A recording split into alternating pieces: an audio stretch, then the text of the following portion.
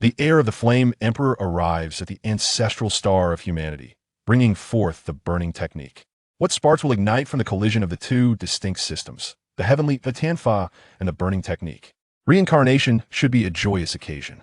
However, being reborn as an inconspicuous character in a familiar world, devoid of family, bloodline, physique, or martial arts, leaves Qingshan feeling rather anxious.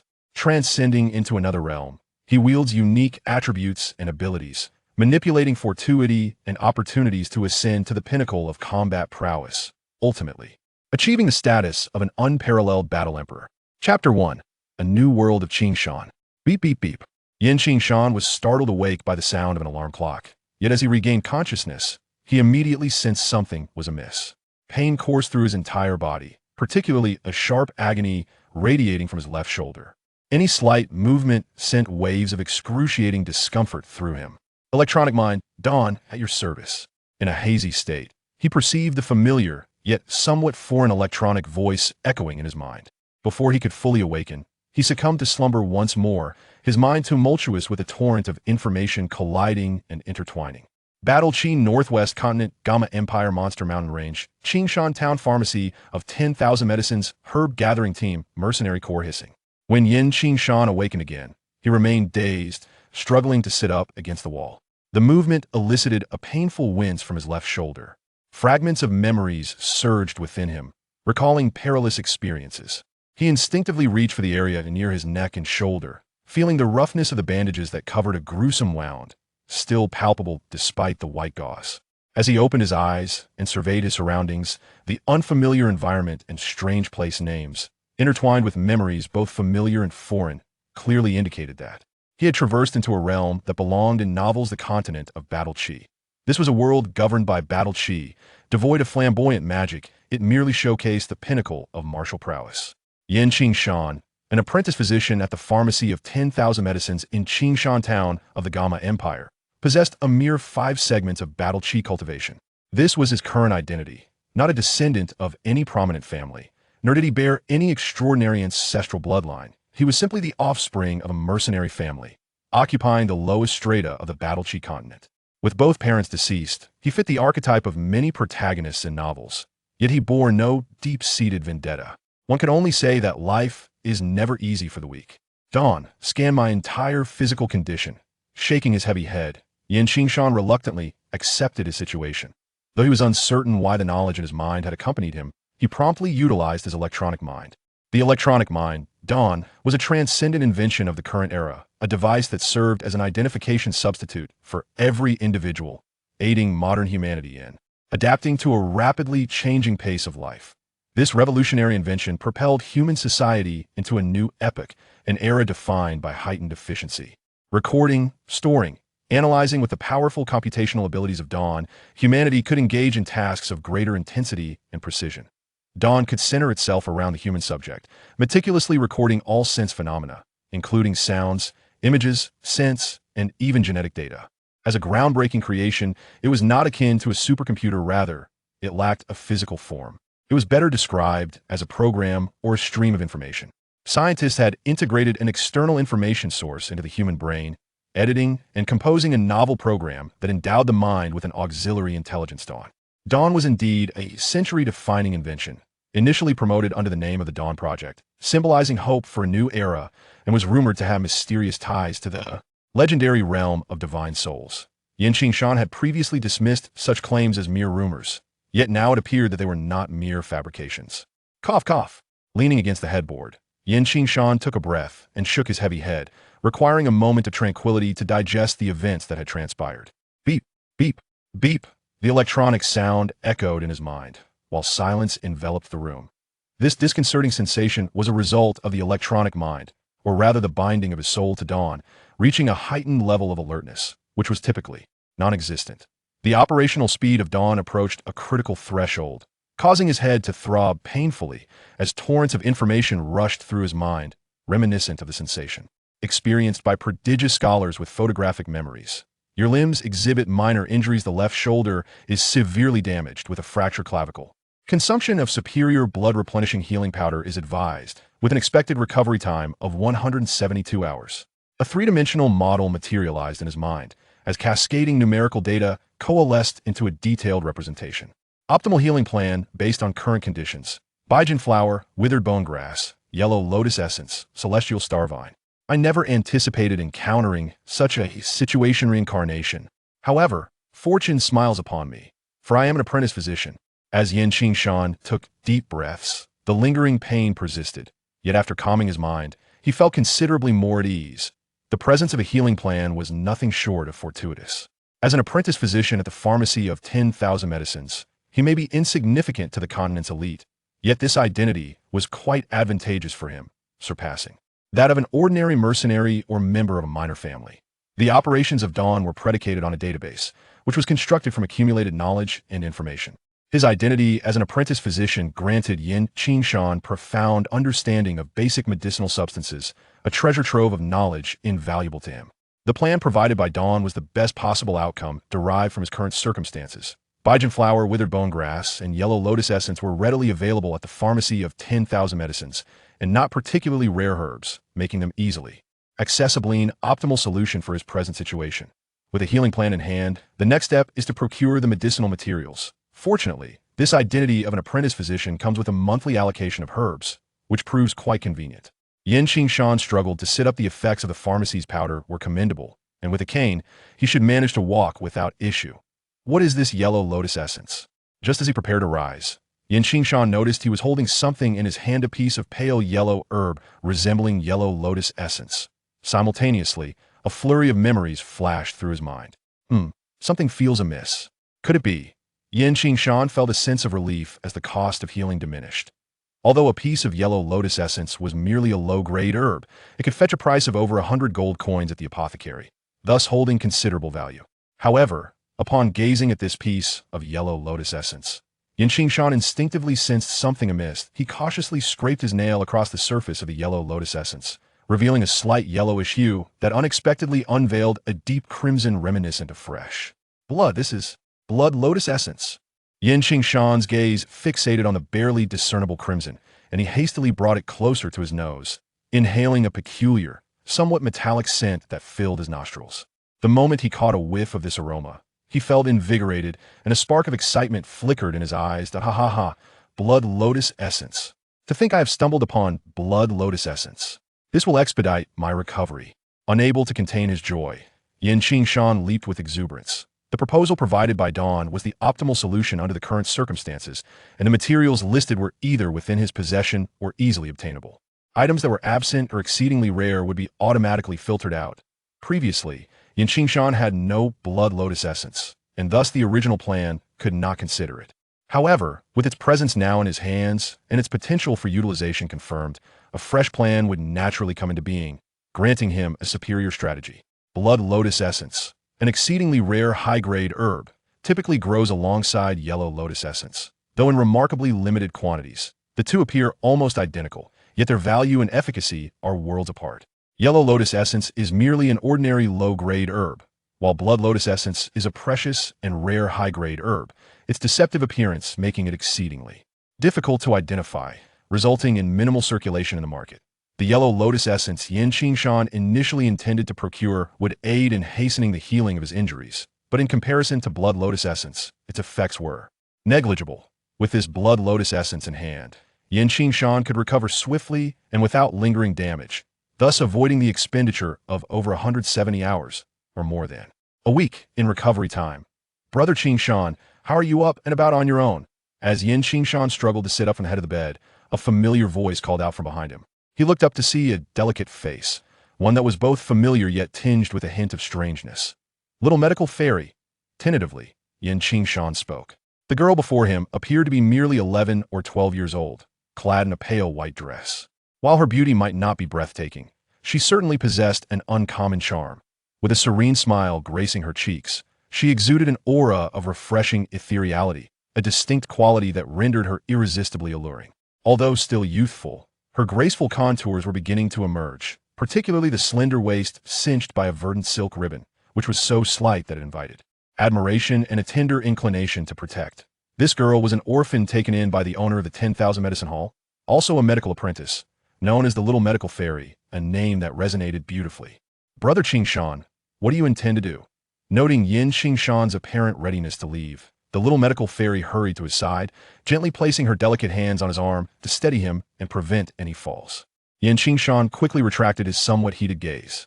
While she was indeed enchanting, his priority remained his healing. That I plan to visit the medicine hall. May I trouble you for assistance? Boss Yao said that you need to rest well in your condition and should minimize your movements. The little medical fairy did not refuse his request, yet she could not help but voice her concerns as she assisted him, her intentions purely rooted in worry for his well-being. The medicine hall was not too far from Yin Qingshan's lodgings, yet he felt as if he had traversed a great distance during that short journey. The image of the girl beside him etched deeply into his mind. Here we are at the medicine hall, Brother Qingshan. Take this cane, I have other matters to attend to. Once they arrived at the medicine hall, the little medical fairy handed him a cane, offering a radiant smile before turning to assist in the front hall. Yin Qingshan watched her retreating figure and couldn't help but smile. Such a charming and ethereal being was truly deserving of admiration. It was no wonder so many mercenaries were captivated by her in the original tale. Chapter 2. Recovery of Injuries. This was surprisingly smooth. Could it be that Lady Luck had smiled upon him? In the courtyard of the Wan Yao Zhai, Yin Qingshan gazed at the blood-tinted emerald crystal core resting on the table, feeling as if he were in a dream. The ease with which events unfolded today seemed almost excessive. After acquiring the blood lotus essence, the dawning light in his mind naturally provided a superior healing plan. While other ingredients were relatively easy to procure, he required a first-order magic core that resonated with his own body attribute, wood, to supply the necessary energy.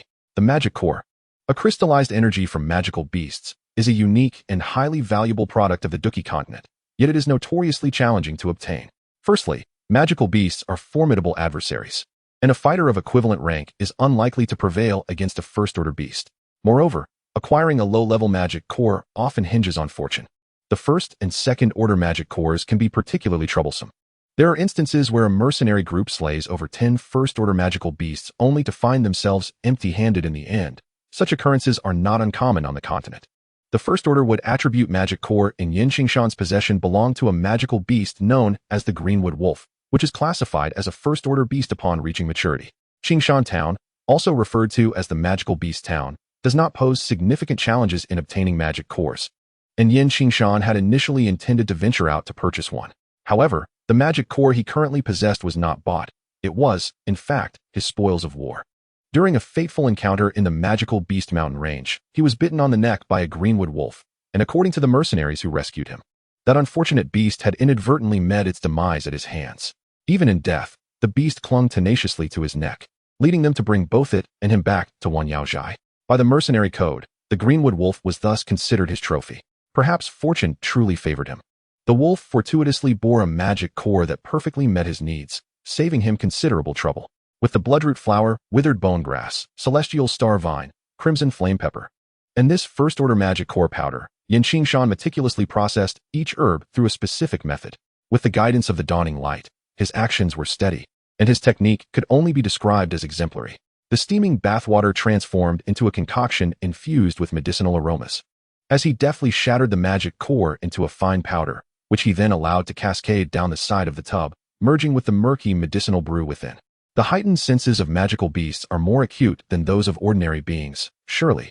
That Greenwood wolf had set its sights on the blood lotus essence now cradled in his hands. Yin Qingshan retrieved the carefully preserved blood lotus essence, and upon reflection, he felt a twinge of fear. It was truly a matter of life and death. The wolf had charged into a throng of fighters, targeting him. A mere apprentice healer. Such an occurrence was hardly normal, but for the sake of the blood lotus essence, it seemed plausible. However, fortune smiled upon him.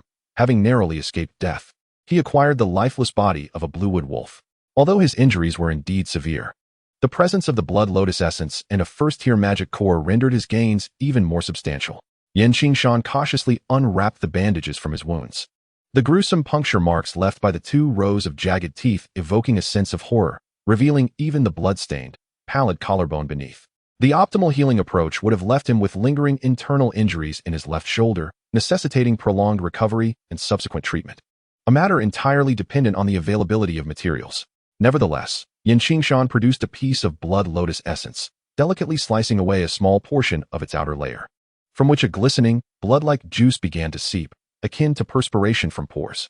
He held the essence just above his left shoulder, exerting a gentle pressure. allowing a drop of fragrant, crimson liquid to precisely fall onto the most alarming of his wounds. Instantly, a surge of sanguine light enveloped his shoulder, a tingling and piercing pain coursing through his nerves, nearly causing him to crush the precious medicinal substance in his grasp. Hurriedly, he placed the blood lotus essence, which had lost little of its potent energy, into a prepared wooden box before plunging himself into the bath. Upon entering his wound, a single drop of the essence rapidly dispersed, its energy infiltrating Qingshan's body through various meridians, ultimately forming interwoven layers of blood membranes that permeated outward, with the most pronounced radiance emanating from the wolf bite injuries. Qingshan gripped the edge of the tub, his face ashen and beaded with sweat, his body trembling violently. A trickle of blood began to seep from the skin surrounding the wound. In the blink of an eye, the area was coated in a layer of bright red blood, appearing most gruesome. Shortly after filling the gaping wound on his left shoulder, this blood began to rapidly coagulate on the surface of his skin, ultimately forming a crimson layer of scab. His wound was ensconced within, and this layer of coagulation spread outward along the edges of the injury, the medicinal properties taking effect. Qingshan silently endured the agonizing pain of rapid healing, his hands gripping the tub's edge, veins bulging, teeth clenched against a cloth to prevent injury to his tongue. Forcing himself to remain conscious, he sat upright, directing his energy throughout his body to prevent any excess medicinal power from spilling over and causing harm. Dawn, reveal my precise data. Upon awakening once more, Qingshan felt the invigorating surge of combat energy coursing through him. With a mere thought, a stream of information swiftly materialized in his mind. Host, Qingshan. Cultivation level, 6th stage of combat energy. Strength, 07. Condition, healthy. Agility, 06. Mental power, 73. Data collection objective. The average of 1-star fighters in Qingshan town, with the median data for 1-star fighters being 10 across various indicators. At the 6th stage of fighting spirit. Alas, he was but a step away from the advanced 7th stage, a mere step that felt like an insurmountable chasm. Only upon reaching the 7th stage of fighting spirit could one enter the higher echelons of combat prowess. Qingshan shook his head in dissatisfaction. The cultivation of 9th stage fighting spirit was a crucial foundation in the continent of fighting energy. His original cultivation level was not particularly high, nor was his talent notably exceptional. Breaking through to the 6th stage of fighting spirit with the aid of the advanced medicinal herb, blood lotus essence, should have been a cause for celebration. However, being stuck at the threshold of advanced fighting spirit was a source of discontent. Alas, one must not be overly greedy. Qingshan stretched his limbs. The sensation of health was truly delightful. After a prolonged illness, his body had been unable to move, and although he had only taken a few steps, it brought him considerable relief. Having been granted a second chance at life in this perilous fantasy world, he realized that evasion was futile if he wished to ensure his safety. As he limbered up, he began contemplating his future. Since he had been given a second life, it was imperative to plan ahead. In the continent of fighting energy, strength was revered. If he did not wish to drift aimlessly, methods, resources, and wealth were all indispensable. Qingshan donned a green robe from the hanger and stepped out of his room.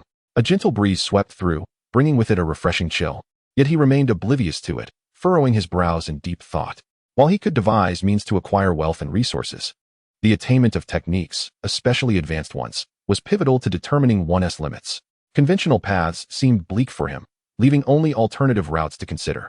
In his mind, he began to outline a plan.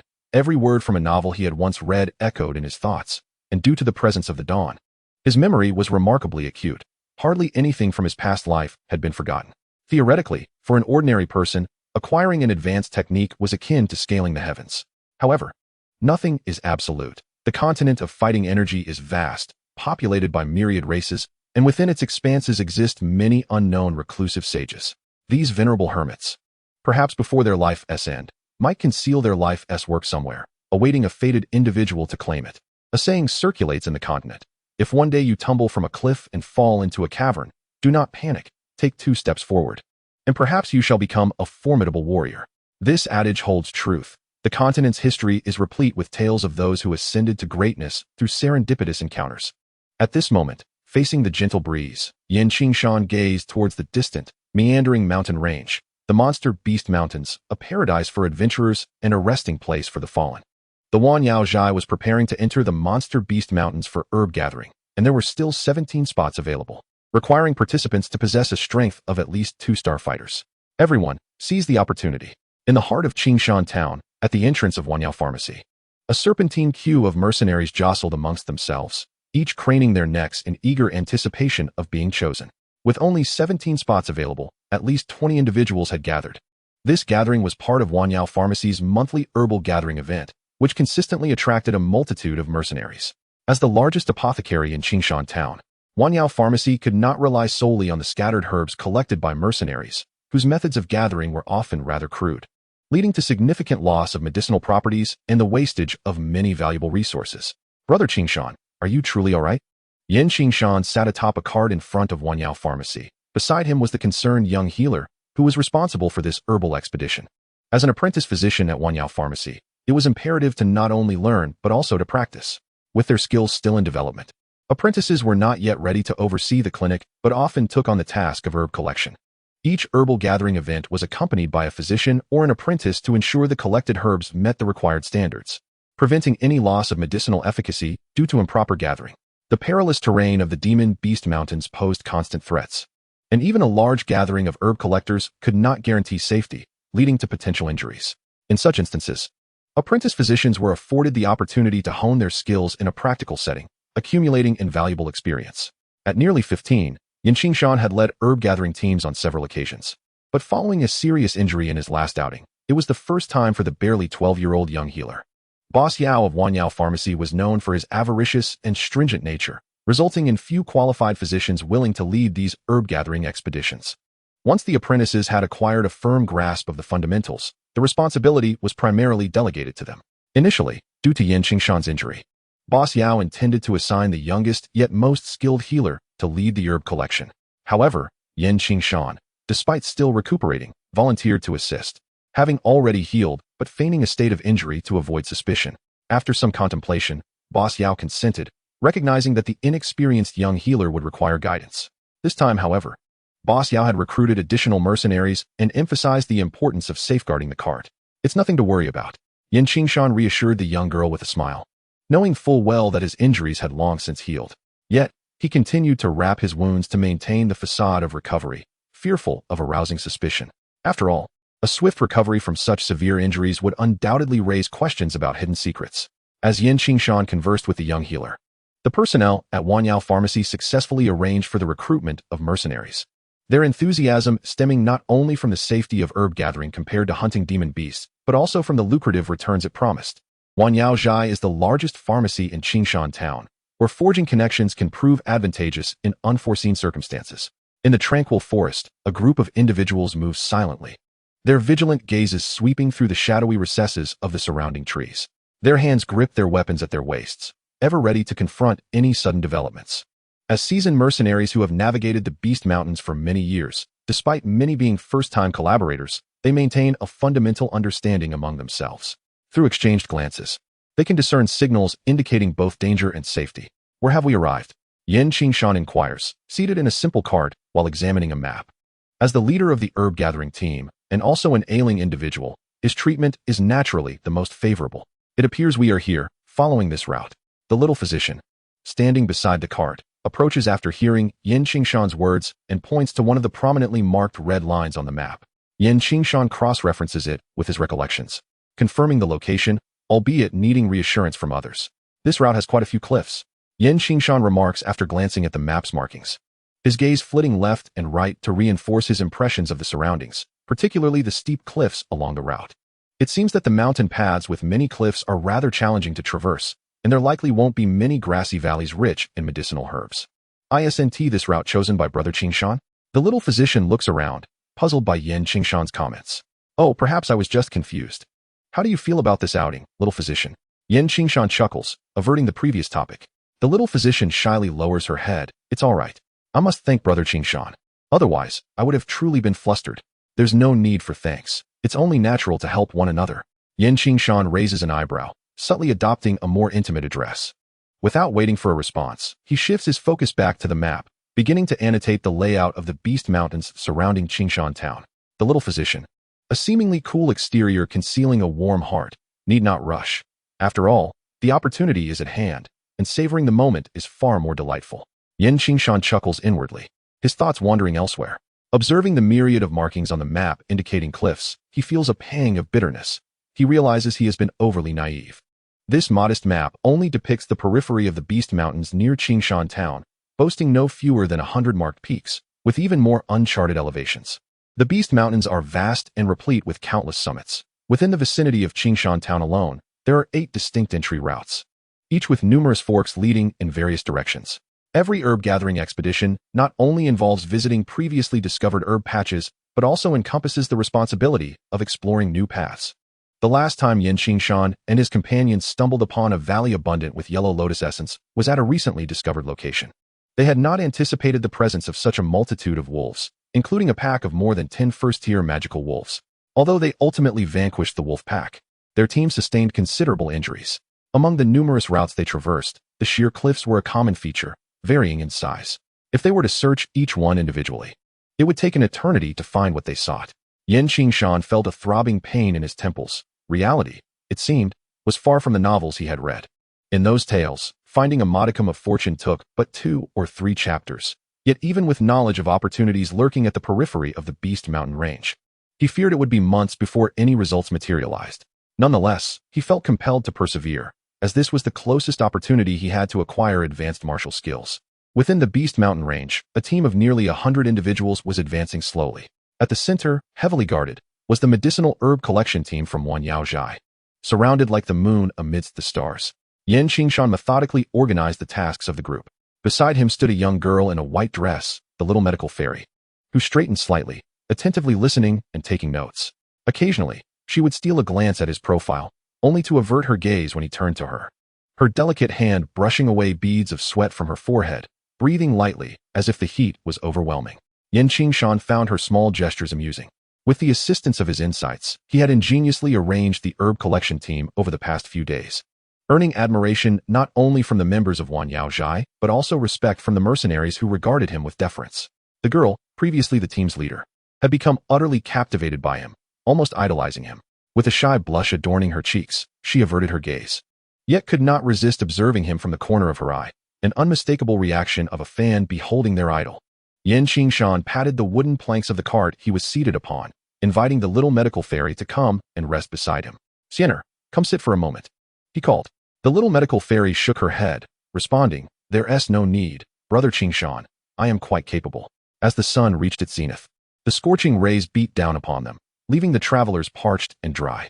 A mercenary, sweat pouring from his glistening bald head, approached the cart. "Qingshan, this heat is unbearable, and ahead lies a patch of medicinal herbs. Though it has been less than 3 months since the last harvest, we must take a break." The bald mercenary, named Mangba, was the leader of a small mercenary team in Qingshan town, and his 5-star warrior level was commendable. Due to certain connections, he was a regular presence among the protective mercenaries of the Wanyaozhai herb collection teams. It was he who had cautiously escorted the barely conscious Qingshan back to Wanyaozhai during their last encounter, thus earning the title of his savior. "Mangba, let us urge everyone to quicken their pace and rest in the woods ahead," Qingshan replied. Qingshan glanced at the small medical practitioner beside him, who was drenched in sweat. After handing over a flask of fresh water, he nodded towards Mangba. The scorching sun was indeed unbearable. The mercenaries donned heavy armor, making them far more susceptible to heat than the herbal gathering team, leading to excessive sweating and dehydration, which significantly impacted their combat effectiveness. "All right," Mangba responded and turned to inform the other mercenaries. Upon hearing that they could rest upon entering the woods, the group felt invigorated and quickened their pace to continue onward. The Beastmaster mountain range was fraught with peril along their journey. The team had already faced 3 waves of magical beasts, as well as several packs of wild animals. Fortunately, with numerous mercenaries providing protection, injuries were relatively few and not severe, easily treated with a bit of bandaging. As the mercenaries approached the forest, their movements naturally created a considerable commotion, which was intentional. Within the Beastmaster mountain range, the safest paths were those worn down by the mercenaries over time, where the underbrush was sparse and low, scarcely concealing any dangers. Although the woods lining the mountain path were thick and cool, they undoubtedly harbored wild beasts and even magical creatures, necessitating utmost caution every time they entered. Just as now, a formidable team of mercenaries, making a significant ruckus, entered the woods and soon encountered an ambush. "Everyone be alert. There are 3 crimson ice snakes on the left, 5 in the center, 2 on the right, and 4 trailing behind," Qingshan warned the mercenaries in a clear voice. The Dawn had activated its alarm and detection functions the moment they commenced their actions. Thanks to his keen perception, He easily identified the type and trajectory of the attacking beasts, accurately reporting the data within his line of sight.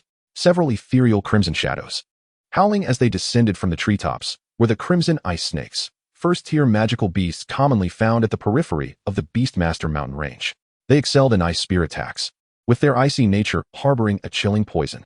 If an individual were to be poisoned and not receive timely treatment within half a day, the cold toxin would freeze their blood, leading to certain death. It appeared that these crimson ice snakes belonged to a clan, as this forest likely served as their habitat. Concealed within the treetops, they struck decisively as the mercenaries stirred the underbrush below, unleashing their icy spears like lightning. The assault of first-tier magical beasts was formidable. Even though the mercenaries had anticipated an ambush before entering the woods, they did not expect it to come so swiftly and fiercely. Two mercenaries, unable to evade in time, were struck by the chilling poison, their faces turning ashen as they collapsed, their bodies emanating a frosty mist akin to ice sculptures. The surge of crimson ice snakes naturally drew forth more attacks from the mercenaries. United in their efforts, the group managed to eliminate nearly all of the 13 or 14 snakes, with only 2 or 3 managing to escape. The ground was soon littered with the remains of the crimson ice snakes, approximately 20 to 30 segments scattered about. After the elimination of the 10 red ice serpents, 2 mercenaries severely wounded by the cold toxin, along with several others who had suffered injuries during the battle, were brought to the herbal gathering team. Qingshan and the little medical fairy administered targeted treatments. They bandaged the wounded and administered a dose of Huanglian powder to the 2 critically injured, encouraging them to move about to prevent any lingering injuries. Qingshan, having assessed the symptoms of the injured, devised corresponding treatment methods. Due to the need to feign an unhealed condition, he refrained from direct involvement, relying instead on his apprentice to assist in the treatment of these mercenaries, which also served as a valuable opportunity for the apprentices. Meanwhile, the little medical fairy personally and meticulously attended to another mercenary, her lips curled in a gentle smile, radiating an aura of sacredness. The high status and esteem she would later enjoy in Qingshan town are inextricably linked to her character and actions. As Qingshan tended to the wounded, aside from a group of mercenaries surrounding the herbal gathering team to maintain vigilance, others resumed their path-clearing efforts, while several were assigned the task of disposing of the red ice serpent carcasses. Chapter 4. The Cunning Fox's Ambush. Boss, look, a magic core. Suddenly, a mercenary exclaimed excitedly, holding aloft a blood-stained white ice crystal. The first-tier red ice serpent is not particularly formidable among magical beasts. Yet the fact that these 10 red ice serpents yielded a magic core was considered fortunate. It is worth noting that in the wilderness, it is not uncommon to suffer heavy casualties without any rewards after defeating magical beasts. The man's shout naturally drew many gazes, and the onlookers regarded the magic core in his hand with envy. Be careful. At that moment, Qingshan, who had just been instructing an apprentice in bandaging a mercenary, suddenly sensed a hint of danger. He swiftly readied his crossbow, engaging the safety while raising it with his left hand, and after adjusting his aim with his right hand, he quickly pulled the trigger. With the auxiliary calculation function activated, data regarding wind speed, distance, and the speed and trajectory of the approaching threat continuously updated in his mind, allowing him to compute the necessary angle and path for his shot. With a sharp whoosh, a wolf-toothed bolt whizzed past the mercenary's cheek. Just as Qingshan released the arrow, a movement in the thicket behind the mercenary drew attention. A green figure leapt from the treetops, claws bared, lunging at the mercenary's back. With its emerald fur and slender form resembling a wolf yet more delicate in stature, the creature moved with agility. Its foul-smelling long snout, glistening fangs dripped with saliva, and its crimson tongue was lined with barbs. The cunning wood fox, a first-tier wood attribute magical beast, was of medium size but possessed high intelligence, making it exceedingly crafty and difficult to kill. It excelled in ambush tactics, moving like the wind to strike swiftly before retreating, rarely initiating an attack unless provoked. However, this time, it was evidently drawn by the allure of the magic core. The abrupt shout of Qingshan was startling. Before most could even react, the wolf-toothed crossbow bolt had already been unleashed. The bolt grazed the mercenary's cheek, tracing a swift arc before accurately piercing the gaping maw of the cunning wood fox, penetrating its throat and embedding itself deep within its body, nearly impaling the entire creature.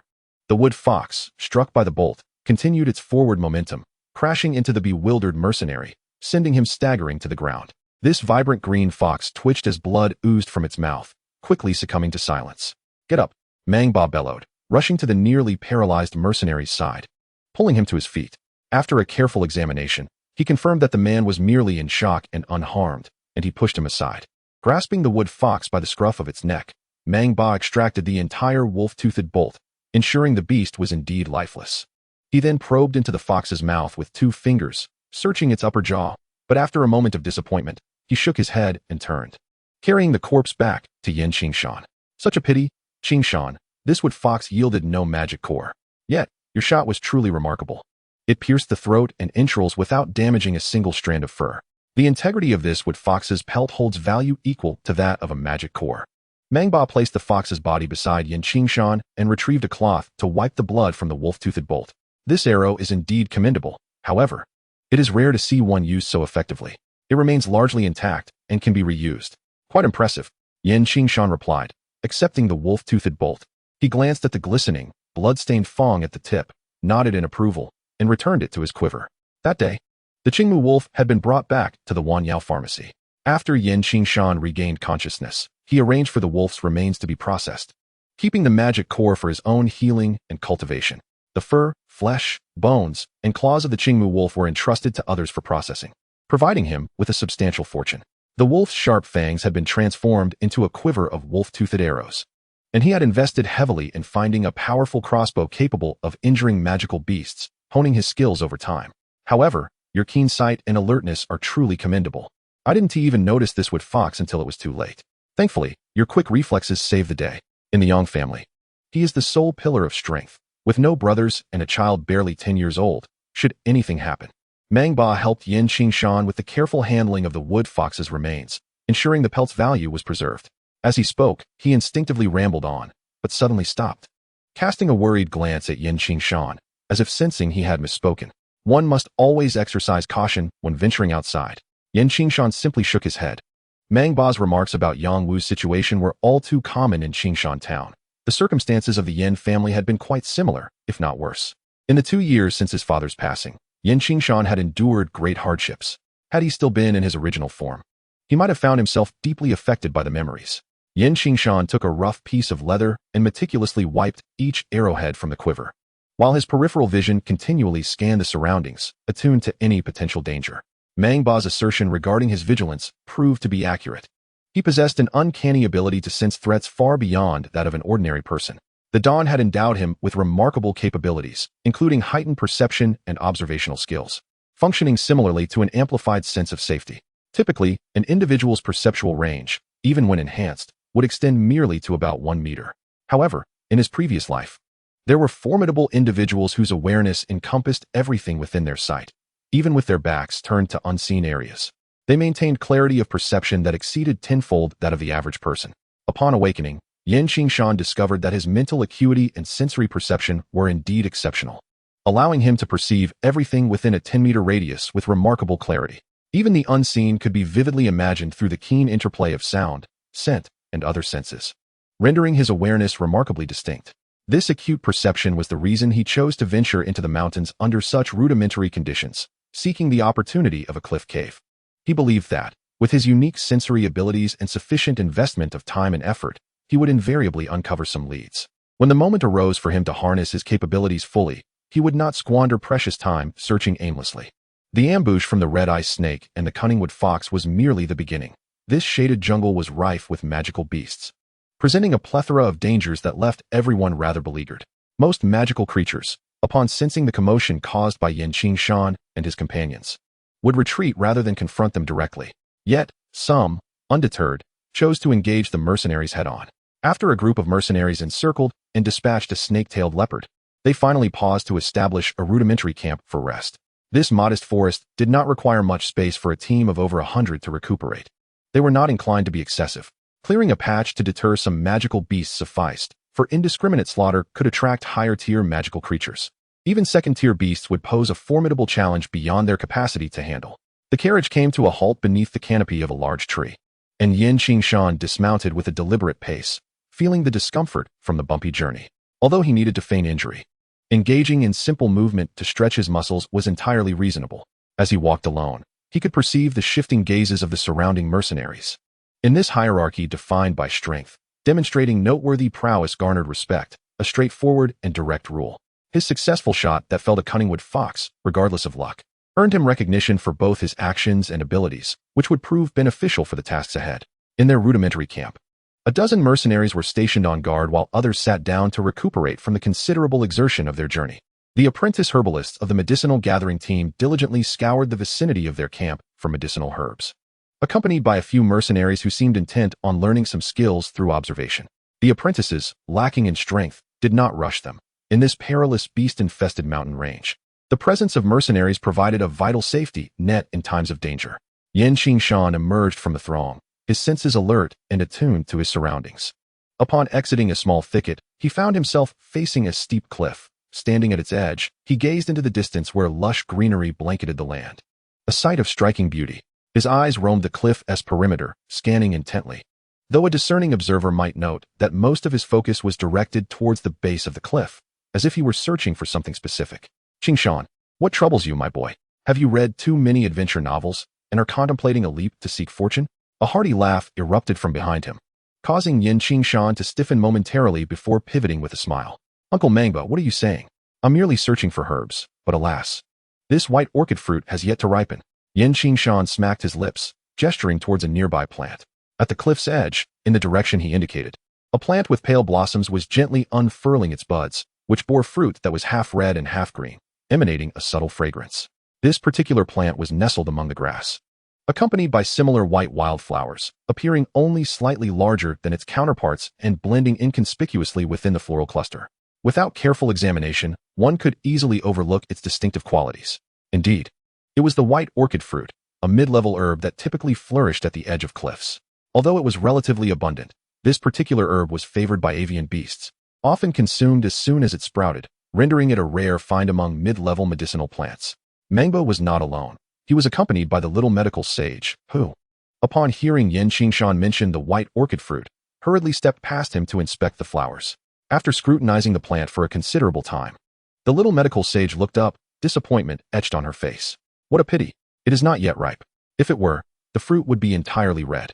A mature white orchid fruit is a mid-level medicinal herb, worth at least 4,000 gold coins at the medicine pavilion. What? How much? 4,000 gold coins. Mangba and another mercenary's eyes widened in astonishment as they pointed at the white orchid fruit. For such a tiny thing, 4,000? That's exorbitant. The little medical sage pouted, explaining, a ripe white orchid fruit is highly sought after by many alchemists, particularly for cultivating magical beasts, hence its steep price. Unfortunately, this one is not mature yet, so harvesting it would be futile. Chapter 5. Analysis of the alchemical formula. Mangba, listening to this, felt a wave of disappointment wash over him. His palm, akin to a fan, scratched his bald head as he muttered to himself. Collecting herbs truly feels like highway robbery. Had I known, I would have sent my little ones to the medicine pavilion as apprentices. Certainly, his words are merely superficial. Becoming a qualified medical apprentice is no simple feat. Even among interns, the elimination rate is strikingly high. Those who lack dedication or talent are often dismissed in the first round. Moreover, it was only due to Qingshan's remarkable observational skills that he discovered this white orchid fruit. The young healer only recognized it after Yin pointed it out.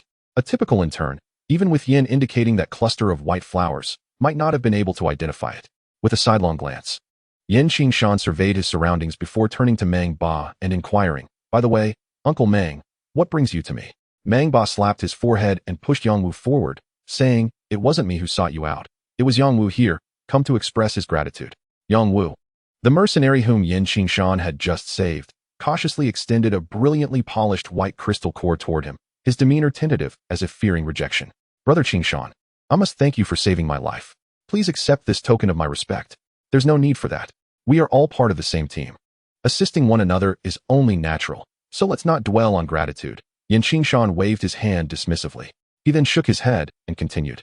You should keep the Crimson Ice Serpent's crystal core. Your journey is not easy, and such gestures are unnecessary. If you truly wish to express your thanks, protect the safety of our herbal gathering team moving forward. Additionally, I would like to request your assistance in locating some would attribute magical beasts. First level would attribute magic cores would be quite beneficial to me. All right, you rascal. Yongwu was about to reply when Mang Ba clapped a hand on his shoulder, cutting him off. He pointed at Qingshan and then at the young healer, chuckling as he ushered Yongwu away. Why Yin, big brother Yin? The young healer's gaze darted shyly, but Qingshan smiled and softened his intense gaze, speaking gently to bridge the gap between them. The girl relaxed, laughter and lightheartedness flowing freely. Qingshan and the young healer searched for a few common herbs near the cliff before rejoining the others. though none noticed the profound depth in Qingshan's eyes as he departed. At the northern entrance of Qingshan town, a heavily laden cart, flanked by over 100 guards, made its way to the entrance of the Wan Yaozhai. After settling the mercenaries' remuneration, the herbal gathering team entered the establishment with a cart full of medicinal materials. After Qingshan and the young healer deposited the gathered herbs and received a substantial reward, he swiftly returned to his humble abode, eager to immerse himself in his thoughts. Beep, beep, beep. A faint series of prompts echoed in Qingshan's ears, his face alight with excitement and tension as a torrent of information swirled in his mind. Among the myriad of messages, a few displayed various progress updates. Foundation Establishment Elixir, Purple Leaf Orchid, 2 5-year-old Bone Cleansing Flowers, 1 first-level Wood-type Magic Core. Qi Gathering Powder, 4 50-year-old Ink Leaf Lotuses, 2 mature Snake Saliva Fruits, 1 approximately 20-year-old Spirit Gathering Grass, and 1 Water Attribute 2nd-level Magic Core. Coagulation Powder, 1 stalk of Coagulation Grass, 1 Fruit of Vitality, 2 Poppy Flowers. Blood Lotus Elixir, Essence of Blood Lotus, Ice Spirit Flame Grass. 20% progress of a Level 4 Water Attribute Magic Core. 3 Trait Azure Spirit Pill, Azure Flame Grass, 11 Black Gastrodia. Recovery Pill, 3 Red Spirit Fruits. Earth Spirit Pill, Heart of Earth Fire Fungus, Dragon Beard Ice Fire Fruit, Celestial Vine of Green Wood, 0.1 of a 6-tier Water Attribute Magic Core. Qingshan stood in concentrated anticipation of the final moment, his heart brimming with both tension and expectation. Should this endeavor succeed, it would affirm the validity of his thoughts, granting him the initial capital to rise in the Duki continent. To propel his ascent, Qingshan had naturally contemplated and devised plans to enhance his strength. With his formidable memory, he diligently extracted several comprehensive elixir formulas from novels he had previously perused, employing Dawn to execute his simulations. Dawn's computational mechanism is founded on his cognitive database. As long as he has experienced the specific effects of these herbs, recorded them into the complete dataset, and performed extensive data analysis, he could potentially decipher the entire elixir formula. Indeed, a complete formula encompasses not only the ratios of the herbs, but also the processing methods and meticulous steps. Even with these details, alchemists often make mistakes, and merely knowing the herb ratios without a thorough understanding would lead to inevitable losses. Fortunately, he possessed Dawn, which, while unable to break through scientific research challenges, could conduct limitless simulations upon gathering sufficient data. Theoretically, it could deduce all feasible plans and their effects. Qingshan still recalled the effects and some rough steps of these formulas, which significantly reduced the difficulty and time required for his simulations, thereby enhancing the likelihood of achieving results. Of course, he currently faced challenges in sourcing some rare herbs, as he lacked access to materials and could not collect data naturally. Thus, he could not initiate any deductions based solely on rudimentary descriptions from herbal compilations. Furthermore, his cognitive capacity was finite, necessitating a sequential approach to his tasks. The first 2 formulas were his most pressing needs, thus the resolution for them was highest, with the foundational spirit liquid already entering the countdown for analysis. 9, 8, 7, 6, 5, 4, 3, 2, 1. As the digits following the decimal point pulsated, the progress of the foundational spirit liquid formula finally reached 100%, accompanied by a torrent of information surging within his mind. Qingshan's smile widened, his expression resembling that of an exuberant child. Foundational spirit liquid, 3 stalks of purple leaf orchid grass, 2 5-year-old bone-washing flowers, and 1 level 1 wood attribute magic core. Preparation method: crush and blend the 3 stalks of purple orchid leaf grass with Duki to extract the original liquid, then add the bone-washing flowers and stir vigorously for infusion. After crushing the wood attribute magic core, incorporate it into the potion at a super speed of over 1,500 revolutions per minute. The elixir formula deciphered by Qingshan naturally differs from the original. It is not that he cannot derive the original steps of the formula, but rather that, given his current circumstances, he is utterly incapable of employing such methods for alchemy. The esteemed medicinal elder is a peak 8th-tier alchemist, and crafting a foundational spirit liquid is undoubtedly effortless for him. However, Qingshan's resources are limited. Utilizing such techniques is an impossibility. The powder he is concocting now involves a more intricate process, yielding effects far inferior to the foundational spirit liquid. Yet it represents the pinnacle of what he can achieve under the present conditions. Nonetheless, he remains undaunted, for the ability to aid in the cultivation of fighting spirit is immensely precious. In truth, he has struck a veritable fortune. 5 months later, as the year draws to a close, the Beast Mountain range is graced by fluttering snowflakes, enveloping the peaks in a silvery shroud against the biting cold wind. The once bustling hall of the Wanyao chamber now echoes with silence as many apprentices have returned home for the new year. Only those like Qingshan and the little medicine fairy, who have few family ties, remain at the Wanyao chamber, finding solace in the company of a few familiar faces. In the courtyard where Qingshan resides, a figure sits cross-legged in a bath, time passing unceasingly, and he remains that same youth.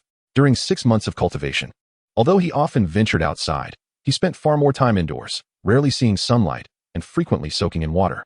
His skin, unusually pale, may not be remarkably handsome, but it exudes a clean and pleasing appearance, possessing an ethereal quality. Inhale, exhale. Qingshan channels his fighting spirit, causing the water in the tub to ripple gently. As vibrant waves shimmer, energies are drawn into his body with each breath, augmenting his internal essence. The pale green liquid continuously transforms, visibly thinning, while Qingshan's fighting spirit grows increasingly robust. At a certain moment, he finally reaches the pinnacle, approaching a threshold, and he slowly opens his eyes. At last, he has attained the 9th stage of fighting spirit. Qingshan exhales a breath of turbid air, a faint black mist resembling an arrow of energy extending nearly 3 feet. After concluding his practice, he feels a profound lightness in his body, his fighting spirit having reached an extraordinary zenith. Achieving the pinnacle of the 9th stage within half a year is an astonishing feat, yet compared to true masters, he still falls significantly short. Now that he has reached the 9th stage, the next step awaits. Qingshan strides into the room, retrieving a sealed jade-like bottle from a locked cabinet. This bottle, resembling warm jade, is not genuine jade but rather crafted from a superior timber known as bayushu, ideal for storing powders. A month should suffice, yet failure is not an option if he falters this time. Procuring another set of materials could take an indeterminate length of time. Qingshan brought the wooden vial close to his ear, cautiously shaking it, his eyes filled with apprehension. The formulation required 4 50-year-old Mo Yi Lian, 2 mature Shiyan fruits, a 20-year-old Juling grass, and a level 2 water attribute magic core. Additionally, it demanded the meticulous crafting of a qualified 4th-grade alchemist, rendering it the most challenging concoction among 4th-grade pills, capable of aiding a 9th-tier Do-Chi practitioner in breaking through to the next realm. The material costs alone exceeded 50,000 gold coins, and given the necessity for an alchemist, it was undoubtedly beyond my means. Fortunately, apart from the water attribute magic core, all other ingredients were sourced from the monster Beast Mountain range. According to the predictions of Dawn, this should be the most suitable formulation given my current circumstances. With a month of infusion, it should suffice to dissipate the notoriously difficult water attribute magic core. While the resulting elixir may not compare to a true Ju-Chi San, it should still possess effects akin to the Ju-Chi spiritual liquid prior to pill formation. For me, this was already a significant advantage. Far superior to having no auxiliary means to confront the challenge directly. With a heart full of trepidation, Qingshan unsealed the vial, releasing a fragrant aroma that invigorated his Do-Chi upon the slightest inhalation.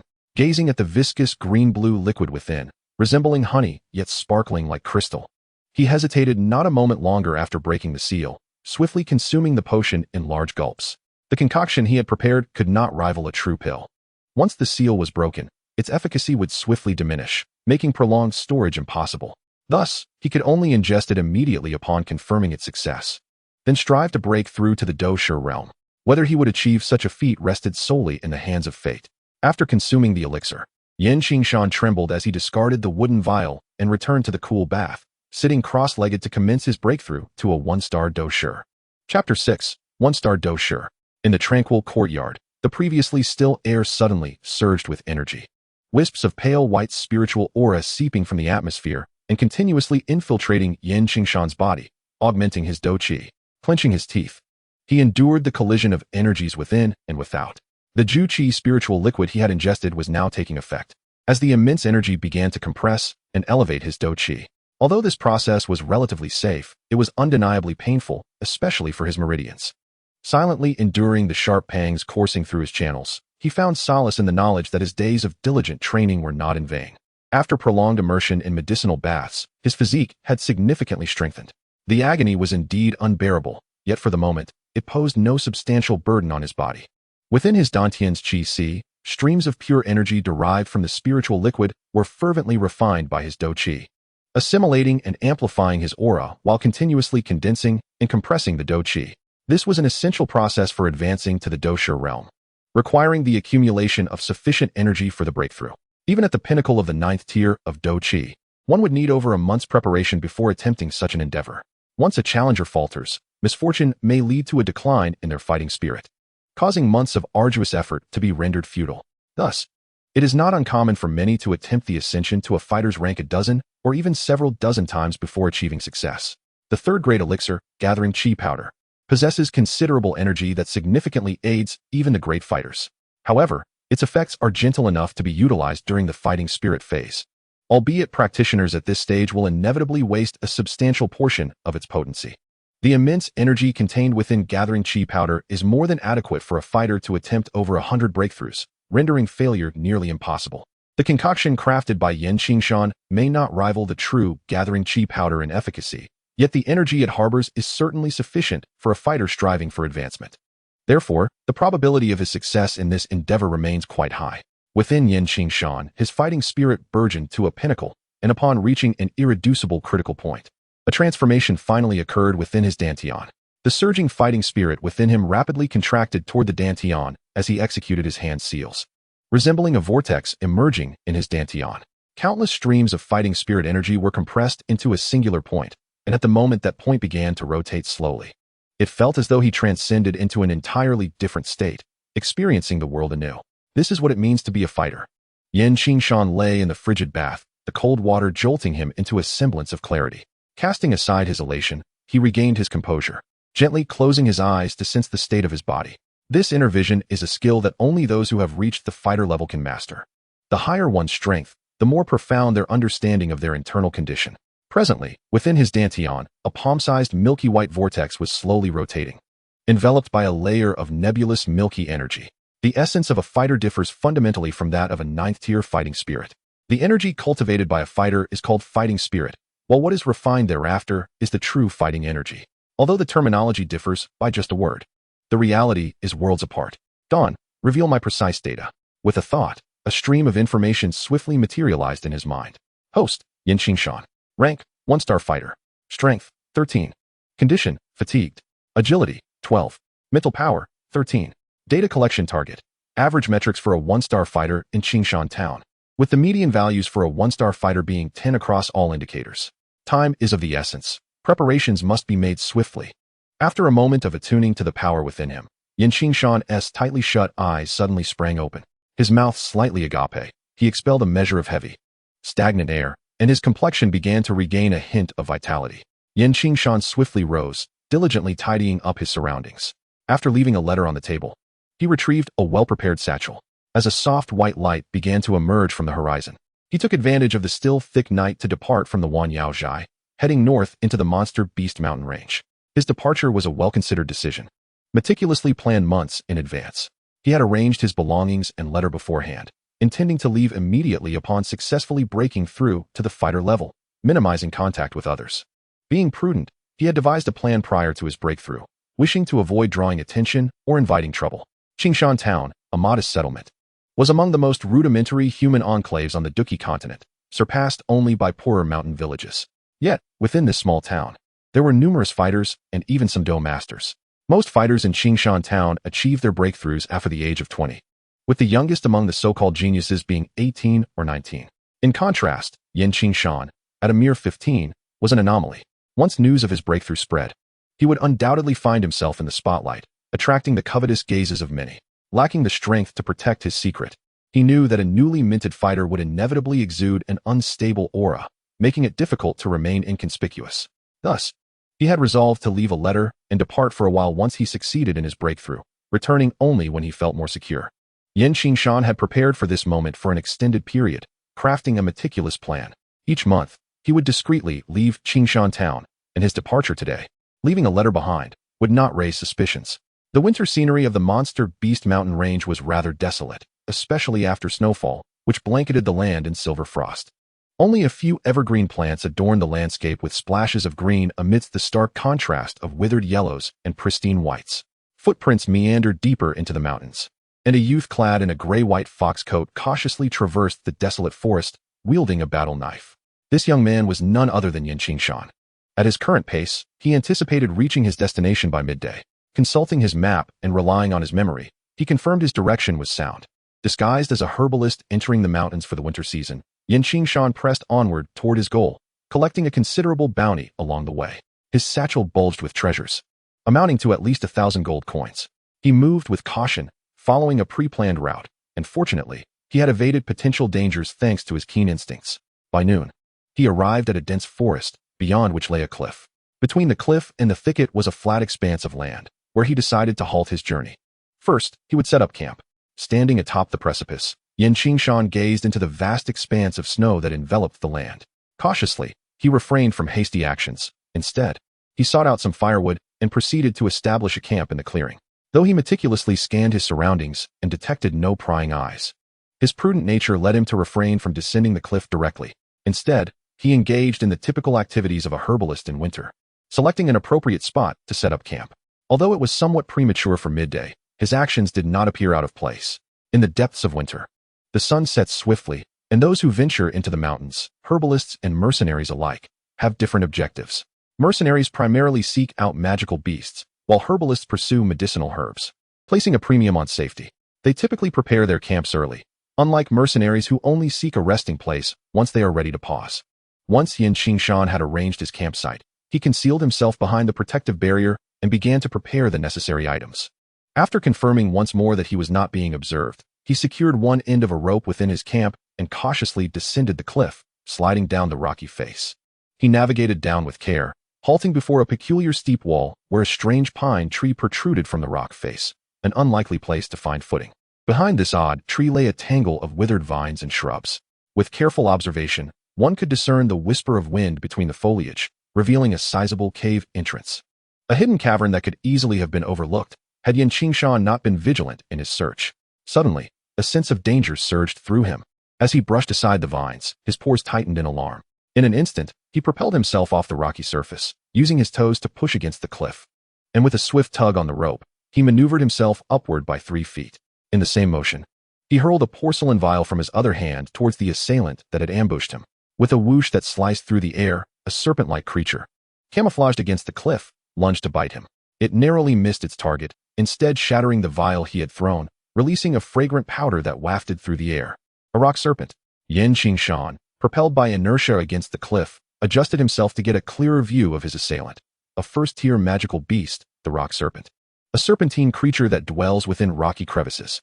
This creature, with its soft and flat body, could easily navigate through rock fissures. Its flattened form, resembling wings, allowed it to glide between cliffs, embodying a mutated earth attribute with stone-like hardness, rendering it nearly impervious to ordinary blades and exceptionally challenging to confront. Having missed its initial strike, the rock serpent coiled in midair, then twisted towards Qingshan, its triangular eyes gleaming with a menacing light, emanating a dark yellow aura.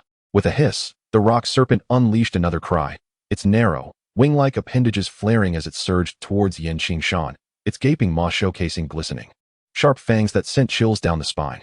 As the rock serpent drew within a mere foot of Qingshan, he swiftly stepped back, gripping the rope tightly and spinning to evade its advance. Utilizing momentum, he deftly sidestepped, but due to the proximity, the serpent was unable to adjust its trajectory and crashed into the stone wall like a thrown dagger, sending shards of rock flying, which stung Qingshan's skin. He remained vigilant. In the midst of his evasive maneuver, a burst of powder shot forth from his hand, enveloping the serpent's position entirely. The creature's frantic thrashing was abruptly curtailed, and after a moment of contorted motion amidst the white powder, it became rigid, ensnared within the crevice of the rock. Qingshan, cautious and resolute, drew forth his battle knife and, from a distance, gathered his strength to deliver a decisive strike. The serpent's exposed body was almost severed in twain. Its spine laid bare, yet even in such a grievous state, it merely twitched slightly, appearing to be genuinely incapacitated. Chapter 7. The Lionheart King's Secret. This rock serpent proved to be quite formidable, having formed a magic core. Qingshan swung the rope and descended outside the cave, extracting the serpent's lifeless body. With a small knife, he meticulously carved open the serpent's skull along the wound, retrieving a dim yellow crystal core. After securing the magic core, he returned to the cave's entrance. The concealed entrance was shrouded in rubble and twisted vines, obscuring much of the space and rendering it nearly inaccessible. After ensuring no danger lurked, Qingshan employed his battle knife to carve an opening through which he could enter, then leaped into the cavern. Deep within the cave, he embedded a torch into the adjacent wall, his gaze sweeping the surroundings until it fell upon a soil-colored stone door. Approaching, he crouched down, locating a small protrusion and pressing down with his finger. With a creaking sound, the stone door began to ascend. As it rose, a faint glow emanated from within, the light of moonstone casting away the surrounding darkness, allowing Qingshan to abandon the use of his torch. He tossed a few stones, finding no triggering mechanism, then utilized the serpent's carcass as a shield, cautiously stepping into the stone chamber. The chamber appeared exceedingly simple and spacious, with moonstones embedded in the walls for illumination. At the center of the chamber stood a chair, upon which a skeletal figure reclined. The ghastly white skull had long since fallen from its position, now resting against the thigh bone, the horizontal skeleton facing the entrance, exuding an eerie and sinister aura. Before the skeleton lay a long, rectangular bluestone platform, upon which 3 locked stone boxes were arranged neatly. In the other corners of the chamber, a substantial heap of glimmering gold coins and other precious treasures lay amassed. The sheer quantity of coins was astonishing, amounting to no less than several 100,000, alongside other valuable gold and silver artifacts, the total worth at least several million. In another corner of the chamber, a small flower bed had been crafted from rare medicinal mud, within which a variety of flowers and grasses flourished. A fragrant aroma wafted through the air, comprised of rare and exquisite herbs that are seldom found in the marketplace. In terms of value, these precious herbs, though difficult to acquire, are indeed the most treasured. Among them, the most invaluable is a peculiar herb nestled in the center of the medicinal garden, displaying a captivating blend of white and crimson hues. The white stems are adorned with glimmering, ice-like particles, while the fiery red crown resembles a flickering flame. A delicate mist envelopes this extraordinary plant, imparting an ethereal quality reminiscent of being among the clouds.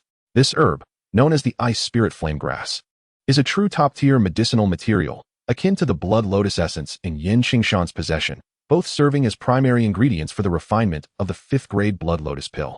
Qingshan did not linger on the allure of the herbs and treasures, for although they were precious, they were not his immediate priority. His true desire lay in the 3 locked stone boxes upon the azure stone platform. Approaching the master of this stone chamber, he respectfully bowed before him and carefully retrieved 3 keys from the skeletal hand. This guardian of the stone chamber evidently wished to bestow opportunities upon the younger generation, for he did not impose any trials, thus saving Qingshan considerable effort. With the keys in hand, Qingshan moved to the azure stone table and sequentially unlocked the metallic locks on the 3 stone boxes. As he opened them one by one, their contents were revealed. The first box contained a colorful scroll, the second a black scroll, and the third a pale blue scroll. Qingshan's hand instinctively reached for the third box, and upon opening it, a smile of joy could no longer be contained. His expectations had been met. Within the scroll, the records began to take form. Advanced mystical art, Lionheart King technique, advanced mystical combat skill, roar of the rampaging lion, basic mystical combat skill, phoenix soaring steps, notes on combat energy cultivation, secret techniques of the Lionheart King technique, instructions for the creation of mystical flight combat skills. Joy illuminated Qingshan's face as the dawn of realization dawned upon him.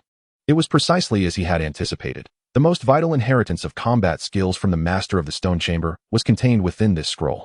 In the original narrative, the third stone box was seized by the Wolf Head Mercenary Corps, later found in the hands of Mu Shi, where the advanced combat skill, Roar of the Rampaging Lion, emerged. Although the original text did not mention the existence of a cultivation technique, it was evident that the master intended to leave behind a legacy and opportunity for future generations. It would be implausible to present only combat skills while neglecting the essential combat energy techniques. Many combat skills require accompanying techniques to unleash their full potential. Thus, it was fitting that the combat techniques and cultivation methods were housed together. The third stone box perfectly validated Qingshan's assumptions. The advanced techniques of the Xian rank represent the pinnacle of martial arts available within the Gamma Empire.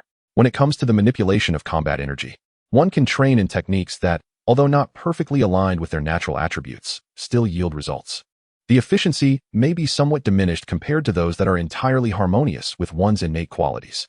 As long as one does not attempt to practice water-based techniques with a fire attribute, the disparity in effectiveness remains marginal, and certainly superior to lower-tier techniques of the same attribute.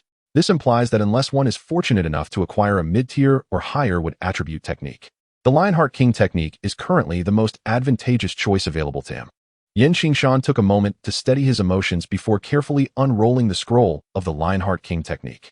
The Xian rank advanced technique, Lionheart Xiangang, forges an indomitable spirit of the lion, embodying the majesty of a sovereign and manifesting the form of a lion king. The Roaring Lion, an advanced combat skill of the Xian rank, encompasses both energy waves and sound attacks, renowned for its formidable offensive prowess, allowing for an amalgamation of dual energies upon mastery, unleashing a fearsome roar that can instill terror and obliterate foes. This technique might rivals that of low-tier Earth rank combat skills. The Phoenix Soaring Step, a low-tier Qian rank movement technique, is also part of this repertoire. Remarkably, the Lionheart King technique is not restricted by elemental attributes. After meticulously studying the descriptions of the Lionheart King technique and the Roaring Lion, a wave of elation washed over Qingshan, and he felt an exhilarating joy in his heart. In the realm of combat energy, most advanced techniques are bound by elemental limitations, meaning they are tailored to specific attributes. For instance, the renowned fire technique, known as the Burning Art, is inherently aligned with fire attributes. Such techniques yield exceptional results for those with compatible attributes, yet they are not entirely inaccessible to others. However, the efficiency of training in techniques misaligned with one's natural attributes is considerably less effective, often resulting in a diluted form of combat energy, making it challenging to realize the full potential of the technique and grasp its true essence. In such instances, many core functionalities of the techniques remain beyond reach. For example, a practitioner lacking a fire attribute may find themselves unable to utilize the Burning Art to absorb foreign flames, rendering it merely a yellow rank technique in their hands, essentially futile. Nevertheless, apart from these attribute-specific techniques, there exists a category of techniques that are not bound to any single attribute, allowing practitioners of all natures to train in them. Yet, these techniques typically present greater challenges in terms of mastery and may yield lesser enhancements compared to those that align with the practitioner's inherent attributes. Nonetheless, for Qingshan, the Lionheart King technique is undeniably invaluable, given his background and current strength. The prospect of obtaining a Qian rank technique, let alone an advanced one, would have been inconceivable without fortuitous circumstances. Even for the most elite forces within the Gamma Empire, such techniques are exceedingly rare and precious. Unable to contain his excitement, Qingshan settled cross-legged within the stone chamber, channeling his internal combat energy to initiate the transformation of his technique. The advanced techniques of the Qian level are incomparably more formidable than the previously reserved Huang level techniques. The pale yellow fighting energy has been compressed and refined into a vibrant green hue, granting him an even more concentrated aura. Time seemed to dissolve as Qingshan slowly opened his eyes, a flash of white radiance flickering within the stone chamber. As he rose, a gentle breeze swept through the room. He felt invigorated and extraordinarily well, loosening his muscles before redirecting his attention to the stone table. Upon it lay two stone boxes. Their contents revealed, scrolls of resplendent colors and deep darkness awaited their new master. Discovering newfound knowledge, he began to document and analyze, creating a new folder titled 7-Colored Poison Scripture. The first scroll he retrieved was the 7-Colored Poison Scripture, resplendent in hues of the rainbow. It was highly likely that the chamber's owner was either a physician or a poison master, capable of leaving behind advanced Qian-level techniques and even crafting high-level flying combat skills, suggesting they were a formidable Do Huang. The 7-Colored Poison Scripture contained the knowledge and accomplishments of this suspected Do Huang, a treasure of immense value within the Gamma Empire. After documenting the scripture, Qingshan carefully stored it along with the Lionheart King technique into his spatial ring, a simple yet precious item that had cost him thousands of gold coins, causing him a pang of regret at the time of purchase.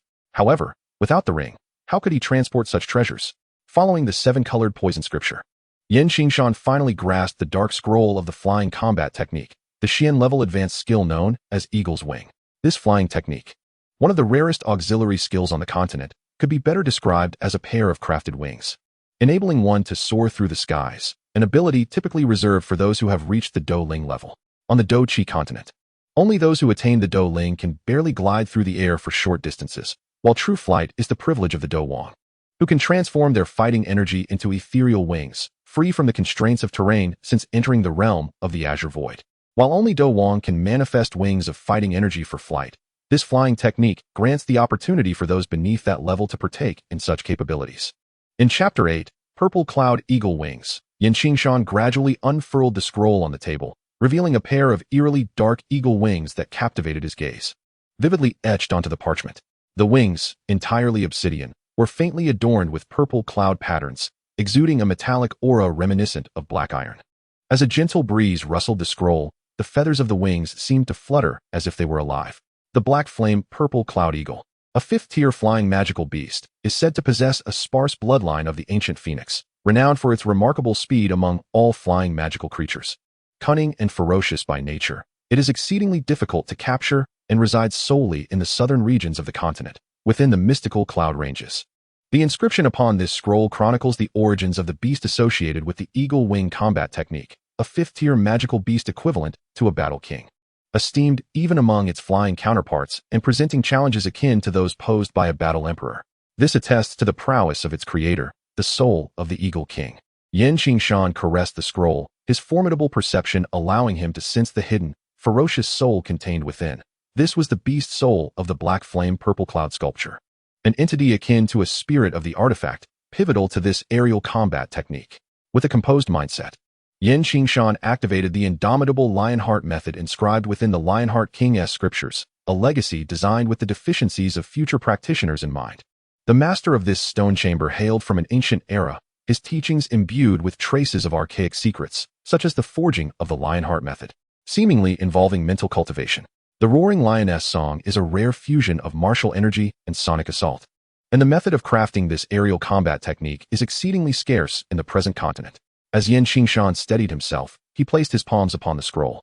Moments after contact, a piercing shriek resonated, as if it were penetrating his very soul.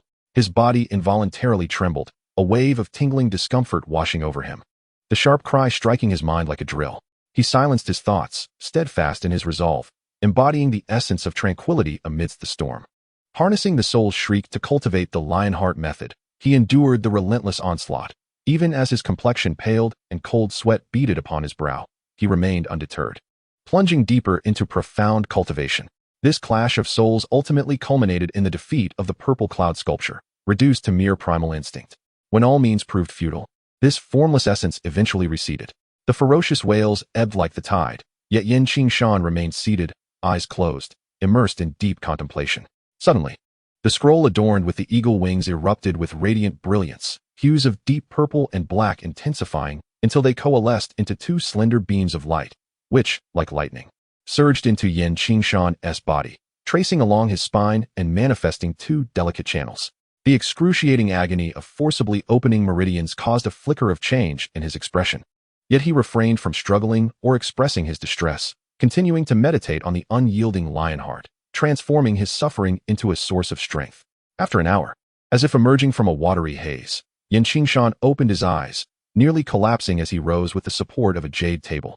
Yet a broad smile graced his lips, excitement illuminating his face. He had ascended to a 2-star battle master, truly a testament to the efficacy of the profound techniques. In the preliminary stages of energy cultivation, due to the frailty of a warrior's physique, the means of enhancement were limited for most practitioners. Achieving a single increment in energy within a year was already a hallmark of genius. Upon achieving the status of a fighter, due to varying factors such as cultivation techniques, resources, and environmental conditions, the speed of advancement for fighters is significantly swifter compared to that during the dochi stage. For those with superior conditions, breaking through several stars within a year poses no challenge. Unlike the protagonist of the original narrative, who benefited from the guidance of a mentor and the assistance of elixirs, Qingshan's current cultivation technique is a high-tier Xian rank method, elevated by 5 levels from the initial low-tier Huang rank technique he once practiced. Even though the lack of complete compatibility with his constitution prevents him from attaining peak efficiency, the boundless attributes of the Lionheart King technique ensure that no issues of insufficient compatibility arise. The high-tier Xian rank technique should adequately counterbalance the influence of medicinal resources, leading to the conclusion that Qingshan's early cultivation speed might surpass that of Xiao Yin during his initial stages, particularly outpacing him before his first evolution of techniques. With a heart brimming with excitement, Qingshan rose, took a deep breath to calm his turbulent emotions, and approached the seated skeleton to bow once more. He then carefully retrieved the remnants of the demon fire map from the skeletal arm. A notification chimed, indicating unrecorded knowledge, and the analysis process commenced, establishing folder resolution 00001. Upon contact with the remnants of the demon fire map, he was taken aback as his Aurora database unexpectedly activated. This map, it appeared, was also a repository of knowledge, albeit one that required deciphering, unlike the straightforward techniques of martial arts and poisons that had been deliberately passed down. Could it be that this remnant contained a legacy from the pure Lotus Demon Saint? A thought emerged in Qingshan's mind. He possessed a deeper understanding of the essence of this remnant. It was a contingency left by the pure Lotus Demon Saint after being backfired by the pure Lotus Demon Fire, harboring the residual soul of the saint. which could potentially erase the current consciousness of the pure Lotus Demon Fire. Given that the Demon Fire map contained the lingering soul of the pure Lotus Demon Saint, it naturally also held some memories and information, which were the unknown knowledge discovered by the auxiliary brain. However, this knowledge lay dormant within the sleeping soul and would not manifest readily.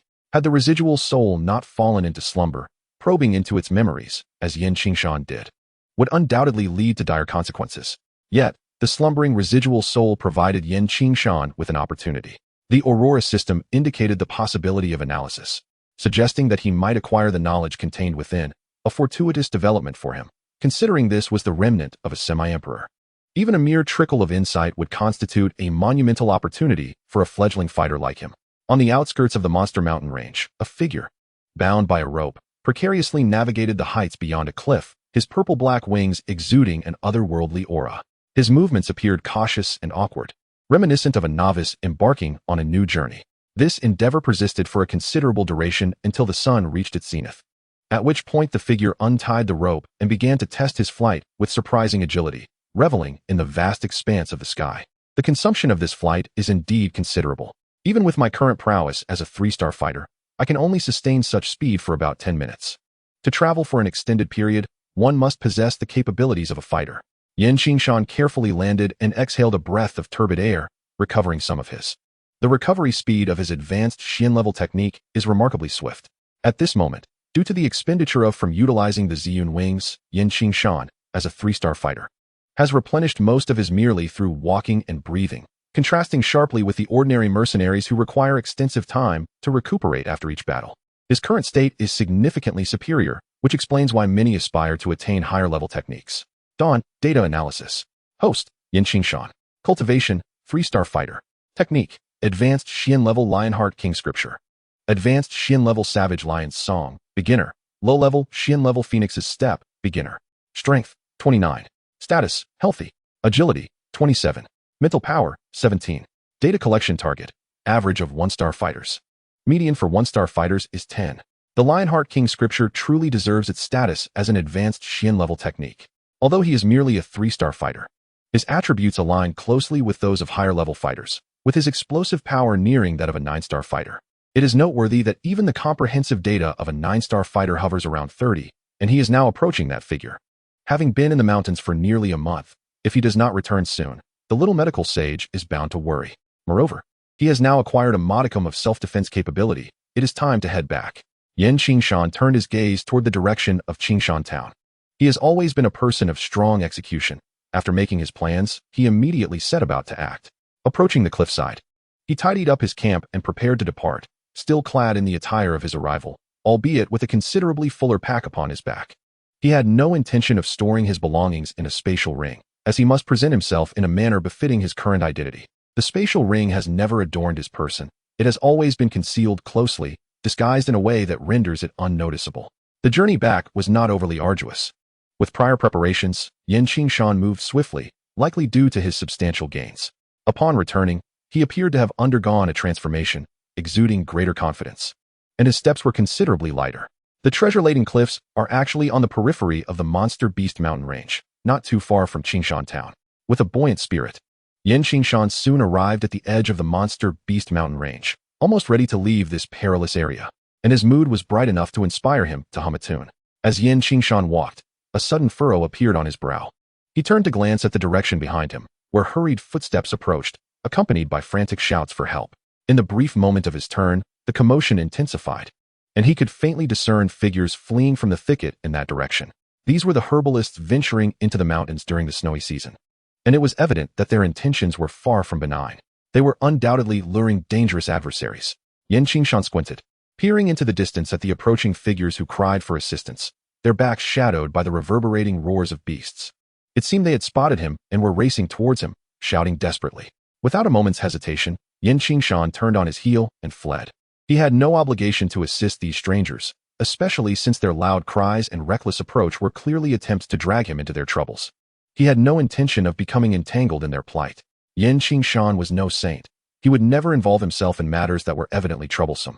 The notion of forsaking those in need held no weight for him, as he was merely a minor fighter in the realm of combat, lacking the stature to champion justice. Moreover, he understood the nature of these herbalists all too well.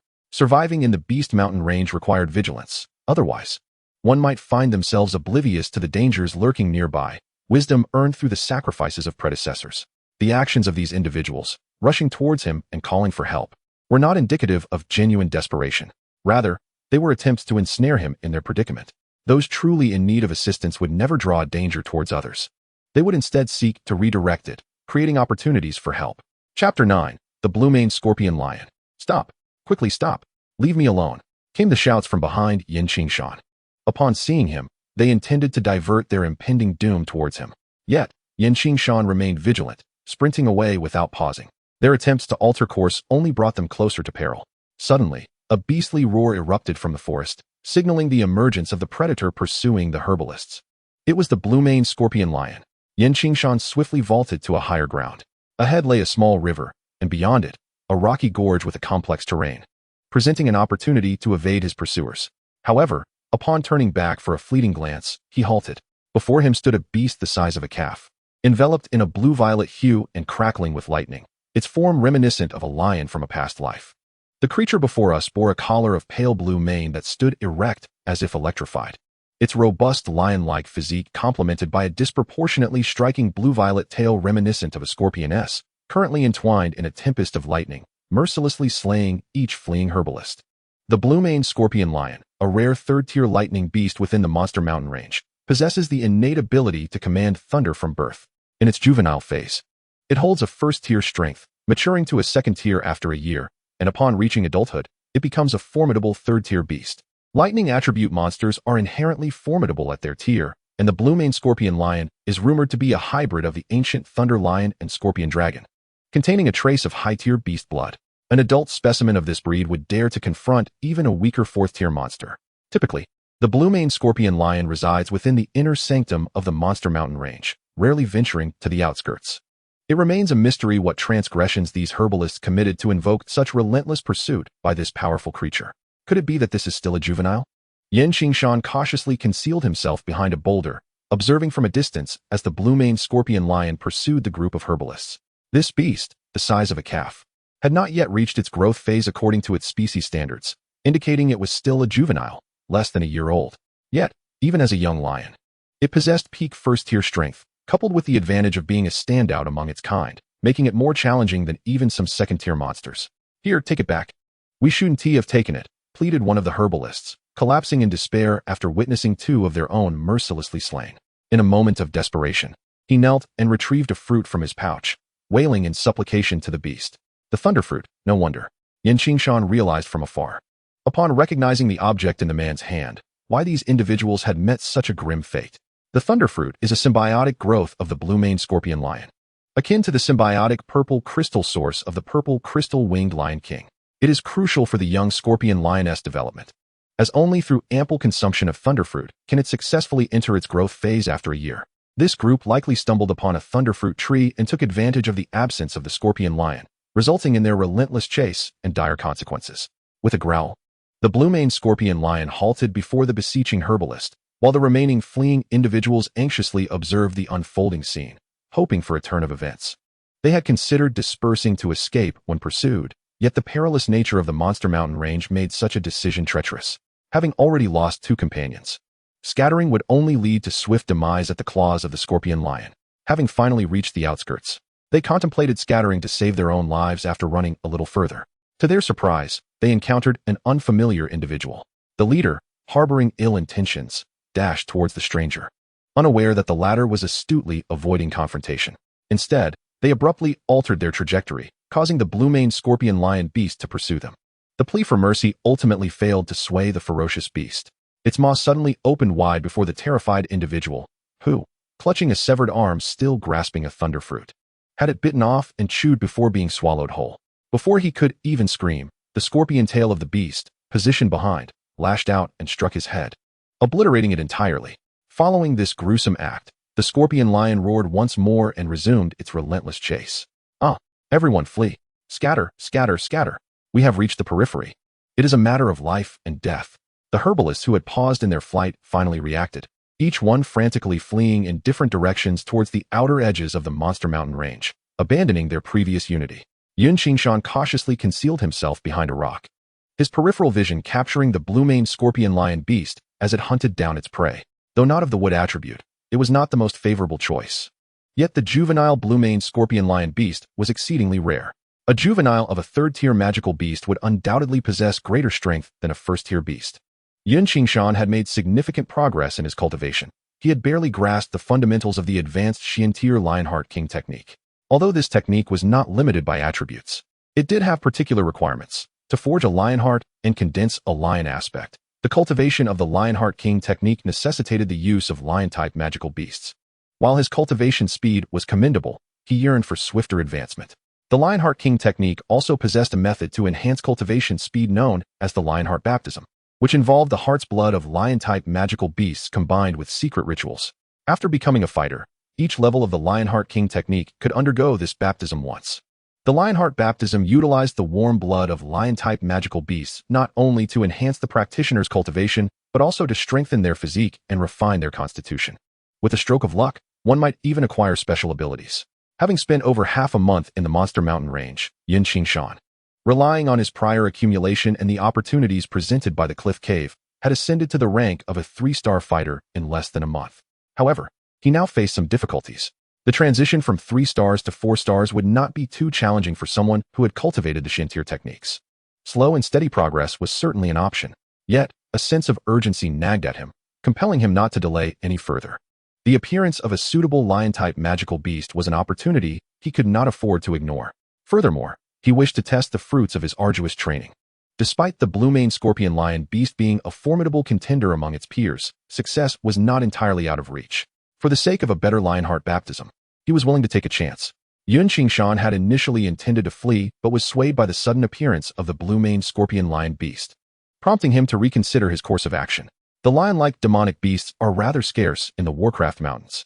A first-tier creature, possessing the high-level bloodline of the blue-maned scorpion lion, is indeed a rare find. Missing this opportunity could mean never encountering it again. Reluctant to retreat without an attempt, Qingshan was resolute.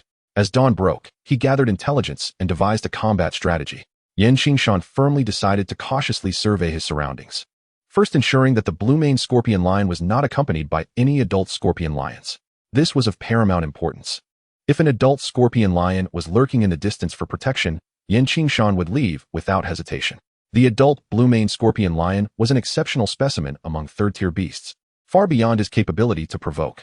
Once targeted, even with his flying combat skills, he could not guarantee his safety.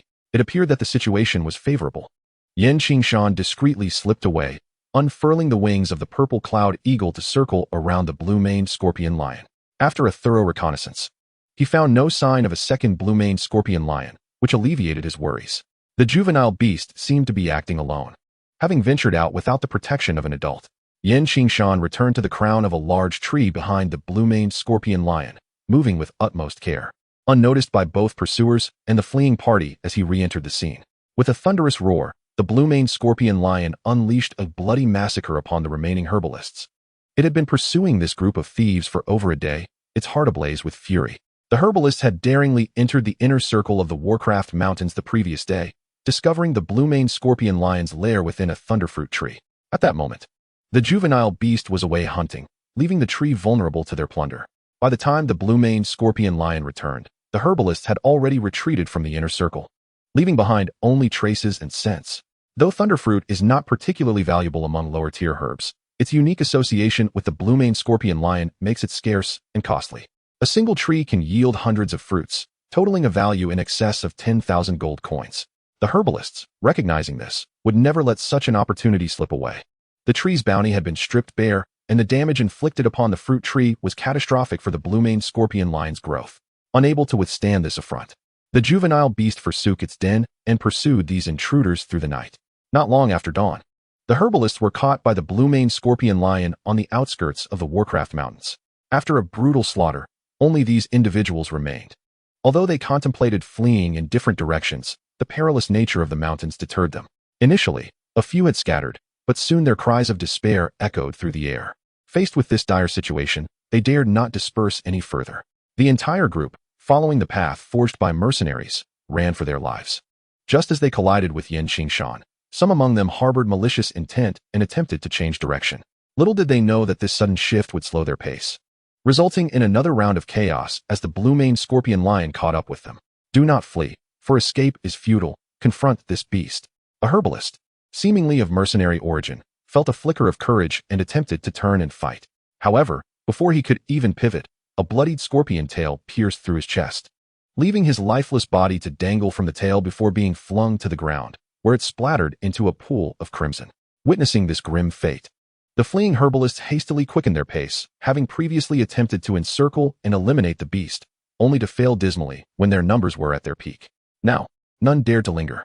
They were all racing to escape, knowing the blue-maned scorpion lion took precious time to slay its victims, affording them some opportunity to distance themselves.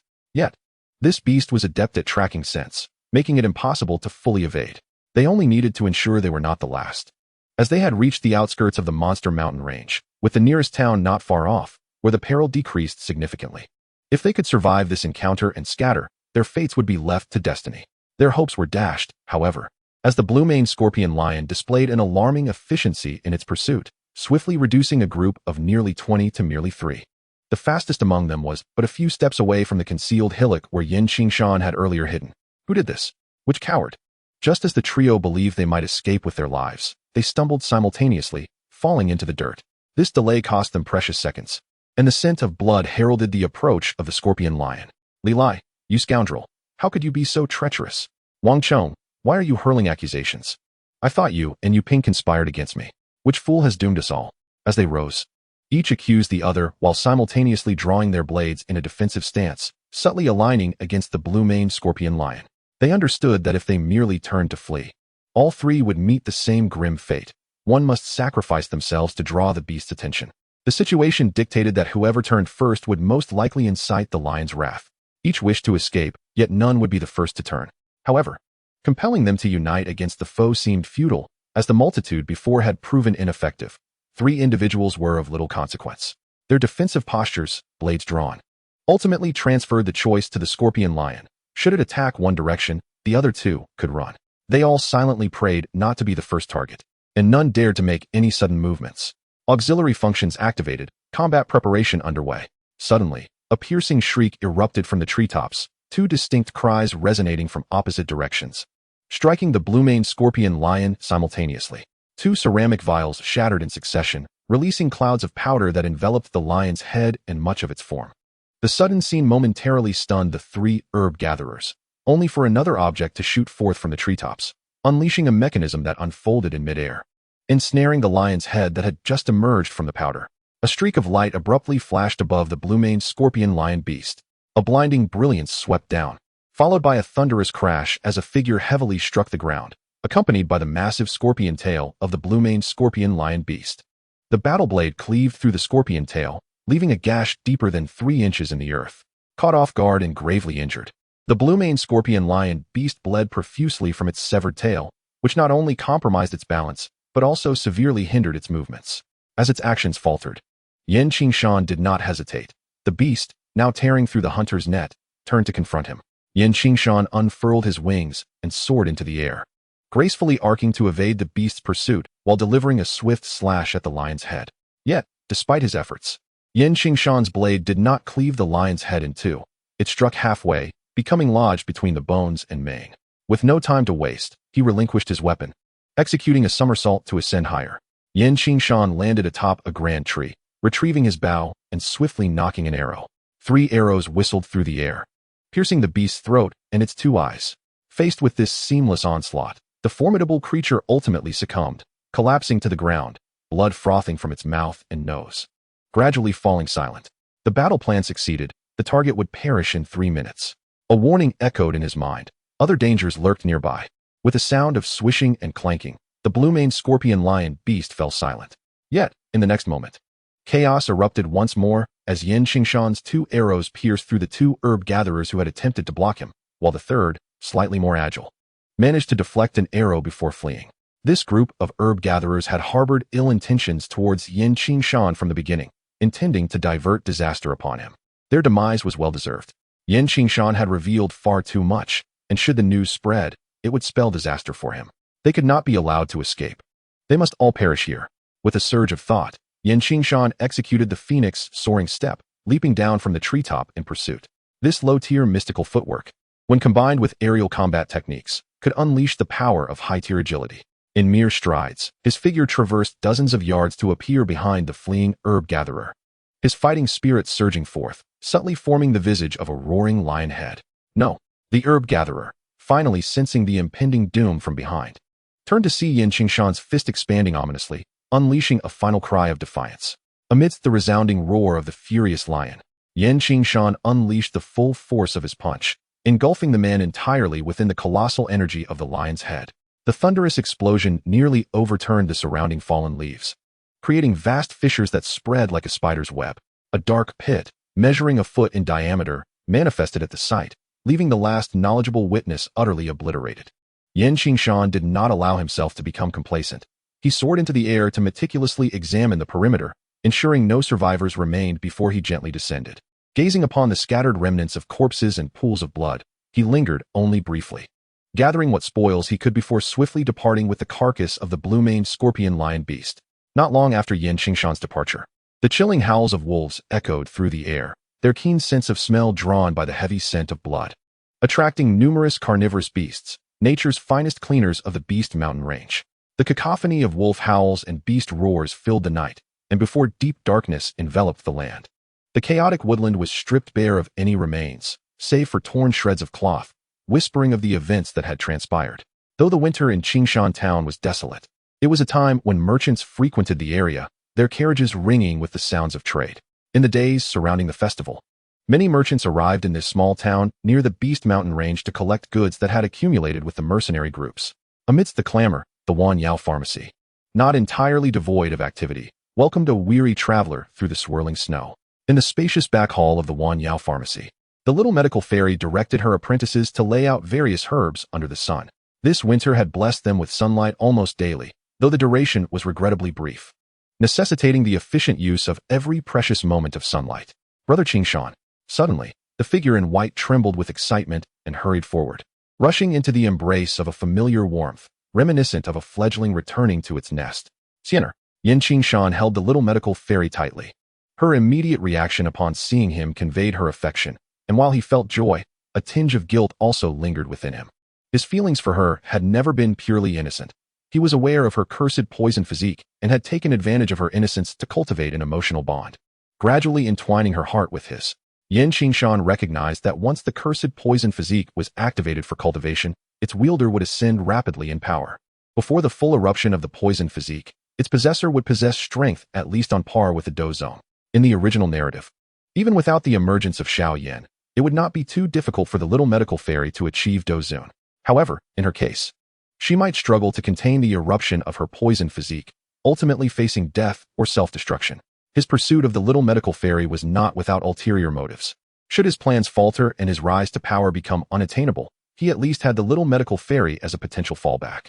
Once the little medicinal fairy matures into the heavenly poison maiden, her prowess as a Dao Zone elevates her to the pinnacle of strength within the Black Corner region and the neighboring empires. The Earth Grade would attribute techniques, which serve as resources for ascending to the rank of Dao Wang and even Dao Huang, present a formidable challenge for Qingshan. However, for a Dao Zone, it is hardly a daunting task. Qingshan's thoughts betray a certain utilitarian inclination, tinged with a hint of ignobility. He does not seek to excuse himself. Thus, he feels a twinge of guilt towards the little medicinal fairy. At this juncture, he harbors no intention of awakening the calamity poison body, nor does he wish for the innocent girl in his arms to transform into the fearsome heavenly poison maiden. Xianer has grown taller, Qingshan remarked as he strolled hand in hand with the little medicinal fairy in the backyard of the 10,000 Medicines Pavilion. With his taller stature, he playfully tousled the girl's hair, eliciting a delightful protest from her. At the age of 12 or 13, the girl is undergoing significant development. In just half a year, the little medicinal fairy has transformed remarkably, her figure developing with distinct curves, her height nearly matching that of the approaching 15-year-old Qingshan. Brother Qingshan, you're so annoying. You're not that much taller than me, yet you act all grown up. The little medicinal fairy pouted adorably, playfully complaining to Qingshan while not avoiding his affectionate gesture. Her squinting eyes, a blend of enjoyment and feigned discontent, rendered her irresistibly charming. Qingshan is back, and so is the little medicinal fairy.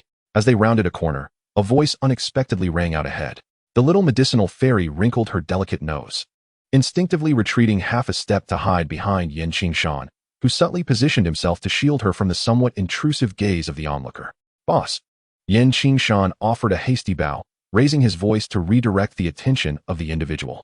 The proprietor of the 10,000 Medicines Pavilion, Boss Yao, is not only a guardian to the little medicinal fairy, but also a benefactor to Qingshan. Though he cannot be classified as a virtuous man, he is not entirely a nefarious villain either. He has taken in numerous orphans like the little medicinal fairy, extending a helping hand during Qingshan's most trying times. Yet, his greedy nature prevents him from relinquishing any opportunity to extract value from others. Nonetheless, such debts are not easily quantified. Had it not been for Boss Yao, many homeless girls like the little medicinal fairy might not have survived to adulthood.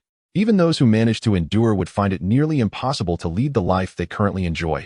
Thus, Boss Yao's contributions to their lives are indeed substantial. Boss Yao, known for his avarice and lechery, frequents establishments of ill repute, and even extends his dubious attentions towards the orphans he has taken in, including the little medicinal fairy, who is still under 13. After retracting his gaze, Boss Yao began to reprimand Qingshan. "Ahem, Qingshan, I have treated you well. Every time you asked for leave, I endeavored to accommodate you. But what is the matter this time? You've been away for nearly a month."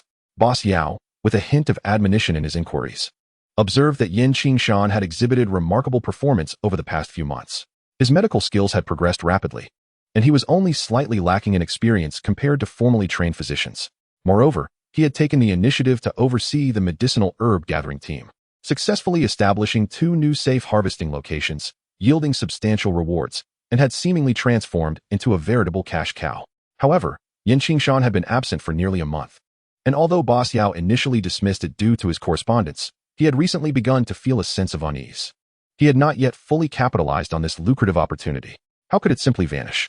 He had intended to nurture this young man for a few more years before allowing him to embark on his own journey. "Boss, I encountered some delays on my travels, but I have brought back some items and would like your discerning eye on them," Qingshan announced, revealing the contents of 6 large jars. "This is coagulant grass, yellow root flower, and bloodbone vine. How on earth did you manage to cultivate them?" Boss Yao trembled visibly at the sight of the jars, his voice quaking as he spoke. Qingshan nodded. "During my journey, I stumbled upon a peculiar swamp where a white orchid thrived. Upon extracting the orchid, I discovered that the surrounding soil exuded a medicinal aroma. I suspect this is rare medicinal soil. I sought assistance to transport it back with a horse-drawn cart and managed to cultivate some herbs along the way, all of which survived. This is a treasure indeed." Boss Yao's expression ignited with excitement. Medicinal soil was exceedingly rare, particularly for individuals of their stature in this realm, typically accessible only to the elite who specialized in cultivating medicinal fields. Although the quantity of soil in these 6 jars was limited, it was sufficient to establish a medicinal field, which would provide an unending source of wealth for the Wanyaozhai. "Boss, I believe that with my and the little physician's skills, we should be ready to become physicians, don't you think?" Qingshan approached Boss Yao, lowering his voice. "While this medicinal soil is precious, it is rather cumbersome, and it would be preferable to exchange it for something of greater value. Qingshan, I have long recognized that you are no ordinary individual. Given your and the little physician's capabilities, you are indeed ready to become physicians. I shall summon everyone tomorrow to make the announcement," Boss Yao responded, his demeanor transforming swiftly as he put his arm around Qingshan, speaking amiably and patting his shoulder as if to convey his approval. Any lingering dissatisfaction Boss Yao harbored towards Qingshan dissipated in an instant with the emergence of this medicinal soil. Such was the nature of his mercantile temperament, where profit took precedence. Since Qingshan had provided him with a benefit, he was naturally inclined to return the favor. With mutual satisfaction, Qingshan felt elated as well. This medicinal soil was, in fact, the very earth from the treasured cave flowerbed he had previously discovered. He was aware of Boss Yao's long-standing desire to acquire a medicinal field, and having procured this soil, he had deftly resolved the matter between them, thereby averting future complications. Ultimately, Boss Yao has shown him a degree of kindness. He is not one to repay even a drop of kindness with a fountain of gratitude. Yet he is also not the sort to repay kindness with enmity. Given the right circumstances, he is willing to express his gratitude and part amicably with Boss Yao, ensuring that both sides are content. What could be more agreeable? As Qingshan was managing his conversation with Boss Yao while sharing intimate thoughts with the little medicine fairy, a sudden commotion erupted outside. An elderly servant hastily approached Boss Yao, whispering a few words, causing the latter's expression to darken immediately. "Follow me." Boss Yao commanded his nearby guards. Each robust and formidable guard sensed the urgency, ready to heed their employer's call.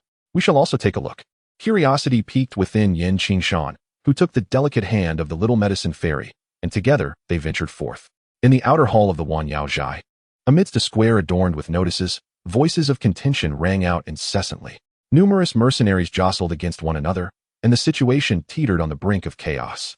Mangba, I acknowledge your standing among mercenaries, but this matter has been personally decreed by our captain. This time, the quota belongs to us, the wolf head. Wanyaozhai has raised no objections. Why are you causing such a ruckus?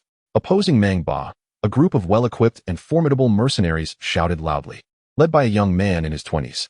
As Qingshan and the little medicine fairy entered the fray, the latter's eyes flickered with displeasure upon seeing the young man. And she quietly remarked, Brother Qingshan, that person is Mu Li, the junior captain of the Wolf Head mercenary group. I've heard he just broke through to become a fighter 2 months ago. Xiener, you seem to harbor quite the disdain for him.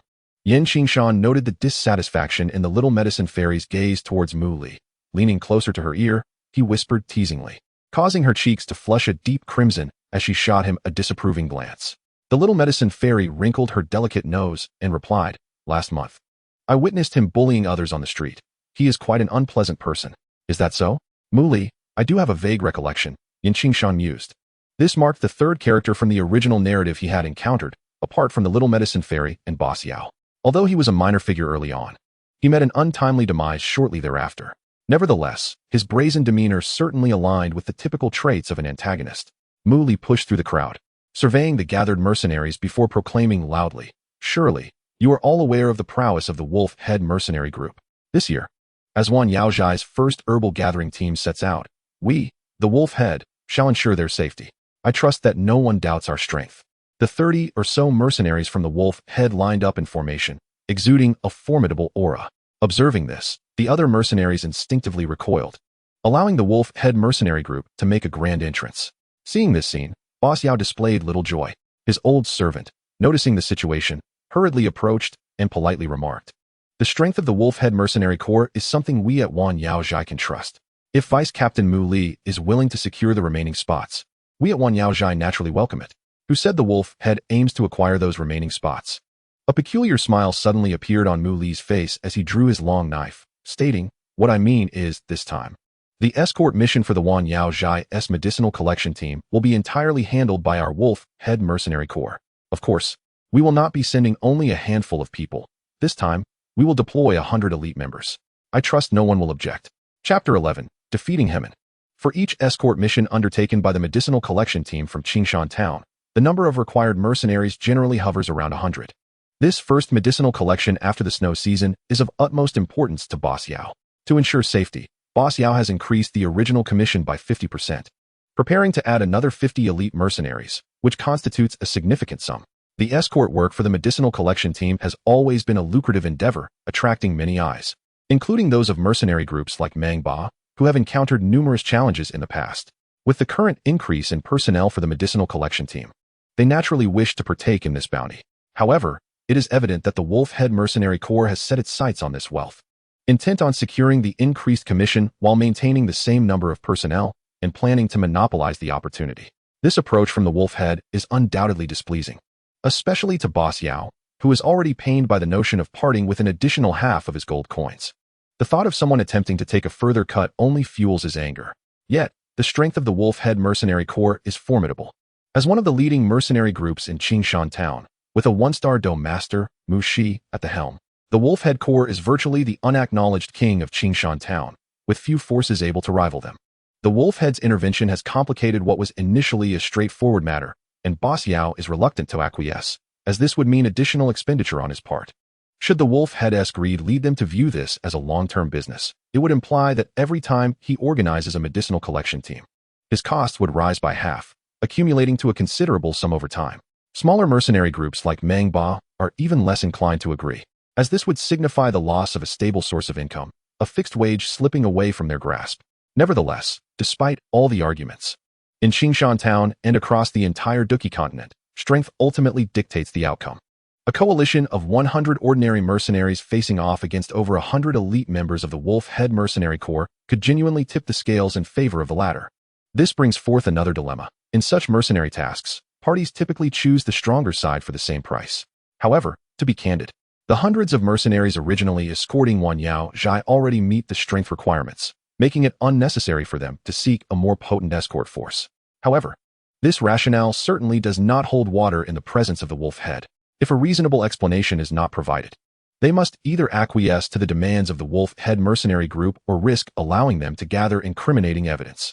In that case, it would not be Mu Li who arrives, but rather the formidable Mu Shi at the master combat level. In the plaza of the Wan Yao Zhai, Boss Yao wore a grim expression, while the numerous mercenaries around him expressed their discontent, yet dared not voice their frustrations. For the might of the wolf head was such that no one would easily provoke them. Even with the esteemed standing of Wan Yao Zhai in Qingshan town, without a suitable justification, Boss Yao could not directly refuse their demands. Since no one voiced opposition, it seems that this opportunity should rightfully belong to us. Boss Yao. Mu Li chuckled as he turned to Boss Yao, his eyes brimming with smugness. When his gaze fell upon the little medical sage, it suddenly sparkled with an unsettling fervor. The wolf head mercenary group seems to act with an alarming disregard for consequences. Yin Qingshan, of course, noticed Mu Li's actions and stepped forward to shield the little medical sage, his words imbued with discontent towards the wolf head mercenary group, instantly capturing the attention of those present. Qingshan, the familiar mercenaries, such as Meng Ba, felt a surge of panic at Yin Qingshan's boldness. The wolf head mercenary group was a tyrant in Qingshan town. Even Boss Yao of Wan Yao Zhai would not dare to offend them lightly. For Yin Qingshan, a mere apprentice physician, to stand up so defiantly was a precarious move. Who are you, and why do you meddle in the affairs of the wolf head mercenary group? Mu Li did not react impulsively, but instead calmly inquired, his cold gaze sweeping over the people of Wan Yao Zhai. He had noted that Yin Qingshan had come with Boss Yao, suspecting a connection between them. Yin Qingshan took 2 steps closer to Mu Li and scrutinized him for a moment before shaking his head and responding. As the physician overseeing the herb-gathering team at Wan Yao Zhai, I am Yin Qingshan. In other words, my words carry weight when it comes to the herb-gathering team in the Monster Beast Mountain Range. Dr. Yin, I beg your pardon. A flicker of surprise crossed Mu Li's eyes. As the deputy leader of the wolf head mercenary group, he was no ignorant dandy. On the contrary, he was a competent heir to the mercenary group and was well versed in the intricacies of Qingshan town. His understanding only deepened his astonishment. The physicians of Wan Yao Zhai were not easily dispatched. Each formal position was on par with intermediate to advanced combatants, often wielding even greater influence. Such a lofty status was undoubtedly a rare achievement. Yin Qingshan was merely around 15 years old, 4 or 5 years younger than Mu Li, and encountering such a young physician was a first in his memory. Naturally, he cast a dubious glance towards Boss Yao of Wan Yao Zhai. Boss Yao, seemingly harboring some motive, nodded and affirmed. Indeed, Qingshan is my most cherished disciple in recent years. His medical skills are sufficient for him to take on assignments. Mu Li's apprehensions began to dissipate, and he continued, I wonder what Dr. Yan's opinion is on my wolf head mercenary corps, considering your earlier remarks. Captain Mu Li, we are not fools. Let us speak candidly, Yin Qingshan replied as he paced closer to Mu Li. We both understand the crux of today's issue. Our Wan Yao Zhai is not a mere pawn to be trifled with. Do you think your wolf head intends to carve a piece from us too easily? I find your words somewhat perplexing, Dr. Yin. Isn't it the mercenary code that speaks to strength? My wolf head mercenary corps possesses greater might. Our elite, numbering in the hundreds, can easily outmatch your 150 common mercenaries. What is the issue with this remuneration? Mu Li feigned ignorance, countering. Or are you suggesting that this task from Wan Yao Zhai is underhanded and not a genuine call for recruits? Mu Li, cease your display of cleverness. This task was issued by our Wan Yao Zhai. How we recruit is entirely at our discretion. After a faint smile, Yin Qingshan casually placed a hand on Mu Li's shoulder, causing the latter's expression to shift dramatically. I am not unreasonable. You mentioned the mercenary code, and I shall adhere to it. I offer you a chance. Let your strongest participant compete today. If victorious, the additional 50 slots belong to the wolf head. If defeated, you shall not trouble us further. What say you? Mu Li, his face darkened, remained silent for a considerable time before reluctantly articulating words that left the members of the wolf head mercenary corps bewildered. Since Dr. Yin expresses such intent, I shall acquiesce. May I be released now? Of course. Yin Qingshan gracefully withdrew his hand, causing Mu Li to stumble slightly, nearly losing his balance. While the elite of the wolf head rushed to steady their captain. Young man, how dare you lay hands on our captain? Are you Wan Yao Zhai prepared to confront the wolf head mercenary corps? A robust figure emerged from the 30 mercenaries, exuding an overwhelming aura that even the seasoned fighter, Meng Ba, instinctively took a step back. Yin Qingshan, however, did not engage with this individual, but instead turned his gaze back to Mu Li. He shall be your representative for this contest. Mu Li addressed the man. Uncle Herman, be cautious. This individual is formidable. Meng Ba hastened to Yin Qingshan's side. Qingshan. This Herman is the third captain of the Wolf Head Mercenary Corps, a peak 7-star fighter, reportedly on the brink of becoming an 8-star fighter. Meng Ba, it's fine. Leave it to me. Yin Qingshan placed a hand on Meng Ba's shoulder, whose initial intent to offer further counsel was replaced by a look of astonishment. He swallowed his prepared words, glanced between Herman and Yin Qingshan, and retreated, saying, Qingshan, take care of yourself. After stretching his muscles, Herman sneered, Kid, although I am uncertain how you managed to ambush the young captain, I shall not underestimate you. Even though your exact prowess remains a mystery, you cannot possibly surpass me. As he spoke, Herman tilted his head slightly, and a faint aura of fighting spirit began to manifest on his body. His iron fists were tightly clenched, the knuckles cracking audibly, revealing his considerable strength. Yin Qingshan smiled and shrugged off his outer garment, revealing the fitted armor beneath. Oh, I have great confidence in myself. You may boast, but do not beg for mercy later. A bloodthirsty grin crept across Herman's face as a pale yellow aura of fighting spirit surged around him. He forcefully stomped the ground, charging at Yin Qingshan like a colossal beast. Get lost. Yin Qingshan coldly regarded the ferocious Herman barreling towards him. With a slight raise of his hand, an ethereal blue fighting spirit enveloped his palms, erupting forth with tremendous force, striking Herman with a powerful blow. With a thunderous sound, Herman was sent sprawling, his feet grinding against the ground for a considerable distance before he finally managed to halt his momentum.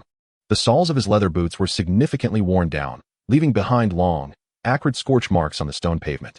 Indeed, you possess some skill. Herman's expression shifted to one of gravity as he exhaled a heavy breath. His once bronze skin began to pale noticeably. However, I cultivate the rock attribute. Renowned for its formidable defense, you stand no chance. As Herman prepared to unleash his next offensive, the pallor of his skin deepened. Just as his momentum peaked, a vivid green palm imprint slowly appeared on his chest, the very spot struck by Yin Qingshan. How could this happen? The sudden influx of foreign fighting spirit disrupted Herman's energy flow, causing a backlash that injured him.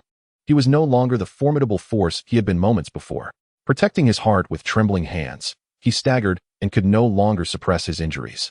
Vomiting blood before collapsing. Chapter 12. Night entering the chamber. Mu Li, the young captain, it appears your third captain has lost. Yin Qingshan stood casually, hands clasped behind his back, as if he had simply accomplished a trifling task, which, in truth, it was for him.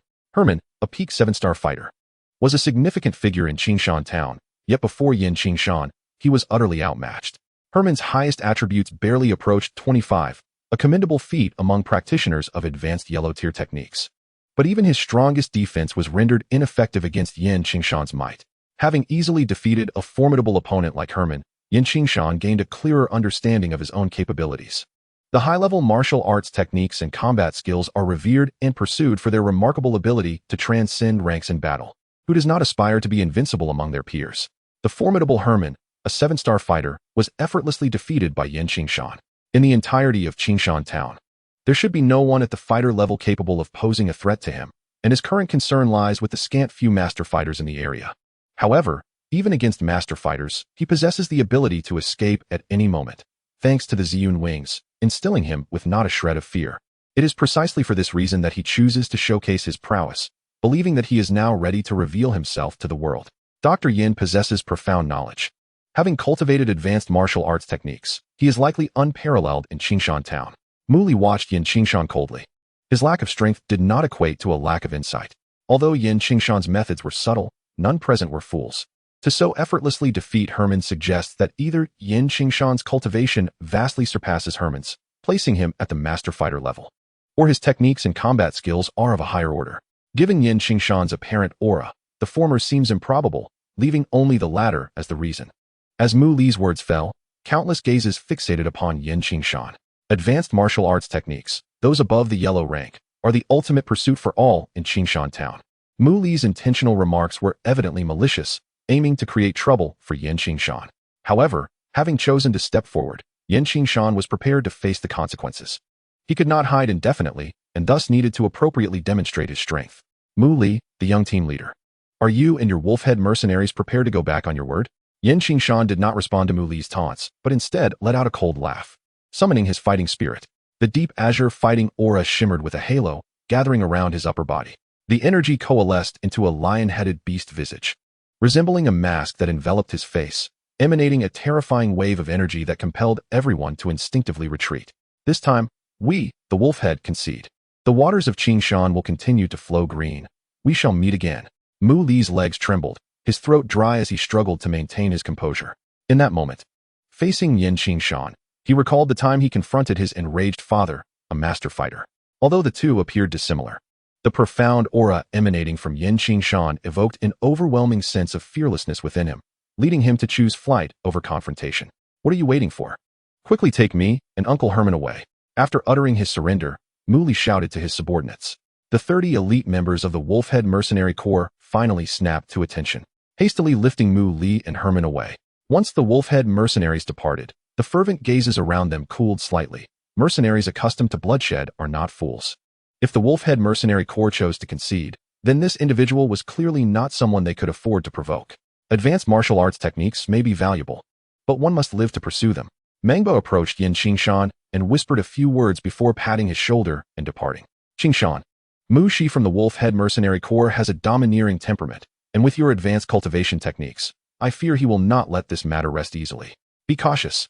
There are too many rascals in Qingshan town. It would be prudent for you to lay low for a while. As Yin Qingshan watched Mangba's retreating figure, he sighed, recognizing that Mangba was deliberately putting distance between them to avoid complications for both parties.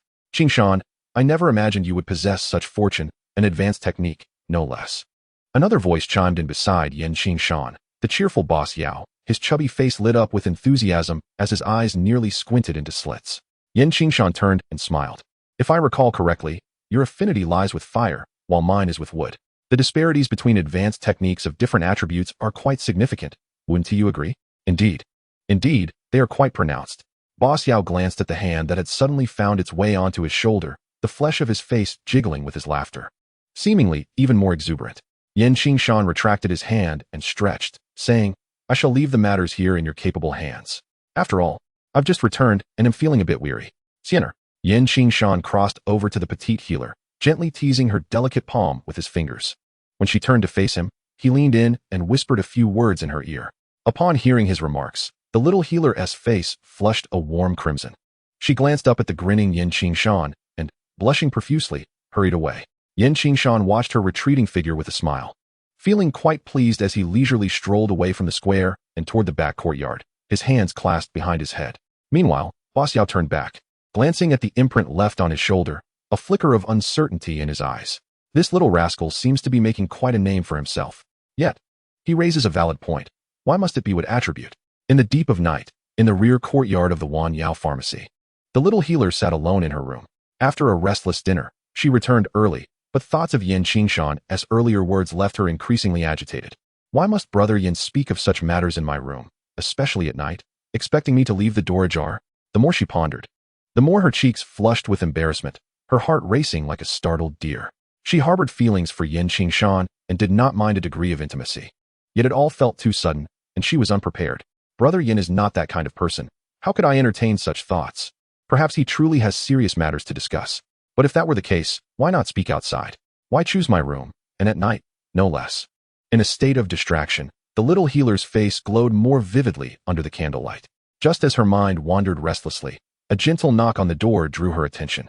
The door, which had not been latched, was pushed open by someone outside. Brother Qingshan. The little healer gazed at Yin Qingshan, who turned to close the door and lock it behind him. Rising to her feet, she lowered her head, nervously twisting her fingers, and timidly spoke. Why have you come to see me at such a late hour? Sienner, what troubles you? Yin Qingshan asked, his expression one of intrigue as he observed the shy demeanor of the little healer, who resembled a timid rabbit. With a gentle smile, he stepped further inside and sat down on her bed, patting the empty space beside him. Come, sit with me, and let us converse slowly. This. The little healer was momentarily at a loss for words as she watched Yin Qingshan take a seat on her bed. Her heart raced, and her vision felt somewhat distorted. She struggled to articulate her thoughts, unsure whether to reject or acquiesce to his invitation.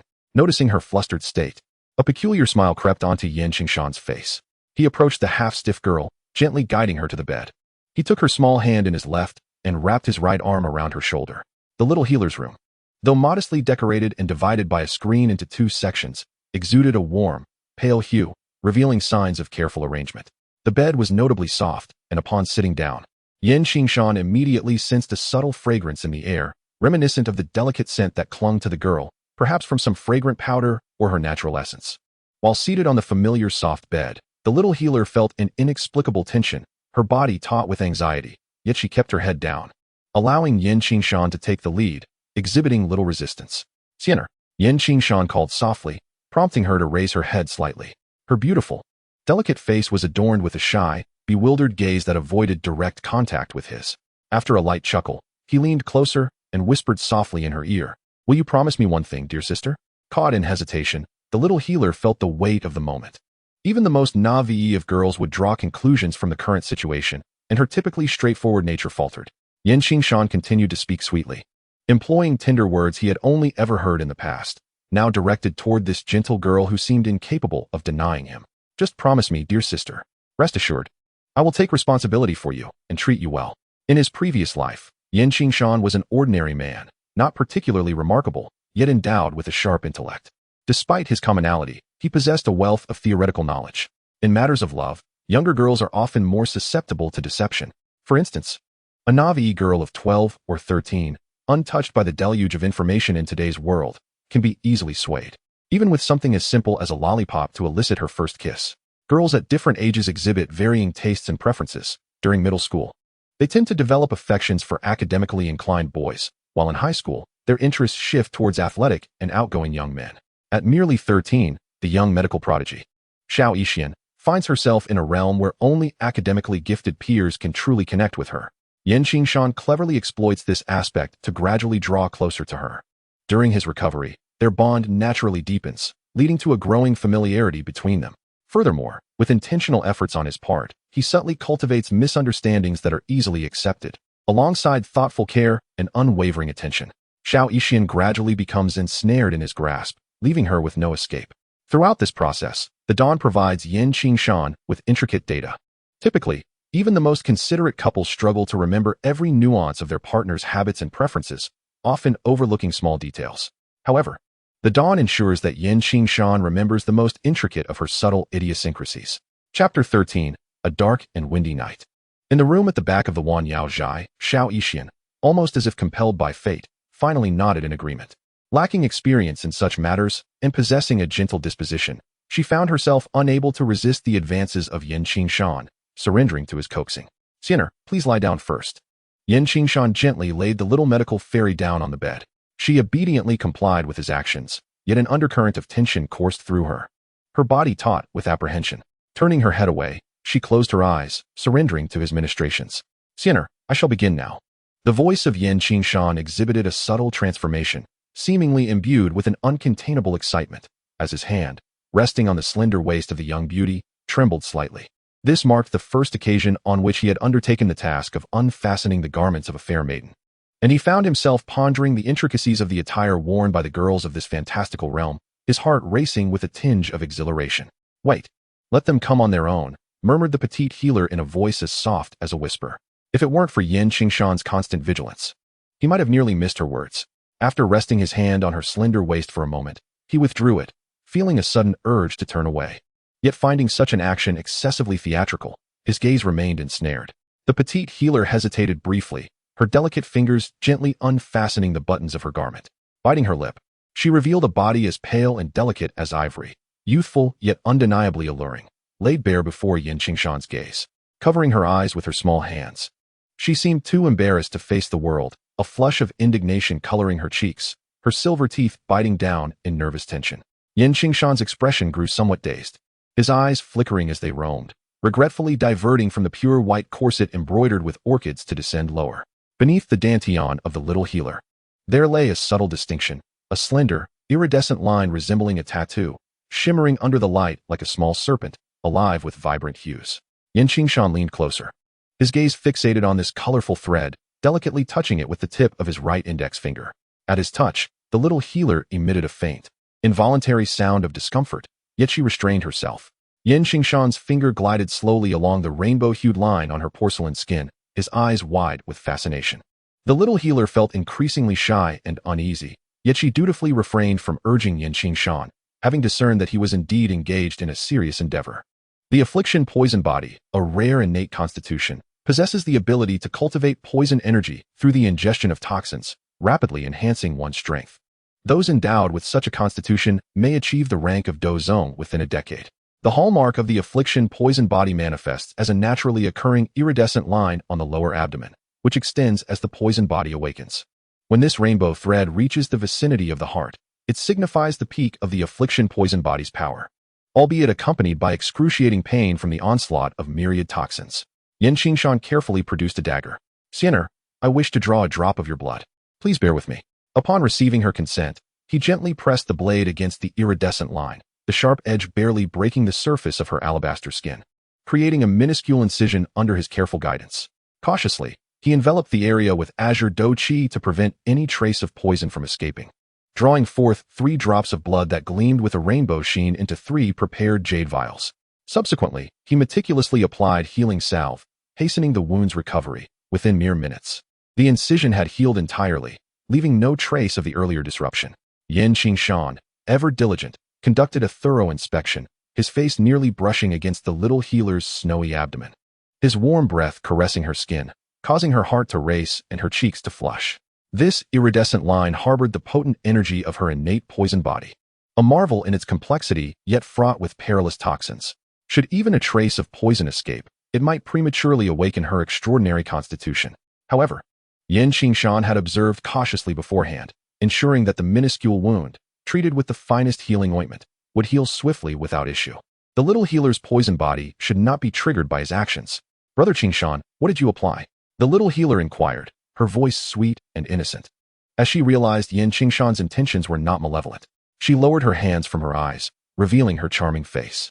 After arranging the items, Qingshan bent down by the bedside and meticulously fastened the buttons of the little healer's garment. He embraced the lovely girl, lying on the couch with her nestled against his chest, his right hand gently caressing her delicate back. The little healer remained still, obediently resting in his embrace. Suddenly, Qingshan spoke. "Sienner, promise your brother that you will never secretly concoct medicines or handle poisons without my knowledge. Do you understand?" "All right." The little healer's face was pressed against Qingshan's chest, radiating a blissful expression as she responded softly like a child. After snuggling with him for a while, she hesitated before speaking. "Brother Qingshan, I feel that you were a bit impulsive today. I understand you want to help Uncle Mangba and the others, but stepping forward like that is perilous. Ultimately, today's incident is a conflict between Wanyao Pharmacy and the Wolf Head. Even if you hadn't intervened, Boss Yao would not have let it go so easily. There was no need for you to expose the secret of your advanced skills. I worry for you. Sienner, I know your concerns, but do you believe your brother Qingshan to be reckless?" Qingshan gently reassured her. "You must understand that one cannot conceal everything for a lifetime. My strength and secrets will inevitably reveal themselves over time. This is merely an early unveiling. Of course, I could continue to hide until my power is sufficient for revelation. But I need to accomplish something soon that requires considerable funds and resources. Boss Yao can assist me, but he won't do so willingly. I must make him inclined to help. As for the Wolfhead Mercenary Corps, they simply drew the short straw in crossing paths with me. The night is growing late. You should rest early. Sleep now." The little healer blinked her large eyes, seemingly understanding, but she succumbed to Qingshan's gentle caress and soon drifted into a peaceful slumber, her breathing becoming soft and rhythmic. "What? That little rascal actually went into the little healer's room and hasn't come out yet?" In the inner courtyard of Wanyao Pharmacy, Boss Yao's residence, he reacted with great agitation upon hearing his subordinate's report, his emotions flaring. Suddenly, he burst into laughter. What a clever boy. He acted swiftly. After all this time raising the little healer, he has taken advantage of her. The little healer was not yet 13, and the moment had come before her time. This scoundrel truly had no scruples. Boss Yao grumbled for a while, still feeling somewhat irked, before finally sitting down. "Well, that little rascal did bring a betrothal gift. The little healer following him isn't a loss after all." The Wolfhead Mercenary Corps was stationed in the southern part of Qingshan town, a powerful force that dominated the area. On a cold, windy night illuminated by the round moon, a figure approached the southern town, where the darkness and gusts of wind provided an ideal backdrop for a night of vengeance. In the grandest residence of the southern town, the bright lights illuminated every detail within. During the day, Mu Li, He Meng, and 2 other men were engaged in deliberation. In the hall, a middle-aged man, bearing a resemblance to Mu Li, inquired, "Mu Li, how far have you progressed with the matter from earlier today?" "Father," Mu Li hesitantly glanced at his father. The leader of the Wolf Head mercenary group, Mu Shi, and after swallowing hard, replied, It appears that Qingshan also hails from a mercenary family in our Qingshan town, known as Tai. Mushi interrupted Mu Li's words with a wave of his hand, rising in anger. In the span of an afternoon, this is all you have uncovered? This is not what I asked you to investigate. I demand to know his cultivation techniques, his background, where he acquired such advanced skills, and whether any significant forces are involved. Father. Mu Li stood trembling, fear evident in his voice. It is indeed difficult to ascertain anything about Qingshan. His origins are quite elusive.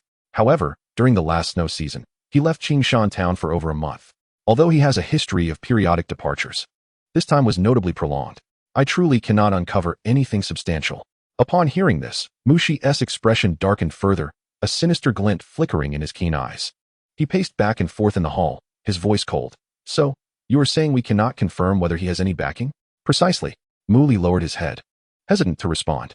This was his first time representing the Wolf Head mercenary group, yet the endeavor had turned into such a debacle, leaving him deeply frustrated.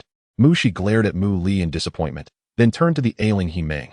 Third, you have crossed paths with him. Do you have any insights to share? Himeng stood and replied, Captain, while I cannot speak on other matters, this fellow's cultivation techniques are certainly extraordinary, perhaps even surpassing the ordinary Qiantir techniques. His origins are undoubtedly complex. Furthermore, the technique he employed against me was exceptionally profound, likely a skill from the Qiantir combat techniques. It was executed so subtly that I failed to perceive the issue. His cultivation and combat skills are likely complementary.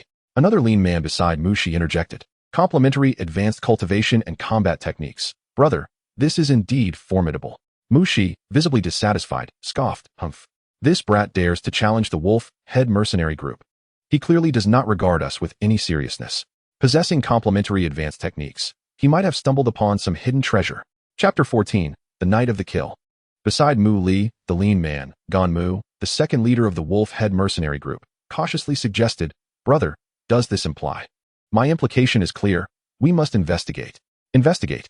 Mushi, filled with fury, turned sharply and shouted, This lad dares to provoke me. Mushi, can this be left unaddressed? What will outsiders think of my Wolf Head mercenary corps? He commanded, Mu Li, Ganmu, tomorrow issue orders to thoroughly investigate this boy's origins. We must ascertain the source of his martial arts. If he has backing, we shall observe. If not, this matter will not end here. I feel my wind-flying kill training has been progressing rather slowly. Perhaps this could be an opportunity to exchange techniques. Yes. Mu Li and Ganmu responded promptly, bowing in acknowledgement. They were not surprised by Mushi's decision. Their Wolf Head mercenary corps was not one to easily concede defeat. The anger of their leader was indeed formidable. Just as Mu Li and Ganmu prepared to carry out their tasks, an unfamiliar voice resonated within the hall. Everyone present turned their gaze toward the sound and beheld a figure cloaked in black emerge from the shadows, moving naturally into their view. Qingshan stood with a smile, his shadow elongated by the flickering candlelight. Mushi, leader of the corps, it is an honor to finally meet you. I have long admired your reputation. Mu Li stepped forward, his demeanor shifting from dark and menacing to confrontational. Qingshan, you dare to come to our Wolf Head mercenary corps seeking trouble. You possess remarkable courage. Mushi regarded Qingshan, slowly stepping out from the shadows, his expression twisting into a menacing scowl. You dared to provoke my Wolf Head in broad daylight, and now you come to my doorstep at night. Do you truly think of me as mere clay to be molded? A sardonic smile crept across Qingshan's lips. Oh no, Mushi, I am not targeting you specifically. I merely wish to point out that your Wolf Head mercenary corps is indeed akin to clay. Very well. Boy, you are audacious indeed. I care not for your origins or who stands behind you. Today, you shall remain here forever. Mushi inhaled deeply, his expression transforming into one of sheer malice and resentment. As Qingshan stepped forward, seemingly intent on confronting Mushi, he cautioned, Be careful with your words, Mushi. Before Mushi could act, Ganmu, standing beside Mu Li, took the initiative. You little rascal, how dare you speak to our leader in such a manner? You truly have no sense of restraint. Qingshan, smiling, replied, Ganmu, second leader of the Wolf Head mercenary corps, a 9-star fighter. At your age, still muddling about as a fighter, how can you bear to show your face? You have angered me, boy. Do not think that just because you practice advanced techniques, you can act without consequence. As Ganmu spoke, a pale green aura erupted from within him, his fists transforming into a color reminiscent of withered wood. Forgive me, but it seems you have forgotten that I too wield would attribute energy. Sometimes, the suppression of the same attribute is even more pronounced than that of differing attributes. The silhouette of Qingshan shifted, instantly closing the distance to Ganmu. A powerful strike landed between Ganmu's chest and abdomen, shattering his protective aura with successive blows. With a resounding thud, Ganmu's chest erupted, the overwhelming force propelling him backwards as he spewed blood, his pallid face trembling as he struggled to rise. Drawing a steel rod forged from high-quality metal from behind, he charged forward once more, exclaiming, "You ought not to be so arrogant. After I dispose of you, your advanced techniques shall be mine." Ganmu surged ahead, wielding the iron rod which danced like a verdant whirlwind of energy. Qingshan's figure flickered past, delivering a precise strike to Ganmu's sternum, sending him flying once again. Although their statistics appeared similar on paper, both Ganmu and Qingshan wielded wood elemental energy. When techniques of the same element vary significantly in rank, it often leads to a dominating situation. Moreover, Qingshan was currently employing advanced combat techniques. The warm-up phase should be drawing to a close. After several exchanges, Ganmu found himself in a disadvantageous position, retreating under Qingshan's relentless assault. Following another successful repulsion, Qingshan shook himself, gathering his energy, which began to coalesce into the semblance of a roaring lion's head. Roaring lion's chant. Windblade dance. At that critical juncture, the leader of the wolf-head mercenary group, Mu Shi, intervened, leaping to stand before Ganmu. His large blade began to whirl violently, manifesting a series of azure blade shadows that appeared one after another before him. With a thunderous crash, Mu Shi formed a dense net of blades, the roaring lion's head radiating waves of energy. As they collided, the entire courtyard erupted with a sound akin to thunder, the ground trembling as mud and bricks flew in chaos, both combatants staggering back almost simultaneously. Mu Shi took a step back to regain his composure, while Qingshan retreated several paces, ultimately employing the phoenix soaring step to barely mitigate the residual force. Presently, his statistics were comparable to a 9-star fighter practicing yellow-tier techniques, and with the aid of Shin-tier combat skills, he could easily turn the tide. However, this level of power remained insufficient in the face of a Dome Master, let alone one employing Shin-tier techniques. Mu Shi's overall statistics surpassed 70, with all attributes except mental strength being roughly 3 times that of Qingshan. The synergy of 1 plus 1 far exceeded 2, not to mention the compounding effect of 1 plus 1 plus 1. Had Qingshan not accumulated power during his roaring lion's chant, he likely would not have even secured the opportunity to dissipate the force. On the other hand, Mu Shi was internally more astounded. The Windblade Dance was his trump card, a low-level Shin-tier technique that had previously earned him the title of the strongest in Qingshan town on several occasions. Now, facing Qingshan, he had allowed Ganmu to initiate the engagement for testing purposes, observing before committing himself. To his surprise, he had to resort to his strongest move right from the start, never anticipating such an outcome. The sky was filled with swirling dust, finally settling as Qingshan's figure re-emerged. Mu Shi, with a grim expression, surveyed his surroundings. Despite the commotion, not a single subordinate had arrived, clearly indicating that Qingshan had made adequate preparations prior to his arrival. Qingshan gazed at Mu Shi, a faint smile playing at the corners of his mouth. The disparity between a fighter and a master combatant was immense, and the advanced mystical level skill, Roaring Lion, was insufficient to bridge that gap. However, the delay had already proven beneficial for him. Qingshan addressed Mu Shi with a smile. "Captain Mu Shi, there's no need to look around. Your subordinates have been dealt with while you were deliberating on how to confront me. No one will disturb us now. You are truly ruthless." Mu Shi observed the eerie silence, realizing that Qingshan's words rang true. Indeed, there was no one left. "I fail to comprehend why your wolf-head mercenary corps, having no grievances with me until today, would seek my annihilation over a mere incident from earlier. It is not so simple. Consider it your misfortune," Qingshan stated firmly. "I require the resources of the Wan Yao Zhai for a particular task, yet your wolf head has set its sights on it. I was pondering how to persuade Boss Yao, but you have inadvertently provided me with the opportunity. As for why I targeted your group tonight, your infamous reputation precedes you. More than one person warned me to be cautious of your retaliation. The more I heard, the more I resolved to act decisively." "Decisively? You must possess the means to do so," Mu Shi retorted coldly, preparing to unleash a few harsh words when suddenly his expression shifted, and he began to cough violently, blood staining his hand. "Father!" Mu Li exclaimed in shock at seeing his father injured. He stumbled forward but fell to the ground, a kaleidoscope of colors washing over his face, gasping for breath as his strength waned. "You poisoned me." Mu Shi, witnessing his son's demise, turned to find Ganmu and He Ming in similar dire straits, all collapsed to the ground. Realizing the sudden onset of his own coughing fit, he began to understand the gravity of the situation. Yet, he was perplexed as to how Qingshan had managed to administer poison without him noticing. Poison and medicine are intertwined. Surely, you anticipated my actions. Earlier, your son and He-Ming were struck by my palm, leaving them with a nearly tasteless toxin. Prolonged exposure would lead to its effects manifesting. Qingshan slowly advanced, casting a glance at Mu Shi with a faint smile.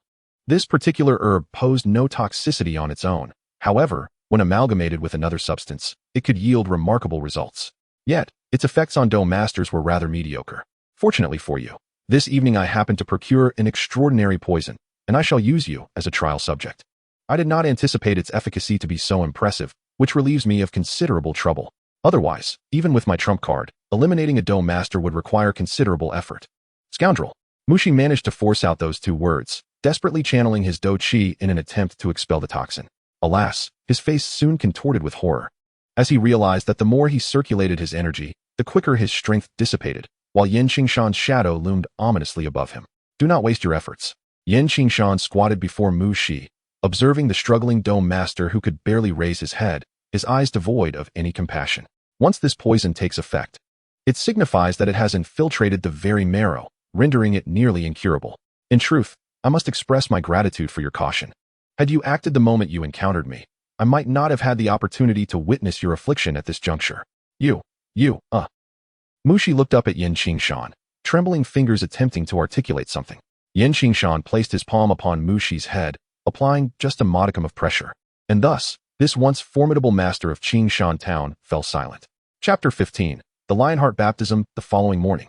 As Qingshan emerged from the small medical practitioner's quarters into the courtyard, he beheld Boss Yao, who bore the unmistakable marks of sleeplessness with two prominent dark circles under his eyes.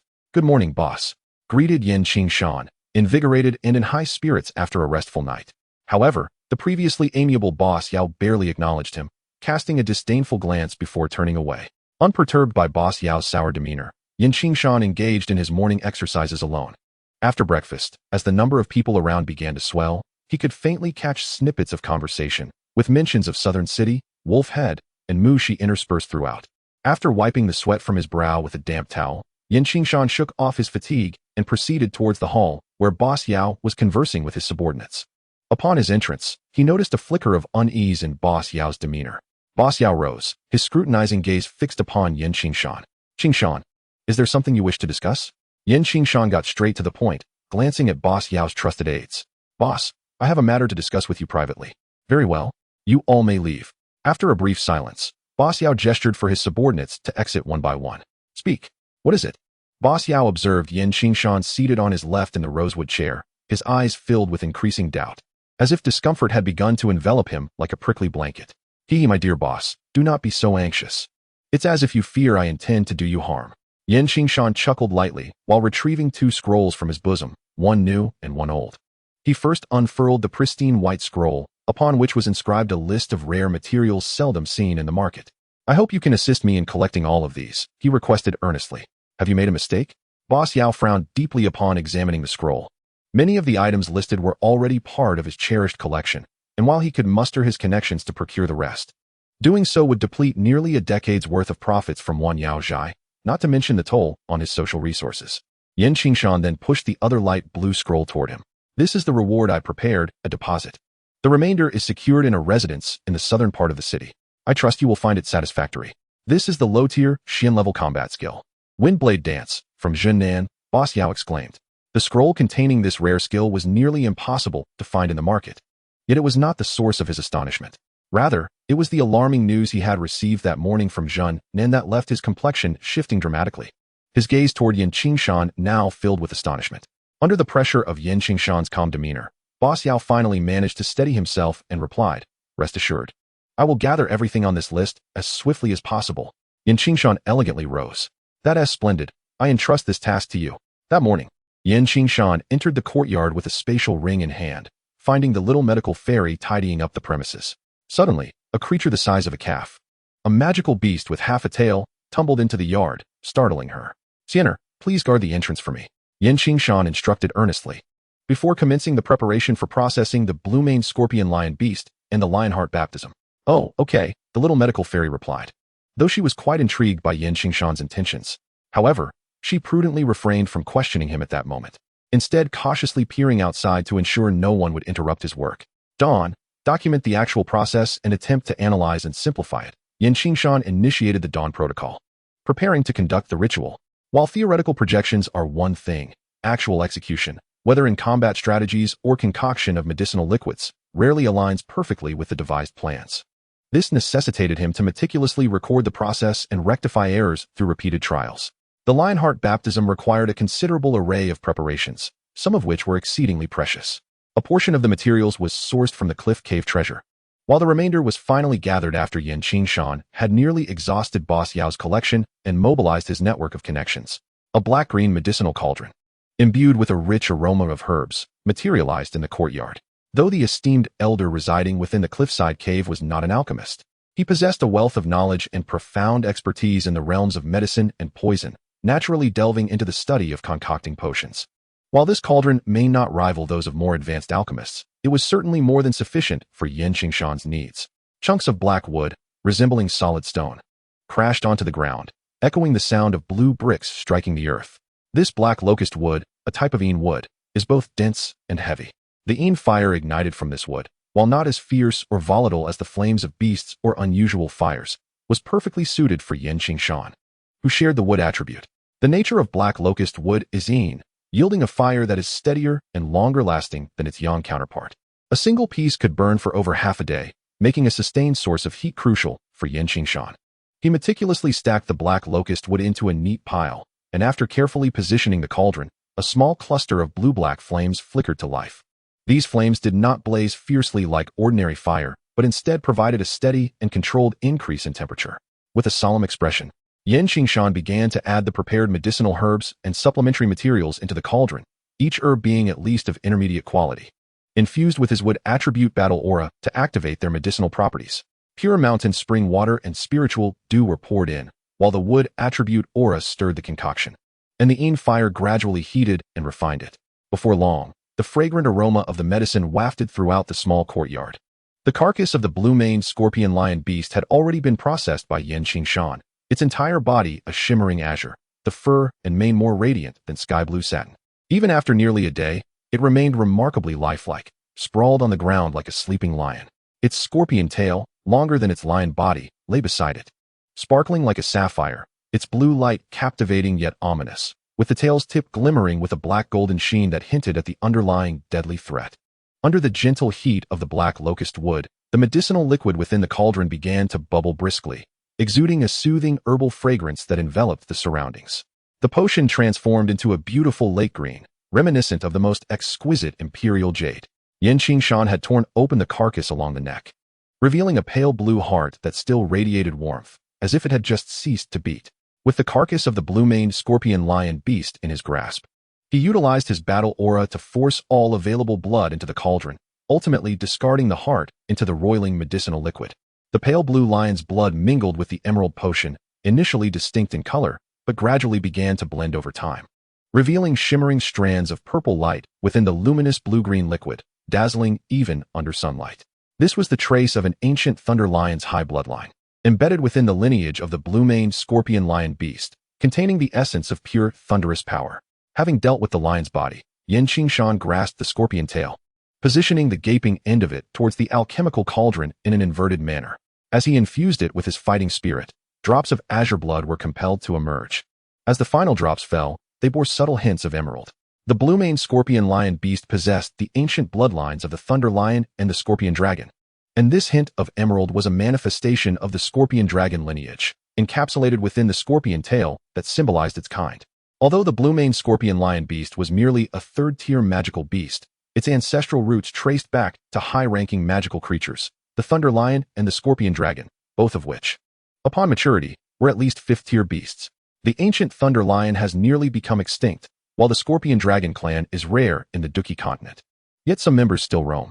In the future, the little medical fairy would need the essence of the seventh-tier, heavenly poison scorpion dragon beast to refine her poison pills. Additionally, remnants of eggshells could yield the seventh-tier illusory fire scorpion dragon beast, both of which are formidable magical beasts actively present in the Duki continent. Once Qingshan had extracted all the blood from the lion's body and scorpion tail, the once glimmering corpse of the blue-maned scorpion lion beast dimmed considerably. After carefully retrieving the magical core, This precious first-tier lightning attribute core was cast into the medicinal spring. The two most crucial components of a magical beast are its essence and magical core. Without these, although the fur, bones, and flesh still retain some value, they have lost more than half their worth. The medicinal spring, now infused with nearly all the essence of the first-tier blue-maned scorpion lion beast, began to undergo a qualitative transformation. The bluish-green liquid gradually thickened, taking on a luster akin to glass, while the blue-violet heart seemed to emit a radiant glow. With a resounding boom, Qingshan held his breath and focused his energy, approaching the cauldron's side. He directed his hands to channel wood attribute fighting spirit into the burning black locust wood beneath. Under the impetus of the wood essence, the flames surged dramatically. What was once merely a portion of the wood alight now saw each and every piece ignited in flames. The fierce fire boiled the medicinal concoction vigorously, filling the air with a rich aroma. Within the cauldron, the glass-like liquid shimmered with hints of blue lightning, akin to the roar of a lion. As if the blue-maned scorpion lion beast expressed its unwillingness through a fierce growl, while the rising azure vapor seemed to coalesce into a lion's form. This unfolding scene made Qingshan realize that the timing for purifying the medicinal spring had arrived. "Siener, assist me in mastering the timing," he called earnestly. The little medical fairy hurried over, and as Qingshan leaped into the cauldron with a splash, the radiant concoction nearly submerged him entirely, leaving only his head and a portion of his upper body above the surface. The little medical fairy, cautious not to be negligent, approached the cauldron and carefully controlled the flames of the black locust wood as instructed by Qingshan. The bluish-green, glass-like medicinal liquid seemed almost alive, slowly creeping up Qingshan's body, gradually enveloping him in a radiant cocoon of luminescence. Within the luminous cocoon of the glazed medicine silkworm, Qingshan closed his eyelids, entering a state of serene meditation as he circulated his fighting spirit. Waves of lion's blood essence were absorbed and transformed within his body, facilitating a profound metamorphosis. With each slow heartbeat, a hint of glazed hue emanated from his heart, resonating with the sound of a lion's roar. His physique radiated a brilliant light, and within the vibrant crimson of his blood, traces of glazed divine radiance shimmered, electric sparks flickering through the flowing lifeblood. His body glimmered, reverberating with a thundering sound. As his internal organs glowed and his flesh appeared ethereal, as if he were a celestial being dwelling among mortals, ripples of energy surged through him, the bones of Qingshan crackling with explosive resonance, his entire being pulsating in rhythm. Amidst the crackling sounds, his cultivation reached a zenith, breaking through barriers with a resounding pop, initiating yet another cycle of ascension. In that moment, as he sat cross-legged with his hands forming seals, Qingshan emanated an aura of solemn grandeur, imbued with an enchanting charisma and an air of mystery. Observing him, the little medical fairy couldn't help but smile, her gaze reflecting a hint of infatuation. Time seemed to stretch indefinitely until he suddenly opened his eyes, a flash of blue light illuminating the courtyard. Akin to a sudden spark in a dim room, impossible to gaze upon directly. His aura gradually transformed, growing ever more formidable. Chapter 16, Mitre. By March, the verdant landscape of Qingshan town had begun to flourish, marking a season of revival. This period was the most vibrant in Qingshan town, bustling with the arrival and departure of carriages. The events that transpired in the southern town had quieted down, yet whenever the Wan Yao Zhai was mentioned, a shadow of trepidation would cross faces. In the early spring, innumerable mercenaries, having rested through the winter, flocked to the Monster Mountain range, embarking on new adventures. At the entrance of Wan Yao Zhai in Qingshan town, a caravan slowly departed. Qingshan stood atop a wagon, bidding a fond farewell to the little medical fairy, who was waving at him from the entrance. Having awakened from his sickbed and spent nearly a year in this world, it had been over a month since he returned from the Monster Mountain range. As spring arrived in his second year, he chose to bid farewell once more and embark on a journey across the continent. Prior to his departure, the dynamics in Qingshan town shifted once again, with Wan Yaozhai seizing the interests of the Wolf Head Mercenary Corps in the southern part of the town, standing alongside two other major mercenary groups as one of the three dominant forces in Qingshan town. Though Wan Yaozhai lacked a dome master to oversee it, its network of connections spanned across Qingshan town and its neighboring areas. Furthermore, with the introduction of new superior healing medicines and remarkably effective paralyzing poisons, the tide of skepticism gradually ebbed away. Qingshan harbored no worries regarding the little medical fairy remaining at Wan Yaozhai during their time together. He had imparted nearly all the protective techniques he could teach her and had left behind contingencies to ensure her safety. In terms of overt strength, the mightiest in Qingshan town was merely a one-star dome master, Yet the contingencies Qingshan had set in place could easily bring the entire town to ruin, let alone a mere dome master. However, should those contingencies be invoked, the little medical fairy would inevitably have to activate her poison body. Thus, he repeatedly cautioned her against recklessly revealing that power. Yuten City, one of the modest cities within the Gamma Empire, is situated in the northeastern province. Nestled between the city of Black Flame in the northern province, the Beast Mountains in the northeast, and Black Rock City in the eastern province. While Yuten City does not boast significant size, its mightiest inhabitant is merely a high-ranking great fighter, nearing the level of a doling. The most influential families within the city are the Shao, Jali, and Oba families, which dominate the majority of the city's interests. Although Yuten City is governed by an imperial lord and officials, it is neither an economically prosperous locale nor a strategic stronghold. As long as taxes and imperial interests are secured, there is little need for excessive scrutiny. In truth, most towns within the empire share a similar narrative. The imperial authority does not extend to the countryside, and local factions enjoy a degree of autonomy. Numerous families, akin to the three dominant families of Yuten City, control substantial interests, forming the lower echelons of the imperial ruling class. Though Yuten City is but a small entity within the greater Gamma Empire, the Shao family, its foremost clan, is not without renown within the empire. The Shao family was once a prestigious lineage, with its patriarch, Shao Lin, achieving the esteemed rank of Do Wang and maintaining a deep bond of friendship with Nameless, one of the empire's top 10 powerhouses. However, with Shao Lin's demise and the lack of a capable successor, the family has fallen into decline, lacking even a single doling to safeguard its interests, retreating from the grandeur of the holy city of Gamma to the confines of Yuten City. Nevertheless, the Shao family remains the preeminent family within Yuten City, commanding a larger share of its benefits. The other two influential families, the Oba and Jali families, harbor resentment but are deterred from openly challenging the Shao family due to the marital ties with the Nameless family. The marketplace in Yuten City is renowned for its early activity. Even with the sun just beginning to cast a crimson hue on the horizon, the streets bustle with life.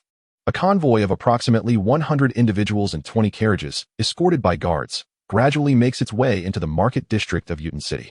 In this modest convoy, one carriage stands in the center, where a young face, still bearing traces of youth, peeks out from behind the curtain, perhaps due to infrequent exposure to sunlight. The complexion appears fairer than that of many women. A youthful servant, seemingly even younger than Qingshan, turns to him with a smile, saying, "Dr. Yin, you have awakened. We have arrived at Yuten City. Would you like to step out for a stroll?" "No, it is quite pleasant to remain in the carriage," Qingshan replies, shaking his head, yet he lifts the curtain and steps outside, seating himself on the opposite side of the carriage. The young servant beams with enthusiasm, eager to please Qingshan. "Little Lu, are you familiar with Yuten City?" Qingshan casually surveys his surroundings and naturally inquires. The young lad, named Yi Xiaolu, is a mere attendant of this merchant caravan. In Wutan City, the Shao family is renowned, and there, behold, lies the Shao family marketplace. Just look at the guards of the Shao family. Each one exudes an air of majesty and authority. Yi Xiaolu pointed towards a marketplace to his left, his eyes alight with admiration as he spoke of these protectors. The guards of the Shao family are clad in the finest armor, and serving as a guard is far more dignified and secure than being a mercenary. My greatest aspiration in this life is to ascend to the rank of a fighter and join a prominent family as a guard. Alas, I am but at the 4th stage of fighting spirit. Who knows when I might become a fighter? Xiaoyan has arrived. Quick, let us welcome the 3rd young master. The little demon of the Shao family is here. How handsome the 3rd young master is. Suddenly, the marketplace erupted in a clamor. Qingshan gazed into the distance, where a boy, likely around 11 or 12 years of age, was escorted by a throng of young admirers into the marketplace. Wherever he passed, there was a chorus of praise, occasionally drowned out by a few murmurs of discontent. The boy handled the adoration with remarkable ease, his face adorned with a smile as he welcomed the accolades, akin to a celebrated star of the stage. Yet, few noticed the slight unease in his demeanor, the smile at the corners of his lips appearing somewhat strained. "Dr. Yin, did you see that? That is the 3rd young master of the Shao family. A true child of destiny, a legendary figure of the empire," Yi Xiaolu remarked enviously, pointing at the boy disappearing into the marketplace. "I have heard that the 3rd young master possesses extraordinary talent, having begun his training at the age of 4, reaching the 9th stage of fighting spirit by age 10, and achieving the rank of fighter by 11. This year he is 12, yet he has not yet celebrated his 12th birthday. After several months of training, I believe he is no longer merely a 1-star fighter. Even more impressively, this 3rd young master is betrothed to the legitimate daughter of one of the 3 great families of the empire, Miss Nalan Yanran. What a life! 12 years old indeed. Qingshan murmured, casting a distant glance at the retreating Xiao Yan before stepping back into the carriage. Xiaolu, I shall be training now. Do not let anyone disturb me for the time being. What a peculiar individual, perpetually engrossed in training. Yi Xiaolu, caught up in his excitement, found himself suddenly without company. Hesitant to intrude upon Qingshan's solitude, he mumbled a few odd words before reluctantly resuming his duties with the carriage. It seems Xiao Yan's cultivation has begun to exhibit issues. Despite having attained the rank of fighter for several months, his energy remains unstable. But there are still 3 years until the onset of his period of ineptitude, which may not be a bad thing after all. Within the carriage, Qingshan sat cross-legged, having noticed the subtle fluctuations in Xiao Yan's aura. During this journey through Wutan City, he harbored thoughts of determining the precise timeline of the unfolding narrative. Xiao Yan, having just turned 12, had yet to stabilize his energy after breaking through to the fighter level. It was evident that the medicinal elder was beginning to awaken. The next phase would be 3 years of stagnation, but such matters bore no relevance to Qingshan. Once a specific moment was established, he achieved his purpose of arriving in Wutan City, his inner plans becoming clearer. Closing his eyes, he sat cross-legged, embarking once more on profound cultivation. Strangely, a powerful wave of spiritual energy emanated nearby. Was it a pharmacist? As Qingshan's carriage glided through the marketplace, it passed by Xiao Yan and his companions. A beautiful girl, around 11 or 12 years of age, turned her head to glance at the carriage, her eyes reflecting a hint of confusion. Haiyan City, situated in the eastern province of the Jiama Empire, stands as a large metropolis, ranking among the foremost of the empire's significant urban centers. The heart of Haiyan City is its bustling economic hub, where Qingshan arrived after bidding farewell to the merchant convoy. The thoroughfare was alive with the ebb and flow of people and vehicles, while colossal winged creatures soared overhead, and numerous mercenary groups came and went, creating a cacophony of activity. In such a valuable locale, those who could establish shops were either local tyrants or formidable figures from afar. The Middle Auction House, the largest commercial entity within the Jiama Empire, serves as a crucial base for the Middle Chamber of Commerce, which boasts numerous branches across various cities. As one of the 3 prominent families of the empire, the Middle family has its business interests sprawling throughout the Jiama Empire and beyond. With a network of significant connections, with a history spanning centuries, the family's intricate relationships include whispers of ties to the imperial royalty. At the reception of the Middle Auction House, a figure cloaked in black, obscuring their gender, paused momentarily before stepping into the adjacent appraisal room. The appraisal chamber was spacious, and a middle-aged man inside looked up upon hearing the commotion. Noticing the figure's concealed identity, he frowned, then caught sight of the pale right hand adorned with a spatial ring, quickly donning a professional smile. Sir, are you here for an appraisal? Indeed, came a somewhat dry and aged voice from beneath the black cloak. The hand with the spatial ring lifted, revealing a golden crown encrusted with countless gems upon the counter. The middle-aged man's expression turned serious upon seeing the crown. He picked up a magnifying glass to scrutinize it carefully. His demeanor shifted as he looked up again, his tone grave. Please wait a moment, sir. Have a seat while I fetch our chief appraiser, Mr. Zheng. Chapter 17, Secrets of the Empire. The figure in the black cloak did not respond, merely taking a seat nearby. Shortly after the middle-aged appraiser departed, a lovely maid entered with tea. The cloaked figure remained aloof, prompting the maid to respectfully keep her distance while attending silently. Before long, the middle-aged appraiser returned, accompanied by an elderly gentleman with white hair, whose spirited demeanor belied his age. Mr. Zheng first nodded towards the figure in the black robe, then carefully examined the golden crown. After a moment, he set down his tools and mused that this item was likely not a treasured heirloom passed down through generations, but rather a recent acquisition. The voice of the black-robed man remained devoid of emotion. Could the Mitre family still require a clarification regarding the origins of this object? No, you misunderstand, Mr. Zheng replied with a smile. From the style and craftsmanship of this crown, it appears to be an ancient noble's diadem from the region currently ruled by the Mulan Empire. Indeed, a highly valuable antique. Many prominent families in the Mulan Empire cherish such historical artifacts to enhance their prestige, with a starting value of at least 200,000 gold coins. However, in our Gamal Empire, its worth may significantly diminish, as only a select few families would invest substantial sums for such items. Our auction house in Blackrock City will host a sale in 3 days. If you were to entrust us with this crown, I cannot guarantee much, but it would likely fetch at least 150,000 gold coins. After a brief silence, the black-robed man spoke again in a gravelly voice. I have heard that the Mitre family also acquires items. Mr. Zheng was somewhat taken aback. Are you intending to sell it to us? However, the buyback price would not be as high as at auction, at most around 120,000. The black-robed man interjected. What I require is not gold coins, but rather something else. Could you arrange for the head of your auction house in Black Rock City to come here? Mr. Zheng's expression turned serious as he exchanged glances with a middle-aged man standing nearby, who promptly exited to summon someone. Meanwhile, Mr. Zheng engaged the black-robed man in light conversation. In but a brief interval, a distinguished middle-aged gentleman entered the appraisal room. Miter Green, at your service. I was informed you wished to see me regarding an exchange for the Golden Crown. I seek a cultivation technique, specifically an advanced wood attribute technique of at least the Qian level, preferably accompanied by matching combat skills. The black-robed man spoke, flicking his sleeve as 3 more treasures appeared on the table, shimmering under the brilliant light. These are a deposit. If the Miter family can satisfy my requirements, I could provide at least 10 such treasures for exchange. Miter Green gazed at the 4 treasures on the table, his eyes flickering with excitement. Mr. Zheng inspected them in turn, then approached Miter Green and whispered. The latter's expression grew more fervent, only to dim once again. With a wry smile, Miter Green replied, Sir, it is not that I am unwilling to pursue this business, but I fear I lack the authority to make such decisions. You may not be aware of the circumstances within the Gamal Empire. It is renowned for its wind attribute. The only advanced Qian-level techniques available in the market pertain to the wind attribute. For other attributes, the strongest attainable would only be of intermediate Qian level. Miter Green eloquently unfolds a tale of imperial secrets. In the realm of Duki, it is not innate talent or other factors that determine an individual's potential for greatness, but rather the cultivation techniques one employs. The martial arts of Duki are categorized into 4 tiers: heaven, earth, mysterious, and yellow. At the lowest echelons of society, commoners and those of modest origins can at most aspire to the advanced techniques of the yellow tier. The higher techniques of the mysterious tier and above have been systematically sealed off by various sects and families. The disparity between the yellow and mysterious tiers is profound, representing at least a 10-fold difference in cultivation speed and several multiples in quality. This explains why fighters from humble backgrounds can be effortlessly outmaneuvered and defeated by those from noble families, as they lack advantages across the board. In theory, for an ordinary person to acquire advanced techniques is akin to scaling a mountain. However, there are exceptions.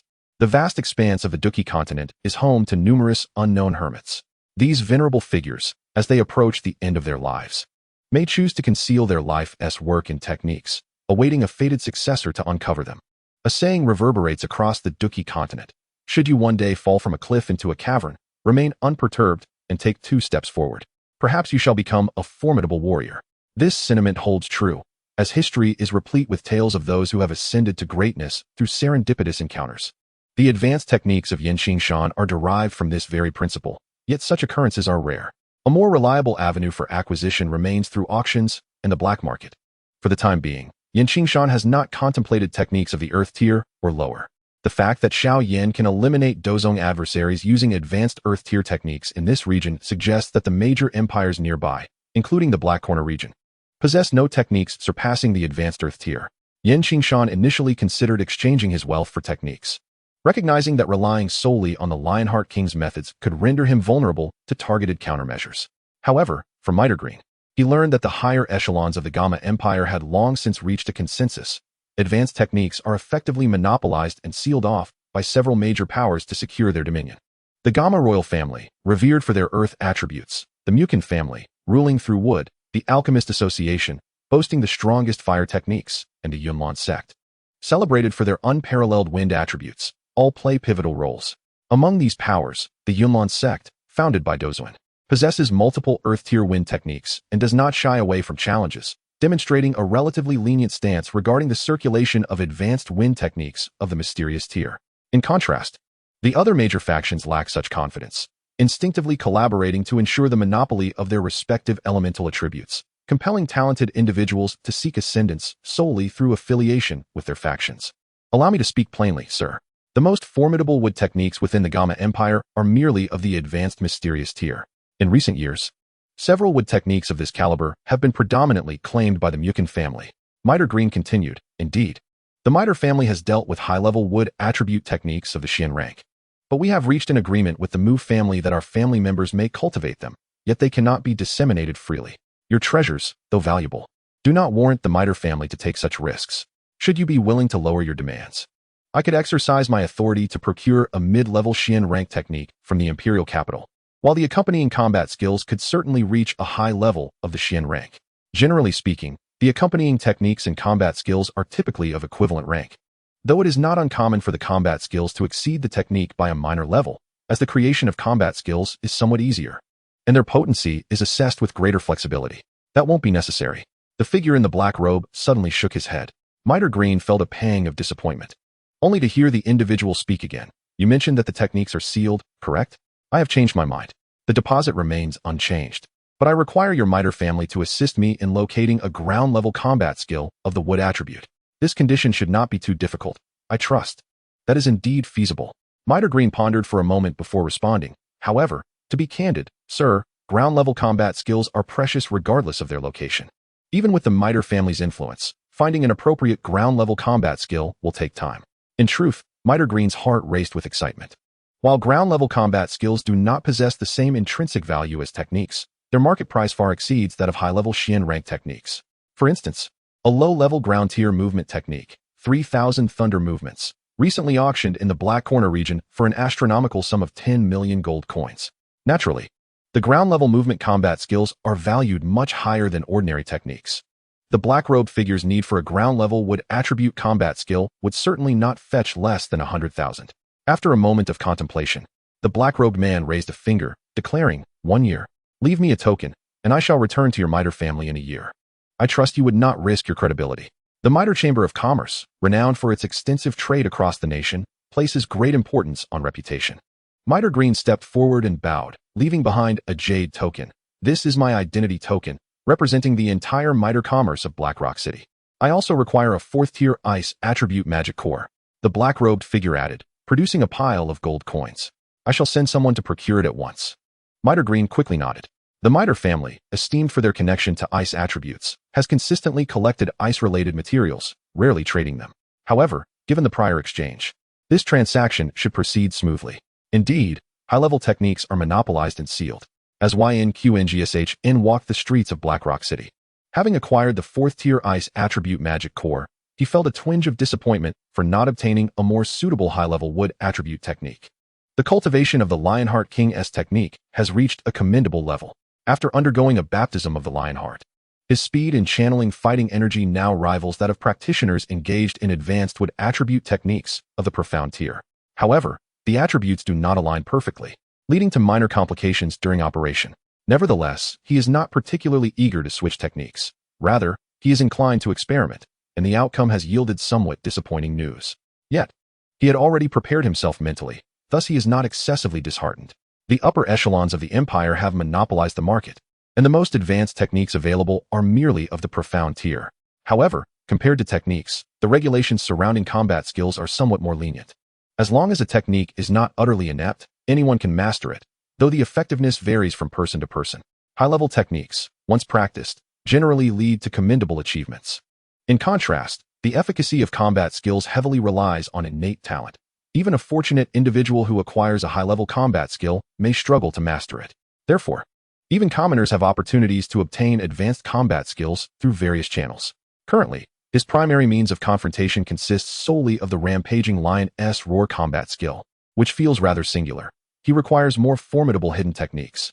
Although Earth-tier combat skills are challenging to master, he possesses hope, and once achieved, he would have an additional ace up his sleeve. Chapter 18. The Stone City of the Desert. In the streets of Blackrock City, Qingshan composed himself, circled around to ensure he was not being followed, and then proceeded towards another bustling area in the heart of Blackrock City. This city is not his destination, but rather a transit point. He intends to visit the Middle Auction House, which is considerably larger and endowed with more authority and resources than the local auction house. Yet, he returned disappointed. In such a large city as Blackrock, the Empire has established civilian flying transport teams, making this the optimal method for long-distance travel in the underdeveloped regions of the Gamma Empire. In contrast, places like Central Continent are served by spatial wormholes, which are significantly faster. The Flying Transport Agency in the city center is an official organization, located in a spacious square. In this vast area, several large avian creatures known as thick-winged birds are found resting. These creatures do not belong to the category of magical beasts, but are rather giant birds, characterized by their gentle nature, making them easily trainable by humans. However, due to their scarcity, only the Empire possesses the resources to establish such flying transport teams. These thick-winged birds are military-controlled resources. During wartime, They would be forcibly reclaimed by the military until the cessation of hostilities, at which point they would return to civilian use. Thus, many of them have endured the horrors of war. Qingshan approached the front desk, greeted by a smiling woman. "Sir, where would you like to go?" "To the Tagore Desert, Stone City," he replied, producing a map of the Tagore Desert he had purchased, on which he had marked a location, Stone City. A modest settlement within the Tagore Desert, not particularly remarkable or prosperous.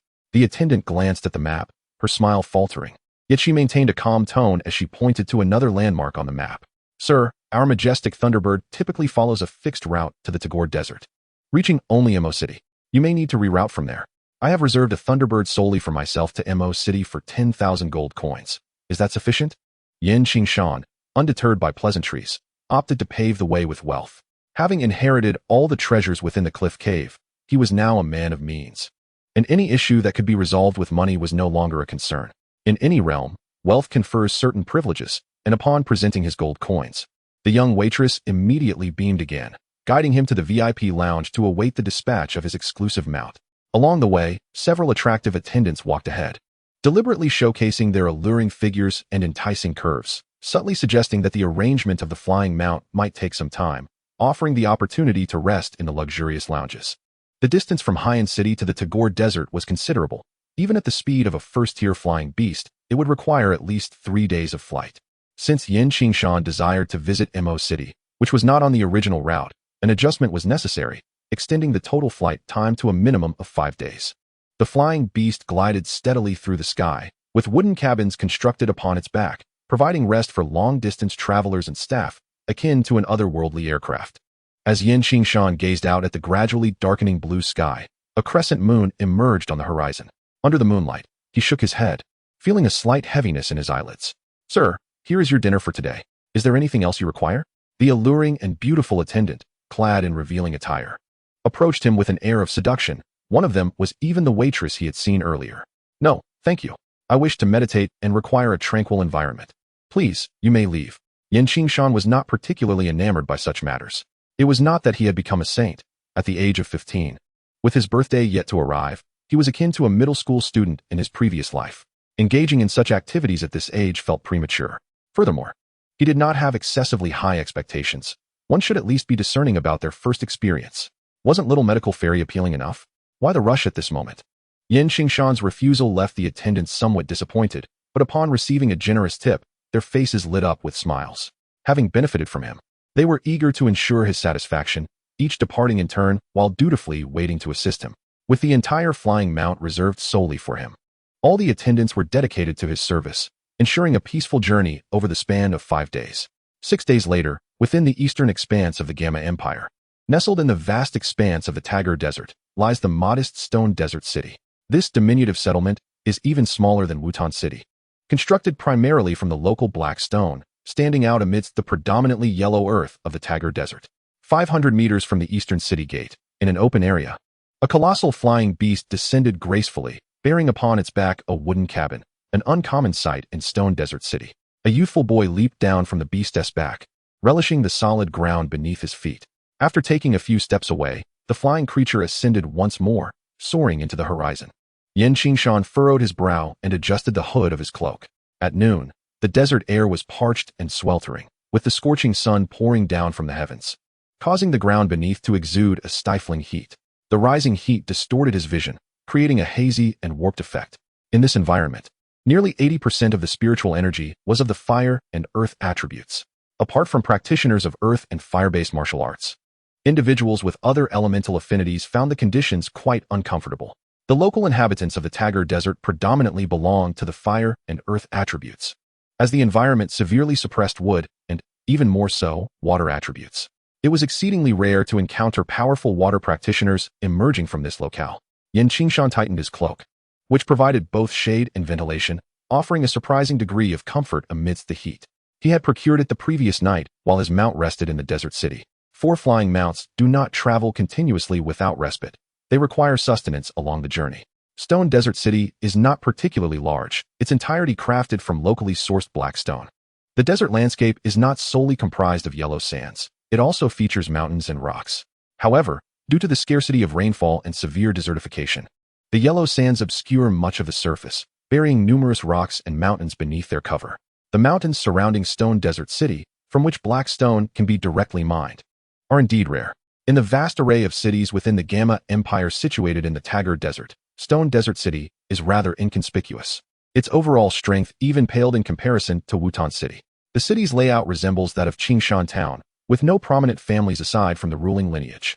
Beyond the city lord, the dominion over the various territories within the city is held by numerous mercenary groups, the most formidable of which is the Sand Mercenary Corps. Their leader, Sha Luo, a grand fighter, reigns supreme in Stone Desert City, a figure whom even the city lord regards with trepidation. However, such information holds little significance for Qingshan, as he has no intention of seeking dominance or stirring trouble. A modicum of caution would suffice to avoid any complications. Like most desert cities, Stone Desert City is built near water sources, whether they be oases or subterranean rivers, and this city is no exception. Beside the city of Shimo, the Blackstone Mountain Range serves as the source of the black stones used in its construction. Beneath these mountains flows a subterranean river, quietly meandering for countless ages, nourishing all that surrounds it. The ancestors of Shimo discovered this hidden river, utilizing the stones to build the city, channeling its waters to create a verdant oasis in the desert. They prudently managed the water resources, allowing the city to thrive amid the vast Tagore Desert. To the north of Shimo lies the outlet of the canal that traverses the city, a place where the inhabitants wash their garments. Here, some weary laundresses rely on their labor to earn a meager livelihood by washing the clothes of mercenaries. Yet, in the light, there also exist darker corners, where some men seek fleeting pleasures, and certain laundresses engage in more sordid trades. In the northeastern corner of the canal, where the water is scant, a frail figure diligently scrubs a pile of clothes. Passers-by, both men and women, instinctively quicken their pace upon seeing her, their expressions tinged with disdain. Even mercenaries, whistling as they search for companionship, react similarly. Newcomers, upon inquiring about the young girl, also change their demeanor. After toiling for a while, the girl, feeling fatigued, unconsciously pulls up her sleeves to reveal her alabaster wrists. Yet, upon her delicate skin, glimmering scales are faintly visible. As she exposes her arms, the laughter of those idly chatting nearby fades, replaced by a palpable discomfort in their gazes. The crowd gradually disperses, and even those who were walking hasten their steps.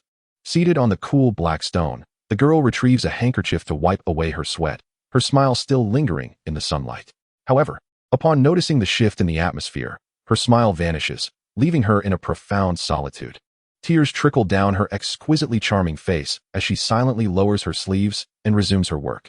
This time, even as her sleeves become soaked in the river water, she refrains from pulling them up, her movements becoming increasingly swift. Clearly, she yearns to complete her tasks quickly and depart from this place. Though familiar with the eyes that scrutinize her, she cannot bear the contempt they hold. The pitiful, rejected girl diligently finishes her work, unaware that a figure has silently appeared behind her. After wringing out the garments and neatly stacking them in the basin, she bows her head to lift the wooden tub, preparing to leave. Chapter 19, The Laundress Serpent Woman. Alas, the young girl is taken aback to find someone standing behind her, and as she turns with her head bowed, she collides directly with the person. The individual she bumps into remains steady, while she nearly stumbles backward. Be careful. A hand grips her wrist, steadying her, while another hand supports the tub she is carrying. Are you all right? The voice belonged to a youth, shrouded in a black cloak. He gently grasped the girl's hand, helping her regain her balance, and inquired softly, I'm fine, thank you, young sir, the girl replied quietly, bowing her head respectfully, her fingers nervously tugging at her sleeves to conceal the faintly blue scales on her wrists. What is your name? Qingshan approached her, lifting her delicate chin with a gentle yet firm grip, compelling her to face him. The girl was charming and youthful, seemingly not yet 12, dressed in simple attire. Her petite figure appeared to possess more allure than the 13-year-old little physician, with curves that hinted at a captivating grace. Her lovely, delicate face resembled a beautiful porcelain doll, evoking the image of a timid little rabbit, her bashful demeanor inviting one to cradle and cherish her tenderly. Qingshan's gaze was fervent as he swept over her form. From her exquisite features to her slender waist, then down to her dainty feet, barely visible beneath her skirt.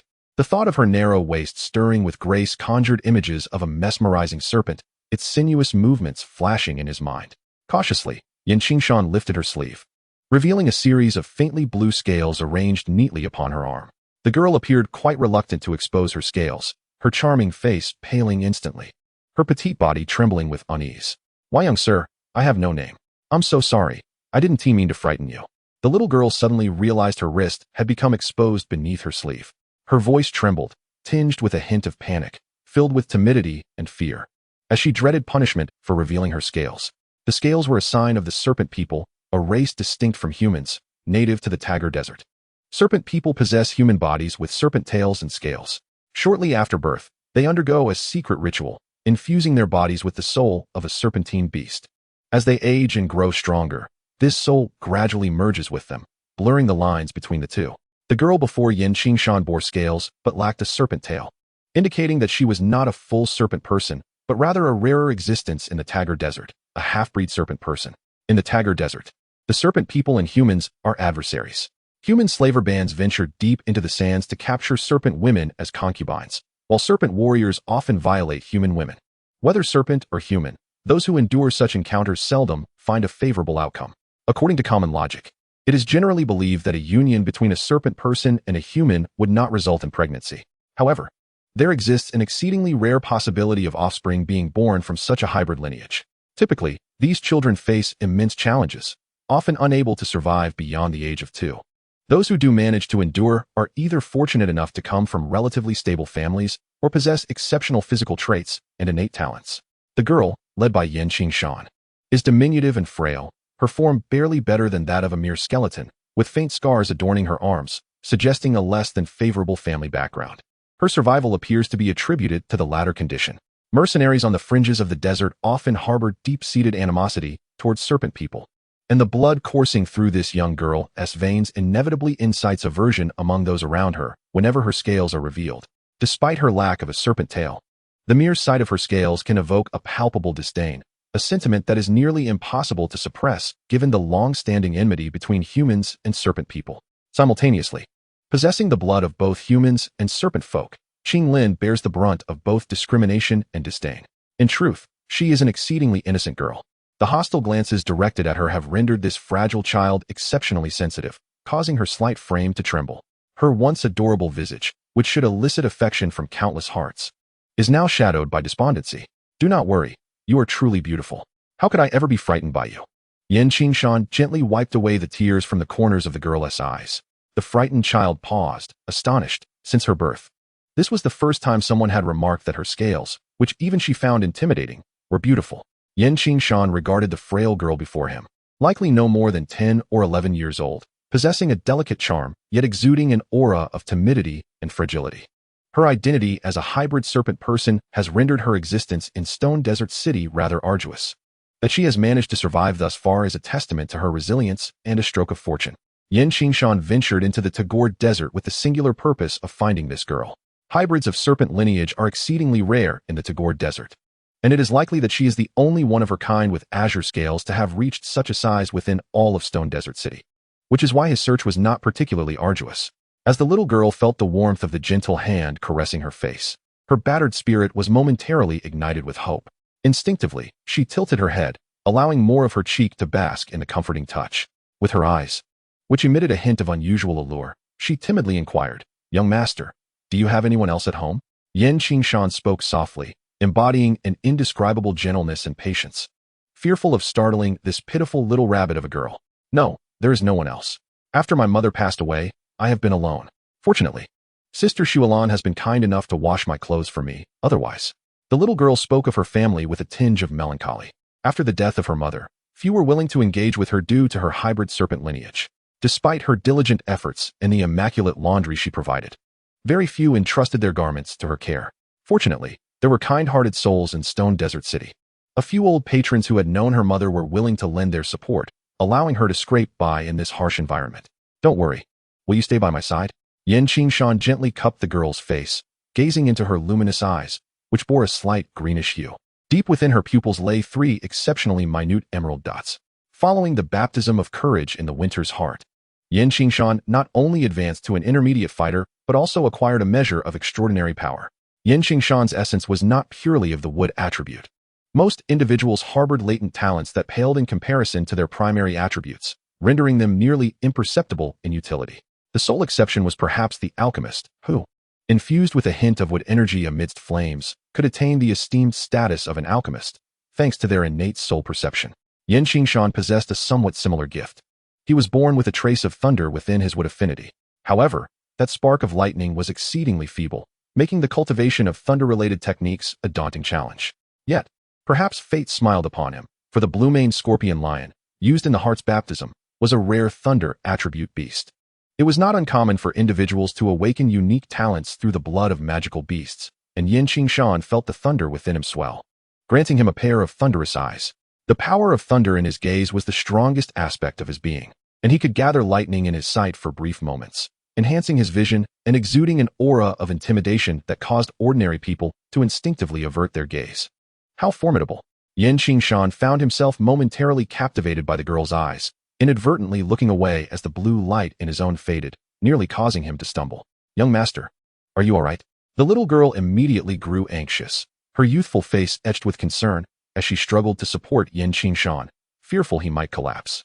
"I'm fine." Qingshan shook his head to dispel the fatigue. Reflecting on the earlier encounter, he realized that the girl's enchanting emerald pupils had the power to ensnare one's attention, even overwhelming his own thunderous gaze, depleting his amassed energy in mere moments. "Do you wish to accompany me?" Qingshan spoke again, though this time he dared not look into her eyes. "Young master." The girl instinctively expressed delight at his words, her adorable, delicate features illuminating with a hint of inexplicable brilliance. Her dainty nose twitched slightly, and within her greenish pupils, those 3-minute emerald dots silently re-emerged. "What is it? Do you not wish to?" Qingshan gently stroked the girl's hair, offering a soft smile. This simple gesture instantly filled the girl's parched heart with warmth. "Young master, I would be willing for a lifetime," she whispered softly.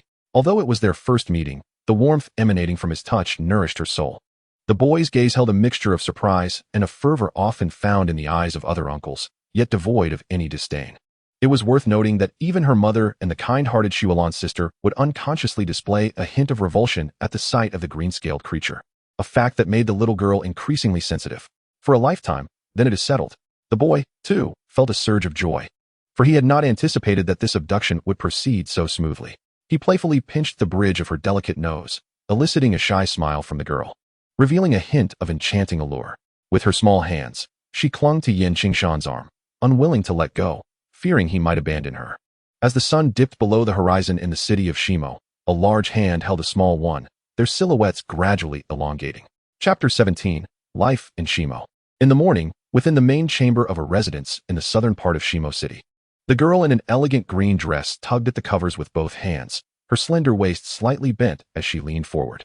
Her exquisite face wore an expression of helplessness. Pouting her lips, she softly called out, "Young master," while her delicate hands gently pulled at the blanket. This series of actions and gentle calls finally roused the drowsy boy from his slumber. Qingya, he murmured, his sleep-fogged eyes slowly opening, allowing a sliver of light to filter through. Yet, he lazily grumbled and reached out, pulling the girl's wrist gently. With a startled gasp, the girl was drawn entirely into the bed, embraced like a plush doll, and pinned beneath him. "Why, young master?" she stammered, attempting to wriggle free but finding herself unable to escape his embrace.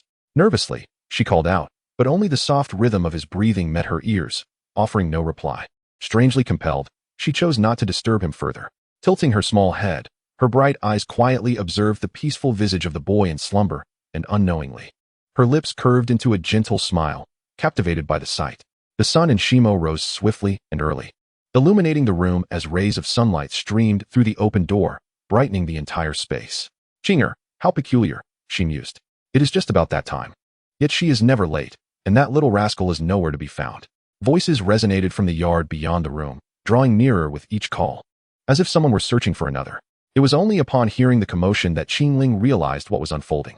As she instinctively turned her head, a pair of exquisitely long legs stepped through the doorway. A shrill scream pierced the tranquil air of the courtyard, instantly shattering the calm within the room. Qingshan, roused from his slumber, was irked by the disturbance, rubbing his weary eyes as he shouted, "What is all this noise? Can't a person get some sleep?" A woman's voice echoed from the doorway, stammering as she pointed at the disheveled figures on the bed, unable to articulate her thoughts coherently. "How can you two? You've only just met, and already Qingling is still just a child. What do you mean? Do you not know this is my room? Trespassing without a shred of courtesy. Get out, now." In response, a louder roar of indignation greeted her, causing the young woman to instinctively retreat, staggering out of the room. Finally, the storm had passed, yet as the woman departed, Qingshan felt the weight of his earlier irritation, cradling his head in frustration. He realized that despite his initial foul mood upon waking, he had to confront the awkwardness of the situation. He could only muster the courage to force her away, fearing the potential escalation of events. "Young master, please do not be angry. Sister Xuelan did not mean any harm." A timid voice interrupted, belonging to Qingling, who was being held against the bed like a doll, her wrinkled attire revealing glimpses of her youthful form, exuding an undeniable allure. "Help me get up first. What on earth is happening today? You usually wake me later, and why is she here so early?" Qingshan languidly propped himself up, his mood decidedly sour. Qingling, with her delicate hands, dutifully assisted him in dressing, kneeling at the edge of the bed to arrange his clothes meticulously. "Young master, today is the morning you arranged to meet with Sister Xuelan. You reminded me yesterday to ensure you woke on time, or else." As she spoke, her cheeks flushed with warmth, and her lips formed a subtle pout, a faint rosy hue blooming on her face as she whispered, "You said Qingling would be in trouble." At that moment, Qingshan, in the prime of his vigor, his thoughts still lingering on the tender dream he had just shared with the soft beauty beside him, felt an involuntary reaction to her ambiguous words. His gaze instinctively fell, taking in the sight of the 11-year-old snake girl, her petite figure beginning to reveal its graceful contours. During this period, life has been quite pleasant, with adequate nutrition leading to a more pronounced physique.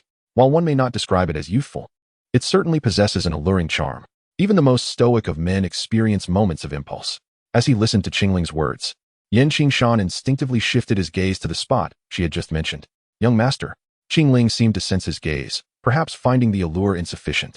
As she obediently lowered herself, supporting her weight on the bed, "You've been a bad girl." Qingshan bent down and playfully teased her delicate nose, administering a couple of light slaps, a gentle reminder that failure to complete tasks would lead to further punishment. After delivering his words, he hastily exited the room, unwilling to confess that he had succumbed to temptation and reached out. How could he resist such an enchanting girl?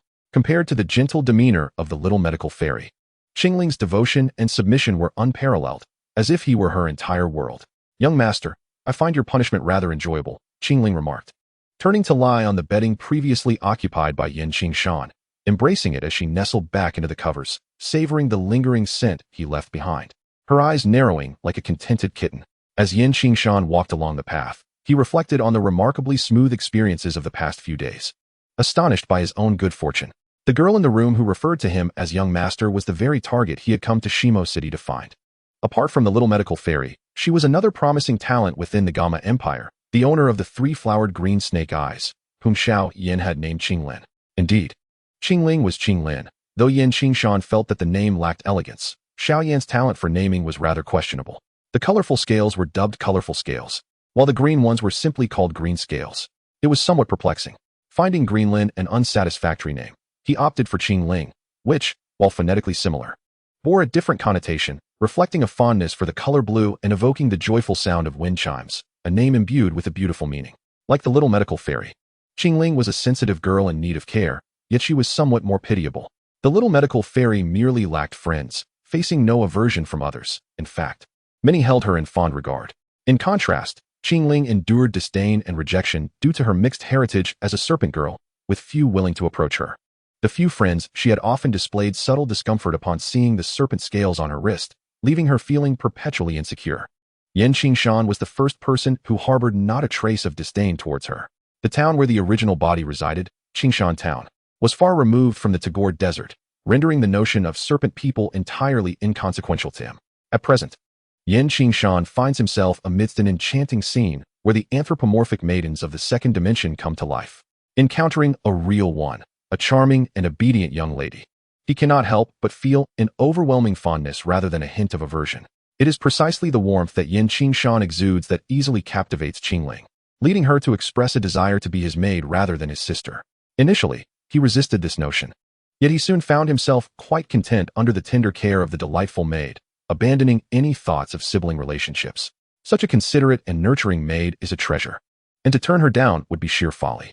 Having been accustomed to Qingling's attentive service, he found himself developing a bit of a temper and a touch of arrogance.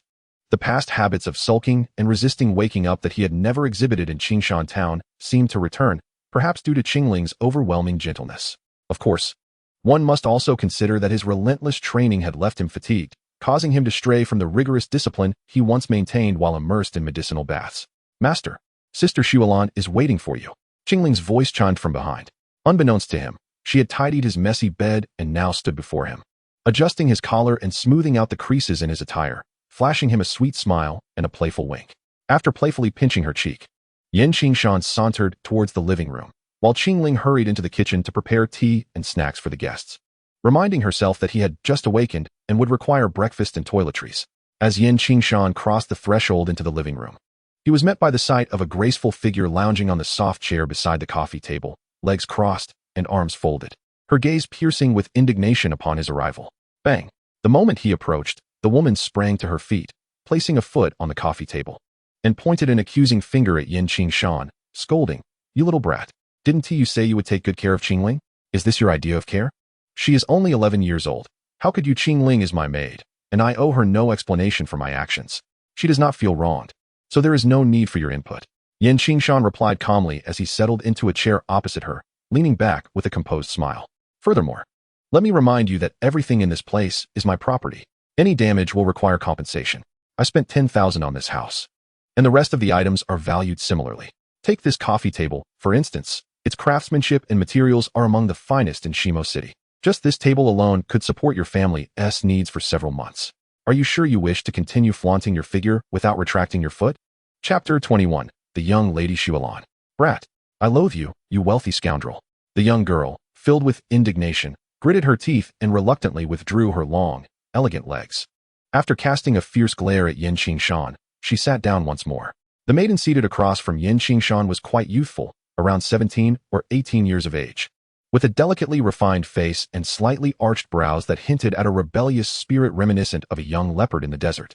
Her unique temperament combined with her commanding figure exuded a distinctive charm. This desert flower was stunning, yet adorned with thorns, possessing a rather irritable disposition, particularly towards Qingshan. Her attire was audacious and fiery, somewhat akin to the voluptuous cheerleaders of Qingshan's past life, with a bronzed, seductive waist laid bare before his gaze. This morning, Qingshan found himself somewhat unsettled, his eyes inadvertently drawn to her alluring form, from the delicate navel downward. Beneath her exceedingly short leather skirt, a pair of long, alluring legs was displayed just within reach, as though he could merely extend his hand to savor their captivating allure. "Ah, you little lecher." The young girl had certainly noticed Qingshan's lingering gaze, yet her bold demeanor rendered her indifferent to his scrutiny. A faint smile graced her lips, seemingly pleased that he was captivated by her. Of course, for a man to gaze at a woman without inciting disdain, he must possess a modicum of attractiveness himself. Were he a greasy, lascivious old man, one would surely label him a rogue. "Are you so engrossed that you wish to touch?" Qingshan found himself momentarily lost in thought when the girl's ruby lips parted and a tempting voice reached his ears as one of her long, shapely legs was placed enticingly close to him. "Ahem, perhaps another time," he stammered, not being a saint himself. The atmosphere was charged with palpable tension, yet the girl's sudden shift in demeanor made him cautious. A quick glance out of the corner of his eye revealed approaching footsteps from outside, prompting him to straighten his posture and lean back against the chair. Humph, a boy with lustful thoughts but lacking the courage, merely bullying a young girl. The sultry maiden, somewhat dissatisfied, retracted her long leg. A figure clad in a verdant hue entered the room, cradling a basin and toiletries. After cheerfully addressing him as young master, Qingling proceeded to assist Qingshan with his morning ablutions. Once he had finished washing up, Qingling tidied away the items and departed. Shortly thereafter, another servant wheeled in a cart, meticulously arranging bowls and dishes of food before taking her leave. After this entire process concluded, Qingshan, having adjusted his demeanor, raised a cup of red tea towards the alluring young woman and took a sip before setting the cup down. "Shualan, I trust you have made progress on the matter I entrusted to you?" The girl across from him wrinkled her delicate nose in dissatisfaction, but with business at hand, she refrained from displaying her annoyance. Instead, she retrieved a rolled map from her side, presenting it as the very item he sought. The young lady, known as Shualan, had enlisted the help of her father and several uncles to gather extensive information regarding that particular region. "What exactly are you in search of?" Hailing from the mercenary city of Shimo, Shualan was born into a mercenary family that enjoyed relatively favorable circumstances. Her father held a mid-level position in a mercenary group, and he nurtured her without bias due to gender. Shualan displayed remarkable talent, possessing the 9th tier of fighting spirit before the age of 19. Although she had attempted to break through to the fighter level several times without success, she now stood at the pinnacle of the 9th tier, reportedly preparing for another attempt soon. Given her age, such cultivation would suffice for admission into the Canaan Academy. However, her abilities were not particularly outstanding there, especially when compared to the current Qingshan. Thank you. Qingshan accepted the map from the young lady, which detailed the eastern region of Shimo City, including specific topography, water sources, and the types of magical beasts in the vicinity, as well as the territory of the serpent people to the east. Hey kid, what exactly are you looking for? Qingshan noticed that Qingshan was entirely focused on the map and did not respond to her. Growing impatient, she moved closer to attract his attention, but he remained oblivious to her presence. This area isn't too cold at night, is it? Qingshan finally turned his attention, not drawn by her beauty, but rather by a section of the map marked as sandy terrain. Qingshan appeared momentarily taken aback. But with the map so close, she had no choice but to look and respond. This area seems to be the case. I went there with my father once. The sand was quite warm at night, unlike other places that get very cold. However, apart from the yellow sand, there's nothing there, not even a water source, mountains, or stones. People have tried digging down, but all they found was more sand. I see. Qingshan's eyes flickered. He became intrigued by this suspicious area, as it could very well be the target of his search. Having traveled from the Beast Mountain Range to Shimo City, his primary goal was to seek out Qingling, a potential asset, while another aim was to locate the first strange fire that the protagonist of the original story acquired, specifically the Blue Lotus Earth Heart Fire. There were still several years before Queen Medusa would utilize this to break through, and according to the original narrative, she attempted to evolve her bloodline and break through to the Fighter Sovereign 6 months after discovering the. This implies that the Blue Lotus Earth Heart Fire was still in its nurturing grounds. Of course, Qingshan had no immediate plans concerning the Blue Lotus Earth Heart Fire. Despite having collected materials for a Blood Lotus pill, he was not yet inclined to seek out the. Indeed, the is a precious treasure, not merely for its potential to evolve the, but also as a rare gem in the realm of nature. However, for someone like Amir with a, it is nearly of no use. Fire counters wood, establishing an intrinsic antagonism between the elements, and given that this is, the mere act of approaching it could prove perilous. What he seeks is not the itself, but rather another entity residing within the heart of the, specifically a rare creature, the guardian of the. The typically thrives in intensely hot regions, subsisting on molten lava, and possesses significant evolutionary potential. Initially a first tier, with sufficient fortuity, it may ascend to a 6th tier, capable of rivaling level prowess. The born in the cradle of the represents one such fortunate spirit, as the quality of the lava in this extraordinary region far surpasses that of ordinary lava fields. This particular has already reached the 4th tier, exhibiting strength that even exceeds that of 5th tier within the molten expanse. Alas, its fortune has not been particularly favorable, having been tasked with guarding that. It suffered injuries at the hands of Queen Medusa and fled. Before it could fully recover, it encountered the protagonist, only to be subdued and subsequently ambushed, leading to a rather unfortunate fate. While the combat prowess of a 4th tier exceeds that of a typical, its instinctual nature often overrides its rationality. Generally, only 5th tier or those of superior bloodlines possess the intelligence to attempt to transcend their primal instincts. Below the 5th tier, while individually stronger than their human counterparts of the same level, may fall victim to tactical maneuvers that exploit their instinctual behaviors when faced with coordinated attacks, even from foes of lesser overall strength. However, upon reaching the 5th tier, their intellect rivals that of humans, rendering most human stratagems ineffective, often resulting in a decisive slaughter of humans by, faced with a 5th tier or higher, should there be no equally matched warrior to distract it. The annihilation of an entire team is not uncommon. Hailing from humble origins without substantial backing, understands that in the realm of, lacking any form of support or hidden advantages greatly hampers one's ascent. It is not simply a matter of avoiding trouble. The unpredictability of life ensures that as long as one exists, conflicts are unavoidable. Even in seclusion, one may unwittingly become entangled in disputes for various reasons, and is not one to shun the world entirely. Recognizing the futility of perpetual concealment, chooses to reveal his strength at opportune moments. The resources required for the lion-hearted baptism are substantial, and gathering them alone proves challenging. Moreover, such a considerable cache of precious materials would inevitably attract attention. Rather than operate in the shadows, it is far more prudent to take control of, ensuring a more straightforward and manageable approach. Since his prowess has already been revealed, Qingshan must hasten his steps. It matters not that he lacks a background or hidden cards. He can easily seek and forge them himself. A 15-year-old fighter is undoubtedly a prodigy, and with his current strength and talent, any faction within the Gamal Empire would eagerly welcome his affiliation. However, he harbors little interest in the petty forces of the Gamal Empire. He yearns for something more powerful and liberating, such as the Canaan Academy. Joining the Canaan Academy stands as a midterm objective, and there is no rush, for their admissions occur within a fixed time frame. Yet, there exists another short-term goal, to create his own backing and hidden cards. The 4th Order Twin-Headed Fire Spirit Snake, equivalent to a 4th Order magical beast of the Fighter Spirit rank, is indeed formidable. However, knowing the specific circumstances of the Fire Spirit Snake, it may still be possible to successfully tame it if approached strategically. Should he succeed in this endeavor, he would possess a formidable card in the form of a 4th Order magical beast comparable to a fighter spirit. With such a card in hand, many of his options would expand, making it easier to devise various plans. Chapter 22. Departure from Stone Desert. You best not inquire about what I am looking for. Knowing too much will not benefit you. Qingshan retracted the map and deliberately raised his gaze to issue a warning at the end of his statement. Though Qingshan acted out of good intentions, he preferred that not too many people knew of this matter. At present, his strength is too weak as a 6-star fighter.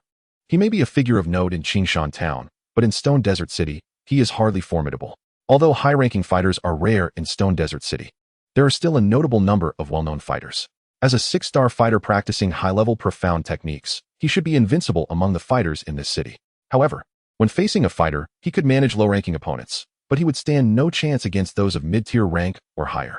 While he possesses other means, those should not be overused, unless absolutely necessary. He prefers to avoid trouble. TSK what s with all this secrecy? Qingshan muttered in dissatisfaction, but did not press further. Young master, Sister Qingshan.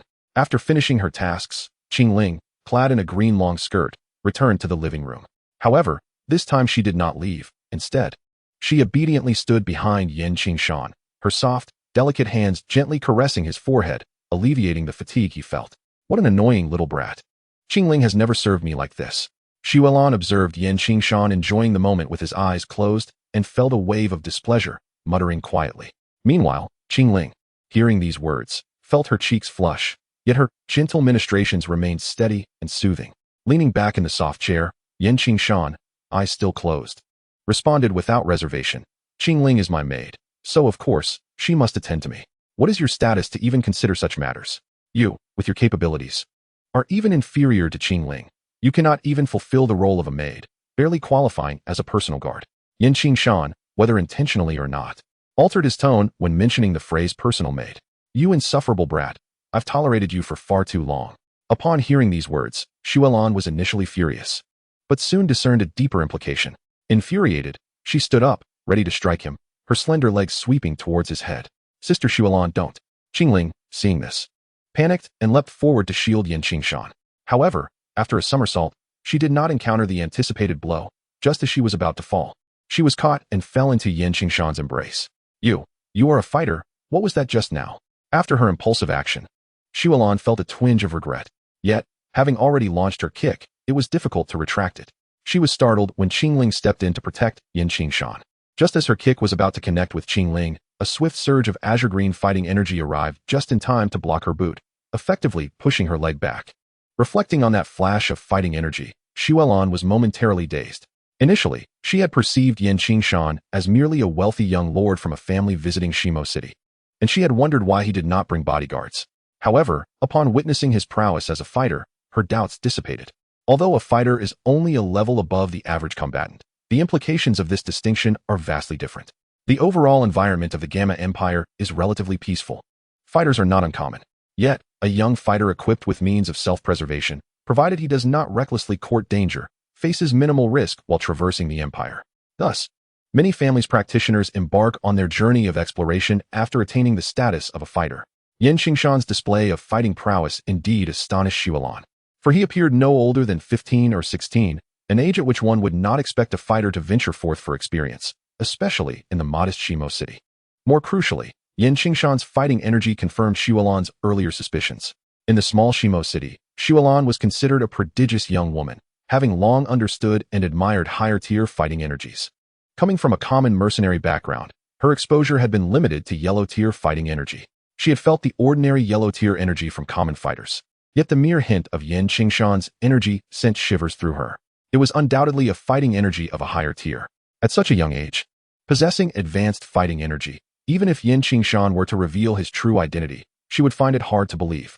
For his remarkable attributes perfectly aligned with those of a family's seasoned martial artist.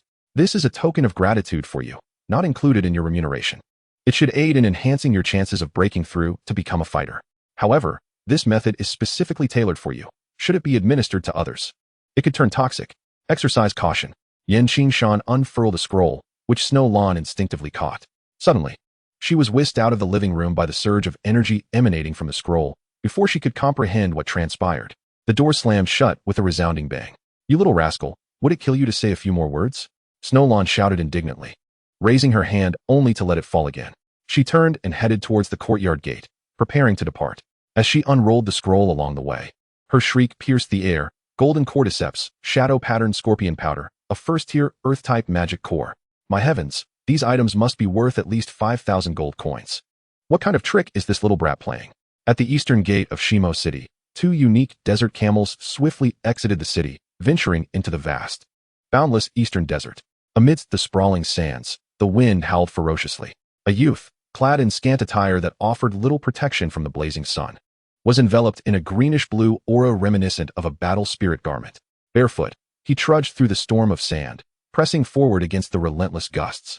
Behind him, a series of footprints sank deep into the yellow sand, their details quickly blurring in the swirling dust. Shortly after he passed, the footprints were obscured by the shifting sands, concealing all traces beneath the desert. The youth was not alone. He was accompanied by two camels laden with essential supplies such as food and clean water. On one of the camels sat a girl draped in a verdant cloak, fully wrapped to shield herself from the abrasive elements.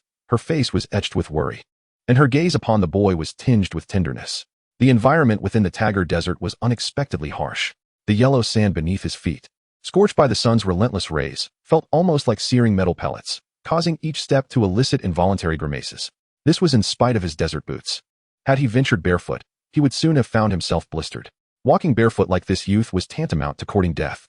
Yet Qingshan was not seeking demise. Rather, he was utilizing the most extreme conditions to hone himself, to elevate and refine his battle spirit, rendering it more concentrated and pure. Among the various types of battle spirits, wood type was arguably the least advantageous. In terms of damage, it paled in comparison not only to lightning and fire, but even to earth attributes. Its defensive capabilities were negligible, and it offered no superior healing compared to water.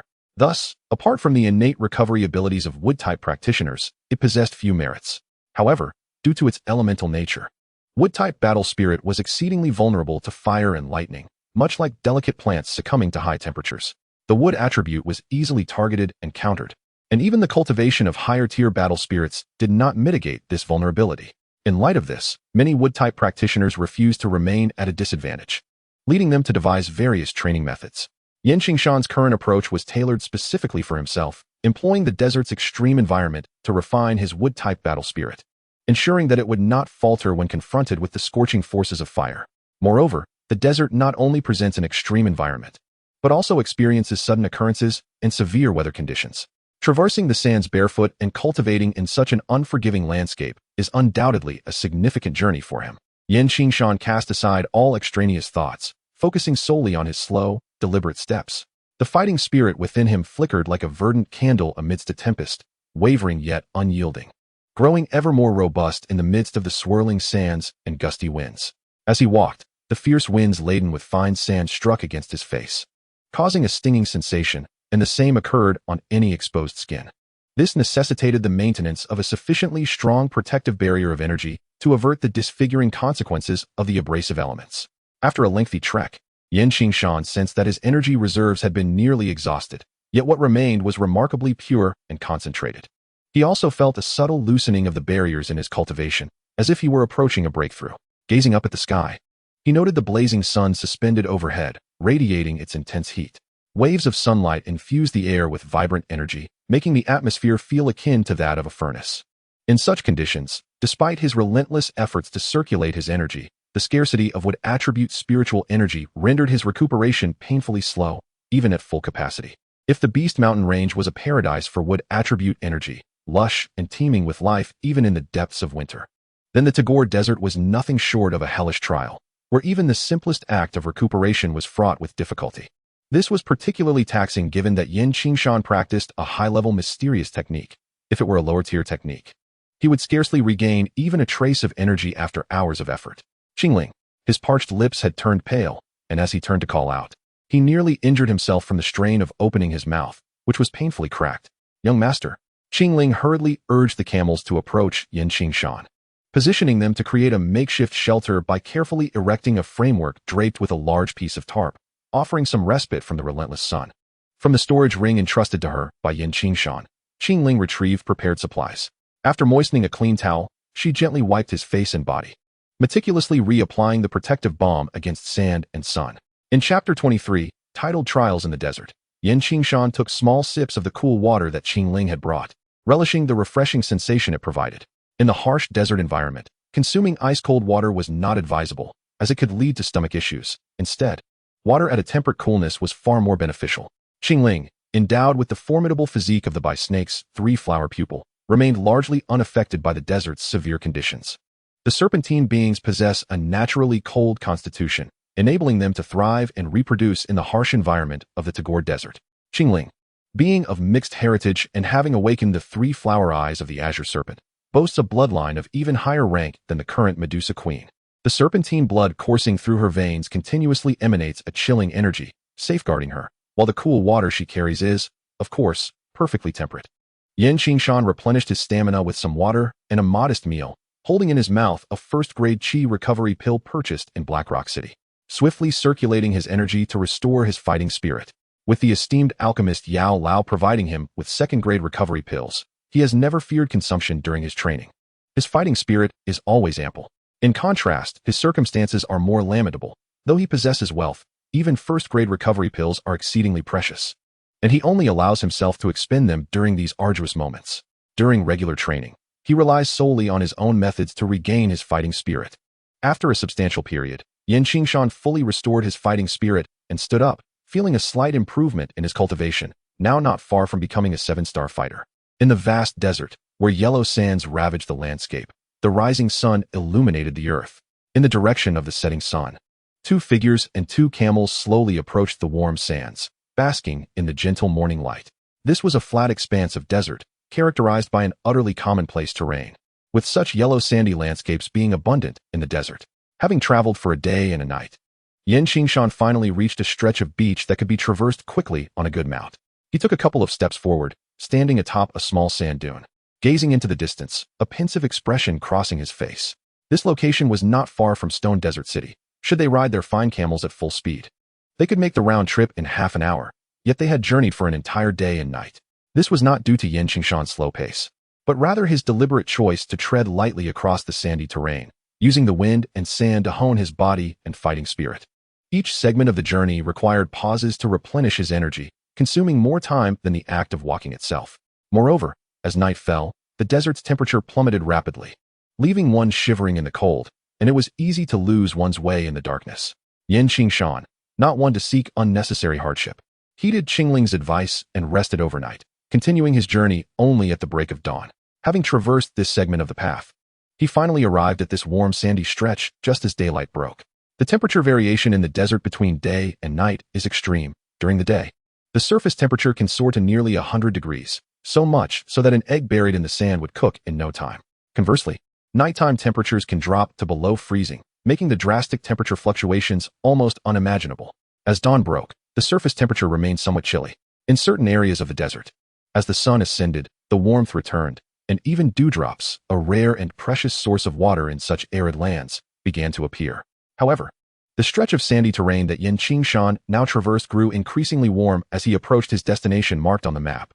By the time he reached the periphery of this location, the temperature felt akin to that of the previous noon, an anomaly in this region. Yet, a cursory glance around revealed no remarkable structures, no caves, not even the silhouette of a mountain. The tallest sand dunes bore no peculiarities, presenting an ordinary desert landscape. Dawnlight scanned and analyzed the data of the area. Qingshan, his gaze sharp and focused, benefited from the enhanced observational and intelligence-gathering abilities bestowed upon him after the Lionheart baptism. His spiritual perception had also significantly intensified. Nevertheless, the vast expanse of yellow sand stretched endlessly before him, making it arduous to locate his desired target. The target lay beyond the range of exploration, allowing only a vague sense of an inexplicable heat source beneath the surface. Detailed information eluded him. With his current capabilities, recklessly digging in the desert could only lead to entrapment. Kneeling to grasp a handful of scorching sand, he frowned at its heat. The celestial heart fire, and the twin-headed fire spirit serpent were likely concealed beneath this desert, yet he appeared powerless to descend. Digging in the desert is perilous, for the sand is exceedingly loose. If one were to excavate at an angle, the upper layers would soon collapse. Conversely, digging straight down could lead one directly into a subterranean lava pool, where the intense heat would likely claim one's life before any passage was made.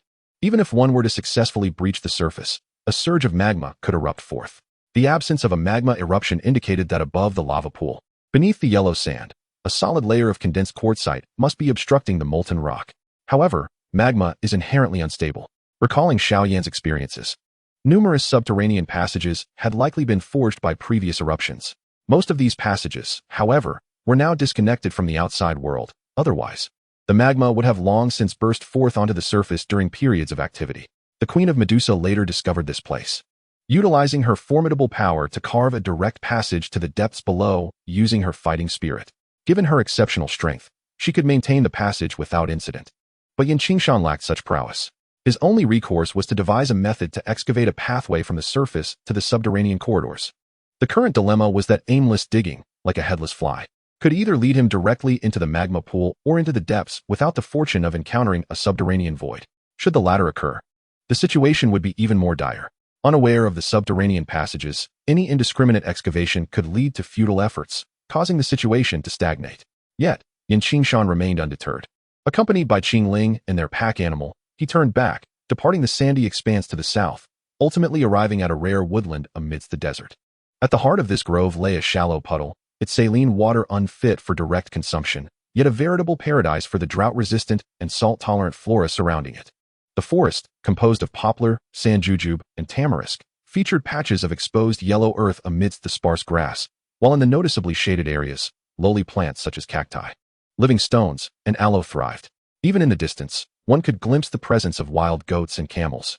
Qingling, let us establish our camp here for the time being. This region bore no signs of human presence, save for the occasional remnants of campfires, which was quite normal.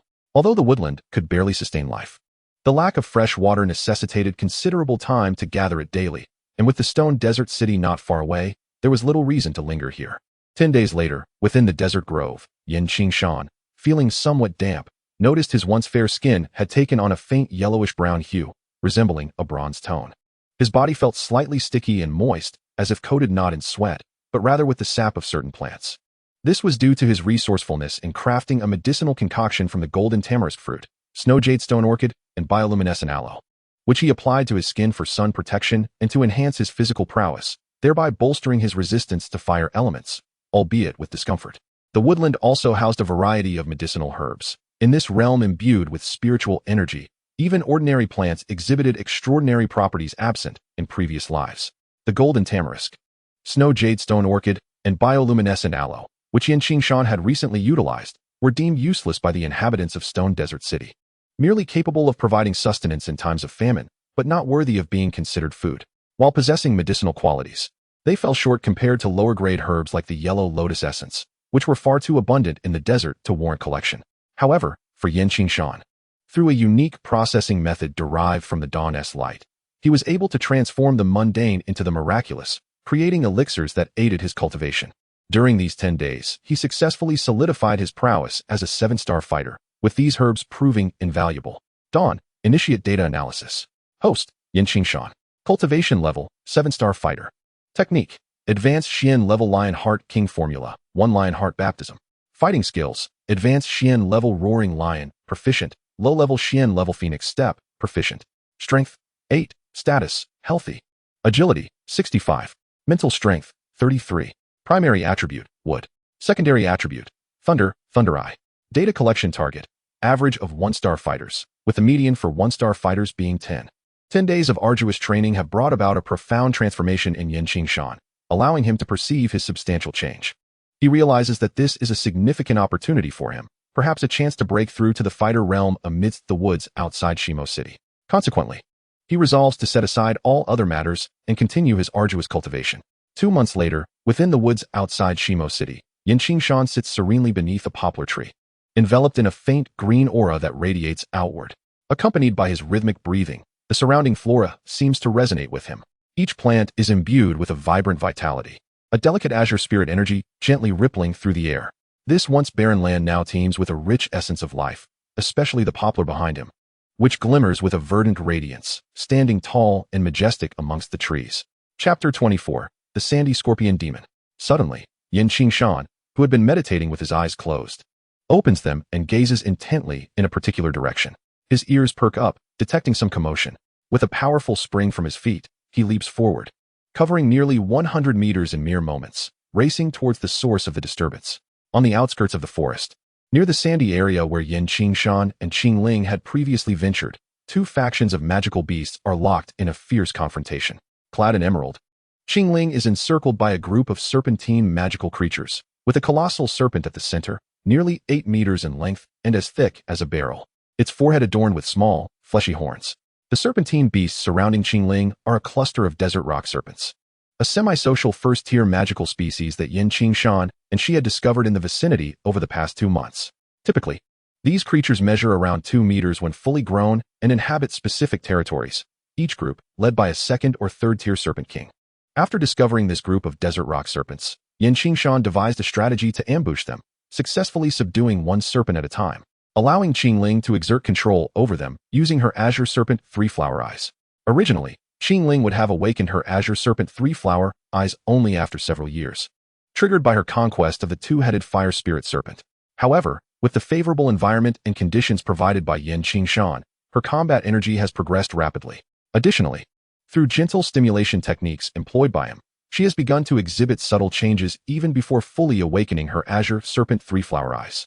Initially, controlling a single desert rock serpent proved to be an immense challenge for Qingling. Yet, as the number of subdued serpentine beasts increased, she found the task becoming significantly easier. Nevertheless, in her current state, where she has not yet completely awakened, her limit remains the half-control of a second-tier serpent king. Indeed, it is a matter of partial control. Qingshan did not excessively stimulate her by Shisan Huatong. Rather, he allowed her to utilize her innate serpentine eye talent as a medium to forge a communication channel with these serpentine magical beasts. Gradually, she influenced the primitive thoughts of these creatures, transforming them into guardians for Qingling. The number of serpentine magical beasts on Qingling's side, including the desert rock serpents, was not insignificant, approximately 20 to 30 in total. However, before her, a greater multitude of yellow sand scorpions encircled her and her serpentine companions. The yellow sand scorpion, a peculiar small magical beast of the desert, typically no larger than a human head, lay in wait amidst the sands, ambushing unsuspecting humans or animals by suddenly releasing venom. This diminutive creature hardly qualifies as a first-tier magical beast, yet the sheer number confronting her was imposing, an overwhelming swarm resembling a sea of scorpions, numbering at least in the hundreds. Among them were several first-tier scorpions and a formidable second-tier scorpion king, which stood a meter tall and approached 10 meters in length, surpassing even the desert rock serpent king beside Qingling in strength, nearing the threshold of a third-tier magical beast. Seeing Qingshan arrive, Qingling promptly exclaimed, "Young master, that expanse of desert is the settlement of the yellow sand scorpions. We sent Xiao Huang and the others to explore underground, provoking these scorpions. They have come to issue a warning. The yellow sand scorpions thrive in the warm, sandy environment. Even on a winter night, the sands retain heat. It is not surprising that such a multitude of scorpions gathers here, yet I cannot afford to retreat." Qingshan furrowed his brow in contemplation, but the yellow sand scorpions would not wait. Observing the intrusion, the Scorpion King released a piercing cry, and a tide of yellow sand scorpions surged forth, creating a magnificent scene. A single second-tier Scorpion King, flanked by nearly 20 first-tier scorpions, spread across 6 positions, approximately 3 to 4 at each, while over 300 yellow sand scorpions prepared for battle. Qingshan swiftly completed his intelligence gathering, effortlessly calculating the precise data of the enemies before him and even beginning to predict their potential movements and feasible strategies. "Young master, what shall we do?" The scorpion tide surged forward. After all, Qingling was still a mere child. Instinctively, she urged the rock serpents to retreat towards Qingshan. As the two of them and more than 20 rock serpents found themselves encircled by hundreds of scorpions and over 20 first-tier scorpions. "Initiate, confirm viable battle strategies, Qingling. Let us mobilize these rock serpents towards the Scorpion King." Qingshan assessed the comparative strengths of both sides. With nearly 30 first-tier rock serpents on their side against just over 20 scorpions, both sides possessed second-tier magical beasts. The enemy had the advantage of sheer numbers with hundreds of ordinary scorpions, yet if they could prevent the enemy from leveraging this numerical superiority, this arduous battle was not beyond their grasp. Qingshan made a resolute decision, prompting Qingling to swiftly communicate with the Rock Serpent King. The temperament of magical beasts is often more impulsive than that of humans. When faced with provocation, they typically respond with direct confrontation. Upon receiving the signal, the group of rock serpents immediately sprang into action. The desert rock serpent, as its name suggests, bears some resemblance to the flat rock serpents found within the Beast Mountain range. Both possess a mutated earth attribute. Yet the desert rock serpent is not as flat as its distant relatives. When exerting their full strength, they can glide through the air, albeit not for great distances. The rock serpents, as solid as gold and stone, coordinated their movements with precision. Some forged ahead while others held the rear, carving a path through the onslaught of scorpions directly towards the Scorpion King. The Scorpion King, clearly taken aback by the audacity of the attack, shrieked loudly to rally its subordinates as Tier 1 scorpions swiftly converged towards it, believing they had a chance. Perched upon the back of the Rock Serpent King and shielded within the serpentine throng, Qingshan and Qingling prepared for the oncoming Tier 1 scorpions attempting to obstruct their path. With unwavering resolve, he launched his assault. He activated his enhancements, calculating the wind speed, distance, and the movement trajectory of the scorpions. As he leaped into action, a pair of violet wings unfurled behind him, propelling him forward with greater speed than the rock serpents. Two azure-tinged energy blasts struck the vulnerable gaps in the armor of the Tier 1 scorpions, resulting in their immediate collapse, sending crimson blood splattering across the ground. The allure of advanced combat techniques lies in the fact that after cultivating higher-tier fighting energy, one not only experiences accelerated training, but also achieves superior energy quality and combat prowess, far surpassing that of others of the same tier. Presently, Qingshan was practicing an advanced mystic-level technique, his energy quality rivaling that of mid-tier magical beasts ranked above Tier 3. When facing the Tier 1 scorpions of the lowly yellow sand scorpion lineage, he was capable of overwhelming them with ease. With a resounding force, nearly 30 rock serpents formed a formation akin to a piercing arrow, thrusting directly into the heart of the scorpion horde. The previously trailing Rock Serpent King surged forward to lead the charge, colliding with the Scorpion King. The battle between the Tier 2 magical beasts was exceptionally brutal. A dozen or so rock serpents formed a circular formation, encircling the battlefield and swiftly rotating to divide the center from the flanks. The rapid movements of the rock serpents generated tremendous impact. Any ordinary scorpion that drew near was shredded into pieces. Many scorpions found themselves hindered from entering, helplessly watching as their king was besieged by one man and one serpent.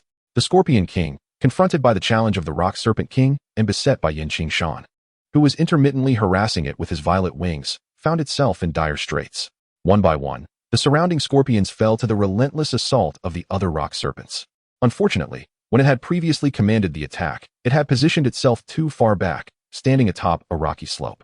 Now that slope was surrounded, and the tide of scorpions found it difficult to turn back for reinforcements, which were nowhere to be seen. The combat prowess of the Tier 2 Yellow Sand Scorpion King was still formidable, managing to exert pressure on the Rock Serpent King. Its tail, armed with venomous stingers, glimmered ominously. Had it not been for the astonishing defenses of the Rock Serpent, any other magical beast would have been defeated by now. The second-tier monster, the Scorpion King, is beyond the capabilities of its first-tier counterparts, and this particular Scorpion King is nearing the threshold of the third tier. Qingshan instructed Qingling to lead the first-tier Rock Serpent in defense outside, ensuring they did not venture too close to the central zone. The other first-tier scorpions were overwhelmed and perished, leaving the central battlefield in a stalemate. Meanwhile, the encircling forces continued to shrink, and the scorpions surged once more, this time with a ferocity that pressed in from all directions, resulting in casualties among the rock serpents as well. With a mighty roar, the Scorpion King, possessing greater strength, emitted a sharp shriek as it swiftly ensnared the Rock Serpent King within its pincers, pinning it down. The tail spike rose slightly before darting towards the Rock Serpent King's eyes. This time, it had learned to target vulnerable spots such as the eyes and nostrils, realizing that other areas were impenetrable. As for Qingshan, his attempts to disrupt the Scorpion King merely caused superficial damage to its shell, failing to inflict significant wounds. He grew complacent regarding the agile little bird, believing any injuries sustained would be trivial. With auxiliary support activated, the trajectory of the scorpion's tail was calculated alongside wind speed and distance for the lion's roar. Unfortunately, the Scorpion King was oblivious to the existence of combat techniques. After gauging the opponent's defensive strength, Qingshan gathered his energy midair, and as the Scorpion King launched its attack, he seized the moment to descend rapidly and unleash the lion's roar. Though the charge was incomplete, its power was sufficient to breach the Scorpion King's defenses. A flash of purple light sliced through the air, severing the Scorpion King's tail and causing blood to spurt forth from the wound. The excruciating pain and loss of balance weakened it, providing the Rock Serpent King with an opportunity. The Rock Serpent King spun to break free from its confinement. Its jaws wide open as it seized the Scorpion King's head, injecting venom and energy from its fangs directly into the wound. With a piercing cry, the Yellow Sand Scorpion King thrashed violently, but alas, Qingshan delivered the final blow. He descended, wings folded, from a height of over 10 meters, striking the Scorpion King's head with a force akin to a falling hammer. The azure energy crashed against the Scorpion King's shell, causing it to crack and blood to erupt. This second-tier beast ultimately succumbed to the overwhelming force of the final strike, its limbs slipping as its massive body crashed to the ground. After enduring relentless assaults, the Scorpion King was left bloodied and broken, letting out a final, mournful wail before perishing. Chapter 25. The Underground Passage. With the death of the Yellow Sand Scorpion King, the remaining Yellow Sand Scorpions descended into chaos, their ranks thrown into disarray without a leader to command them. As the last of the first-tier scorpions fell, the lesser Yellow Sand Scorpions, which had not yet reached the first tier, scattered in confusion. The stringent hierarchy among the monsters was evident, bereft of leadership and guidance. They fled in all directions under the oppressive aura of the higher-tier desert rock serpents. After a prolonged chase, the desert rock serpent abandoned its pursuit upon hearing Qingling's call. Qingshan and Qingling then took a moment to tend to the numerous corpses of the magical beasts scattered around them. The ordinary Yellow Sand Scorpions were scarcely of the first tier, their worth negligible. Their venom, however, proved somewhat beneficial. Qingshan diligently collected the venom glands from their stingers, including those from the first-tier scorpions and the second-tier Scorpion King. Out of nearly 20 first-tier scorpions, only 3 contain magical cores, a ratio that is notably low among first-tier magical beasts, indicating that their potential is indeed limited. Fortunately, the second-tier Scorpion King yielded a second-tier magical core, which was a stroke of good fortune, an Earth attribute magical core approaching the quality of third tier, thus holding considerable value. Nonetheless, Qingshan chose not to keep these 4 magical cores for himself, instead offering them to the Rock Serpent King and the 3 first-tier rock serpents that had contributed the most. Although rock serpents are of the stone attribute, which is a variant classification of the earth attribute, their energy conversion rate is high. Moreover, desert rock serpents frequently absorb earth attribute energy, allowing them to maximize the utilization of this magical core. The advancement of magical beasts is much more arduous than that of humans. Once they reach adulthood, their strength grows slowly, lacking the cultivation talents that humans possess. They can only continually accumulate energy over a protracted period, relying on the foundation built through relentless effort to gradually evolve. Of course, high-ranking magical beasts with superior bloodlines grow significantly faster, but the majority of magical beasts follow a path of slow energy accumulation. The methods for magical beasts to amass energy are limited. Enduring, arduous training is one approach, while another involves consuming precious spiritual herbs rich in energy. The final method is through fierce battles among magical beasts, devouring the corpses of the vanquished. The energy contained within the corpses of magical beasts is substantial, but it is far more chaotic and volatile than that found in magical cores, rendering it nearly unusable by ordinary beings. However, the robust bodies of magical beasts can be directly consumed. Although the conversion rate may not be exceedingly high, it is significantly quicker than arduous training. In this battle, the Yellow Sand Scorpion horde was nearly annihilated by Qingshan in collaboration with the rock serpents, leaving behind a plethora of corpses, over 100 in total, while about 20 rock serpents remained, ready to feast. The scene of the magical beasts devouring their prey was undeniably gruesome. The unintelligent rock serpents even spared no thought for their fallen companions. Qingling turned pale upon witnessing this spectacle. Qingling, lead me to the location where the Scorpion King appeared. Qingshan whispered as he stored the collected materials in his spatial ring and approached her. Startled, Qingling quickly turned around, covering her mouth and hastily following Qingshan. Master, I was searching for possible underground passages in the desert with the rock serpent group, just as I usually do. However, when we arrived at this spot, the Rock Serpent King had just burrowed in, and soon after, there was a tremendous commotion below. Then, the second-tier Scorpion King charged out. Prior to this, although we had encountered the Yellow Sand Scorpions and other subterranean beasts, they were accompanied by 30 rock serpents, causing most of the creatures to flee in fright. Only here did the Scorpion King emerge, the leader of the entire Yellow Sand Scorpion clan. Upon awakening, it summoned numerous scorpions to its side. Qingling led Qingshan to a noticeable sandy burrow in the northern part of the desert. Young master, it is right here, she said. Qingshan gazed at the slightly sunken sandy terrain before him, where a diminishing opening led into a dark abyss, barely a foot wide, from which faint wisps of warm air ascended. This opening was quite profound, and given that the Yellow Sand Scorpions favored warmth, It was likely they had burrowed towards a heat source, potentially connecting to some underground passageway. Qingshan began to speculate that beneath this desert lay the nurturing grounds of the Qinglian Earth Heart Fire, which had given birth to this extraordinary flame. The subterranean magma lake was exceedingly active and had erupted several times, causing the molten activity to create quartzite caverns that explain the many underground paths discovered by Xiaoyan. These concealed tunnels, buried deep underground, were rarely detected by humans, who typically excavated with specific intentions and would abandon their efforts after a period of fruitless endeavor. In contrast, beasts often relied on instinct and intuition to navigate perilous terrains. The yellow sand scorpions preferred warmth, yet shied away from direct sunlight, frequently traversing the desert in search of heat sources. It was not uncommon for them to fortuitously uncover a cavernous passage. "Qingling, let us fetch the rock serpents," Qingshan proposed. He attempted to clear the area around the burrow, but a slight disturbance caused the surrounding sands to shift, partially concealing the entrance once more. Understanding that it would require significant effort to descend into the depths alone, he felt reassured by his prior preparations. "Little girl, you have truly rendered a great service to the young master this time," he exclaimed. Beside him, the girl in the green dress crouched at the burrow's mouth. Her form dusted with sand, yet her delicate visage radiated joy. Qingshan chuckled, affectionately ruffling the girl's hair, which elicited a delightful blush upon her cheeks, enhancing her charm. Qingling, slightly bashful, playfully winked at him and asked, "Young master, how will you reward Qingling?" "Reward?" Qingshan feigned contemplation, observing the girl's rapid development with her improved nutrition. "How about rewarding Qingling with a warm bed for the night?" "Young master, you're incorrigible," Qingling retorted, flustered, as she covered her face and dashed away, unable to withstand his teasing. Qingshan watched with a grin as the girl dashed away, a mischievous intent compelling him to pursue her.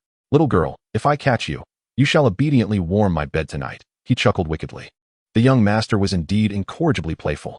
Qingling's bashful voice was tinged with laughter as the two frolicked amidst the swirling yellow sands, their peals of laughter intertwining with the howling winds.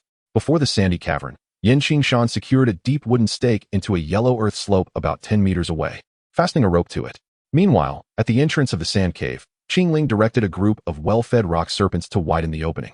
One by one, the serpents charged through with fervor, utilizing their earthy magic to stabilize the sandy passage, swiftly creating an opening over 1.5 meters wide where the pit once lay.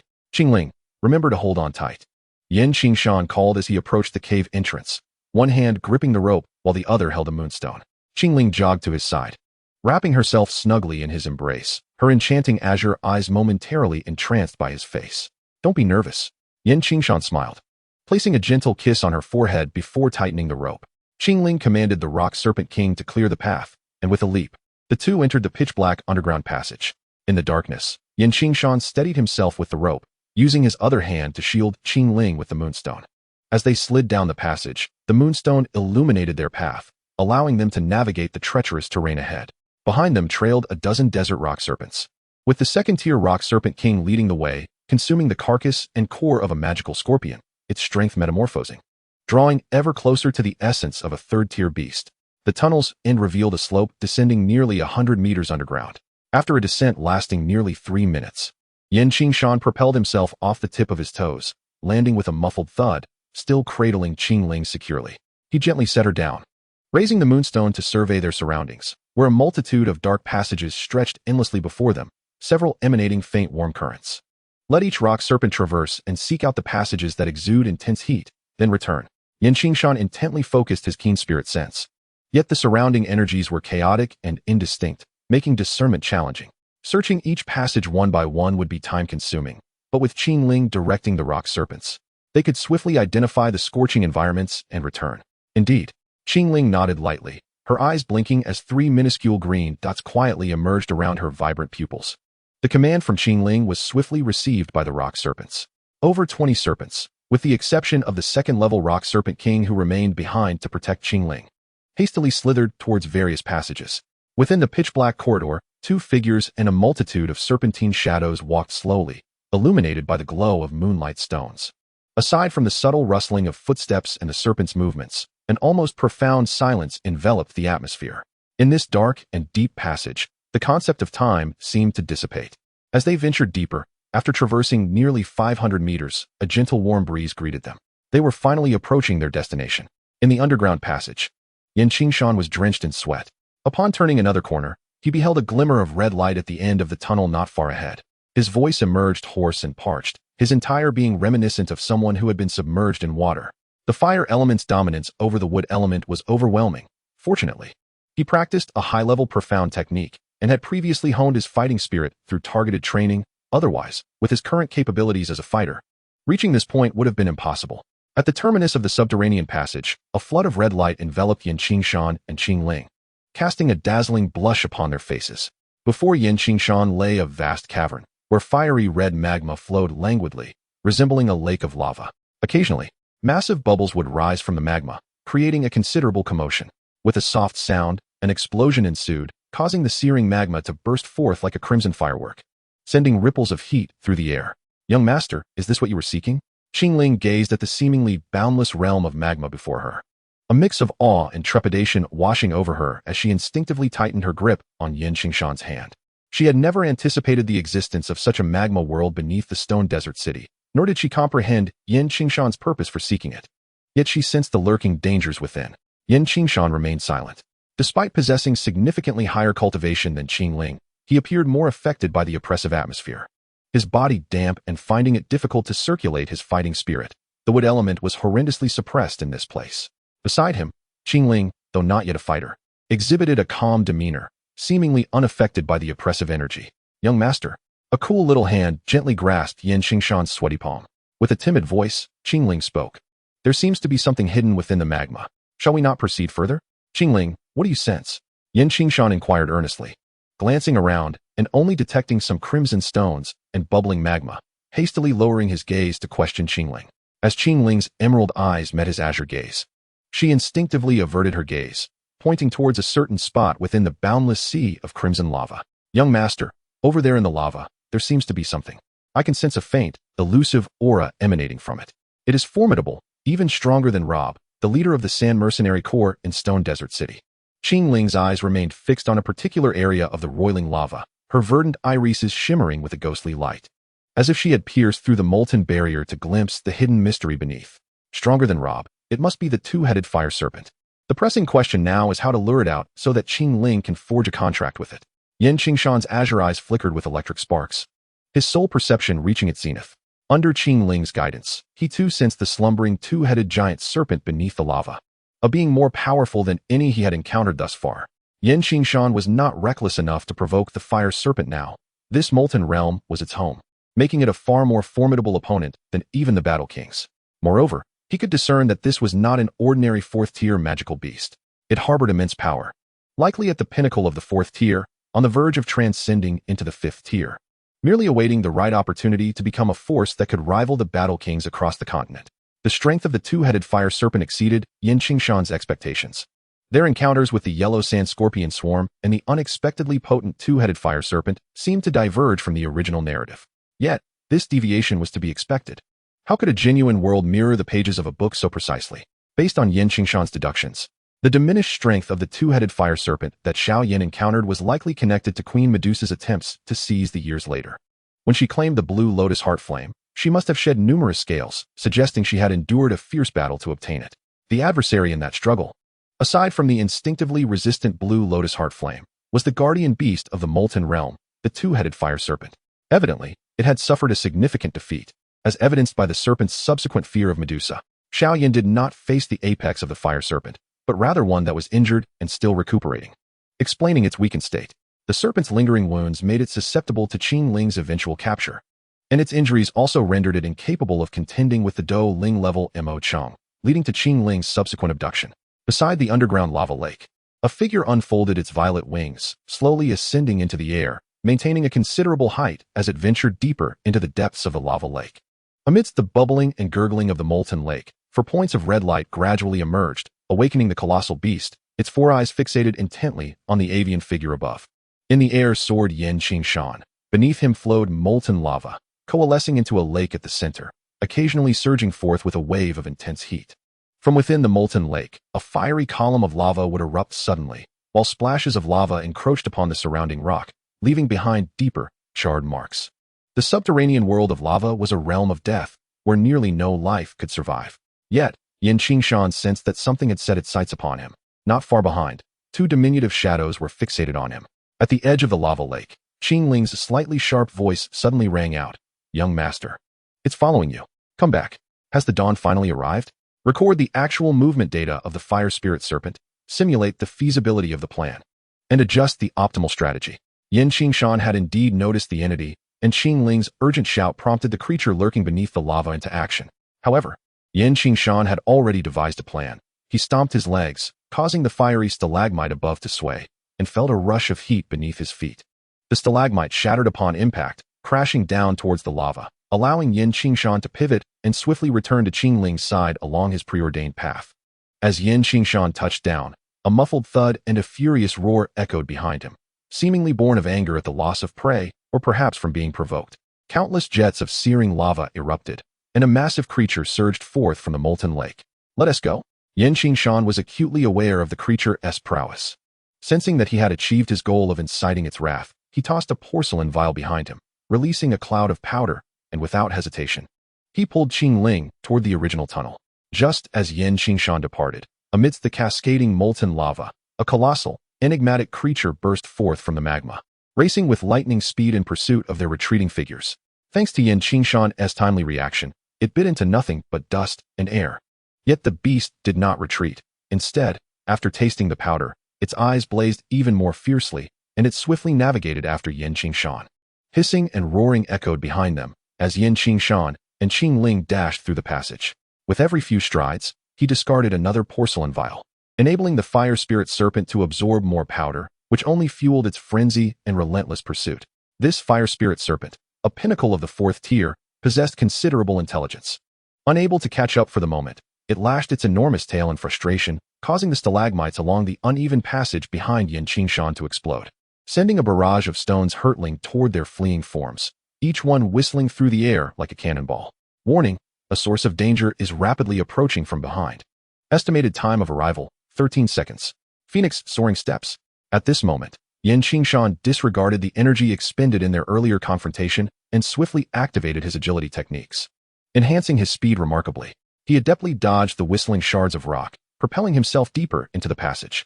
With Qingling by his side, he darted forward, evading the pursuing fire spirit serpent, until they reached the inclined entrance where they initially entered. Here, a myriad of branching paths lay before him, and he chose a slightly cooler tunnel to venture into. Before long, the fire spirit serpent caught up, following the scent of the powder and their lingering presence. Showing no interest in the exit leading to the outside world, Qingshan and Qingling raced through the dark corridor, unaware of how much time had passed. As the air grew increasingly frigid and damp, upon reaching a bend ahead, they could even hear the sound of dripping water. Well, have you all stopped? Afraid to pursue? The fire spirit serpent hesitated, slowing its pace in this inhospitable environment, clearly uncomfortable with the cold, damp surroundings. Just then, Qingshan hurled 2 or 3 porcelain vials at it around the corner. The exploding powder was inhaled once more, momentarily overpowering its remaining rationality with fury. It yearned to shred this persistent little creature. With a furious hiss, the two-headed fire spirit serpent surged towards Qingshan, leading them both deeper into the passageway. They reached a shallow puddle, not more than 30 meters in diameter, where small streams converged, and the temperature had plummeted significantly. Qingshan spread his wings and glided swiftly over the puddle, landing on the opposite side. He set Qingling down, instructing her to stand back, while he turned to confront the ferocious two-headed fire spirit serpent, which was about to plunge into the water. This serpent was extraordinarily elongated, likely measuring at least 4 to 5 zhang. Its body was a vibrant crimson, resembling a massive sphere of fiery jade from a distance. The surface was covered in palm-sized red scales. True to its name, the two-headed fire spirit serpent possessed 2 heads, each with a pair of menacing diamond-shaped eyes, filled with a violent and bloodthirsty intent. This formidable creature had yet to suffer defeat at the hands of the Medusa Queen, rendering it even more ferocious. Had it been a few years later, Qingshan's provocations might not have lured it toward the magma lake so easily. Hiss! The two-headed fire spirit serpent recognized that the one who had angered it had come to a halt, and as it approached the puddle, its speed gradually diminished. Living in magma, it was deeply unsettled by the chilly water, knowing that entering would surely diminish its power. Warning, target's energy flow is accumulating. An explosion will occur in 9 seconds. Is it preparing to unleash its ultimate move? Qingling, take cover. Qingshan observed the serpent's neck swelling ominously, as if it were about to unleash a torrent. Realizing the imminent danger, he urgently beckoned Qingling to hide behind the corner of the tunnel. Chapter 27. the three-flowered eyes of the azure serpent. The terrifying magma and flames erupted with a thunderous roar, overwhelming the once stable ground of Qingshan. A thick cloud of white smoke mingled with the acrid scent of sulfur filled the passage. The two-headed fire spirit serpent opened its massive jaws wide, unleashing two colossal columns of molten lava, akin to a volcanic eruption, surging forth with ferocity towards Qingshan, who stood across from the water pit. Although the twin torrents of fire were narrowly evaded, the tumultuous magma burst within the passage, scattering embers that radiated an intense heat, causing even Qingshan and Qingling, who sheltered around the corner, to feel the oppressive warmth.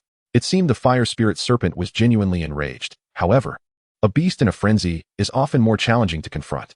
Qingshan, observing the advancing flow of lava, felt a flicker of blue light in his eyes, surprised by the turn of events. Nevertheless, his prudent nature had ensured that a contingency plan was in place from the outset. After pulling Qingling along, they turned a corner to find a slanted tunnel above them, barely half a meter in diameter. He sent Qingling up first before leaping after her, just as the molten flow approached. In the distance, at the entrance of the passage, the two-headed fire spirit serpent gradually ceased its furious expulsion of lava, and the once frigid water pit before it was now shrouded in thick white mist. The icy underground lake nearly brought to a boil with the rising temperature. Hisses. The fire spirit serpent emitted a series of hisses, yet received no response. Just as it was about to turn away, a sudden howling wind surged from another direction, and a stone struck one of its heads with precision. Both heads snapped around to behold the figure that had incited its fury. "You are utterly pathetic, little serpent," Qingshan taunted, striking various provocative poses, even turning his back to the fire spirit serpent. While the serpent's intelligence may not rival that of a human, it could certainly perceive such blatant taunts, and its rage quickly eclipsed its limited reasoning. "Isn't this precisely what you desire, fire spirit serpent? Come and take it." After provoking the serpent to his heart's content, Qingshan produced a pale purple fruit, exuding a rich fragrance. The purple smoke fruit, a specialty of the Monster Mountain range, contained a small amount of fire tribute energy, making it highly coveted by fire element beasts. This particular purple smoke fruit was the finest among those Qingshan had previously discovered, and he had treated it in a special manner, rendering it irresistibly enticing to fire element monsters. While ordinary purple smoke fruits emitted a faint aroma, the one in Qingshan's hand radiated an extraordinary scent that could make one's stomach rumble with hunger. The gluttonous flower, a spiritual herb capable of producing an alluring fragrance that easily stirred the appetites of beasts, was among the ingredients Qingshan had previously scattered in powder form. The fire spirit snake, having ingested the powder, not only experienced a surge in appetite, but also found its fire attribute's spiritual energy invigorated by the essence of the purple smoke fruit. It became akin to a beast driven by insatiable cravings, relentlessly pursuing Qingshan. With an ample supply of powder consumed along the way, the fire spirit snake resembled a famished creature, its primal instincts awakened. The expulsion of numerous magma fire columns necessitated an energy replenishment, and after being provoked multiple times by Qingshan, it could no longer suppress its impulses. Roaring in fury, fueled by its desire for the purple smoke fruit, the two-headed fire spirit snake disregarded its fear of the water pit. The temperature of the water had risen significantly due to its earlier actions, alleviating its initial discomfort. Shaking its massive head, it plunged into the water, charging toward Qingshan. In response, Qingshan deftly unfurled his azure wings and soared into the air, elegantly evading the snake's bite by veering in a graceful arc. He then cast two purple smoke fruits towards each of the snake's heads, momentarily distracting the creature from its pursuit. After devouring the fruits, the fire spirit snake raised its head once more, unwilling to relinquish its chase of Qingshan. "There's more." Qingshan, now positioned on the opposite side of the water pit, scattered a shower of purple stars from his hands, launching additional purple smoke fruits into the air. The fire spirit snake, quick to react, eagerly consumed each one. However, as the snake approached Qingshan, closing within 10 meters, its movements became impaired. Despite its fiery exuberance, its swimming speed noticeably decreased. The exquisite feeling of the supreme drunken dragon grass must be quite pleasant, Qingshan mused, a smile gracing his lips. He had no intention of providing the fire spirit snake with a supplement. The purple smoke fruit and the appetite-suppressing flower were mere facades. The two had invigorated the two-headed fire spirit snake, preventing it from immediately recognizing the third potent elixir concealed within the powder and fruits. Drunken dragon grass, a remarkable herb capable of inducing a state of stupor in both humans and magical beasts, posed no real harm. Its consumption left one feeling remarkably comfortable, leading to a restful slumber, with a refreshing awakening. Thus, magical beasts exhibited low sensitivity to drunken dragon grass, as it lacked toxicity. However, within the perilous expanse of the Beast Mountain range, accidental consumption could lead to deep slumber, and in such a treacherous locale, one might not awaken from a prolonged sleep. The two-headed fire spirit snake, having inhaled a substantial amount of powder and consumed at least 10 enhanced purple smoke fruits, was now experiencing the onset of the herb's effects after its prolonged aquatic activity. A wave of drowsiness washed over it, and sensing impending doom, the snake turned to flee from its pursuit of Qingshan. But it was too late to escape. Qingshan had meticulously planned for a long time, and he certainly would not allow the fire spirit serpent to escape so easily. After swimming for so long, its body had heated up considerably. "Allow me to cool you down." Suddenly, a multitude of burlap sacks appeared in Qingshan's hands. One by one, he hurled these sacks into the water pit. And just before they touched the surface, they burst open, releasing a flurry of powder that swiftly dispersed into the water, generating an unmistakable chill. Qingshan watched from above, a smile gracing his lips, as a gust of cold wind erupted from the tumultuous water pit. "This was my specially formulated nitrate powder, infused with a first-tier ice attribute magical core. I hope it provides you with an unforgettable experience." The once heated water pit rapidly cooled down, and although it calmed the fire spirit serpent somewhat, it also delayed its movements further. The serpent hissed in fury, its massive tail thrashing wildly, while its mouth spewed forth streams of magma. However, as it struggled, more underground water transformed into ice due to the effects of the nitrate powder. With Qingshan continuously sprinkling the powder from above, even the serpent's tail began to freeze, inciting further madness within it. "You have no chance left." The two-headed fire spirit serpent barely managed to struggle to the edge of the water pit, but Qingshan remained composed. As waves of serpentine shadows surged towards its colossal form, the long-ambushed rock serpent swarm delivered the final blow, thrusting it back into the icy depths of the water pit. With a hiss, the serpent's tail was thoroughly submerged, and its two heads became enshrouded in a myriad of nitrate powder. What filled it with dread was the relentless wave of drowsiness that washed over it. Qingshan landed upon the icy surface, emanating a chill. The serpent, its head still glowing red, snapped around, its jaws agape, warning him to stay away. Yet, Qingshan seemed undeterred, continuing his approach. After a couple of steps, he veered off in another direction. The fire spirit serpent remained vigilant, but did not act rashly, for Qingshan was still 10 meters away, and any hasty strike would likely falter. It now possessed little strength to resist. "Qingling, employ the method I taught you." Qingshan summoned Qingling from another passage, instructing her on the details as he pointed towards the fire spirit serpent. Despite the serpent being thoroughly outmaneuvered, even in its fatigued state, its combat prowess was comparable to a third-tier magical beast. A desperate strike from it would be beyond Qingshan's capacity to withstand. Hence he maintained a safe distance after testing the waters. "Understood, young master." Qingling was aware of Qingshan's extensive planning for this day. To avoid disappointing him, she had to succeed. The young girl stepped closer to the two-headed fire spirit serpent, perhaps due to the serpentine blood coursing through her veins. The creature did not immediately attack her, instead observing her movements with caution. The fire spirit serpent extended its crimson tongue and hissed, warning this intriguing little morsel not to approach any closer. However, the diminutive delicacy before her showed no signs of halting. As she drew nearer, its movement remained unperturbed. With her hands poised, Qingling channeled her entire fighting spirit through a unique technique into her eyes. Focusing intently, she resolved to tame it, assuring herself of her impending success. Her heart brimmed with determination. Within her crystalline, jade-green orbs, 3 verdant specks suddenly emerged, more vivid than ever before. This time, the 3 green dots underwent a miraculous transformation, resembling 3 delicate buds. The 3 tiny green blossoms within her gaze blossomed radiantly, and as these peculiar flowers manifested, a powerful ethereal light surged forth, illuminating the fiery serpent before her. The two-headed fire spirit serpent, poised to unleash its final assault, found itself rigid with fear as it was ensnared by the eerie glow. The spectral light glided slowly over the serpent's massive form, eventually settling upon the center of its foreheads. As the light ceased its movement, it began to contract, becoming increasingly concentrated and luminous. With the ethereal glow diminishing to the size of a palm, it halted its reduction. In a sudden burst of brilliance, the 2 diminutive green flowers were imprinted upon the serpent's heads. Once the blossoms appeared, the ethereal light gradually dissipated, and moments later, the tiny flowers in Qingling's eyes swiftly scattered, returning to their previous verdant hue.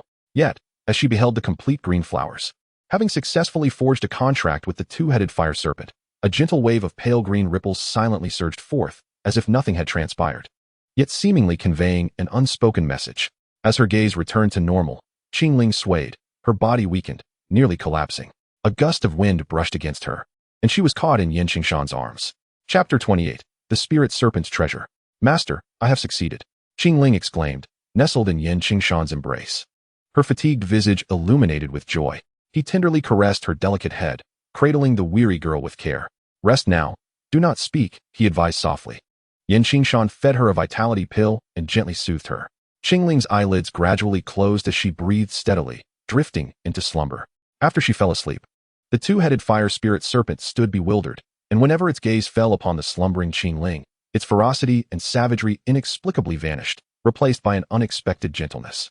Dawn, gather specific data on the fire spirit serpent and attempt to devise a nurturing plan. In a moment of tranquility, Qingling found herself cradled in Yanquenshan's embrace, while he simultaneously orchestrated the release of the trapped two-headed fire serpent from the clutches of the rock serpents to gather intelligence. Yanquenshan's Dawn electronic auxiliary brain had the capacity to analyze the gathered materials, thereby projecting feasible enhancement strategies, whether concerning humans or magical beasts. As long as the intelligence material was sufficiently abundant, it could serve as a basis for deducing targets. In less than a year, Yanquenshan ascended to the rank of an 8-star fighter, largely owing to the contributions of Dawn. Its calculated strategies maximized every resource at Yanquenshan's disposal, allowing him to achieve the pinnacle of fighter-level cultivation speed. His current endeavor was to collect samples from the fire serpent, aiming to facilitate a metamorphosis for this pinnacle 4th-tier beast. Should this endeavor succeed, a 5th-tier fire serpent would become an invaluable asset in the early stages of cultivation. 5th-tier magical beasts are formidable entities, even more daunting than the battle kings, endowed with extraordinary intelligence, robust physiques, and powers that surpass human capabilities in both strength and speed. It is evident that a typical battle king pales in comparison to a 5th-tier beast. However, while aspirations abound, the reality remains stark. Elevating a 4th-tier beast to 5th tier is no trivial feat, and the challenges Yanquenshan faces in achieving this objective are indeed formidable. Though Dawn can devise advancement strategies, it cannot account for every variable. Moreover, the specific data concerning both humans and beasts fluctuates continuously. Yanquenshan, as the embodiment of Dawn, is acutely aware of his own transformations, which he can refine and adjust. Yet, when it comes to designing strategies for other life forms, real-time fine-tuning is unattainable, necessitating broader considerations. Thus far, he has only attempted to devise strategies for Qingling and the little healer, and he hesitated to allow her to put them into practice. The two-headed fire serpent, ensnared in the icy pit, found itself incapacitated yet harbored an unmistakably hostile disposition towards Yanquenshan, the one who had ensnared it. Unfortunately, after a prolonged struggle, the effects of the Zue long grass reached their zenith, leaving the serpent incapable of resistance. Yanquenshan effortlessly extracted the now pliable creature from the icy confines, casting it onto the ground. He then proceeded to retrieve an array of collection tools. He meticulously gathered the fire serpent's fangs, blood, skin tissue, and scales, scrutinizing every inch of its serpentine form. To Yanquenshan's surprise, he discovered that this creature was a female serpent. Yet, the question lingered, did the two-headed serpent possess dual consciousness? This enigmatic inquiry provoked a sense of intrigue. As Qingling stirred from her slumber, she realized she was still nestled in her master's embrace.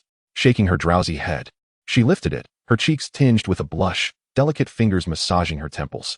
Suddenly, she whispered, "Master, have we succeeded? You have done remarkably well." Qingshan gently kissed Qingling's forehead, the young girl's cheeks flushed with a charming hue.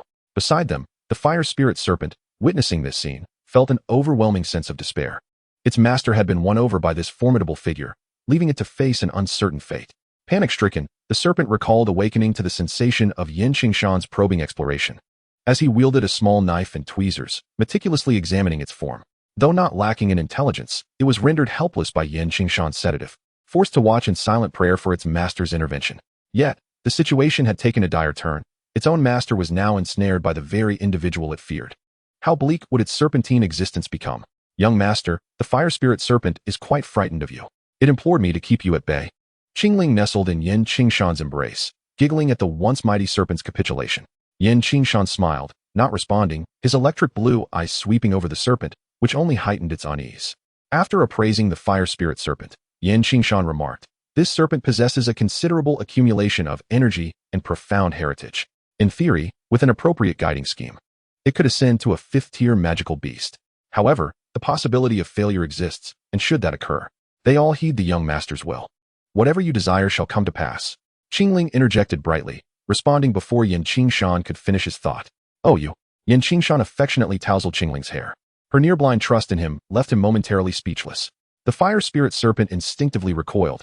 After forming a pact with Qingling, it had shared some of its master's insights. While it could not comprehend the previous exchange, a nagging feeling suggested it was anything but favorable.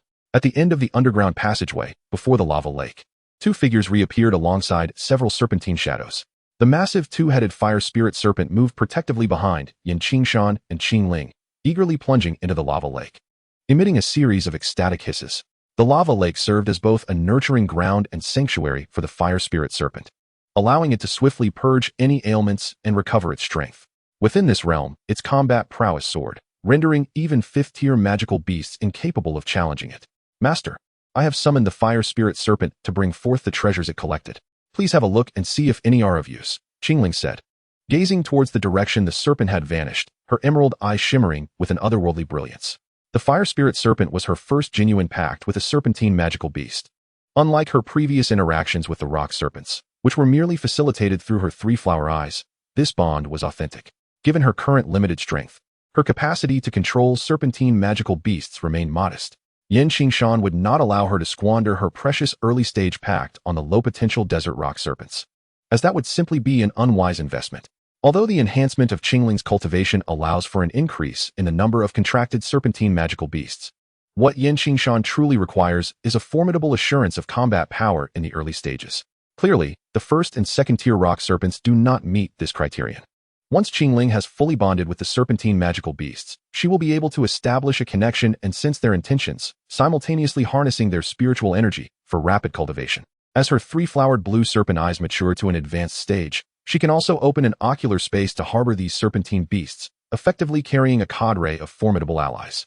With a touch of ruthlessness, she could thoroughly refine and absorb the controlled serpentine beasts, ultimately achieving the nine-headed celestial serpent soul, thus attaining the esteemed realm of six-star dozo. Shortly after the fire spirit serpent vanished, two serpent heads emerged from the lava, each clutching something in their jaws.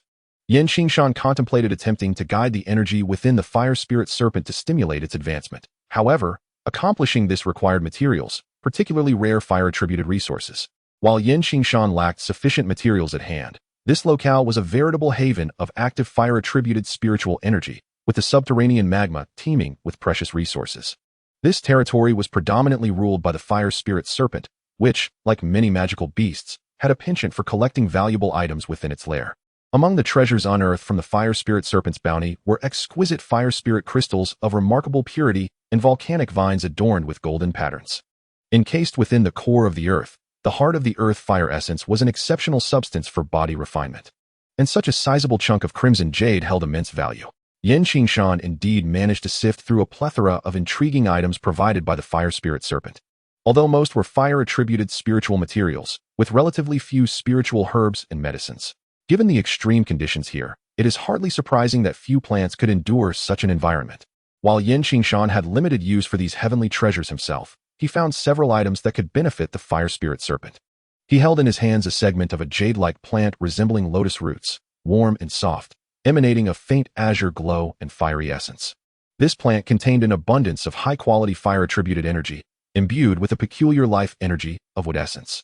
Merely grasping it caused Qingshan's internal fighting spirit to surge, yearning for its essence. "Young master," spoke the fire spirit serpent, "this is a fragment of an extraordinary blue flame lotus that took root in the magma lake." The fire spirit serpent, positioned opposite Qingling, emitted a series of hissing sounds, which Qingling translated. When the fire spirit serpent discovered that blue flame lotus, it instinctively bit down, sensing the immense energy contained within. However, the blue flames erupted, nearly incinerating it. Yet, it did not return empty-handed, having managed to bite off this segment of the lotus body. Nevertheless, the energy within is exceedingly pure, and having learned from its previous misstep, it dares not recklessly consume it again. What a foolish creature, attempting to bite into the foreign flames. It is fortunate it was not charred to ashes. After listening to the description, Qingshan could hardly be unaware that the blue lotus spoken of by the fire spirit serpent referred to the most precious treasure within this magma lake, the heart of the blue lotus fire.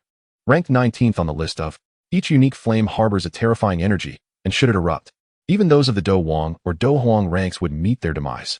However, both the fire spirit serpent and the blue lotus heart fire were birthed from the same source within this magma lake, resulting in a higher resistance of the serpent to the blue lotus heart fire. Furthermore, The minor reaction it provoked at the time prevented it from being exterminated outright. Is the blue lotus truly a plant? After hearing Qingling's recount, Qingshan clutched a fragment of the blue lotus remnant in his hand, and a peculiar light seemed to flicker in his eyes. The blue lotus heart fire, born from the depths of the earth, has undergone countless refinements, fusions, compressions, and sculptings over the course of 10 years to become sentient, a century to take form, and a millennium to transform into a lotus. When fully matured, it exhibits a bluish hue, with a cluster of azure flames at its core, known as the blue lotus fire or the blue lotus heart fire.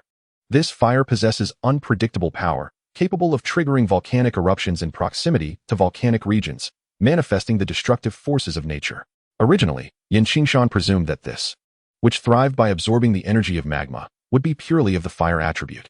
Yet, within the tangible remnant of the blue lotus lies a rich essence of wood attribute life energy, which he sensed he might also absorb. Chapter 29, Sudden Arrival of Enemies. In the Tagore Desert, within the magma lake, a flickering red light emerged. The flowing magma mixed with spiritual energy to form a great cocoon, pulsating rhythmically like a heart, with the aura within continuously evolving in strength. As time passed, the phenomenon became increasingly resplendent, with fire attribute spiritual energy surging from the underground passages like clouds and rivers. Beautiful and mesmerizing, Qingshan and Qingling gazed at this spectacle, clearly sensing the abundant energy within. Having reached this stage, the fire spirit serpent's advancement was nearly assured. Qingling, the environment here is rather inhospitable. We should depart. Once it was confirmed that the fire spirit serpent would not be disturbed during its evolution, Qingshan led Qingling away from the magma lake. Although a transition from the 4th to the 5th tier would not consume an entire year, it would still require some time to achieve true success. The underground passage was permeated with the stench of sulfur and toxic white smoke, with temperatures exceedingly high. While exploring for treasures was acceptable, enduring such an environment for an extended period was unbearable. Qingshan guided Qingling back through the passage they had come, ascending to the surface with the aid of a rope. As they emerged, a number of formidable serpent-like magical beasts appeared around them, including 2 or 3 third-tier snake kings. Prior to the fire spirit serpent's advancement, Qingshan and Qingling had swept through the surrounding area, subduing nearly all the serpent-like magical beasts within the vicinity. They had also gathered a collection of unique treasures and spiritual herbs native to the desert, many of which were utilized in the recent advancement ceremony of the fire spirit serpent. Qingshan and Qingling returned to the vicinity of the sparse forest and lake to cultivate while awaiting the transformation of the fire spirit serpent. Meanwhile, numerous serpentine magical beasts dispersed back to their respective domains. However, the second-tier and above serpent kings remained in the woods, secretly safeguarding the safety of Qingshan and Qingling. They continued to lead a semi-reclusive existence in the forest, having only ventured to Shimo City once to procure some daily necessities. For nearly 2 months, their days passed in tranquil cultivation and simple living. The autumn and winter seasons in Shimo City were not as pronounced as those in the Beast Mountain range. Only a few trees in the forest began to wither, and the daily temperatures dropped slightly. However, the daytime warmth remained relatively mild, with the nights becoming increasingly frigid. Qingshan and Qingling constructed a small wooden cabin in the forest, situated near the area where the core fire of the Green Lotus resided. Thus, the nighttime chill did not become unbearable, especially with ample firewood available to keep warm. Dawn broke, and data analysis began. Host, Qingshan. Cultivation level, 9-star fighter. Technique, Advanced Xian level Lionheart King Technique, 1 Lionheart Baptism. Combat skills, Advanced Xian level Roaring Lion, Low level Xian level Phoenix, Soaring Step. Strength, 96. Status, Healthy. Agility, 90. Mental Strength, 35. Primary attribute, Wood. Secondary attribute, Thunder, Thunder Eye. Data collection target, 1-star fighter average, with median values at 10. Qingshan gazed at his statistics, nodding slightly. Although he had just entered the realm of 9-star fighters, his specific data was more than triple that of ordinary peak fighters, and his combat prowess could match 10 of his peers in battle. Advanced techniques not only enhance the speed of cultivation, but also improve the quality of fighting spirit and other aspects. A closer examination of the data reveals the distinctions. Typically, a 1-star fighter practicing a low-level yellow technique would have statistics around 10. Those practicing intermediate to advanced yellow techniques would range from 11 to 14, never exceeding 14. Every 3 stars in cultivation signify a small leap in power growth. Peak 9-star fighters must practice at least intermediate yellow techniques to have a chance at breaking through, with average statistics hovering around 30. The strongest fighters practicing advanced yellow techniques could approach a data figure near 40. Of course, the aforementioned statistics only account for the explosive potential of fighting spirit. The potency of combat skills must be calculated separately, as utilizing combat skills would double these figures. A 9-star peak fighter practicing yellow techniques would have a composite statistic nearing 40, which pales in comparison to those of the same tier who practiced higher-level techniques. A 1-star fighter cultivates low-level profound techniques, and if the compatibility is sufficiently high, they can reach a maximum of 20. Theoretically, a 4-star fighter practicing low-level profound techniques can attain 40. Of course, the efficacy of the techniques is contingent upon their compatibility, and the more advanced the techniques, the higher the requirements, making it exceedingly difficult to fully exploit their potential. Consequently, few practitioners of low-level profound techniques at the 4-star level can achieve the same metrics as a 9-star fighter using ordinary yellow-level techniques. However, after undergoing the Lionheart baptism, Qingshan found a remarkable compatibility with this technique, rivaling that of high-level profound techniques of the same attribute, resulting in a substantial increase in his metrics compared to before the baptism. Theoretically, low-level yellow techniques can facilitate a breakthrough to the fighter level, and such a breakthrough typically yields the lowest comprehensive metrics among all fighters, hovering around 50. In reality, most practitioners of low-level yellow techniques struggle to break through to the advanced fighter level. Qingshan has encountered numerous fighters along his journey and has gathered relevant data, discovering that the minimum cultivation technique for fighters is generally high-level yellow, even if one does not initially possess high-level yellow techniques. Acquiring a suitable high-level yellow technique post-breakthrough is not particularly challenging. The upper echelons only restrict techniques above the profound level. High-level yellow techniques are not overly common on the continent, but the channels to obtain them are plentiful, allowing ordinary individuals to procure them through various means. A 1-star fighter utilizing high-level yellow techniques typically breaks through at around 65 to 70, and once their realm is fully stabilized, they can generally reach 70. Currently, Qingshan's metrics are not inferior to those of lower-star fighters, as he has also mastered advanced combat skills and the more precious flying combat techniques, enhancing his agility and combat prowess. Generally, low-level fighters who have not practiced profound combat techniques would not stand a chance against him.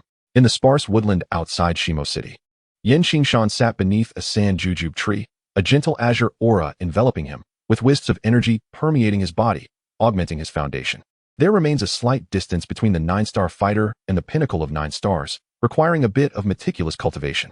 Theoretically, a 9-star fighter can directly challenge the fighter level, yet few dare to do so. Although the risk of regression upon failure is not present as it is in the Qi stage, failing to break through to the fighter level may still leave hidden injuries, posing future risks to one's cultivation. Typically, 9-star fighters strive to accumulate their combat energy while waiting for an opportune moment to arise. If they find themselves unable to discover such an opportunity for an extended period, they may resort to a forced breakthrough. The success rate of such a forced breakthrough entirely depends on the depth of their combat energy, hence the necessity for diligent accumulation. Although Qingshan is still on the path to the pinnacle of the fighter level, he is merely engaging in meticulous cultivation, focusing on amassing his combat energy during this period. Suddenly, Qingshan's ears perked up, and he opened his eyes to gaze toward the forest. Amidst the howling wind, a faint calling could be heard, as if beckoning both him and Qingling. The voice bore a hint of familiarity, and the subtle tremors beneath his feet suggested the approach of a camel rider. Qingling, Qingshan called out, and from the nearby wooden cottage, a charming and graceful young woman emerged, gracefully alighting beside him. With each call she uttered, formidable serpent-like magical beasts materialized throughout the woods. That voice seemed somewhat familiar. As the source of the sound drew nearer, a flicker of realization crossed Qingshan's puzzled face. He grasped Qingling's wrist and pulled her into his embrace, unfurling his amethyst wings to soar toward the edge of the forest, heading in the direction of Shimo City. Qingling, Qingshan, Qing. In the eastern desert of Shimo City, a slender figure riding a camel rushed toward the southeast. Her face etched with urgency as she called out loudly to attract the attention of the two who might be nearby. Sister Xuelan. Just as she was calling out in desperation, a familiar and joyful voice rang out from across the sand dune. Xuelan hastily urged her camel forward. Xuelan, how did you find us? Qingling exclaimed, embracing the older girl. The two beautiful maidens, reunited after a long separation, were filled with joy, and Qingling nuzzled her little head against Xuelan's shoulder before curiously inquiring, "Are you looking down on me, little girl? It was I who drew the map for you. How could I not know this place?" Xuelan playfully tapped Qingling's nose with her delicate fingers, always protective of her younger sister. Otherwise, she would not have braved danger alone to come here. What brings you here? Qingshan regarded Xuelan with a furrowed brow. The dashing female knight appeared somewhat disheveled. After months apart, she had successfully advanced to a 2-star fighter, though her aura seemed unsteady, indicating a recent breakthrough. Xuelon suddenly said in a rush, "Quick! You both need to leave. Someone is coming to find you." "What is going on? Be clear," Qingshan urged as he took Xuelon's delicate wrist, channeling his wood attribute fighting energy to help her recover from fatigue. The healing properties of wood attribute energy are second only to that of water, capable of alleviating negative conditions for fellow practitioners. There are people capturing hybrid serpent people. The entire group of hybrid serpent people in Shimo City has been taken by the Sand Mercenary Corps. I even saw their leader, Rob, being extremely respectful to some strangers who were inquiring about the whereabouts of other hybrid serpent people. They have already learned that Qingling left with you. Are they searching for hybrid serpent people? Could Rob be from the MO family? In Qingshan's eyes flickered a glimmer of unusual light. The Sand Mercenary Corps' sudden pursuit of the hybrid serpent people undoubtedly indicated a quest for certain special targets among them. Apart from the Bai Shi San Hua Tong, Qingshan could conceive of no other. Moreover, it was a well-known fact that the MO family had covertly manipulated the Sand Mercenary Corps in the past, attempting to obliterate all traces associated with the MO Thai Mercenary Corps, which had sheltered Qingling. This seemed to align perfectly with their objectives.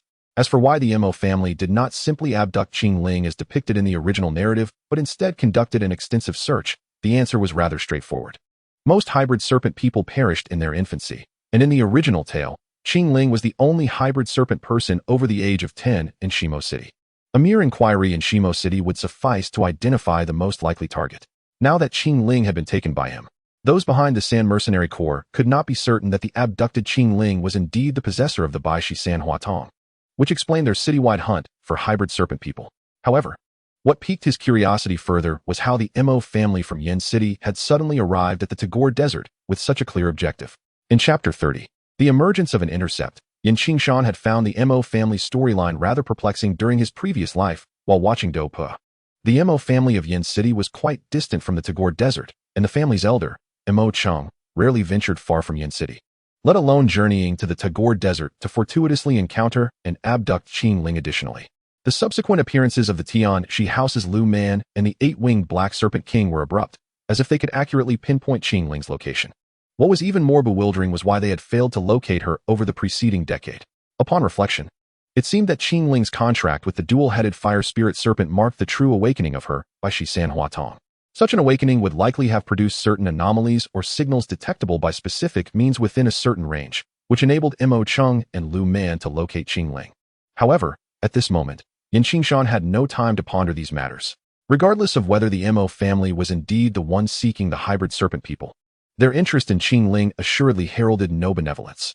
To the east of Shimo City, atop the prepared camel beasts, a cadre of elite mercenaries surrounded a group of seemingly foreign powerhouses. The leader of the Sand Mercenary Corps, Rob, had personally taken action, while his second-in-command, Mo Xing, had willingly assumed the role of a subordinate. Recently, the Sand Mercenary Corps had made considerable moves, first conducting a citywide search for the hybrid serpent people's whereabouts, even clashing violently with several other mercenary groups. They then prepared to leave the city in pursuit of a serpent woman already taken away by outsiders, even mobilizing a large contingent into the Tagore Desert, a reckless endeavor that many could not comprehend. "Captain, the Mo family's elder can no longer wait and has repeatedly inquired about when we can set off." Mo Xing hurried to Rob's side. As Rob's second-in-command, he was tasked with stabilizing the situation around the elder of the Mo family. Yet, the Mo family elder had no need for sycophants. If not for the necessity of a local guide, he would hardly regard the remote mercenary group of the Sand as worthy of his attention. "Tell them to wait a moment longer, do you hear me? In this desert, if we are not adequately prepared, how many brothers will return?" Rob's annoyance escalated as he grasped Mo Xing by the collar, expressing his dissatisfaction with his subordinate's urgency. "Commander Rob, I implore you to expedite preparations." The elder's temperament is rather unforgiving. A middle-aged man clad in a yellow robe entered the scene. After casting a glance at Mo Xing, he remained silent. This man was indeed competent, yet being associated with him was not worth offending a 3-star Dome Master. "I understand," Elder Mo ran. Rob released Mo Xing after glancing at the newcomer. He was indifferent to the man's demeanor, yet he did not wish to be disrespectful. Although Mo ran, a peak 9-star Dome Master, had not yet ascended to the rank of a Great Dome Master. He was perilously close to that realm and held significant standing as the elder's confidant, making it unwise to provoke him. Sighing as he watched Mo Ran depart, Rob acknowledged that while past matters were manageable, he truly wished to avoid entanglements today. The desert expanse outside Stone Desert City, although far from the actual Sea of Death, rendered the search for two individuals who had long departed akin to finding a needle in a haystack. nearly impossible. Moreover, with so many individuals delving deeper into the desert, should they provoke the formidable serpent tribes residing therein, the consequences could be dire. If not for the report indicating that the two individuals were likely still nearby Stone Desert City. Coupled with the elder of the Salt City MO family being someone one should not offend, he would have been reluctant to lead an expedition. As one of the few powerful figures in Stone Desert City, a 3-star Dome Master, Rob's strength would be formidable even in inland territories. Whether joining a faction or establishing his own family, he could secure a notable position, albeit lacking a certain depth of heritage. This time, although the MO family's demands were high, they promised to assist him in unifying Stone Desert City. While it may not rival the smaller inland cities, the city's interests were substantial, and naturally, he was intrigued.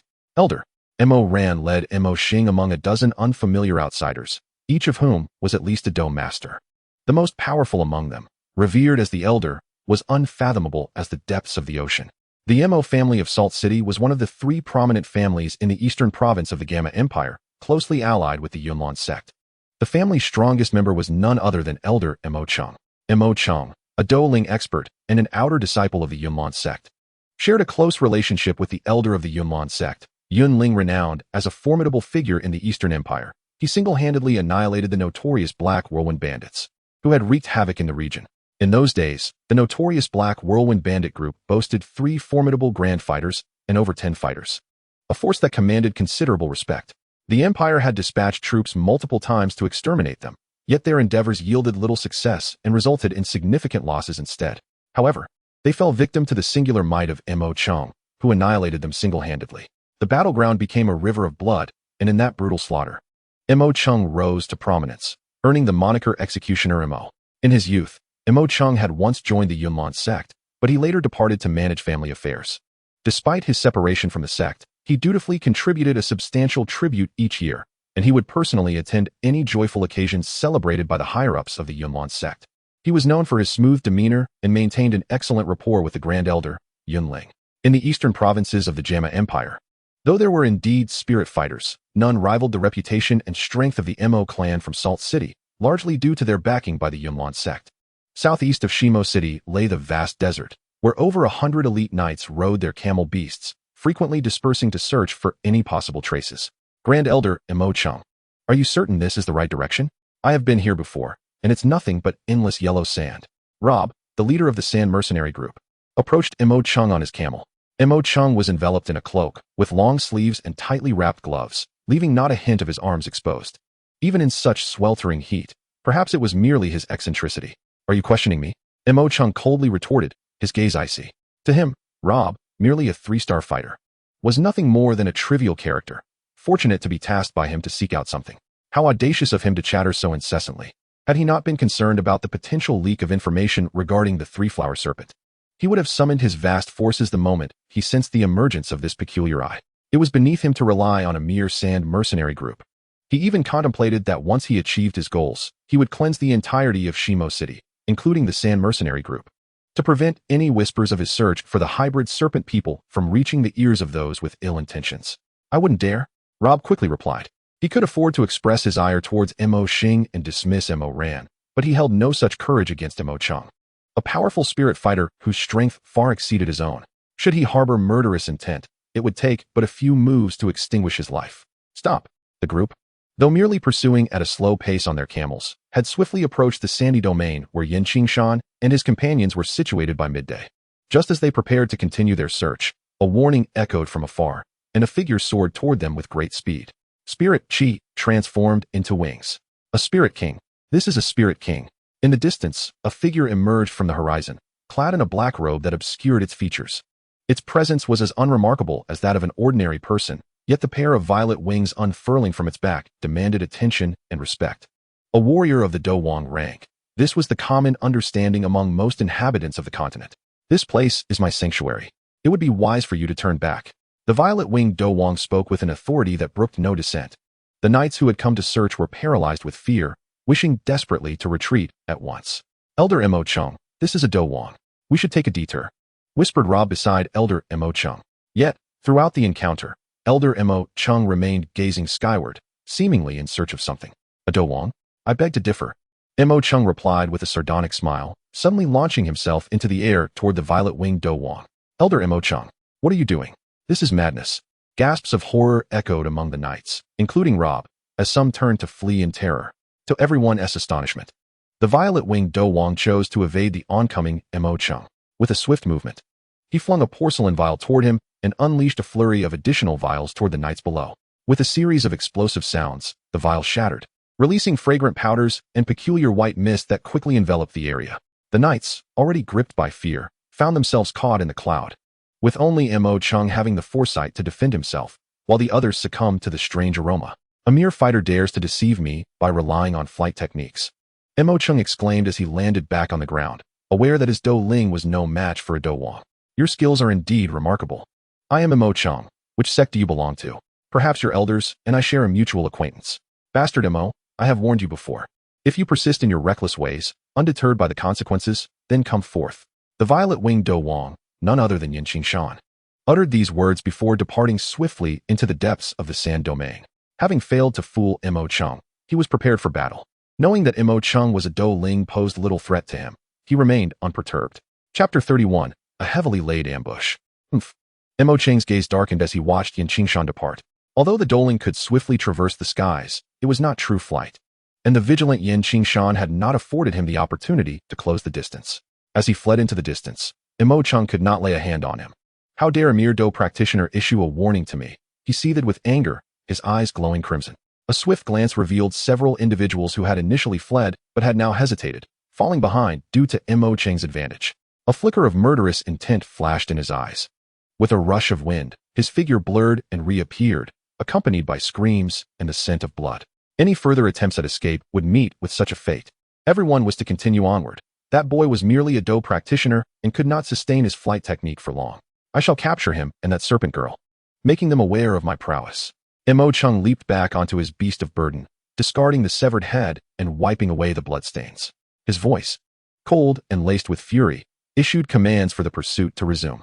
Rob and the others were acutely aware that the powdery smoke the earlier individual had released was no ordinary substance. Despite not succumbing to any poison, they remained cautious, their hearts reluctant to chase. Yet, under the oppressive gaze of the wrathful Mo Chung, none dared to provoke his ire. With trepidation, they urged their beasts onward. A group moving forward once more. Rob was filled with bitterness and regret, though he did not know the stranger's origins. The precise mention of the moniker Executioner Mo indicated that the individual was well aware of Mo Chang's formidable strength. Such audacity to provoke him suggested the presence of hidden capabilities. While the nature of the flight technique remained a mystery, Mo Chung's demeanor indicated its complexity. The opponent might well be a scion of a significant power embroiled in this conflict. Although Mo Chung, a powerful Do Ling with ties to the Yunlan sect, remained unafraid, Rob's humble Sand mercenary corps was at risk of annihilation. Regret not at Rob, yet with Mo Chung urging him onward, he had no choice but to comply. He understood that failing to pursue the adversary would spell his doom. A cacophony of rallying cries echoed, summoning all members of the Sand mercenary corps. Under the leadership of Captain Rob, they surged into the golden sea of sand. Everyone, be cautious. Report any anomalies immediately, Rob shouted, his voice strained with urgency. He heightened his vigilance, preparing for any unforeseen circumstances. Thud, thud, thud. Indeed, it was not long after entering the sandy domain that they came under attack. The leading beasts of burden began to shriek in terror, one after another, as shadowy figures the size of heads emerged from the sand, charging toward them. Yellow sand scorpions. How could there be so many? The seasoned members of the Sand Mercenary Corps quickly recognized these unique beasts, native to the Tagore Desert. Although the yellow sand scorpions do not even reach the first tier, the sheer number before me exceeds 100, with more commotion arising from the distant reaches. This spectacle is far from trivial. Previously, Qingshan had united the rock serpents to slay the first-tier scorpions and second-tier scorpion kings. Yet the multitude of yellow sand scorpions remained unscathed. Subsequently, utilizing the venom of the scorpion king, he concocted a novel toxin, akin to the external signaling hormones of insects, capable of luring yellow sand scorpions within a certain radius to gather and attack. The powder from earlier contained this unique scorpion venom. What is there to panic about? A mere throng of non-tier beasts has instilled such fear in you. How can one claim to be mercenaries? Rob's mind was clouded with frustration as he observed the panicked expressions of his subordinates. Despite his reluctance to advance, he was more incensed by the embarrassment his men had brought upon themselves. A group of elite mercenaries, all at least fighters, were thoroughly intimidated by 200 to 300 insignificant yellow sand scorpions. His dignity was tarnished beyond repair. Sorrow Moxing, quell this horde. Rob summoned his two most formidable subordinates. Sorrow and Moxing were among the strongest under Rob's command, possessing fighter-level prowess that made them notable figures within the Stone Desert City. Instantly, Sorrow and Moxing led a contingent of mercenaries into action, their bodies enveloped in a shroud of fighting spirit, rendering the scorpion's venom utterly ineffective. Waves of fighting energy surged forth, a sea of yellow light conjuring countless whirlwinds of sand as the yellow sand scorpions met a gruesome fate, often left in pieces. The once serene sandy expanse was soon drenched in blood. As a gentle breeze swept through, the pungent scent of blood permeated the air. Following the carnage, the mercenaries' ferocity seemed to awaken anew, each brandishing their blades to pursue the remaining yellow sand scorpions, shedding their earlier timidity. Mo Chung, accompanied by a dozen or so master fighters from the Mo clan, trailed behind the mercenaries, occasionally instructing Rob to search in a general direction. The knights ventured deeper into the sandy domain, facing sporadic assaults from the yellow sand scorpions, which were no match for the onslaught of the mercenaries. Not to mention these leaderless scorpions, even a complete troop of yellow sand scorpions would falter against such an elite force. Grand Elder Mo Chung. Beyond this sand dune lies a flat expanse of sand. If the enemy is indeed nearby, they cannot remain concealed for long, Rob remarked as he approached Mo Chung.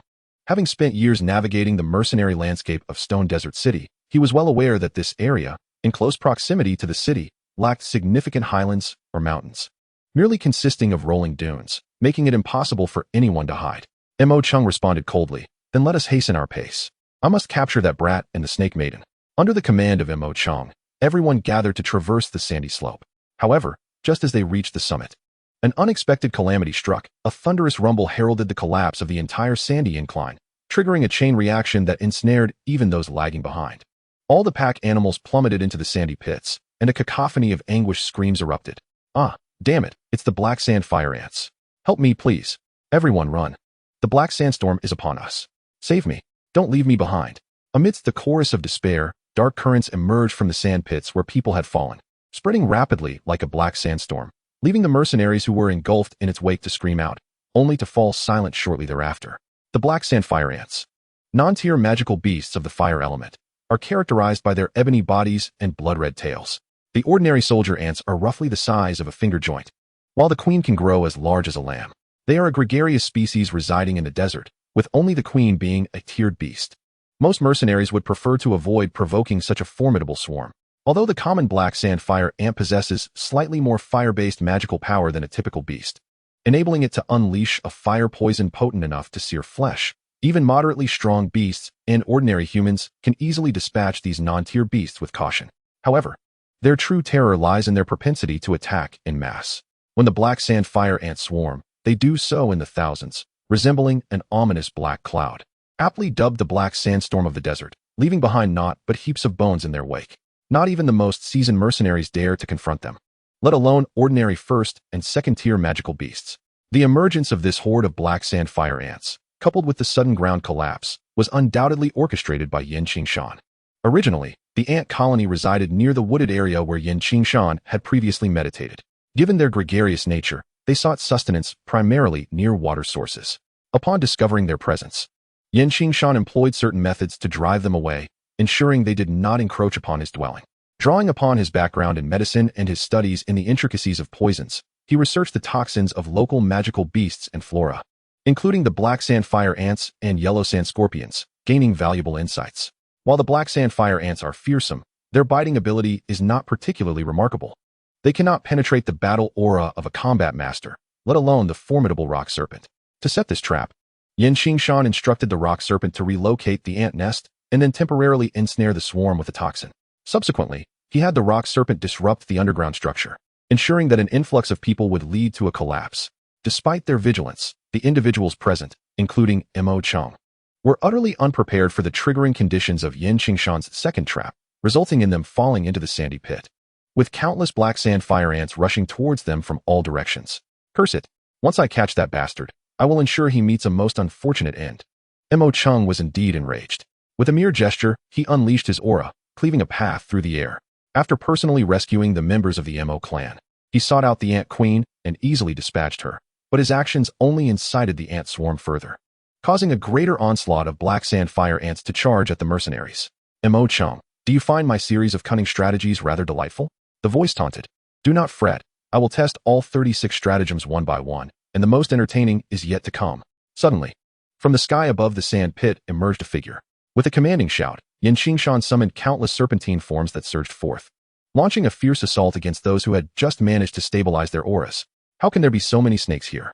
The yellow sandhorn viper, desert rock serpent, black-bellied rattlesnake, and horned abyssal serpent appeared in overwhelming numbers.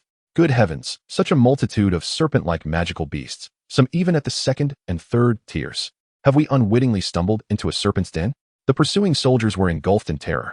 After encountering such a plethora of magical beasts, anyone, even the least perceptive, would realize that something was amiss, especially in their perilous situation. The sand pit prepared by Qingshan was at least 10 meters deep, filled with countless sealed black sand fire ants, while the edges teemed with ferocious, formidable serpentine creatures, many possessing astonishingly potent venom. This trap, akin to a net woven from heaven and earth, was rumored to incorporate some 36 stratagems, evoking sheer dread. Chapter 32, 5th Tier Magical Beasts. By Snake, 3-Flower Pattern. Mo Cheng's expression darkened as he gazed at the multitude of venomous snakes surrounding him. He was somewhat aware of his present objective, yet he never anticipated that the continent's most extraordinary eye would wield such terrifying power, effortlessly controlling so many serpentine magical beasts shortly after its awakening. Channeling his aura to dispel the surrounding fire ants, Mo Cheng leaped towards Qingshan suspended in midair, only to find Qingshan deftly evading his advance. With a sharp whistle, Qingshan commanded the serpentine magical beasts to cascade down upon the multitude of foes in the sand pit, worsening the already dire situation for the pursuers. Among them were the upper echelons of the Sand Mercenary Corps and many formidable members of the Mo clan, all besieged by serpentine magical beasts that outnumbered them. Meanwhile, the troublesome fire ants continued their relentless assault, plunging them into an even more precarious predicament. Mo Cheng, if you do not descend to rescue your men, your subordinates will surely meet their doom. Qingshan soared through the air, continuously increasing the distance between himself and Mo Cheng, weaving an arc-like flight path that denied Mo Cheng any opportunity, regardless of the immense consumption of his aura. Young man, I will remember you, Mo Cheng seethed, his gaze fixed on the individual before him. The maneuvering of his spirit energy in flight was fraught with difficulty and distance constraints. Landing from too great a height would render his spirit energy ineffective, lacking the agility and altitude afforded by true aerial combat techniques. Faced with Qingshan's serpentine-like evasive maneuvers, which perpetually created distance and eschewed straight lines, Mo Cheng found himself at a loss. His darkened gaze swept the surroundings, yet he found no hidden places to conceal oneself. Though his secret method indicated that the target was indeed nearby, he simply could not fathom where the opponent had concealed the individual. Unable to apprehend the elusive rascal and momentarily unable to ascertain the precise whereabouts of the 3-flowered serpent's azure eyes, he had no choice but to descend into the sand pit to rescue the person. He held no concern for the members of the Sand Mercenary Corps, but the individuals he had brought from the Mo family were his trusted confidants within the clan. Mo Cheng, as the foremost powerhouse of the Mo family, was merely the clan's elder, with a clan leader and several high-ranking members harboring considerable dissent against him. The contingent he had brought along comprised the elite of the Mo family, including 3 grand fighters, individuals of elder status within the clan. Should they suffer losses here, he would find it challenging to account for them back home, and he could easily become a target for reproach. Mo Cheng, oh Mo Cheng, you have ultimately fallen into a trap. A subtle smile graced Qingshan's lips. The scheme he had devised was, of course, intricate.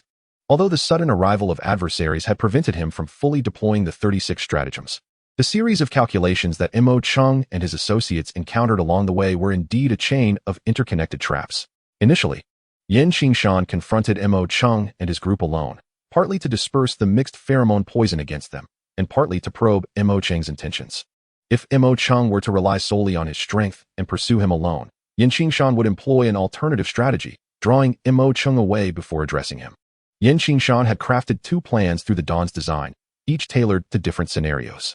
The first scenario involved Mo Cheng overestimating his own strength, pursuing Qingshan alone after deciphering his intentions. As a fighter spirit, he might not be as agile in the skies as Qingshan, yet he could persistently follow him. In terms of enduring a long chase, Qingshan, still merely a fighter, would certainly fall short compared to Mo Cheng. This possibility was relatively high in the initial projections. Qingshan had initially believed Mo Cheng would pursue him alone, as none of his subordinates, be they fighters or grand fighters, had the ability to navigate the air and would merely be a burden against Qingshan. However, whether by intuition or some inkling, Mo Chung did not separate from his main force, but chose to bring his men along to search. This decision compelled Qingshan to activate his second plan. In the first plan, Qingshan had intended for Qingling and Xuelan to covertly manipulate the sand scorpion and numerous serpentine magical beasts to delay the movements of others, while he himself lured Mo Chung away. The second plan, which was now in effect, involved Mo Chung and his subordinates falling into the trap together. While Mo Chung himself could easily escape, his subordinates lacked the requisite strength, making it a matter of deciding whom to save. As Qingshan had anticipated, in the fruitless search amidst the skies, Mo Chung might not care for the Sand Mercenary Corps, yet he would still endeavor to rescue the Mo family's trusted members if the opportunity arose. Thus, as he descended, he unwittingly stepped into the other course of action that Qingshan had prepared for him. A resounding rumble echoed through the air. In the desolate expanse of the Tagore Great Desert, today was destined to be anything but ordinary. First, a substantial contingent of the Sand Mercenary Corps embarked on a journey towards the eastern wasteland, seemingly in search of something elusive. Then, in the afternoon, a resonant roar erupted from that eastern desert, a crimson pillar of fire soaring into the heavens, visible even from dozens of miles away in the stone desert city. The acrid scent was indeed overwhelming. Qingshan covered his nose as he approached the windward side, feeling slightly better. Below him, thick smoke billowed and scorching lava surged forth, transforming the once sandy ground into a blazing crimson pit, from which molten rock continuously erupted. However, this lava vent was evidently not very large. After a brief surge, the fiery flow receded once more. "Ah, you little wretch, I will certainly slay you." In the epicenter of the eruption, Mo Chung was left bloodied and charred, the acrid smell of burnt flesh permeating the air, as his garments were set ablaze by the molten rock. Though his battle armor protected him, the searing lava breached most of his defenses, severely injuring him.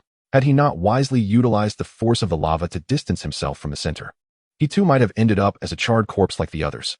Qingshan looked down at Mo Chung and remarked coolly, "Mo Chung, I warned you from the very beginning not to provoke me. Your refusal to heed my counsel has cost the lives of hundreds within this pit." This eruption of lava was, of course, orchestrated by him through meticulous calculations, destabilizing the underground structure to create a pit, which he then detonated at a precise moment to incite a violent upheaval of magma, resulting in a miniature volcanic eruption. Qingshan was responsible for the planning and timing, while the executors were Xuelan and Qingling, positioned underground. The critical moment was when Mo Chung turned to rescue others during the initial collapse of the sandy slope. At that juncture, he would be on high alert, making it difficult to inflict severe injury upon him directly. Only when Mo Chung, having found nothing and witnessing the heavy casualties below, chose to descend for aid, did the optimal opportunity present itself. At that time, although Mo Chung was cautious, he could never have anticipated that the true danger lurked beneath the ground. Indeed, Mo Chung had sensed correctly. Qingling was nearby, but not on the surface, as it appeared. She was concealed within the depths of the seemingly uninhabitable desert. Qingshan had arranged everything through signals, with the executors being Qingling and Xuelan. "You little beast, I will not spare you." Mo Chung gritted his teeth, barely managing to rise as he roared in fury, his body trembling. The scorched fabric and flesh clung tightly together. His exposed skin was raw and inflamed, his face nearly devoid of unblemished flesh. Yet, he remained alive, despite his grievous injuries. His formidable life force and residual fighting spirit rendered him still a match for Qingshan. "Mo Chung, do you truly believe you can escape?" Qingshan descended somewhat, maintaining a deliberate distance from Mo Chung. "I have already stated that if you are unafraid of death, come forth. Since you have chosen to confront me, I shall grant you your demise. By your hand, young man, I concede your cunning. Yet do you truly believe such trivial tactics can contend with a spirit fighter?" Before Qingshan, Mo Chung extracted a healing elixir from his spatial ring and swallowed it hastily. "I shall take my leave, and you cannot hinder me." Today's events are far from over. With those menacing words, Mo Chung prepared to depart, dismissing the cries of others as he longed to distance himself from this impudent brat and return to the Mo family for recuperation. "I warned you. Your demise is inevitable." Qingshan retorted with a cold laugh. "Are you not in search of the serpent maiden with the Baishi Sanhuatong? Allow me to summon her forth." With a mere clap of his hands, two figures emerged from a sand dune several hundred meters away from the magma cavern, two young maidens. One tall, and the other no more than 11 or 12 years of age, adorned in a flowing green gown, her eyes sparkling like emeralds. The Baishi Sanhuatong. Serpentine beasts began to rise from the sand, encircling the green-gowned girl as guardians. Mo Chung, witnessing this scene, murmured in disbelief before launching himself forward. Alas, mid-flight he was sent reeling back as a colossal beast, over 7 zhong in length. with two serpentine heads adorned with emerald floral patterns at their brows, erupted from the sand, colliding with Mo Chung and then affectionately nuzzling the green-gowned maiden. Qingshan descended from the sky, regarding Mo Chung with a dispassionate gaze. As I foretold, your death is assured. The two-headed fire spirit serpent glanced at him, swaying its heads, and expelled a vibrant green plant teeming with life energy. A fifth-tier beast, this is your trump card? I die without grievance, yet if you wish to end me, I shall ensure you carry some scars. Upon sighting the two-headed fire spirit serpent, Mo Chung was consumed by madness, though its aura was unstable, indicating it had only recently leveled up.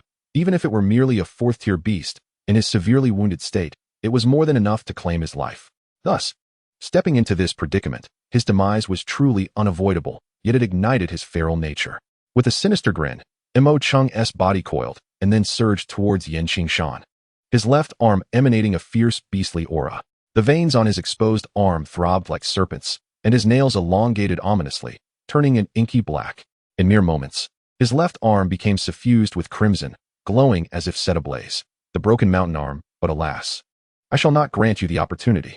No sooner had Mo Chung made a move than Qingshan's gaze shifted to the two-headed fire spirit serpent, which had received its orders. One of its heads unleashed a torrent of magma flames, engulfing Mo Chung completely. As Mo Chung ascended into the air, a pillar of magma surged forth, striking him directly. His anguished scream echoed as he was hurled away, ultimately collapsing amidst a sea of flames. Since Qingshan remembered the original text, he was naturally aware that Mo Chung had transplanted the forelumb of a fifth-tier magical beast, the fiery mountain-shattering rhinoceros, onto himself. With the addition of the forelumb from a fifth-tier beast and his high-level Do Ling cultivation, Mo Chung's full-powered strike would likely rival that of a Do Wang. Moreover, the secrecy surrounding this forelumb made it easy for him to catch his opponents off guard in close combat. In the original narrative, the two-headed fire spirit serpent was subdued by Mo Chung, likely through cunning tactics that allowed him to approach undetected, ultimately using the fiery mountain-shattering rhinoceros's devastating limb to defeat the serpent and abduct Qinglin. As he mused over this, Qingshan lamented the unfortunate demise of the old man, regretting the damage done to the shattering arm, which had diminished its value due to the scorching. He shook his head as he approached Mo Chung's charred form. The high-ranking Do Ling was indeed formidable. Even the breath of a fifth-tier magical beast had not left him in a complete state of ruin.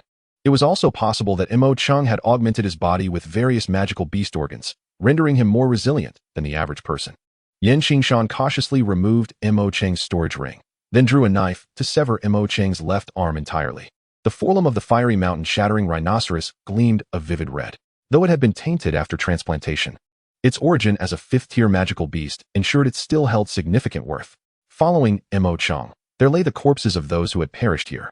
Qingshan's design for the magma eruption was not overly powerful. However, misfortune had trapped these individuals at the magma's mouth, and once the magma receded, charred remains were scattered everywhere, with hardly any survivors left to breathe. From the bodies of several Do Shi and Do Shi, Qingshan procured a few storage rings. These rings were not easily damaged, provided they were not submerged in lava for extended periods, thus maintaining their functionality. You have quite the fortune to still be alive, he remarked as he approached a man lying beside the magma sand pit, his leg partially charred, his body scorched and red, yet still gasping for breath. Beads of sweat dotting his forehead. Seeing a member of the Mo family still breathing, Qingshan's eyes flickered with thought. Instead of ending the man's life, he placed a healing pill into his mouth. After dealing with the other charred bodies and survivors, he led Qingling beneath the sand pit. Qingling, you must converse with the fire spirit serpent about certain matters, he instructed, glancing at the molten lava domain before him, and whispered into Qingling's ear. She then established a connection with the fire spirit serpent through their pact. With a hiss, the fire spirit serpent nodded in response and submerged its entire body into the magma. Before long, the entire magma lake began to tremble and boil violently, as if on the brink of a second eruption. However, it was also possible that Qingshan had inadvertently triggered an earlier disturbance, rendering a second uprising unlikely in the short term. Despite the rippling waves and bubbling springs, thankfully, there was no eruption. Suddenly, the distinctive hiss of the two-headed fire spirit serpent echoed from within the magma lake, and a green glow emerged before Qingshan and the others. A deep azure lotus, enveloped in fiery red magical energy, appeared, resembling the most exquisite treasure in the world. Amidst a resplendent azure glow, a delicate blue lotus stands gracefully. This blue lotus is composed of 8 petals, each resembling the epitome of flawless jade, seemingly sculpted by nature itself. At first glance, it appears crystalline and translucent. evoking an irresistible allure. Within the lotus resides a small platform, approximately 2 to 3 feet across, adorned with several orifices that emit glimmers of luminescence. These are the seeds of the blue lotus, imbued with potent energy, exceedingly rare and precious, an object of fervent desire in the realm of the Dao Emperor. Beneath the blue lotus, an elongated stem stretches over 10 meters in length, densely covered with diminutive tendrils. As these tendrils sway, they continuously absorb the fiery energy from the surrounding magma. At the heart of the blue lotus, a small cluster of deep azure flames flickers quietly, though seemingly insignificant. This heart flame harbors an astonishing power. The blue lotus earth fire ranks 19th on the list of extraordinary flames. It takes a decade to attain sentience, a century to take form, and a millennium to blossom into a lotus. Upon its full maturation, it exhibits a bluish hue and generates a cluster of azure flames known as blue lotus fire, or blue lotus earth fire. This seemingly diminutive blue lotus fire possesses formidable might. In the original narrative, the Queen Medusa, nearing the strength of a Dao zone, sought the extraordinary flame and paid a grievous price, only beginning her transformation after 6 months. This was while the blue lotus earth fire remained in a plant-like form with low intelligence. Had it taken on a more ferocious animal form, akin to the fallen heart flame or the 3,000 blazing flames, encountering it directly would have been disastrous for Medusa, even with her current prowess. However, the low intelligence of the plant form of the blue lotus earth fire presents a boon for Qingshan. If this extraordinary flame possessed higher sentience, plotting against it with his current capabilities would be folly. The blue lotus earth fire, in its plant form, does not perceive threats and thus remains dormant, while the twin-headed fire spirit serpent serves as a guardian akin to the blue lotus earth fire. During its 4th-tier phase, it found the blue lotus earth fire somewhat troublesome and daunting. Yet upon breaking through to the 5th tier, it could actively relocate the blue lotus earth fire, aligning perfectly with Qingshan's intentions, having stirred up considerable commotion in Shimo City. Located near the Tagar Great Desert, Queen Medusa is currently in search of extraordinary flames to facilitate her own transformation. At the speed of a Dao Emperor, it is likely she will arrive shortly, necessitating their swift departure. With this thought in mind, Qingshan hesitated no longer. After conferring with the other two, they swiftly set about their respective tasks. In the southern-eastern expanse of the Tagar Great Desert, a pit continuously belching thick smoke has emerged from the once barren yellow sands. The surrounding area is shrouded in charred darkness, and through the pit that descends into the earth, the flowing crimson lava is faintly visible below, revealing an extensive subterranean magma region. Amidst the billowing smoke, a series of delicate rustling sounds emerged, heralding the arrival of a captivating serpent woman, her sinuous tail swaying gracefully at the edge of the yellow sands. Beneath her regal, resplendent purple brocade robe lay a voluptuous and mature figure, the soft and ample garment draping over her form while accentuating her exquisite silhouette. A slightly darker purple satin ribbon cinched her slender waist, the delicate curves of her body complemented by the pale lavender serpent tail that, far from being intimidating, exuded an alluring charm of its own. Her flowing locks, bound loosely by a purple ribbon, cascaded down to one side, playfully brushing against her shapely form with each step she took. This woman, with her exquisite and coldly enchanting visage and an air of noble allure about her, stirred the deepest desires within the hearts of men who longed to conquer her. Yet, no man had ever dared to act upon such thoughts, not even among her serpentine kin, for she was the revered queen of the serpent folk, the magnificent Medusa, sovereign of the Tagar Desert. It had been less than a day since Qingshan and Qingling had departed, and already Medusa had arrived, her mood decidedly foul. With her brows knit and her ruby lips pressed into a thin line, her serpentine eyes scanned the entrance before her. This place had once been the site of a great battle, where hundreds of men clashed with countless magical beasts, high-level spirit beasts, volcanic eruptions, and otherworldly flames. Medusa had gleaned these details from the remnants of the tumult, and from the recent volcanic activity and lingering traces of foreign fire at the cave's mouth. It was evident that what she sought had already been claimed. The scent had dissipated over the course of nearly a day, suggesting that she had missed her chance, a reality that left her thoroughly displeased. For years, she had dispatched her serpent kin across the Tagar Desert in search of news regarding the foreign flames. And now that a lead had finally surfaced, she found herself a step too late, an infuriating turn of events. Yet, Medusa was not one to surrender easily. She vanished into the depths of the magma cave, delving deep into the underworld's molten realm. After an extensive search, she finally discovered a glimmering fragment in a corner of the magma world, tendrils of what once belonged to the blue lotus heartfire, now left behind as it absorbed the fiery energy, poised to grow and thrive anew. Perhaps in a millennium, this place might once again cradle a bloom of the blue lotus heartfire. Fuming with rage, Medusa unleashed her power, shattering the upper rock walls. And a terrifying explosion of fire erupted once more outside Stone Desert City, amplifying the already palpable fear among its inhabitants. The events of the previous day had not gone unnoticed. Everyone had sensed the disturbance, especially given the commotion caused by the Sand Mercenary Corps departure.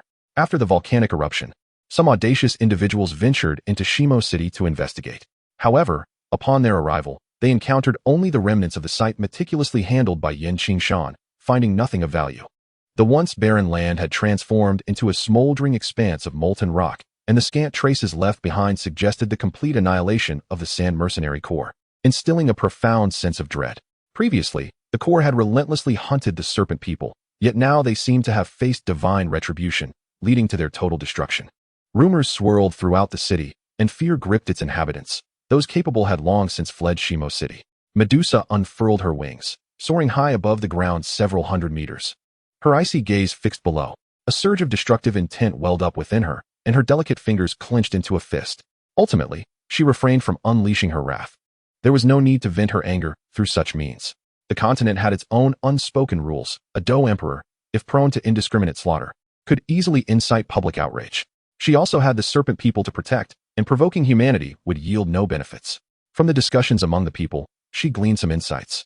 There appeared to be a glimmer of hope amid the uncertainty.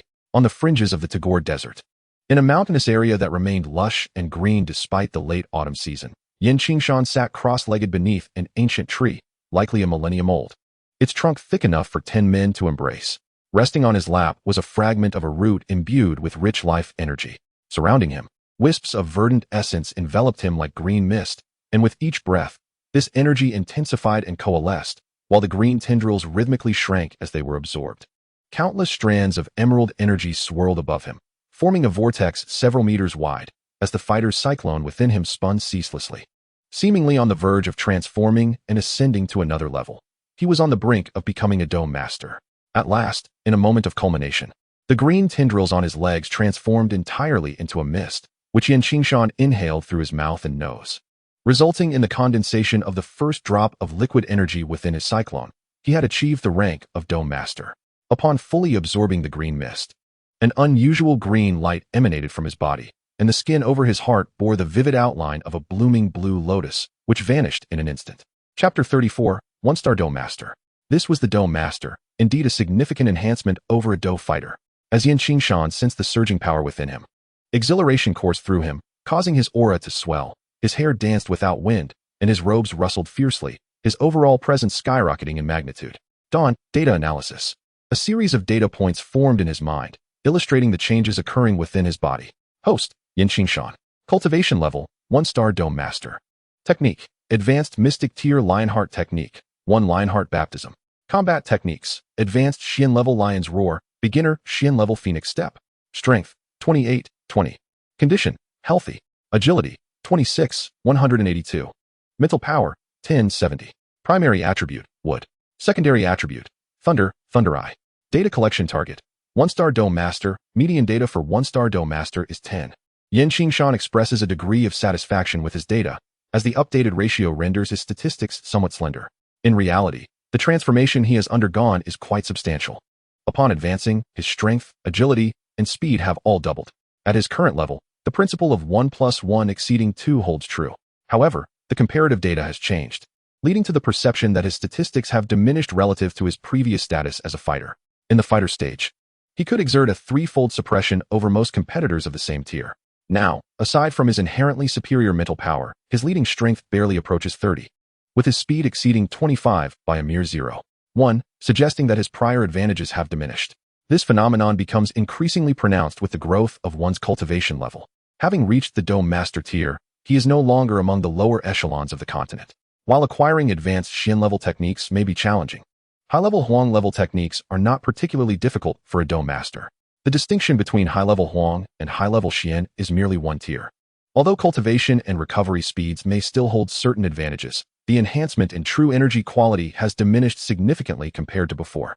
As one ascends to higher cultivation ranks, the difficulty of engaging in battles across tiers increases substantially. Upon reaching the Dao Saint level, the disparity narrows to 1 star per tier, making inter-star combat nearly impossible. At such levels, the differences in techniques and combat skills become negligible. Relying on advanced techniques to engage in cross-dire battles becomes an impossibility. The first level of Do Saint signifies mastery of heavenly tier techniques, and at this level, one's own techniques ascend to heavenly tier status, with access to appropriate heavenly tier combat skills achievable through dedication. The gap between Do Saints and Do Emperors is immense. The skills of a Do Emperor are beyond the reach of a Do Saint, rendering interstar combat virtually unfeasible. After careful contemplation, Qingshan gradually rises, checking his body for any issues, his smile betraying his elation. In less than a year, he has ascended from a fighter to a Do Master. A miraculous speed of cultivation, though his combat prowess remains somewhat inflated. Presently, Qingshan has trained in only 2 combat techniques, possessing a meager capability for survival and a trump card, yet his experience in actual combat is scant. He primarily relies on the assistance of Dawn to embellish his prowess, while his conventional combat strategy is limited to the techniques of Lion's Roar, rendering it rather insubstantial. During this period, Qingshan contemplated deeply and realized that he had seemingly fallen into a misunderstanding. In terms of combat techniques, he need not excessively pursue higher-tier skills. At his current stage, he could certainly benefit from mastering a couple more intermediate or basic mystic-level combat techniques, which could serve as effective means of defense.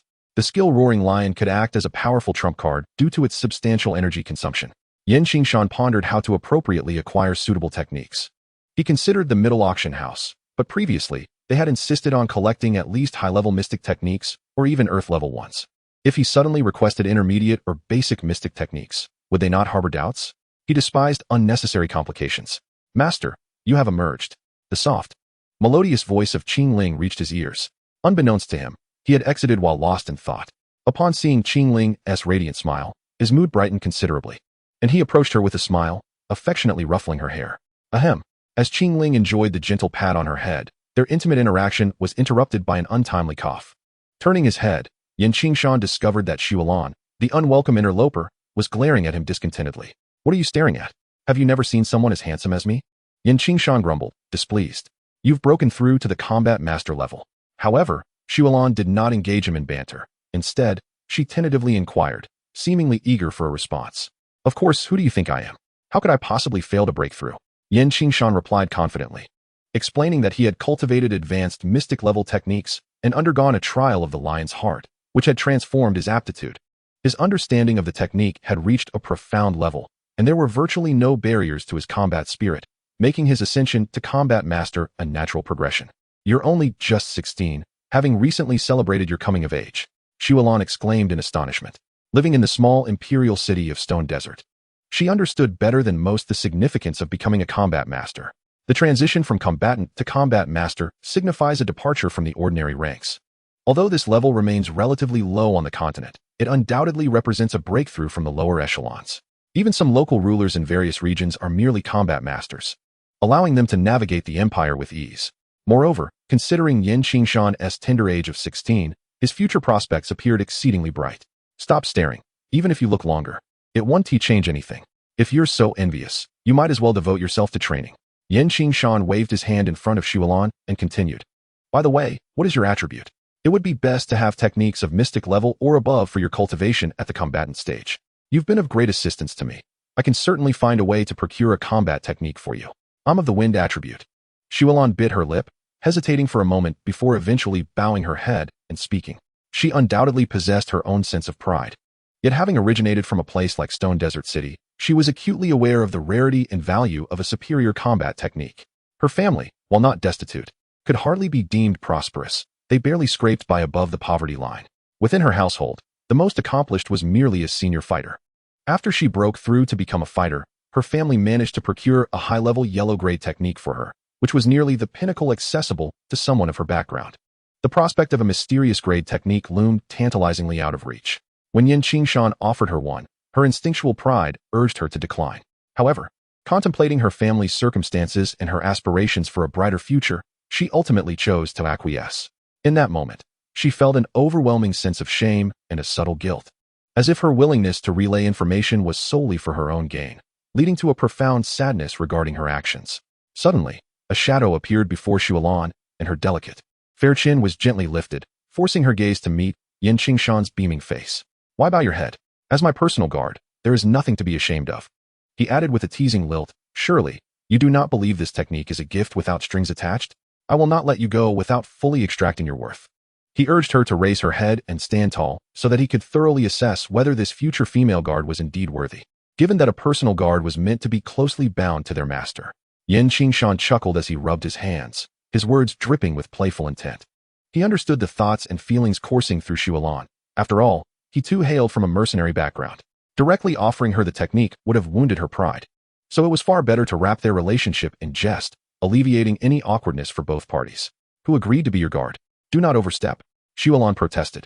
Her delicate face flushed with color as she pushed Qingshan away, her enchanting eyes shimmering with a mixture of reluctance and invitation. Qingshan seized her struggling hand and slipped a spatial ring onto her finger. Now that you possess my belongings, you belong to me. Consider this a forceful acquisition. Do you have any objections? I will only serve as your guard and will not casually agree to anything beyond that, Xiaolan retorted. Yet, after a moment of restraint, she tacitly accepted their relationship. She cautiously retrieved a scroll from the ring, unfurling it with care. It was the Wind Spirit technique, a low-level mysterious grade technique. Accompanied by a set of matching low-level mysterious grade combat skills, the Wind Spirit sword technique. This was extraordinarily precious. Xiaolan murmured in awe, realizing that even a basic mysterious grade technique was beyond her reach, and this one came with accompanying combat skills, effectively doubling its value. Yet Qingshan shook his head beside her, saying, this ring belonged to a grand fighter from the Mo family. I never imagined that a grand fighter would still be cultivating a low-level mysterious grade technique. Their situation must be quite dire. Practice this set of techniques for now. When the opportunity arises, while the earth-level techniques may be difficult to discuss, I can certainly devise a way to assist you with the advanced wind attribute skills. No, that is unnecessary. This set is already sufficient. It is quite commendable. Upon hearing his words, Xiaolan abruptly lifted her gaze to meet Qingshan's eyes, instinctively turning her head away as she softly replied, clearly wishing to spare him any discomfort. Fool, you will be bound to me in the future. How can you have the final say in this matter? Qingshan chuckled, gently patting Xiaolan's head. Noting that this little leopard was not as easily tamed as the little snake girl, instinctively countering her objections. She is merely your guard, ensuring your safety. When did it become a matter of servitude? Xiaolan pouted in dissatisfaction, yet there lingered a hint of playful resistance in her demeanor. Your opinion holds no weight, Qingshan declared, effectively concluding the discussion, and proceeded to stride past the two girls in another direction. Honestly, so domineering and excessive, Xiaolan murmured, her lips pursed in a pout. Yet the smile at the corners of her mouth was unmistakable as she turned to pull Qingling over, and the two young ladies began to whisper conspiratorially.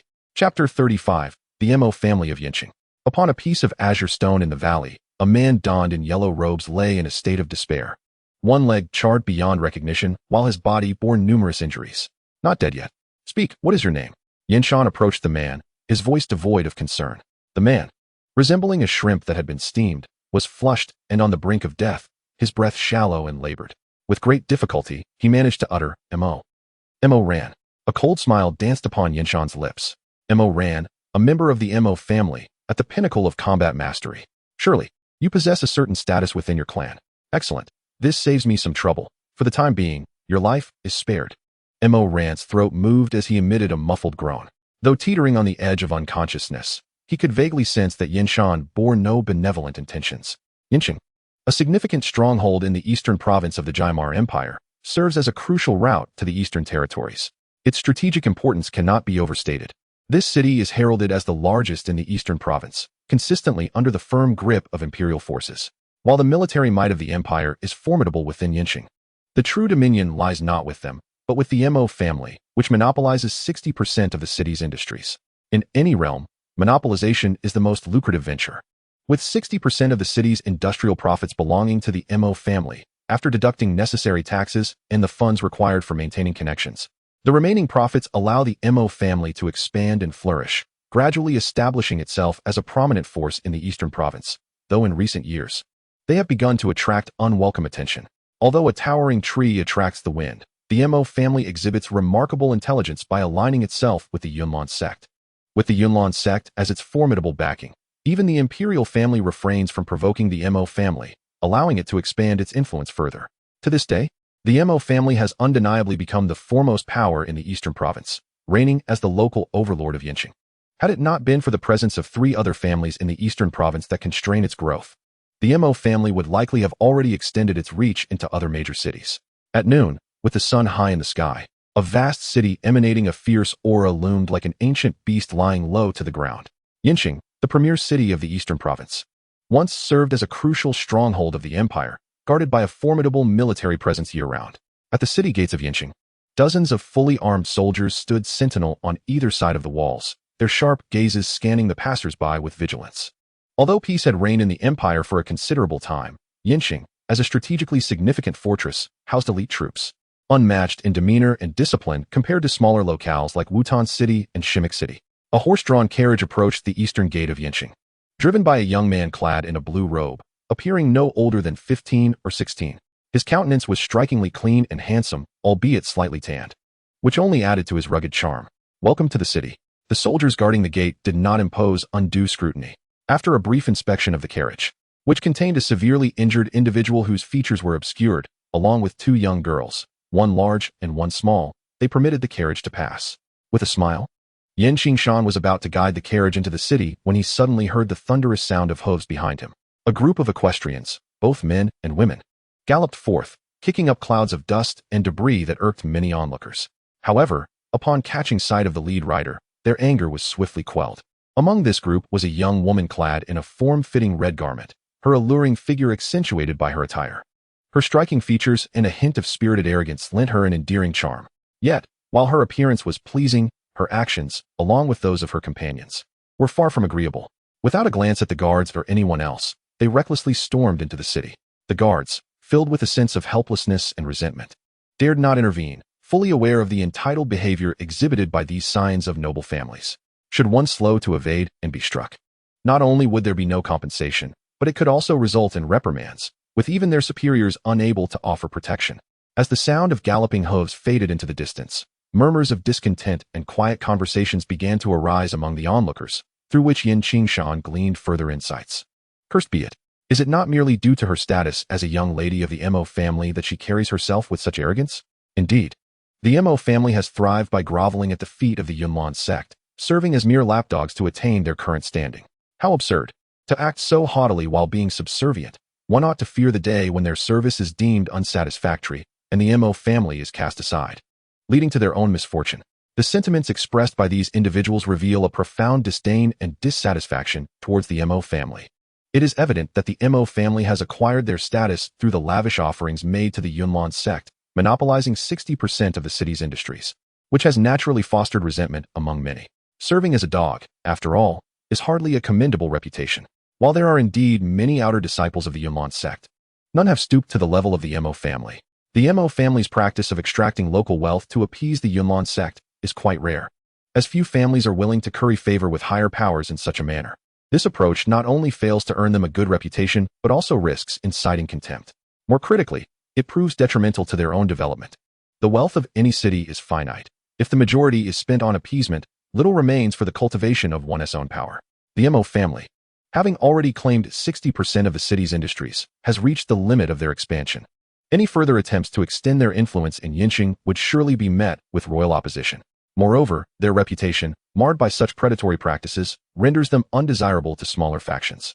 The other three prominent families in the East harbor deep discontent towards the Mo family's methods, uniting to stifle its growth, resulting in a situation where the Mo family, despite being hailed as the foremost family in the East, is confined to Yinqing with no hope of advancement.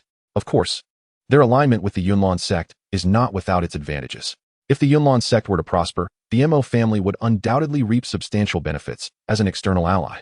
In the original narrative, had it not been for Xiao Yan's sudden intervention that vanquished Mo Chang, the Mo family might have leveraged the Yunlan sect's momentum to subdue the other three families.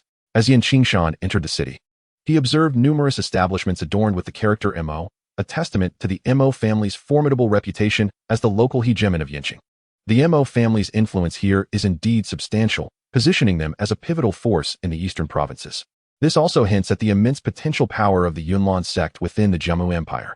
Within the Jammu Empire, although many factions appear to dominate the apex, the true pinnacle is occupied solely by the Yunlan sect, the imperial family, and the alchemist guild, engaged in a fierce ultimate struggle. Among these three forces, the alchemist guild holds a transcendent status, refraining from meddling in imperial affairs, serving primarily to maintain a balance. The real contention occurs covertly between the imperial family and the Yunlan sect.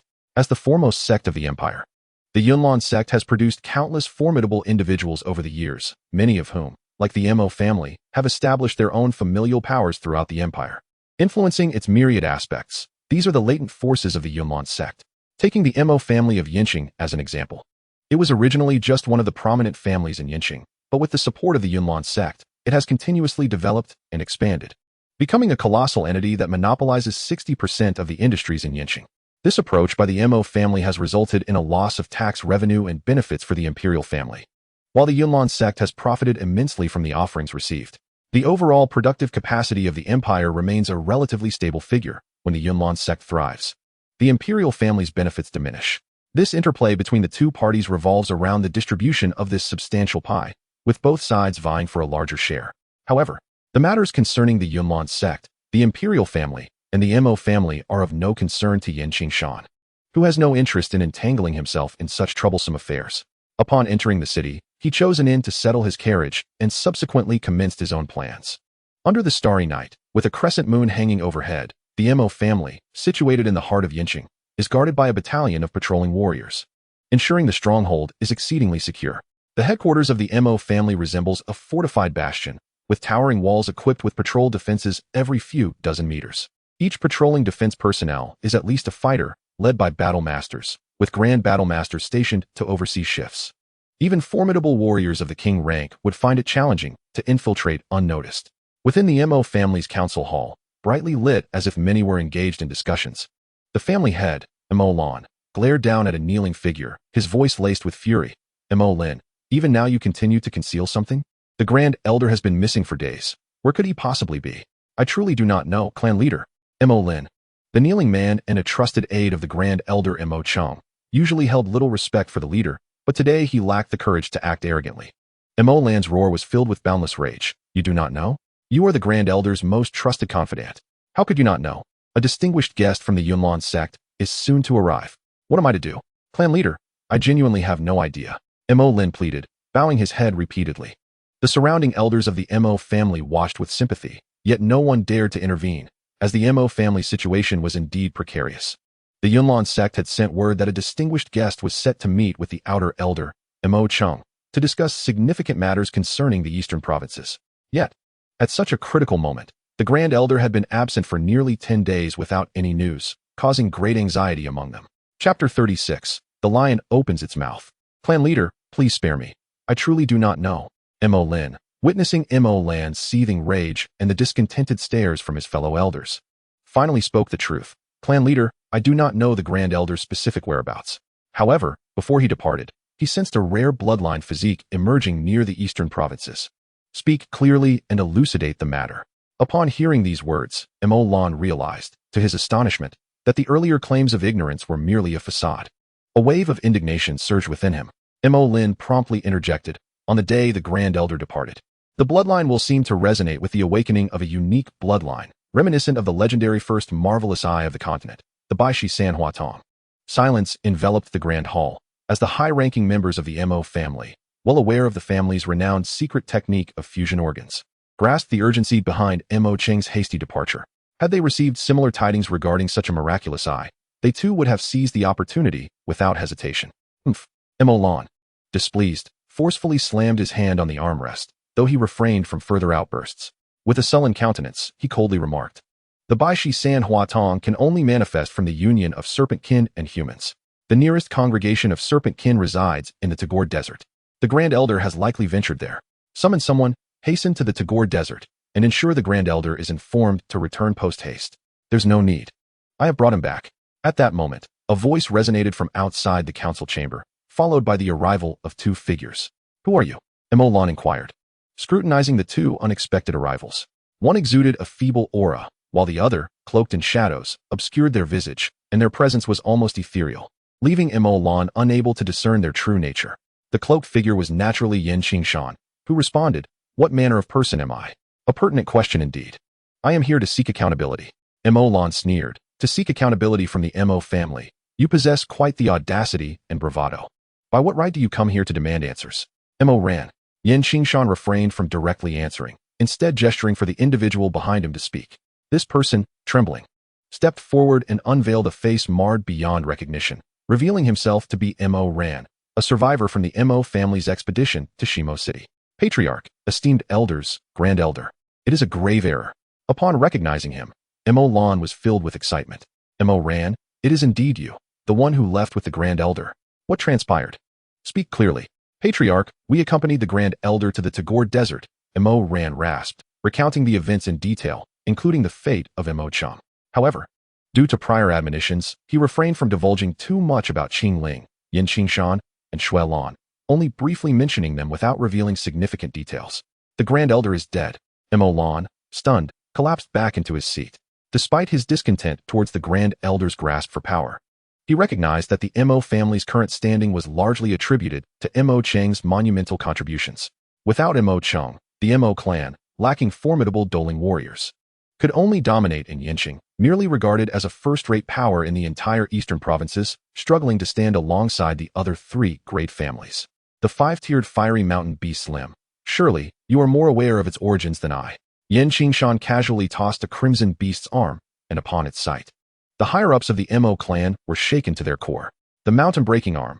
How could the Grand Elder have resorted to using this? With the arm severed, the Grand Elder's fate appeared grim. The Grand Elder had even employed the clan's treasured heritage. Naturally, the core leaders of the Mo clan were familiar with this item, and the murmurs of discussion grew louder, their expressions increasingly grim. Mo Lan's lips twitched involuntarily. What began as shock now morphed into profound dread. This, as the clan's most precious possession, had been secretly utilized by Mo Chang. As the clan leader, he felt a surge of anger. Yet, after the shock came sorrow and fear. The value of the mountain-breaking arm had plummeted due to this calamity, rendering it incapable of being reattached to a human. The clan's most treasured heritage was lost, and the greater concern lay in Yin Qingshan's strength. The fiery mountain beast was not weak among fifth-tier magical beasts. Its forelimbs possessed immense power. With high-tier, dueling Mo Chang wielding the mountain-breaking arm, even a Do Wang would find it difficult to restrain him. Yet, Mo Chang was dead, and the arm had been severed. This revealed the strength of the assailant. Patriarch, Mo Ran has committed a grievous error and dares not seek forgiveness. I only beseech you, considering Mo Ran's past contributions to the clan, to spare his wife and children. After uttering this, Mo Ran struck his palm heavily against his own head, blood spilling from his lips as he collapsed in the great hall. Having fulfilled Yin Qingshan's request, he chose to take his own life, thereby bringing this matter to a temporary conclusion. Mo Ran was destined to perish. Not only had he participated in the entire affair in Shimo City, but he had also encountered the true forms of Yin Qingshan and his companions. Yin Qingshan, seeking closure, would never allow him to live.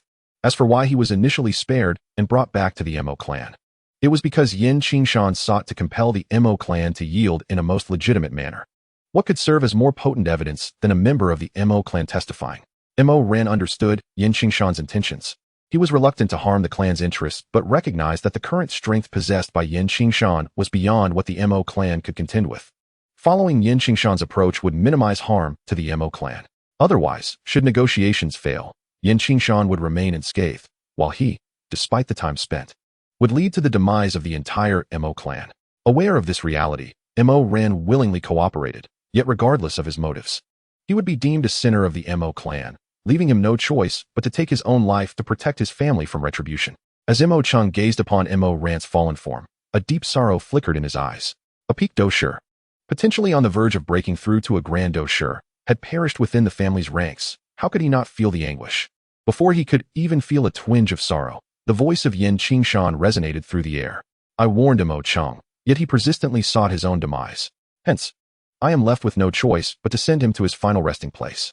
However, he has desecrated my secluded sanctuary, and the Mo family must pay the price. Mo Lan, filled with grief and indignation, retorted, what price do you seek? Mo Chang is already dead. What more do you desire? Do you think the Mo family? Before he could finish his sentence, a hissing sound filled the room as a fiery crimson figure darted into the conference hall.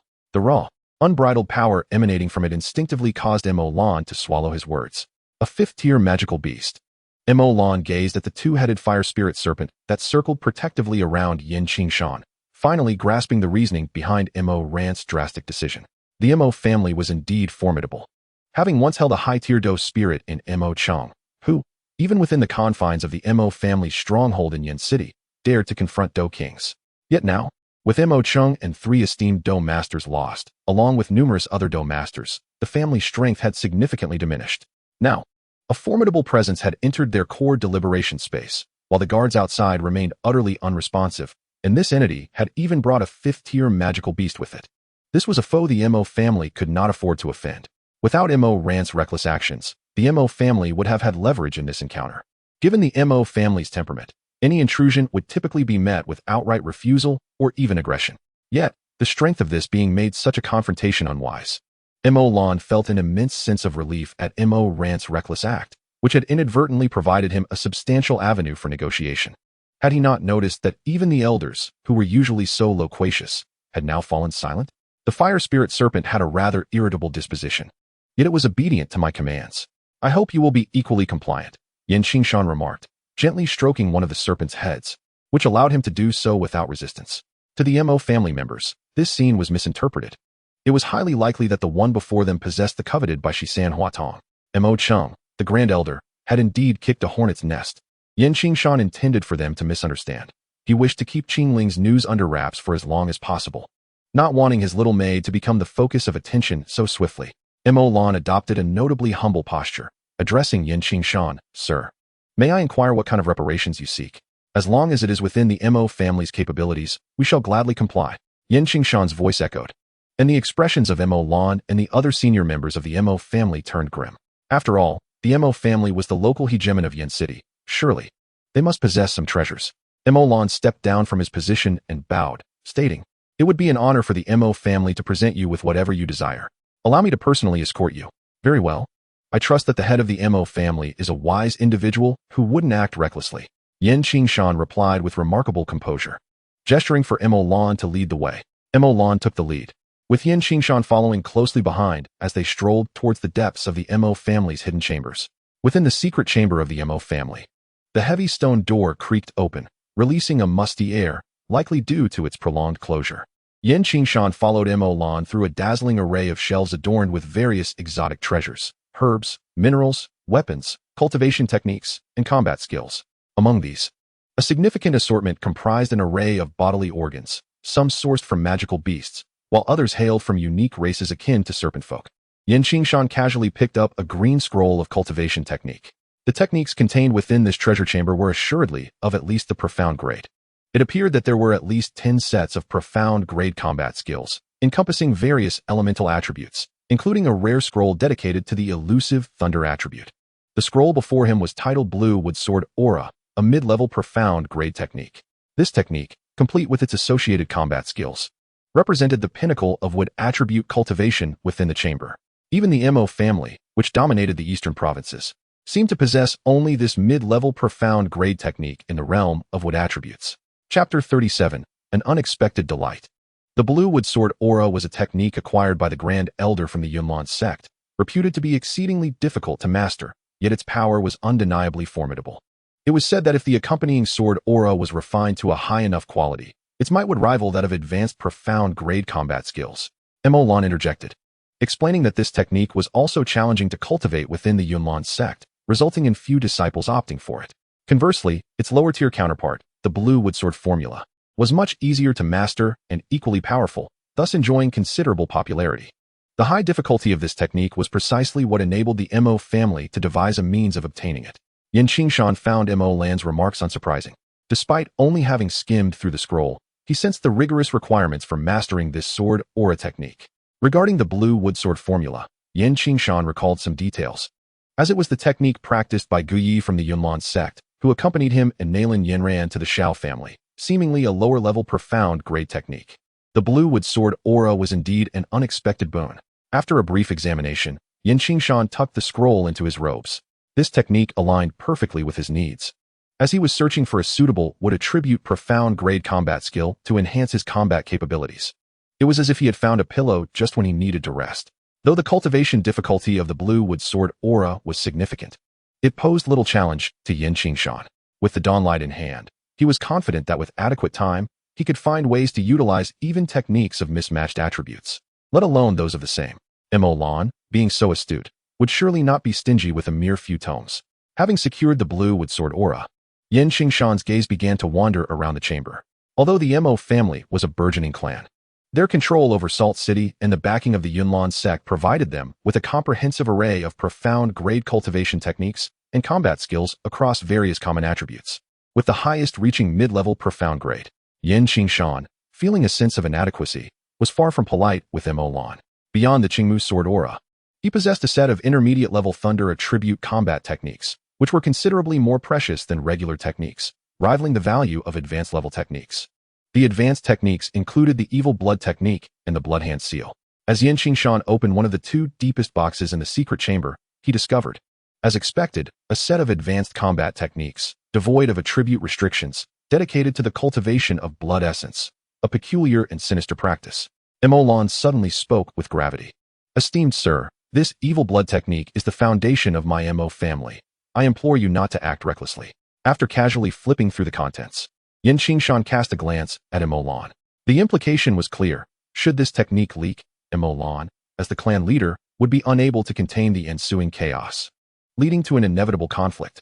Such scenarios were not uncommon. Prominent families and factions on the continent often possessed unique core abilities that served as their foundation.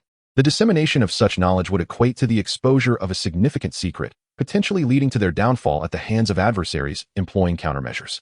Thus, any incident involving the leakage of core techniques would result in a no-holds-barred situation, contradicting Qingshan's intentions for his visit. He returned the Evil Blood technique to its place, prompting a sigh of relief from Mo Lan. He feared that Qingshan might harbor such intentions, which would render Mo Lan, a guide to him, a perpetual sinner in the eyes of his family. As the clan leader, he would be compelled to intervene immediately, even at the cost of mutual destruction. This scroll contains the notes of a fourth-tier alchemist. Has your Mo family not produced any alchemists since this one? A glimmer of excitement flashed in Qingshan's eyes. The saying goes, true teachings are worth 1,000 texts, and for many professions. The path to mastery often requires immense effort and time, only to yield little in return, highlighting the significance of authentic guidance. The profession of alchemy exemplifies this reality. Although the innate talent for alchemy is rare, there exist numerous individuals on the continent who meet the criteria. Yet, the number of those who truly become alchemists is exceedingly small, primarily due to the lack of proper mentorship. Healers can concoct potions to treat ailments, but their elixirs pale in comparison to those crafted by alchemists. Every successful healer, regardless of their potential to become an alchemist, harbors a dream of mastering the art of alchemy. Qingshan was no exception. In fact, due to his background and broader knowledge, his aspirations in this realm were particularly fervent.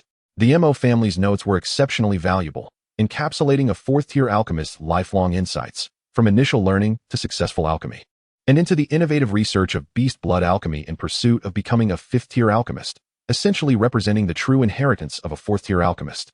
For an individual endowed with the talent for alchemy, following the guidance within these notes step by step would significantly enhance their chances of achieving the status of an alchemist.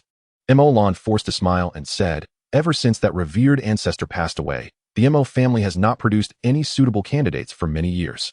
We do have two with the talent for alchemy, for whom we expended considerable resources to enroll them in the Alchemist Guild. However, this volume of notes has been borrowed and not returned by the Grand Elder for quite some time. Qingshan looked at Mo Lan solemnly and stated, I have no interest in the Evil Blood technique, but I do wish to possess it. Is that acceptable? Since you have an interest in this volume of notes, you may take it, Mo Lan conceded after careful consideration. Truth be told, he was reluctant to agree so readily, but the circumstances left him with little choice. Qingshan had stormed into the Mo family accompanied by a fifth-level magical beast, presenting an overwhelming force. Previously, during the council meeting, the Mo family had already suffered a failed rebellion. Had Qingshan been more ruthless then, none of the higher-ups in the Mo family would have survived. Given the situation, he was loath to offend such a formidable adversary. If a peaceful resolution could be reached by sending him away, he was even willing to suppress everything else. Qingshan's suggestion to visit the treasure vault pleased Mo Lan, as it indicated that there was at least some room for negotiation. Thus, when Qingshan took 2 scrolls of profound-level martial arts techniques, Mo Lan did not object and even took the initiative to provide additional context. However, he dared not make any rash decisions regarding the fundamental Evil Blood technique, promptly stopping Qingshan. Though this volume of notes was not a foundational technique like the Evil Blood technique, it was of immense significance, having been authored by a fourth-tier alchemist who was pivotal to the prosperity of the Mo family. If given the choice, he would truly prefer to retain it. After Qingshan selected 3 sets of texts and departed from the library area, Mo Lan let out a small sigh of relief. He feared that this esteemed individual might demand the entirety of the library. Although there were printed copies of the texts, if too many were to be leaked, he, as the clan leader, would be unable to bear the consequences.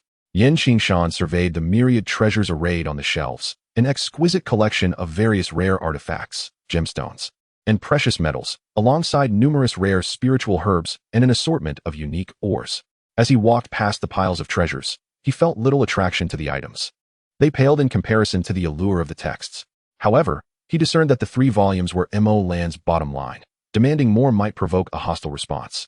Just as Qingshan intended to head directly to the shelf of spiritual herbs in search of a few valuable specimens, he felt a sudden impulse while passing a pile of ores. He turned his gaze toward a collection of gray-white stones with a silvery sheen, situated in a corner of the vault. Surrounding them were similar precious raw materials, yet this particular pile appeared peculiar, emanating a subtle wave of energy.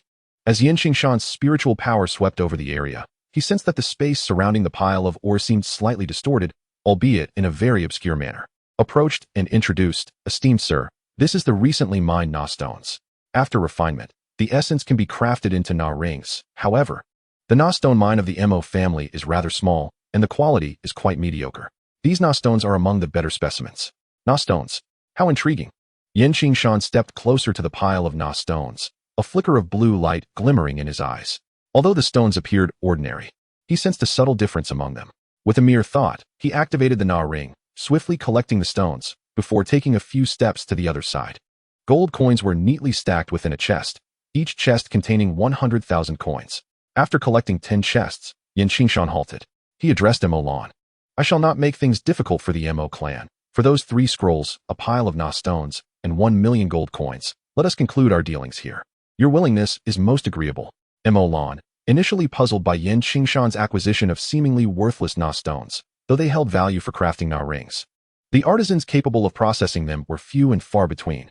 Realized the implications when Qingshan decisively took the gold and assured him that matters would end there. He surmised that Qingshan, wishing to avoid further conflict with the Mo family, had merely chosen these items at random. After all, who would forsake precious herbs and armor for mere coins and a pile of useless Na stones? In the stillness of the night, within a hidden passage of the Mo family in Qingshan, a figure swiftly vanished into the shadows, navigating through turns until arriving at the courtyard of an inn along a bustling street in the western part of the city. "Young master, you have returned." In a room at the inn's courtyard, 2 girls, one older and one younger, awaited news.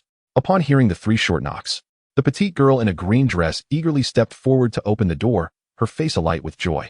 "Are you unharmed?"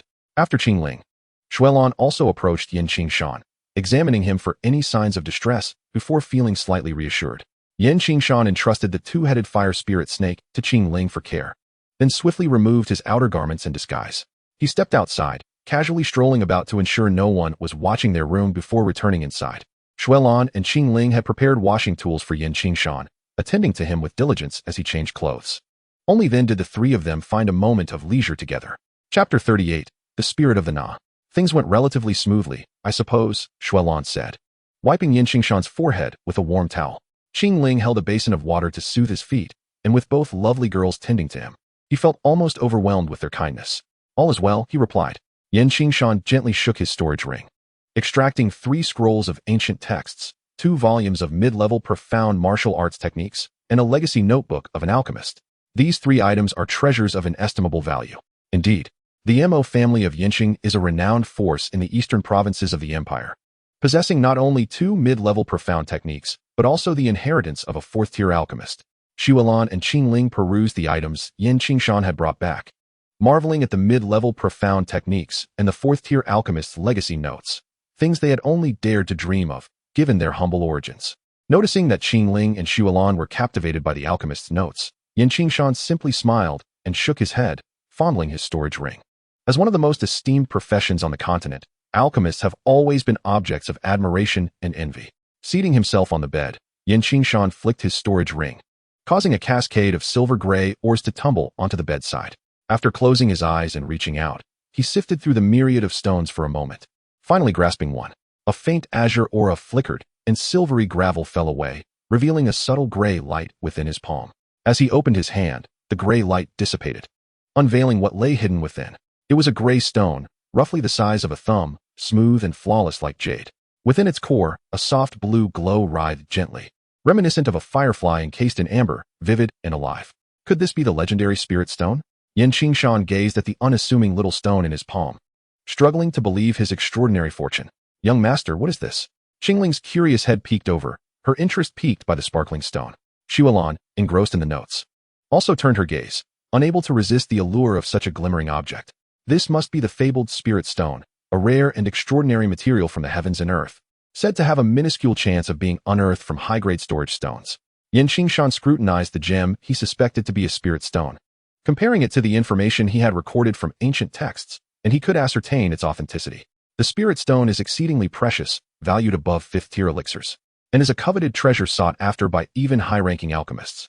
Qingshan recalled that the original text mentioned how a single spirit stone is worth far more than the combined value of fifth-tier blood lotus pills and ice spirit springs, underscoring its rarity. Ordinary storage stones can be used to create low-grade storage rings, with even the simplest of these rings fetching tens of thousands of gold coins, more valuable than common first-tier elixirs. Mid-grade storage rings are worth exponentially more, while high-grade rings are treasures that are priceless and hard to find. In the realm of Duki continent, only individuals of high status or those belonging to powerful factions possess the privilege of acquiring advanced storage rings, underscoring the rarity of such artifacts.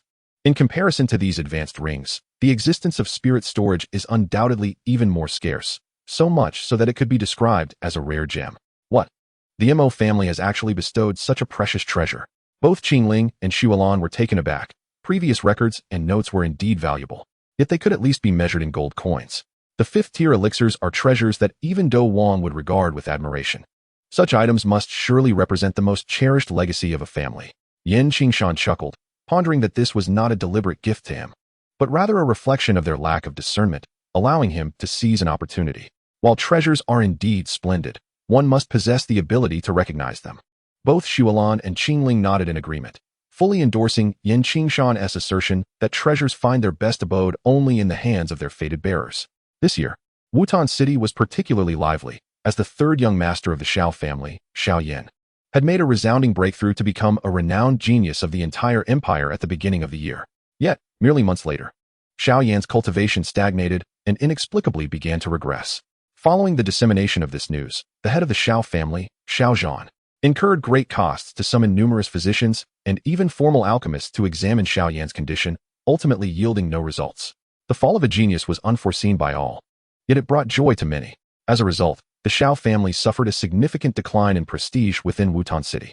Although they still maintained a relative advantage over the other two families, the once formidable aura had dissipated. Thus, the three prominent families of Wutan City found themselves ensnared in a state of mutual restraint.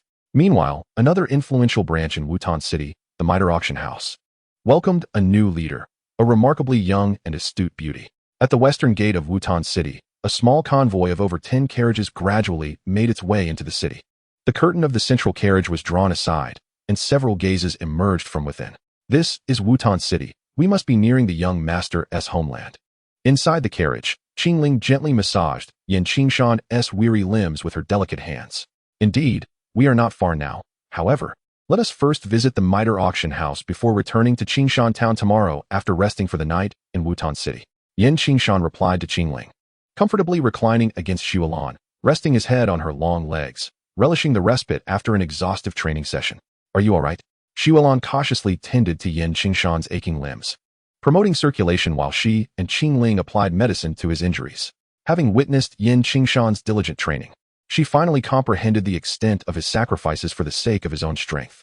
It's merely a trifling matter. I'm fine. Qingshan sobbed softly.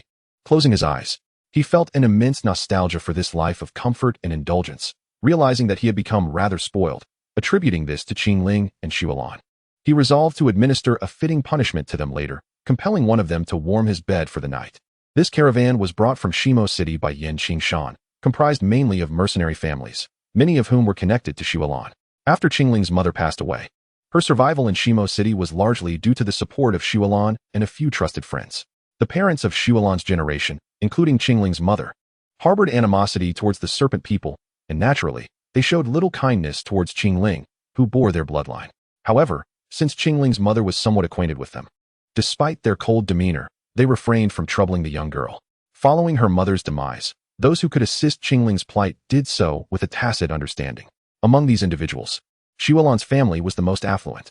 Her father, possessing considerable strength, held a mid-level leadership position within a mercenary group, commanding a few trustworthy brothers. Qingshan intended to take Xiaolan and Qingling away, ensuring that Xiaolan's family was well cared for. After persuading Xiaolan's father, the caravan included those willing to accompany Xiaolan's family on their journey. While these individuals were not exceptionally powerful, many were seasoned mercenaries and under Qingshan's guidance. Xiaolan's father had broken through to the 7-star warrior realm. This made them suitable for Qingshan's ambition to establish his own small faction, and thus he brought them along. At the forefront of the caravan, Xiaolan's father and several core members organized the movement of their party. Initially, they were not particularly pleased with Xiaolan's choice of employer. However, when Qingshan offered a generous payment and subsequently provided a set of profound techniques, Xiaolan's father became exceedingly enthusiastic, wishing for his daughter to remain in Qingshan's carriage at all times. Upon entering Wutan City, the caravan sought a guide at the city gate. After issuing commands, Qingshan swiftly directed the caravan towards the bustling streets, heading for the Middle Auction House. This establishment was a branch of the Middle family, one of the 3 great families of the Jiama Empire, and the current overseer, Middle Yufei, held a unique status within the family. It was quite lively, as it appeared an auction was underway. Qingshan instructed Xiaolan's father and the others to drop off the 3 of them near the auction house, allowing them to arrange temporary accommodations. The trio then entered the auction house, where a bustling crowd had gathered, drawn by the allure of the event. Naturally, the strikingly beautiful Xiaolan and Qingling attracted numerous gazes. Qingshan and his 2 companions, under the guidance of a female attendant, stepped into the grand hall of the ongoing auction. The dimly lit environment was filled with a cacophony of sounds that inundated their ears, causing them to frown. The auction house was vast, capable of accommodating hundreds. And at that moment, under the spotlight in the center of the room stood a stunning woman clad in a crimson gown. Her sultry voice, sweet and tantalizing, captivated the audience as she eloquently explained the functions of the items on display. This woman, with her alluring and voluptuous figure, was a beauty who could effortlessly entice men to part with their riches. She skillfully leveraged her assets, exuding charm with every word. Amidst her melodic tones, the price of what was, in fact, a rather mundane item soared rapidly. Qingshan's keen eyes sparkled with intensity as he surveyed the crowd, naturally noting that most gazes were fixated on the enchanting woman. The chief auctioneer of the Middle Auction House in Wutan City, Yufei, was a well-known beauty whose mature allure had caused many a man to fall at her feet. Chapter 39, Yufei, please, secure a private room for us, Qingshan commanded. His brow furrowed as he caught sight of a lecherous man in a hidden corner, eyes ablaze with desire as he fixated on Yufei. The man's hands rested inappropriately upon himself, moving in rhythm with Yufei's sultry red lips. This unsavory behavior was not isolated. In the shadows, numerous unsavory figures mimicked similar actions, suggesting a familiarity with such conduct, perhaps not for the first time. With the arrival of Qingshan and his companions, many of those lurking gazes shifted towards Xiaolan and Qingling, a sight that filled Qingshan with discontent. Follow me this way. The attendant did not hesitate, swiftly leading Qingshan and his companions to a relatively secluded private room on the 2nd floor. Qingshan had exchanged 100,000 gold coins for bidding tokens upon entering the auction house. Losing such a lucrative opportunity would surely bring her to tears. Upon entering the 2nd floor room, they were shielded from the repugnant stares outside, allowing both of the girls beside Qingshan to breathe a sigh of relief. Qingshan approached the edge of the viewing platform, his gaze once again drawn to the stage, where the voluptuous curves of the enchanting Yufei held his rapt attention, her long legs captivating his sight. Xiaolan slightly obstructed him, her delicate nose crinkling as she emitted a cold snort. Gesturing towards the back where Qingling was inquiring about certain details from the attendant, the dim light rendering visibility poor, Qingshan, already stirred by Yufei's allure, took a step closer, half embracing Xiaolan, and unabashedly let his hands wander towards those enticing long legs. She had tempted him with those limbs on several occasions. As a young master, he felt compelled to reclaim his dignity. Xiaolan emitted a soft, muffled sound, her body tensing as a rosy hue crept across her delicate face. With caution, she glanced back at Qingling, and upon realizing she had not been discovered, she clutched the railing, refraining from resisting Qingshan's advances. Unbeknownst to her, Qingling's own cheeks were tinged with a faint blush as she continued to entangle the maid, preventing her from turning to face the two, thus creating an opportunity. As the possessor of the Bai Shi San Hua Tong, her perceptive abilities were far from ordinary. Cough, cough, Qingling, Qingshan called. Reclining with Xiaolan in the soft embrace of the sofa, Xiaolan's face was flushed, her body languidly leaning against him. evoking a complex interplay of guilt and triumph within Qingshan's heart. However, he could not truly indulge in any untoward actions at that moment. After satiating his urges and alleviating some of his pent-up energy, he instructed Qingling to bring the maid over. By this time, the auction was nearing its conclusion. Qingshan entrusted the token he acquired in Haiyan City to the maid, instructing her to find a way to report it or deliver it personally to Miss Yufei, stating that he would be awaiting her in the private room. Yes, my lord. The maid, though unaware of Qingshan's background, had witnessed his extravagant spending and recognized that he was no ordinary figure. After a respectful bow, she exited the private chamber, while Qingling prepared tea and snacks from the side, ready to serve Qingshan. This young lady had been intent on gathering information. Private rooms usually offered refreshments, typically provided by maids. Yet, how could Qingling allow anyone else to attend to Qingshan? Miss Yufei, our Jia family is quite pleased with this auction. We look forward to welcoming you to our family next time. The Uba family feels the same, another chimed in. The Xiao family is equally eager to befriend Miss Yufei. As the auction concluded, Yufei accompanied several high-ranking officials from the auction house to bid farewell to notable figures from Wutan City, primarily the leaders of the three major families who sought to strengthen ties with the Mitre family. The willingness of these clan leaders to honor her was certainly a privilege for Yufei. As a seasoned socialite, Yufei navigated the scene with grace, her face adorned with a warm smile, adeptly managing the relationships with each significant patron, ensuring none felt slighted or distanced. Just then, a maid approached Yufei, led by an elderly gentleman. The elder, with hair tinged with gray, wore a garment adorned with a design resembling a medicinal furnace. The surface of this furnace shimmered with two silver ripples, exuding an air of nobility. The arrival of this elder stirred the notable figures present, for he was Guanai, a three-star Grand Master and the principal authority of the Mitre auction house in Wutan City, as well as a distinguished second-tier alchemist. Miss Yufei? Guanai approached Yufei and whispered a few words to her. Initially taken aback, a look of delight gradually emerged on her face. After a moment of surprise, she turned around, continuing to wear a smile tinged with a hint of apology, saying, I'm sorry, everyone, but I have some matters to attend to and may not be able to accompany you further. Miss Yufei, it's quite all right, they reassured her. Please, do go about your business. Given the circumstances, they all took their leave, each of the influential leaders being astute enough not to display any inappropriate behavior at such a moment. Once they departed, Yufei, accompanied by Guanai and a maid, made her way to a private room on the second floor. Outside the door, Yufei took a moment to compose herself, her lips curling into a confident, serene smile as she gently knocked on the door. Shortly thereafter, the door swung open, revealing a pair of long, shapely legs, and a fiery young woman with a wild demeanor stepped into her view. Miss Yufei, please do come in. A melodious male voice resonated from within the room. The woman who had opened the door stepped aside, allowing Yufei's gaze to penetrate further inside, where she vaguely discerned a petite figure in a blue attire, poised to serve tea. A person sat with their back to them, and it was clear that this individual had just spoken. With graceful steps, Yufei approached naturally rather than ostentatiously, circling around the figure of Qingshan before settling into a soft chair beside him. At that moment, Qingshan turned his profile towards her. Their eyes met, and Yufei was momentarily taken aback, while a subtle smile graced the corners of Qingshan's lips. Please don't mind me, Miss Yufei, it's a pleasure to make your acquaintance. Qingshan greeted her with a warm nod, gracefully sliding a cup of tea, prepared by Qingling, across the table. The dark blue aura surrounding him seemed to guide the teacup smoothly to her, not a single drop spilling along the way. A flicker of astonishment crossed Yufei's eyes once more. The strength and control of his energy were so formidable that this young man before her was undoubtedly one of the most powerful she had ever encountered. Even the scoundrel who had once forced her to retreat from the capital could not boast such prowess.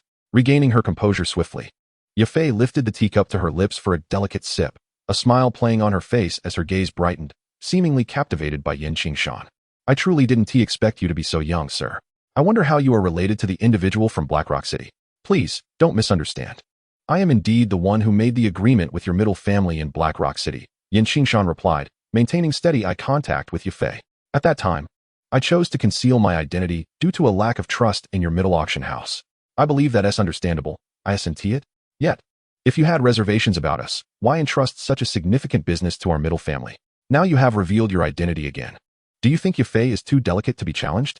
Yufei feigned displeasure, seemingly in need of comfort, as she was indeed a woman who adeptly exploited her feminine advantages. Most would struggle to withstand her tactics. I genuinely wish to have you at my mercy. Qingshan mused, his thoughts hinting at a play on words, his eyes sparkling with clarity and a confident smirk gracing his lips. "It is not because of you, Yafei, but rather I believe that I am no longer afraid of the middle family turning against me." A flash of brilliance emanated from the spatial ring in Qingshan's hand, revealing 12 neatly arranged chests on the adjacent ground. With a wave of his palm, he unleashed a wave of azure fighting spirit, causing each chest to open effortlessly and silently, perfectly revealing their contents. The gold coins within 10 of the chests shimmered under the light of the moonstone. But even more captivating were the precious treasures housed in the other 2 chests.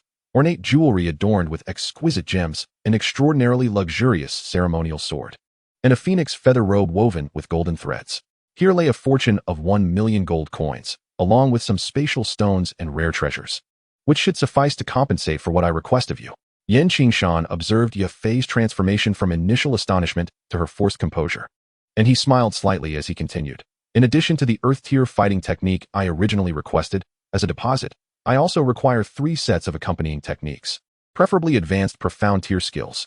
Snow Lan and Qingling, beside Qingshan, were deeply moved by his additional requests. The 3 fighting techniques he desired were for poison, wind, and a style suitable for the serpent people, clearly considering their needs. After taking a deep breath, Yafei smiled and responded, "Sir, I can indeed accommodate your requests, but it will take time.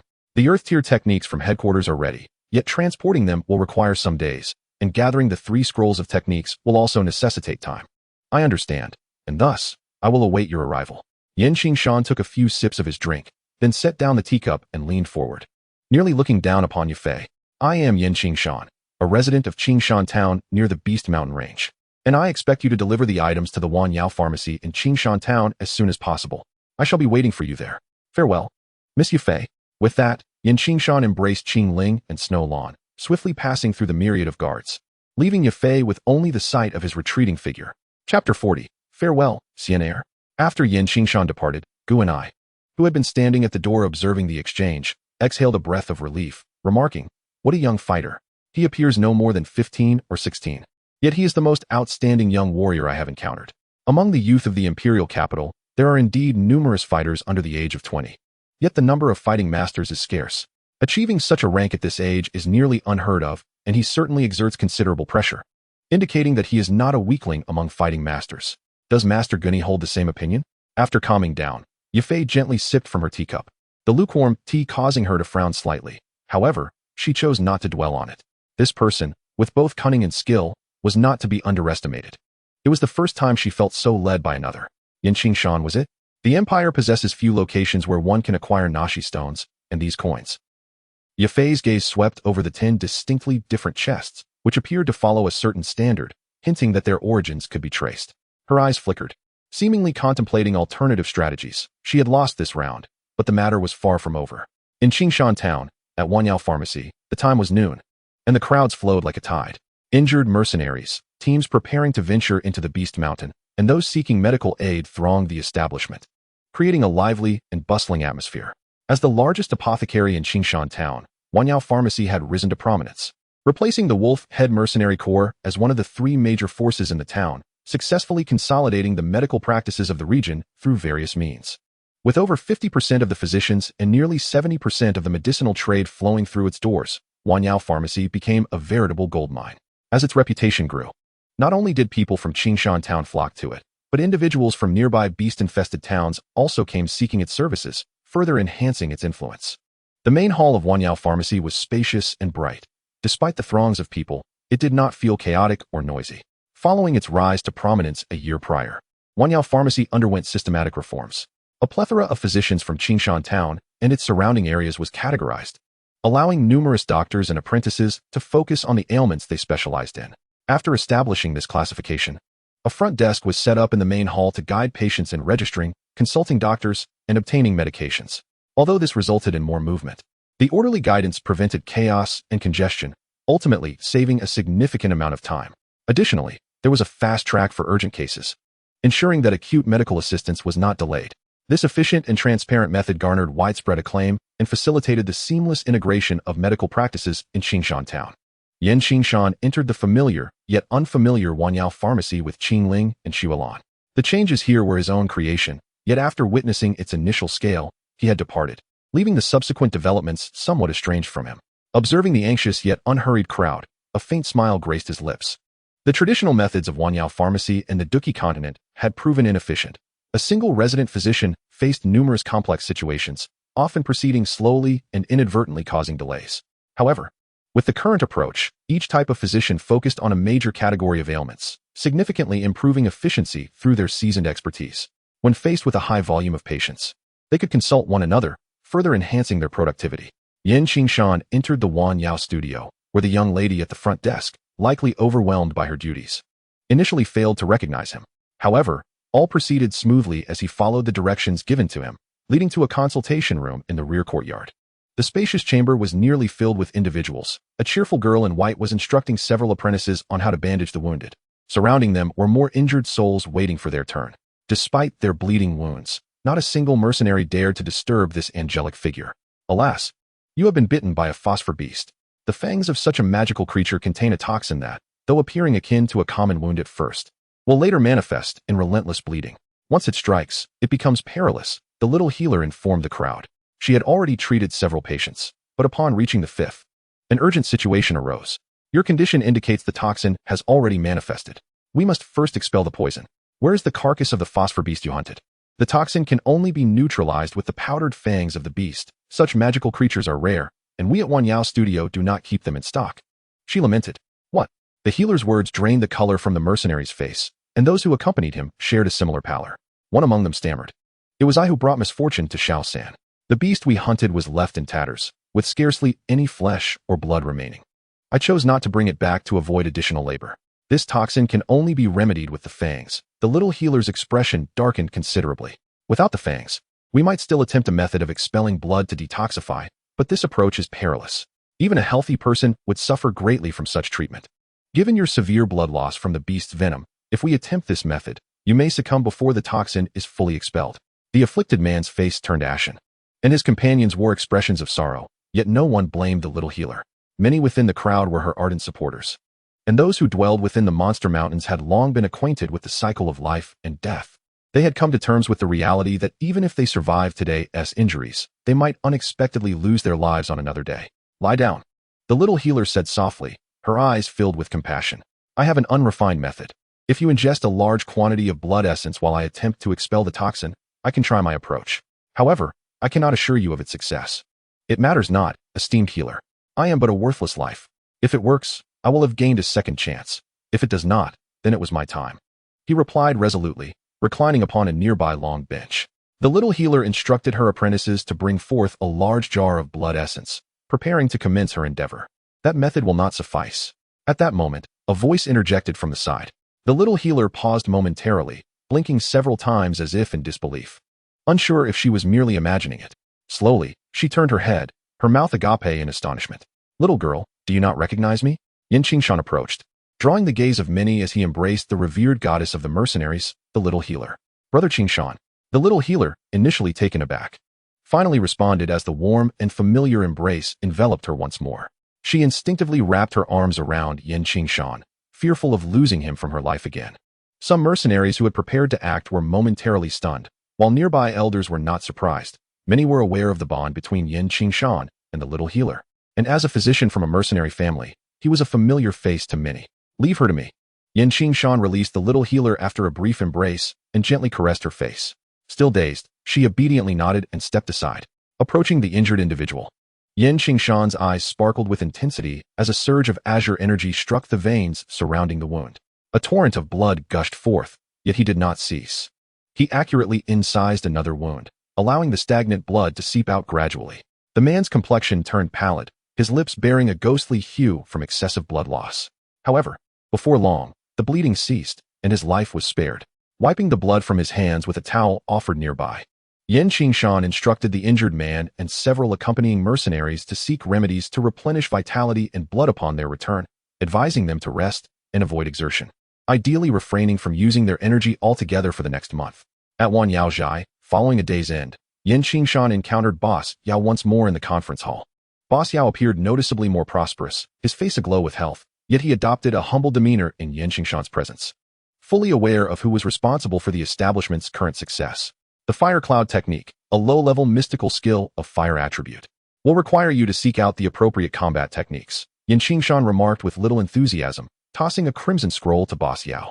This scroll had been discovered within the spatial ring of a prominent battle master from the Mo family, something he deemed unworthy, yet for Boss Yao, it was a coveted treasure.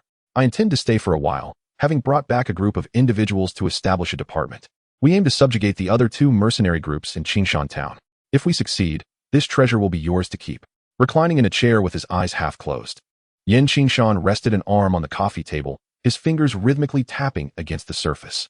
The sound resonated in Boss Yao's heart, heightening his anxiety. Boss Yao, unwilling to show any sign of negligence, nodded vigorously. I understand. The other 2 mercenary groups in Qingshan town are not as formidable as the former wolf head. My connections and influence here are substantial, so I am confident in resolving this matter. Very well, this task is entrusted to you. Qingshan nodded thoughtfully, and then effortlessly shifted the topic, saying, I plan to visit the Monster Beast Mountains with the little medical sage tomorrow, and the exact time of our return remains uncertain. In due course, one of the 3 prominent families of the empire, the middle family, should send someone over. Do not be negligent. I will find a way to keep in touch with you, and we will discuss the particulars later. The hour is late. You should take your leave. Understood. Boss Yao's mind was tumultuous, yet he slowly retreated to depart. Initially, he harbored a few grievances, but upon hearing Qingshan mention the middle family, all discontent dissipated. To connect with one of the 3 illustrious families of the empire indicated that this young man possessed extraordinary influence. It would be prudent for him to continue to yield and comply. Take your belongings. Qingshan's voice echoed once more. Boss Yao turned back, and a flash of red landed in his embrace. It was the low-tier fire cloud technique. He hastily stowed it away, noticing that Qingshan had closed his eyes, no longer regarding him. Not wishing to linger, he swiftly exited the room. Chapter 41. A Sea of Peach Blossoms. The Monster Beast Mountains, a vibrant basin teeming with medicinal herbs.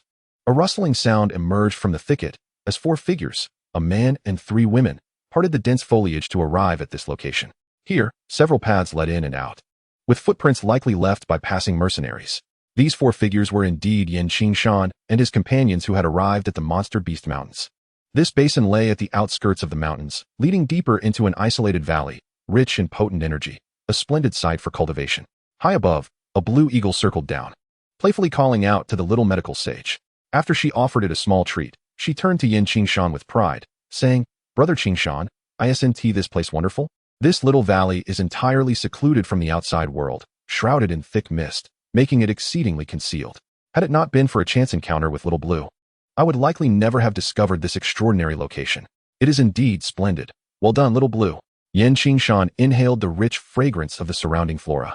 Within the misty valley, various rare herbs thrived, their aromatic essence mingling with the fog, creating an invigorating atmosphere. The concentration of elemental energy here far exceeded that of other locations, particularly the wood attribute, which was at its peak, truly a paradise for him. Little Blue. The blue eagle at the little medical sage's feet chirped joyfully, seemingly seeking recognition. This first-tier blue eagle had been rescued by the little medical sage after Qingshan's departure. It had yet to reach maturity, yet already possessed a first-tier strength and a wingspan exceeding 2 meters, capable of carrying a person, with a promising potential upon reaching adulthood. Qingshan bestowed a piece of yellow lotus essence upon the blue eagle and then addressed his companions. Let us remain here for the time being. Once the middle family delivers the cultivation techniques, you will be able to adapt your training and save time. The little healer and Qingling have yet to complete the 9th tier of Do Qi cultivation, and a considerable period remains before they can truly become fighters. It is imperative that they engage in earnest training, while Xuelan must also familiarize herself with the art of refining Do Qi, preparing for the forthcoming transition. After all, her previous mastery was merely at the yellow rank, with both the quantity and quality of her accumulated energy being rather mediocre. A direct shift to a higher-tier technique could potentially result in a significant decline in her prowess. The training for the little healer and Qingling is likely to be considerably simpler than that of Xuelan and Qingshan, for their physiques are extraordinary. Whether it be the Yinan poison body or the Bai Shi San Huai, both are endowed with top-tier attributes that can rapidly enhance combat capabilities, far surpassing that of ordinary imperial bloodlines. This area is abundant with precious herbs, perfectly suited for Qingshan to formulate a new training regimen. The valley is secluded from the outside world, relying solely on the little healer's blue eagle for aerial escape. And communication with the outside can be facilitated through this avian companion, thus averting any disturbances.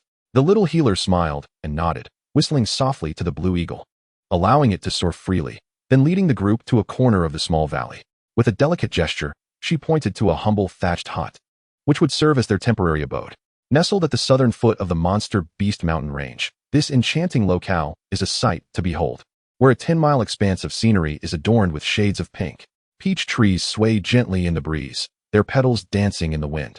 Surrounded by a rich fragrance and breathtaking vistas, a figure with dark purple wings descended slowly beyond the peach grove, from which emerged a petite and charming silhouette, none other than the adorable Qingling. Arriving at dawn, Qingshan and Qingling were greeted by this exquisite landscape. Under the peach trees, beside the babbling brook, the drifting petals floated along the water, in hues of light green and deep crimson. The surrounding delightful pink hues intoxicated the senses, evoking an ethereal ambience.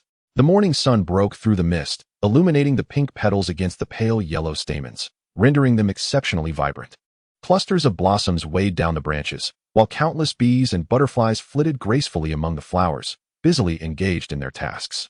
The expansive peach grove reflected the fiery glow of the sunrise, appearing as if painted with the colors of dawn. Swirls of pink petals danced in the air, creating a vision of a vast ocean of pink from afar. Qingling summoned the red serpent, Qingshan instructed, his gaze fixed not on the breathtaking scenery, but rather scanning the surroundings with vigilance. Qingling mirrored his cautious demeanor upon hearing his command. A glint of azure light flickered in her eyes, and the two-headed fire spirit serpent appeared beside them, alertly flicking its tongue to survey the area. Though this 10-mile expanse of peach grove seems idyllic, it is, in truth, an exceedingly perilous region within the monster beast mountain range. Amidst the vibrant life of the peach grove, aside from the butterflies spreading pollen and the bees gathering nectar, not a single sound of insects or birds can be heard. In addition to these two creatures and the peach blossoms, the entire peach grove is devoid of any other animals or plants. Even the stream is barren, lacking any fish, shrimp, frogs, or crabs, indicating something is amiss in this place. Amidst the hissing sounds, serpents from several miles around are summoned by the twin-headed fire spirit snake, pouring into the peach grove in a multitude. Qingshan and Qingling follow closely behind the fire spirit snake. The expansive peach orchard stretches endlessly, enshrouded in a delicate crimson mist that weaves between the flowering trees, creating a surreal atmosphere reminiscent of ethereal clouds rising from the earth. This peach-hued mist billows and swirls, carrying a sweet, intoxicating fragrance that lingers in the air. Suddenly, from deep within the grove, a faint howl echoes. Qingshan and Qingling hasten towards the sound, accompanied by the serpents, and come upon a peach tree bearing a single pink peach, radiating a rosy glow. The dense peach mist seems to coalesce into a liquid around the tree. A creature resembling a wood element wolf writhes in agony, seemingly trying to escape the clinging fog. But its strength is long depleted, resulting in deep, sorrowful howls. This wolf-like beast, once adorned with a light azure coat, is now marred. Its flesh stained with darkened blood as if scorched by fierce flames, leaving only a remnant of skin. The wolf's body appears corroded, with large patches of flesh turning pale and oozing pus, while the ground beneath it is soaked in this foul secretion. Its head, relatively intact, has one eye transformed into a gaping blood hole, while the other bulges grotesquely. Even in such a dire state, the beast remains alive, exhibiting a bizarre fervor. Much of its lower body has been eroded, yet it behaves like a frenzied entity, performing grotesque movements upon the ground. The peach blossom miasma is indeed terrifying. Qingshan gazes at the peach hanging from the tree, recognizing it as one of the sources of peril within this grove. This bizarre fruit capable of emitting the peach blossom miasma. The peach fruit, imbued with extraordinary energy, is a rare spiritual fruit that only thrives in unique peach groves, secreting a mist known as peach blossom miasma for self-preservation.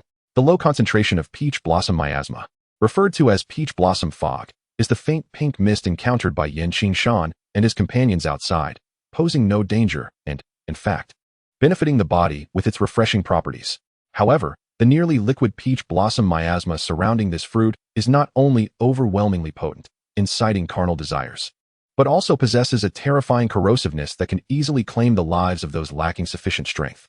With a surge of deep azure energy, Qingshan sends the peach fruit tumbling to the ground, and the viscous peach blossom miasma is swiftly absorbed, leaving only the singular, rosy peach fruit behind.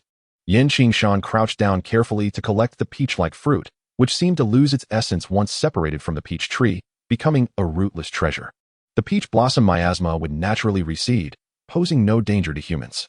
The fruit, the size of a fist, bore a striking resemblance to a peach, its surface shimmering with a unique rosy hue. This precious medicinal material was exceedingly rare and could be utilized in various mid to high-grade elixirs. Yet it was not the purpose of Qingshan's current expedition. As they continued their journey, Qingshan and Qingling ventured deeper into the dense miasma, where the concentration of peach blossoms intensified and the number of peach-like fruits increased. Qingshan unreservedly collected them, showing no regard for the local inhabitants. Suddenly, a commotion arose as a swarm of snakes hissed in a particular direction, seemingly becoming agitated. Young master, they say that direction is extremely perilous. The red serpent has sensed it too. The innate sensing and probing abilities of magical beasts surpassed even Qingshan's, as he excelled in close-range observations, but fell short at greater distances. Let us investigate, Qingshan declared, and he, along with Qingling and the fire spirit snake, pressed onward. The retreating serpents resembled a receding tide. As this area was their forbidden ground, they would not approach unless absolutely necessary. Shortly thereafter, they arrived at a dense peach grove, where an open space appeared amidst the trees. Surrounding the clearing, there were scarcely any peach trees within a 10-meter radius, save for a towering peach tree flourishing at its center, laden with peach-like fruits. Each fruit glowed softly like lanterns, while 3 particularly unique fruits at the top of the tree seemed to burn with an ethereal flame, the miasma swirling around them like flickering fire. Perched upon this peach tree was a massive beehive, with diligent bees bustling in and out. Astonishingly, the hive had a small hole at its base, beneath which lay a rudimentary stone jar, from which honey dripped continuously. Scattered around were numerous stone jars, some empty, some full, and beside them lay a peculiar creature, resembling a blend of a bear and a wolf. Its head rested atop one of the jars, and in its slumber, it occasionally nibbled at the honey, swallowing it contentedly. This creature appeared canine, yet bore traits of both bear and wolf, standing 3 to 4 meters tall, with powerful limbs and a coat shimmering in shades of blue. Strikingly, it was enveloped in pink flames akin to those surrounding the 3 peach-like fruits atop the tree. Chapter 42. The Qimu Beast. This was a 5th-tier Qimu beast. Qingshan observed the slumbering creature from a distance, feeling an immense pressure emanating from it despite its restful state. The 5th-tier magical beast, Qimu, was a rare wood-type creature, typically dwelling in the flourishing peach groves. Due to their unique nature, the peach groves they inhabited would gradually transform, giving rise to treasures such as peach-like fruits and peach blossom miasma. The Qimu beast, a creature of wood attribute, is one of the rare beings possessing beast fire. Its peach blossom flames are relatively gentle, yet their destructive power is considerable, establishing the Qimu beast as a formidable entity among the 5th-tier wood attribute beasts. Within the 5th-tier Qimu beast resides the ability to separate a seed of beast fire from its peach blossom flames. Due to its mild temperament coupled with impressive potency, this beast fire is highly coveted by mid to low-level alchemists, marking it as an exceedingly sought-after and rare treasure. Qingshan has come seeking the peach blossom fire of the Qimu beast. Acquiring some peach fruit would be a delightful bonus. Presently, the Qimu beast lies in slumber, presenting a fortuitous opportunity. Although still asleep, the 5th-tier Qimu beast remains alert, and its strength is formidable. While the red serpent possesses an elemental advantage, the Qimu beast, with its peach blossom fire, exhibits exceptional fire resistance and likely surpasses in combat capability. Qingshan, along with Qingling and the red serpent, conceals their presence at a distance, discreetly observing the 5th-tier Qimu beast. This powerful beast, reminiscent of a wolf-like bear, may be in slumber, yet its peach blossom flames flicker and swell, occasionally surging dramatically, making it an intimidating sight. Within the tranquil expanse of the peach forest, an unexpected rustling sound arises, accompanied by hissing akin to that of serpents. Initially, the noise is not particularly loud, but as a multitude of snake-like creatures collectively hiss, it ultimately provokes the wrath of this dominion's sovereign. With a resounding howl, a beast nearly 4 meters tall, resembling a humanoid bear, rises on its hind legs, emitting a chorus of wolf-like cries as its pink flames blaze to their zenith. With a powerful leap, it rushes toward the area where the snakes are most vociferous. At the edge of the 10-mile peach forest, countless serpents gather, indulging in predation and causing havoc, while behind them, a colossal 2-headed fire spirit snake fixates on a singular direction. Suddenly, one head of the 2-headed fire spirit snake turns, its scales bristling sharply, releasing a subtle yet piercing hiss that reverberates swiftly through the nearby woods. Qingling, sensing the signal, promptly retreats to a safer distance as the previously serene peach forest erupts into a cacophony, the ground trembling intermittently with the approaching sounds. Amidst the pink-hued peach grove, a streak of flame materializes, followed by increasingly pronounced footsteps. With a resounding thud, a humanoid figure leaps before the serpents, its exterior cloaked in a pale blue hue, engulfed in vibrant pink flames. Upon encountering the 2-headed fire spirit snake, the Kuei Mu beast's flames ignite anew, issuing a series of furious roars in warning. The presence of this unfamiliar beast evokes a sense of unease and a hint of fear within it. Both the two-headed fire spirit snake and the Kuei Mu beast belong to the 5th tier. However, the wood attribute is inherently subdued by the fire attribute. Nevertheless, the Kuei Mu beast possesses the peach blossom fire, granting it a strong resistance to flames. However, the two-headed fire spirit serpent is intrinsically the guardian beast of the azure lotus earth fire, and it ascended to the 5th rank relying on the energy of the azure lotus earth fire, naturally imbued with an aura of exotic flames. Once the exotic fire is unleashed, all flames yield in submission, and the peach blossom fire is inevitably influenced. For that profound and inscrutable aura of exotic flames instills unease and dread within the enigmatic Kuei Mu beast. In the expansive peach orchard, a serpent and a bear locked eyes, their formidable and vigorous auras gradually rising. Under the pressure of these two potent forces, the surrounding tide of serpents retreated, and the fluttering peach petals were shredded and fell to the ground by the wind. The two-headed fire spirit serpent fully unfurled, its serpentine body writhing forward with rapidity. Its alluring eyes fixed intently on the Kuei Mu beast below, while sparks of crimson intermingled with azure flickered between its flickering tongue. Provoked repeatedly, the Kuei Mu beast could no longer endure, and with a furious roar, it stomped the ground, its massive form hurtling towards the two-headed fire spirit serpent like a cannonball. Amidst the sharp sound of slicing air, the Kuei Mu beast aimed for the serpent's vulnerable abdomen, seeking to strike at its heart.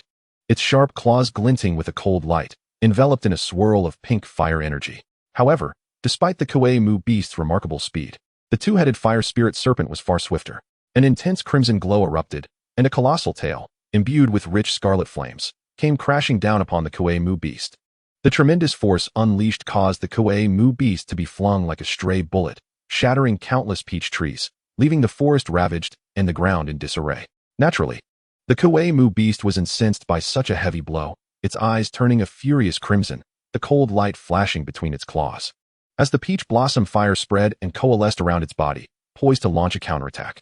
Yet, the two-headed fire spirit serpent had anticipated this retaliation. Having gained the upper hand, it swiftly ascended and coiled around a peach tree large enough for two to embrace, seizing the advantage of height. With its massive jaws agape, a torrent of crimson magma surged forth toward the Kuei Mu beast. The scalding flow of magma, infused with the essence of exotic fire, was not something the Kuei Mu beast dared to confront head-on. It sprang forth, evading the attack. However, just as it leapt aside, the other mouth of the fire spirit serpent targeted it, unleashing another stream of crimson flames. This time, suspended in midair, the Kuei Mu beast could no longer defend itself. With a thunderous explosion, an immense surge of peachwood fire erupted from the Kuei Mu beast in an instant. The collision of the scarlet flames with the peach blossom fire ignited a vast expanse of pink fire, forcing the two-headed fire spirit serpent to temporarily withdraw. Within the sea of flames, the Kuei Mu beast's aura surged, its claws spreading wide as it roared in defiance, absorbing the abundant peach blossom fire. The burning peach trees, now charred and lifeless, only served to amplify the Kuei Mu beast's strength, which now vaguely rivaled that of the two-headed fire spirit serpent.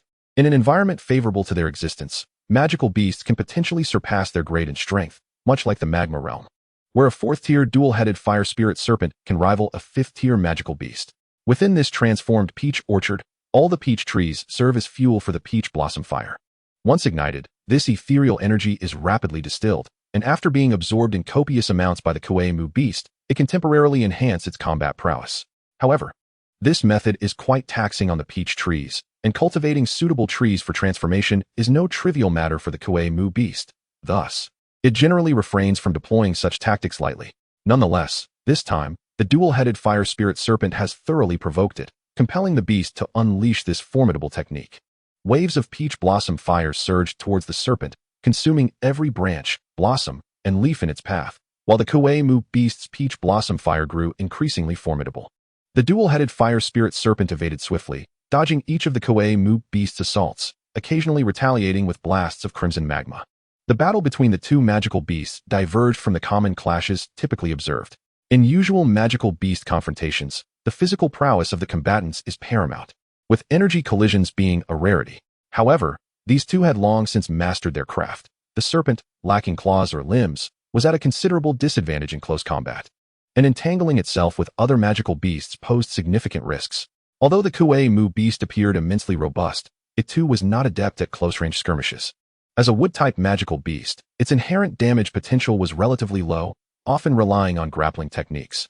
Yet, the Kuei-Mu beast was an anomaly among its kind. Thanks to the peach blossom fire, its energy manipulation was remarkably potent, allowing it to develop a distinct offensive strategy primarily based on flame. Its minions served merely as probes, and having recognized the futility of close engagement, it ceased further attempts. The clash between the dual-headed fire spirit serpent and the Kuei-Mu beast resembled a duel between two sorcerers, with waves of crimson flames and peach blossom fire cascading in a tumultuous display. While the peach blossom fire was readily absorbed by the Kuei-Mu beast, the crimson flames spread recklessly, igniting vast swathes of the orchard. The scarlet blaze enveloped the woods, thick smoke becoming increasingly stinging and suffocating. The Kuei-Mu beast's fury intensified. This was its homeland, and such destruction was utterly unforgivable. Red Serpent, a voice suddenly echoed from above, causing one head of the dual-headed fire spirit serpent to lift as the Kuei-Mu beast's eyes glimmered with vigilance, abruptly gazing upward. In the sky, Qingshan unfurled his violet wings, brandishing 3 ethereal fruits radiating peach fire, 3 meticulously cultivated peach fruits by the Kuei-Mu beast. These fruits differed from ordinary peach fruits, which served merely as sustenance, of little concern to the Kuei-Mu beast. These 3, however, were nurtured with the beast's inner energy, capable of absorbing and storing its peach blossom fire, intended for future ascensions to higher realms. Roar! The Qingshan beast leapt, flames erupting from its hind legs, soaring towards the heights of Qingshan.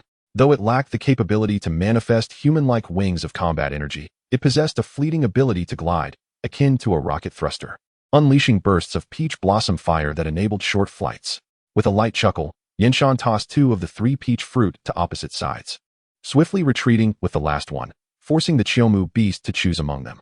It quickly darted towards the nearest fruit, falling into Qingshan's trap. Expanding his wings, Qingshan circled towards the other fruit, perfectly synchronizing with the dual-headed fire spirit serpent that was poised for action. Just as the Qingshan beast seized its precious prize, a stream of red magma flames struck it from below. Although the barrier of peach blossom fire prevented severe burns, the impact left it grievously wounded. With a resounding thud, the Qingshan beast was sent spiraling into the air, its legs buckling beneath it as it collapsed, trembling limbs no longer capable of sustaining its fight. Chapter 43, Peach Blossom Fire. At last, this formidable creature was subdued. As Qingshan descended gracefully to the ground, the Qingshan beast, though downed, had not entirely lost its fighting spirit. Upon witnessing Qingshan's landing, it attempted another attack. However, the fire spirit serpent swiftly retaliated with a flick of its long tail, sending the Qingshan beast flying once more. After several such exchanges, the wood elemental 5th-tier magical beast finally conceded, its limbs limp and sprawled upon the ground. It recognized that Qingshan and the fire spirit serpent did not appear intent on taking its life. Had that been the case, it would have fought to the end or sought an opportunity to flee. Yet, though the serpent had inflicted harm, the injuries were not grave. Wood elemental beasts are generally mild-mannered, and this Qingshan beast was no exception. However, to ensure a smooth resolution, Qingshan opted for a strategy of force followed by diplomacy, first subduing the creature before engaging in serious discussions. After a remarkably harmonious exchange, Qingshan bid a fond farewell to the Qingshan beast, accompanied by Qingling and the fire spirit serpent, departing with a bounty of local specialties, including the crucial 5th-tier beast fire, the Peach Blossom Fire. This is the Peach Blossom Fire. Within the canyons of the Beast Mountain Range, Qingshan and his companions sorted through their spoils upon returning from the peach orchard. Among the abundant peach fruits, 2 glimmered with a radiant pink flame, strikingly beautiful. Once the essence of the Peach Blossom Fire was extracted from the Qingshan beast, it was contained within the 2 peach fruits Qingshan had collected, which already harbored pure peach blossom fire energy. The resulting fire seeds were thus far more precious than ordinary ones. The pink-hued peach blossom fire roiled gently within the fruits, exuding a subtle peach-like aroma that wafted through the air. Observing the fire seeds in his hands, Qingshan pondered inwardly, aware that the energy of them was volatile. Even with the infusion of Qinglian energy, granting him some degree of adaptability to the heart fire of Qinglian, the probability of success in this endeavor remained low. As a being of the wood element, I yearn to fully absorb and harness the power of the, which necessitates that I possess a certain degree of fire affinity. Apart from undergoing the Lionheart baptism once more, absorbing the beast fire imbued with wood element energy presents itself as a commendable approach. Upon acquiring the earth heart fire of the green lotus and realizing the potential for absorption, Qingshan naturally became intrigued by this. Represents one of the most primordial forms of energy in this world, and when combined with the burning technique from it stands as one of the most promising pathways to transcend into a Dao Emperor in this era. Although Qingshan himself is of the wood attribute and holds little interest in the burning technique, The prospect of a means to enhance his own capabilities undeniably captivates him. Given that he is intrigued and possesses a flower to experiment with, it would be folly to let this opportunity slip away. He, accompanied by Qingling and the fire spirit serpent, ventured into the peach grove to obtain the peach blossom fire, preparing a foundation for future absorption. Recalling the alchemical notes acquired from the Mo family, notes authored by a pinnacle fourth-tier alchemist, Qingshan knew that there existed methods to subdue and refine beast fire. To refine the beast fire, one must first capture the primordial fire seed. The method involves drawing forth a peach fruit containing the fire seed using Do Qi. Qingshan summoned the fruit to his front, gradually extending his soul perception into the spirit fruit. He operated his Do Qi, gently enveloping the fire seed of the peach blossom fire and attempting to extract it. The initial step proved fortuitous, as a faint pink fire seed emerged upon the surface of the peach fruit. Qingshan intensified his soul perception, striving to control its rhythm. Hiss. Qingshan let out a soft hiss. As he attempted to exert control, he sensed a primal instinctive resistance emanating from the diminutive peach-colored flame, a manifestation of the fire seed's self-protective awareness. Well prepared mentally, Qingshan remained undeterred, his brow furrowed, and his azure gaze fixated intently upon the small peach-hued flame. With increasing concentration, he enhanced his perception, continually probing the eruption patterns of the flame. Although the fire seed of the peach blossom fire exhibited considerable defiance and arrogance, it was, after all, merely a sourceless entity bereft of its master. Under Qingshan's relentless and strategic intrusions, it gradually ceased its resistance, slowly being rebranded with his mark. After nearly a quarter of an hour, fine beads of sweat began to appear on Qingshan's forehead, yet he exhibited no signs of distraction, remaining fixated on the fire seed. In a particular moment, the soul force enveloping the peach-colored flame suddenly trembled, breaking through its defenses. Subsequently, a surge of spiritual intent flooded into the fire seed, swiftly gaining mastery over it. As Qingshan's soul force penetrated the fire seed, a tremor coursed through his entire being, an extraordinary sensation rapidly enveloping him. At that instant, every pore of his body seemed to open and close completely in an instant. The feeling was profoundly enigmatic and exhilarating. The initial step has been accomplished. However, the subsequent phase is crucial. The success of this endeavor, whether it culminates in savoring the fruits of victory or merely partaking in the remnants, hinges upon the forthcoming actions. It is imperative to genuinely absorb the ember into one's being, cultivating a sanctuary for the nurturing of flames, allowing it to serve as my temporary source of fire. In Qingshan's mind, flashes of information from the synthesis and deduction danced, and after savoring its essence, he nodded in agreement. Gradually, he closed his eyes, assuming a meditative posture with his legs crossed, his hands forming the seals of cultivation. He focused his gaze inward, observing the breath, and directing his spirit deeper into his body. His consciousness traversed the meridians, eventually arriving at the Dantian's energy sea, where a liquid essence of fighting spirit flowed like a swirling tide. With utmost caution, Qingshan's spirit began to stir.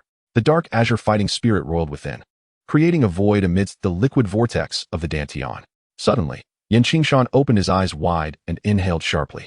Under the guidance of the fighting spirit, he swallowed the ember of the peach blossom fire along with the peach fruit in one swift motion. The fist-sized peach fruit posed a challenge for Qingshan's mouth. Yet unexpectedly, the fruit, imbued with the ember, was effortlessly drawn in. Instantly, a tremendous transformation unfolded within him. The medicinal properties of the peach fruit rapidly disseminated throughout his body, releasing a faint red mist from his pores, accompanied by an unusual fragrance. As the ember of the peach blossom fire separated and descended into Qingshan's Dantian, it took root precisely within the core of his fighting spirit. At the moment the ember entered the core, it felt as though his Dantian was on the verge of eruption, tumultuous and chaotic. Fortunately, Qingshan had mentally prepared for this, and his soul's power consistently maintained focus upon his energy sea, expending considerable effort to restore tranquility. Gradually, the ember integrated into the fighting spirit core, where streams of dark azure energy flowed into the ember, inciting a resonance. The originally dark azure fighting spirit began to undergo a transformation. Within Qingshan's core, the pink energy deepened in hue, while the dark azure intensified in volume. Once the color reached a certain profundity, the pink energy trembled, and a delicate pink flame flickered to life. The peach blossom fire steadily established its foothold within Qingshan, imparting an extraordinary sensation, as the primal fire within him was preliminarily tamed. He extended a finger, and suddenly, with a soft pop, a pink flame ignited. Reminiscent of a flesh-colored candle, yet his finger remained intact amidst the flames of the peach blossom fire.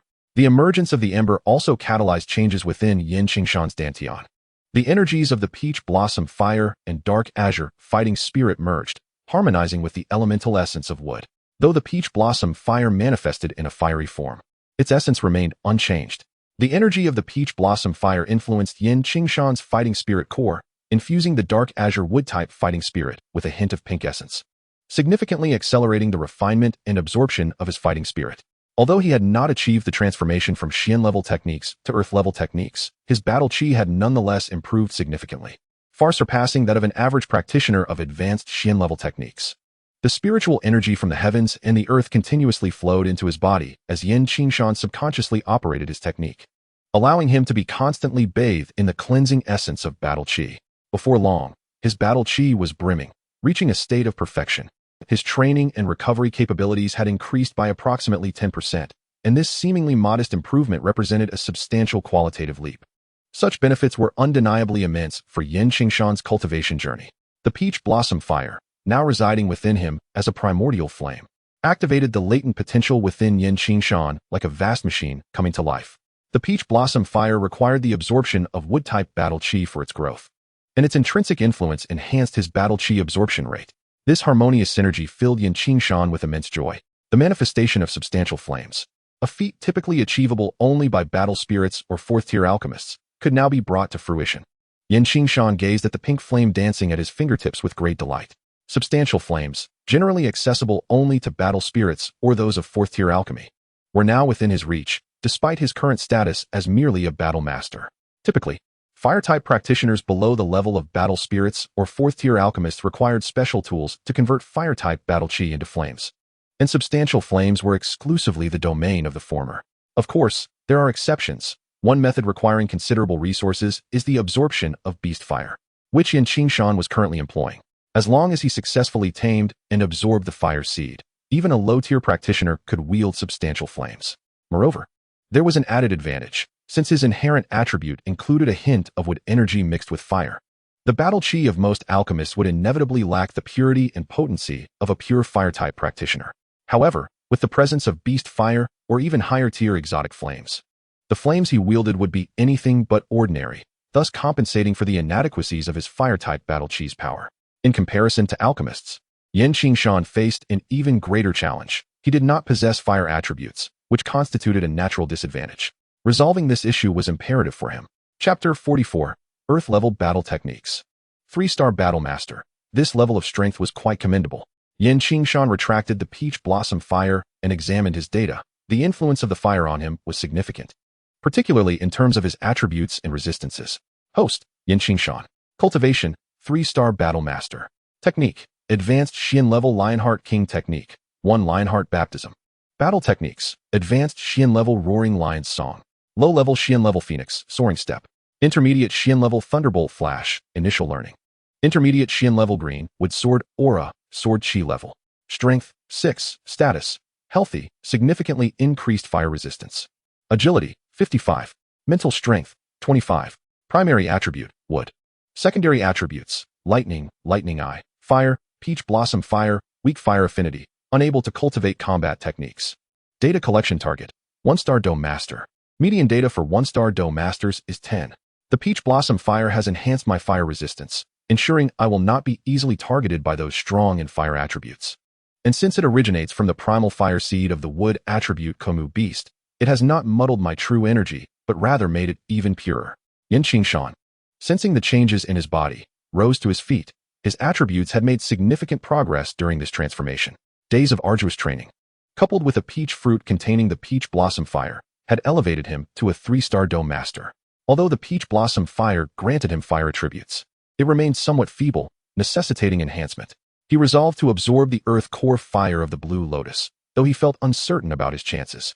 Qingshan remained composed. Despite the transformation granted by the peach blossom fire, it was still insufficient for him to embark on true adventures with confidence. As he pondered, he exited the valley. Just as a blue eagle circled overhead, signaling the arrival of Shao Yixian's small blue eagle. This signal had been previously arranged with the outside world, indicating that the items he needed had likely arrived. A glimmer of excitement flashed in Qingshan's eyes as he unfurled his purple wings and soared skyward.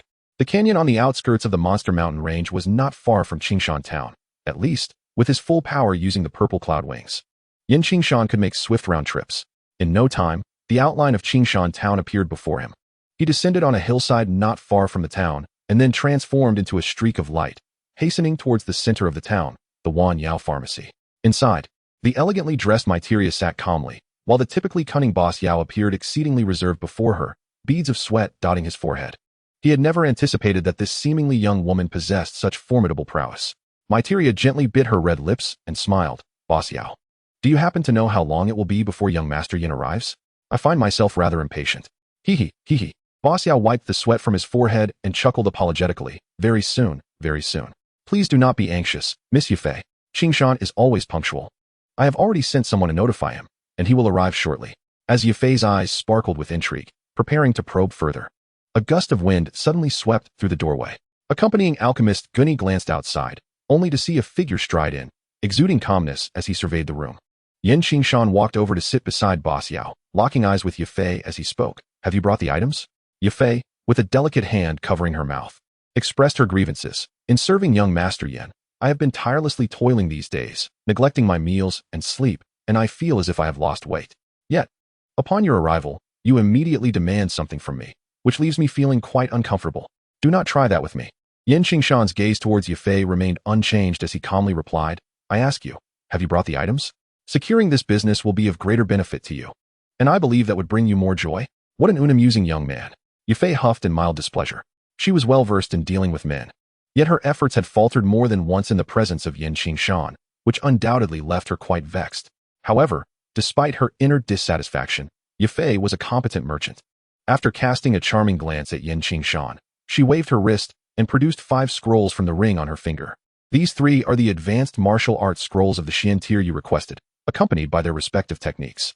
Yufei remarked with curiosity, I can understand the wind attribute techniques, but the poison techniques from the Outcloud Empire are generally despised in my Gamma Empire. If you wish to secretly cultivate poison-infused fighting energy, it is best to keep it discreet. However, what do you intend to do with the techniques from the Serpent Clan? Humans cannot cultivate these at all. Were it not for the profound heritage of my Miter family and the past exploits of our ancestors in the Tagore Desert, other families would likely lack access to such treasures. Qingshan offered a measured warning, then turned his attention to the other 2 scrolls in Yufei's possession. You would do well to curb your curiosity. Are the other 2 scrolls the items you originally sought? Who are you attempting to intimidate with such mystery? Yufei rolled her eyes and handed the 2 scrolls to Qingshan. As he unfurled them for examination, she elaborated, the earth attribute techniques are exceedingly rare throughout the empire, with the majority being hoarded by the Mu family, including these 2 scrolls, which we acquired through exchange with them. Given your urgent need, we had to resort to this method. However, these techniques do come with certain complications. They are quite challenging to master, and one of them is not solely an earth attribute technique. The earth tier technique, Mystic Wood Thunder Slash, is a low-level technique that harnesses thunder-infused wood to condense the essence of thunderwood, allowing one to absorb immense lightning for personal use. Once the thunderwood essence is refined, it enables the practitioner to invoke lightning through wood, calling down heavenly thunder in a strike that shakes the earth and alters the skies, wielding extraordinary power. However, the difficulty in mastering this technique is immense. One must endure the tribulation of lightning to condense the thunderwood essence, facing the unimaginable might of celestial thunder. Many who attempt this step ultimately abandon it. Even if one surpasses this hurdle, lacking genuine mastery of the lightning attribute means the summoned thunder will often fall short of expectations, and the uncontrollable nature of thunder poses a risk of self-harm. The Mu family has possessed this scroll of martial arts for over a century, yet no one has ever truly mastered it. Most practitioners only cultivate the initial portion, drawing lightning into their bodies to refine their physiques. The other scroll, while less torturous than the Xuanmu Heavenly Thunder Slash, presents even greater challenges. The Mu family has not witnessed a single individual achieve even the preliminary stages in many years. The Earth-rank combat technique, Emerald Light Sun Flame, originates from the Tagore Desert. At the edge of this vast desert grows a plant known as the sunflower, capable of condensing the brilliance of the sun into a searing flame to harm foes. A powerful combat master once drew inspiration from this phenomenon and comprehended this extraordinary combat skill. Although it is classified as a low-level Earth-rank technique, its potency under the sun's radiance far surpasses that of ordinary Earth-rank skills. However, since its inception, apart from that one combat master, no one has succeeded in practicing this technique, and it has languished within the Mu family for centuries without anyone making progress. Chapter 45, Attempting Alchemy. Young Master Yin. The middle family does not lack sincerity, It is just that Earth-rank techniques are indeed hard to come by.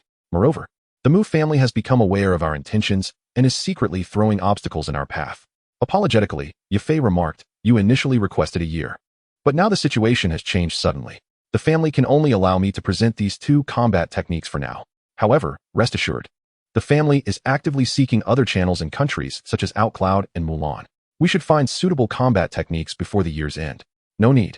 Qingshan briefly glanced at the 2 combat techniques, a glimmer of brilliance flashing in his eyes.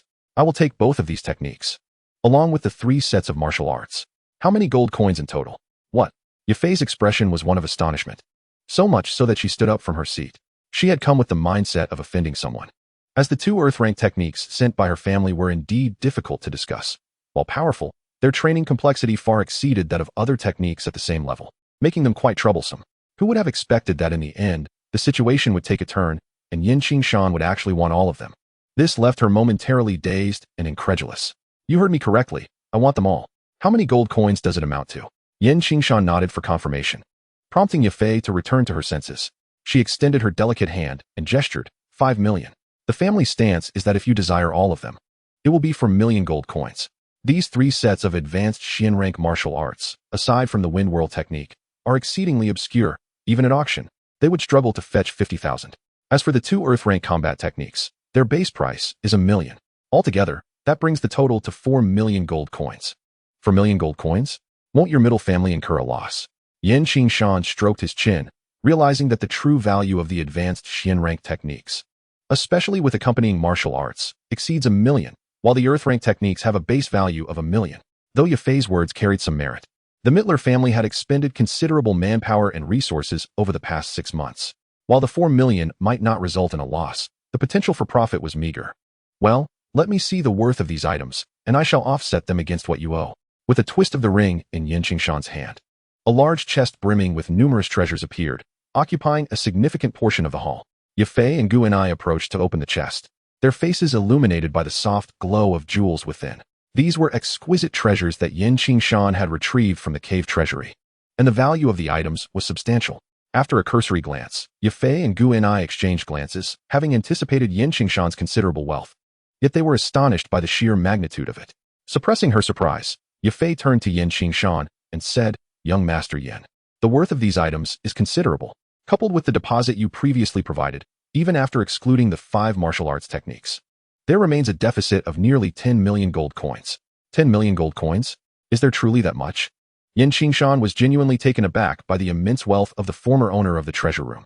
However, considering that this individual was likely a Do Huang, it wasn't particularly surprising. After all, a Do Huang would be part of the elite echelon of the Gamma Empire, and possessing a fortune of 10 million gold coins would not be unusual.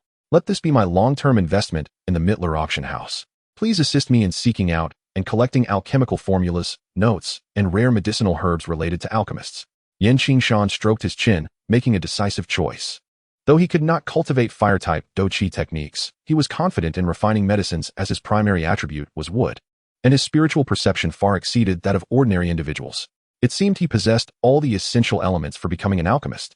Furthermore, ever since acquiring the notes from the Mo family alchemist, he had been filled with ideas and felt it was an opportune time to experiment. Very well.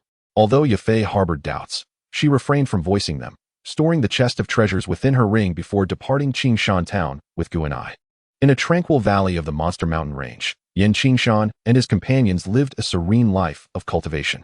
During this period, Xiao Yixian and Qing Ling had successfully completed their training to the 9th stage of Do Chi, becoming Do Shi fighters, and were now attempting to master the 3 profound techniques Qingshan had brought back alongside Xuelan. It must be said that exceptional talent is indeed formidable. While it took Xuelan over a decade to transition from Do Chi to Do Shi, Qingshan, excluding his previous life, had also spent over 6 months achieving the same. However, Xiao Yixian and Qing Ling were extraordinary, as their pursuit of medical knowledge required considerable time. Xiao Yixian's prior progress was relatively slow, comparable to the original Qingshan, but after awakening her poison body, she remarkably completed in just over a month what had taken Qingshan half a year of arduous effort. The situation with Qing Ling is even more alarming. Before Qingshan arrived at the Tagore Desert, she struggled even for basic sustenance. Yet, within the less than a year since their encounter, she has remarkably transitioned from a novice to a formidable fighter. Such is the extent of her transformation. During this period, the three young women have diligently devoted themselves to rigorous training.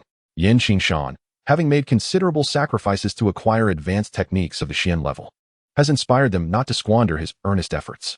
While the techniques are relatively easy to cultivate, the combat skills demand time and mastery. Thus, they have seldom ventured outside. Although Qingshan lacks caretakers, he is not one to indulge in self-pity. The valley abounds with rare herbs and plants, prompting him to contemplate the art of alchemy. Within the gorge lies a small cave set high in the rock face, approximately 6 to 7 meters above ground. After clearing the cave, Qingshan designated it as his alchemical workspace. He placed the cauldron, previously used for the Lionheart baptism, in an appropriate spot within the cave. Sitting cross-legged upon the rocky surface, he surrounded himself with the precious herbs he had prepared. With focused intent, he began to circulate his fighting spirit, the deep azure energy surging within his dantian. The previously dormant peach blossom flame suddenly ignited, casting a gentle pink glow upon his face. A vibrant peach-colored flame separated from his core and surged into the cauldron, where it roared to life.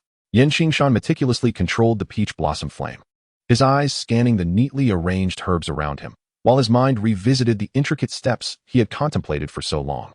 He deftly selected 2 pale blue herbs that radiated a spiritual aura, which he then lowered into the cauldron in succession. With utmost care, he manipulated the peach blossom flame. As the 2 Qingling herbs dried significantly, they gradually transformed into a pool of ethereal liquid. Qingshan then retrieved a pitch-black herb, the enigmatic Yuming grass, which he introduced into the cauldron. Under the influence of the peach blossom flame, the Yuming grass slowly began to condense into liquid. However, just as the 2 concoctions began to blend, there was a sudden pop, and the flame flickered out, leaving behind a pool of black foam. A failure, indeed. Alchemy proves to be a formidable challenge. Qingshan gazed at the unsuccessful potion, shaking his head in resignation. He had long anticipated such an outcome. If success were so easily attained, alchemists would not be regarded as the most esteemed profession on the continent. Chapter 46, Serpent Spirit User, Green Man. Beneath the scorching sun, Qingshan sat cross-legged before a thatched hut in the gorge. The peach-colored flames danced as fragrant vapors wafted from the cauldron, where various colored liquids attempted to merge. With another soft pop, black smoke billowed from the cauldron, signaling yet another failure. Weary, Qingshan struck the ground with his fist, despite his progress. The repeated setbacks began to fray his nerves. The little medical fairy hurried over to offer comfort. Brother Qingshan, do not be anxious. Alchemy cannot be rushed. If you had not been a bit too hasty with the flame intensity this time, perhaps success would have been within reach. Xuelan and Qingling approached, with Xuelan gracefully reclining on the soft blanket beside him, gently urging him to lie down. You have been tirelessly active these past few days. You must be exhausted. It would be wise to rest for a while. No, I possess a strong premonition that this time, success is within reach. Contrary to his usual calm demeanor, Qingshan exhibited an unusual stubbornness this time. Even the allure of his long legs, which he often playfully flaunted, failed to sway his resolve. His bloodshot eyes fixated intently on Qingling. Qingling, please prepare another batch of herbs for me, and do so swiftly. Young master. Qingling hesitated, wanting to decline, but the weary yet determined gaze of Qingshan dissuaded her from refusal. She always found it difficult to deny his requests. So she rose and moved to the side to select the gathered herbs. 2 Qingling grasses, 1 Yuming grass, a yuanyang fruit, and a wood element magic core. These comprised the recipe for the second-grade Huan Shundan. This particular elixir held significant meaning for Qingshan. Having endeavored for several days without success, he wearily closed his eyes, a persistent voice within urging him to try once more. Despite the awareness of his unsteady condition, he felt no strong resistance, for he understood that this drive stemmed from the deep-seated obsession of his former self.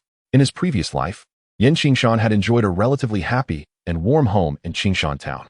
However, everything changed when he turned 10. Better to be poor than sick is a sentiment that resonates universally, particularly for impoverished families. The struggle for survival is indeed a daunting challenge. For an ordinary family, a serious illness can lead to dire consequences, financial hardship, or worse, the loss of life due to lack of funds. Qingshan's father was a mercenary in Qingshan town, while his mother came from a humble background as a cook. Their family's life, though not affluent, was manageable. Tragically, after giving birth to Qingshan, his mother's health deteriorated due to inadequate postnatal care. Her condition worsened over the years, and when he was 10, a severe illness shattered the tranquility of their household. His once jovial father grew increasingly silent, working even harder with the mercenary group, while the laughter that once filled their home was replaced by persistent coughing and the heavy scent of medicine. Ultimately, death claimed his mother, not from an incurable illness, but from a condition that could have been treated with medicinal pills. The second-grade Huan Chundan was far beyond the financial means of an ordinary family, and without proper channels, such healing elixirs were inaccessible. The death of Qingshan's mother seemed to validate a harsh truth. In this world, there exists but one affliction, the ailment of poverty. Following her passing, Qingshan's father became almost devoid of spirit, merely shuttling between the mercenary group and home. 2 years later, an unfortunate incident would bring about the complete ruin of their family. Qingshan inherited everything from his predecessor, naturally including the entanglement of karma. The second-grade spring elixir was profoundly etched in his original self's memory, even though he understood that directly attempting to handle a second-grade elixir was an irrational act. Qingshan was inexplicably compelled to try again and again. It was not true obsession, rather, it concerned a subconscious knot within this body. Until this knot was unraveled, future troubles would only escalate. If one wishes to persevere, it is essential to nourish the body with sustenance and hydration, lest it succumb to exhaustion. Xiaolan and the little medical sage looked on helplessly. The little medical sage had already shared tales of Qingshan's past with Xiaolan and Qingling, and they understood that he was trapped in a dilemma, one that only he could resolve. However, witnessing him neglect his health genuinely pained them. "I'm perfectly fine," Qingshan declared as he accepted the warm food and meat soup, quickly devouring the bread dipped in broth to satiate his hunger. Just as he prepared to close his eyes for a brief rest and recalibrate his state, a sudden flash of blue light flickered in his eyes. He swiftly darted behind Qingling, seizing her waist and retreating.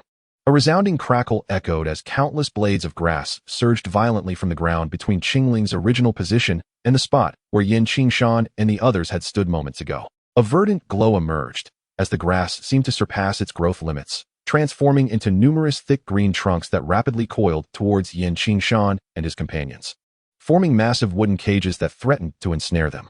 "Qilian." As he retreated, Qingshan flicked Qingling's wrist, and the twin-headed fire spirit snake, Qilian, erupted forth. Following this, a terrifying column of magma surged, incinerating the colossal wooden prison entirely. It was only then that Xiaolan and the little medical sage comprehended the situation. Qingshan had already brought Qingling back to their side, and the four of them, along with the serpent, simultaneously turned their gazes toward a certain direction in the valley. A pale blue silhouette loomed atop the high cliffs of the valley, suddenly darting out with terrifying speed. In the blink of an eye, it approached the ground. And just before landing, a pair of azure wings unfurled behind it. The wings spread wide, stabilizing the descent, and she swiftly appeared before Qingshan and the others. "Young master, I sense she is even more formidable than Qilian. You must exercise caution," Qingling whispered softly into Qingshan's ear. He gazed at the unfamiliar yet powerful figure before him, a hint of light flickering in his eyes as if a realization dawned upon him. "Do Huang." Qingshan leveled his gaze at the woman in green, tentatively inquiring. "Ah, young man, you possess quite the courage and discernment. And this young lady here is even more intriguing. My interest has certainly been piqued." The woman in green, with her delicate features and a figure that, while not quite as alluring as Xiaolan's, still exuded a fiery charm, spoke with a captivating allure, her eyes sparkling with a beguiling glimmer as she engaged in conversation. She chuckled playfully after teasing Qingshan, then turned her attention to Qingling. Observing Qingling beside the two-headed fire spirit snake, her eyes, reflecting the state of the three-patterned emerald serpent, gleamed with even greater delight.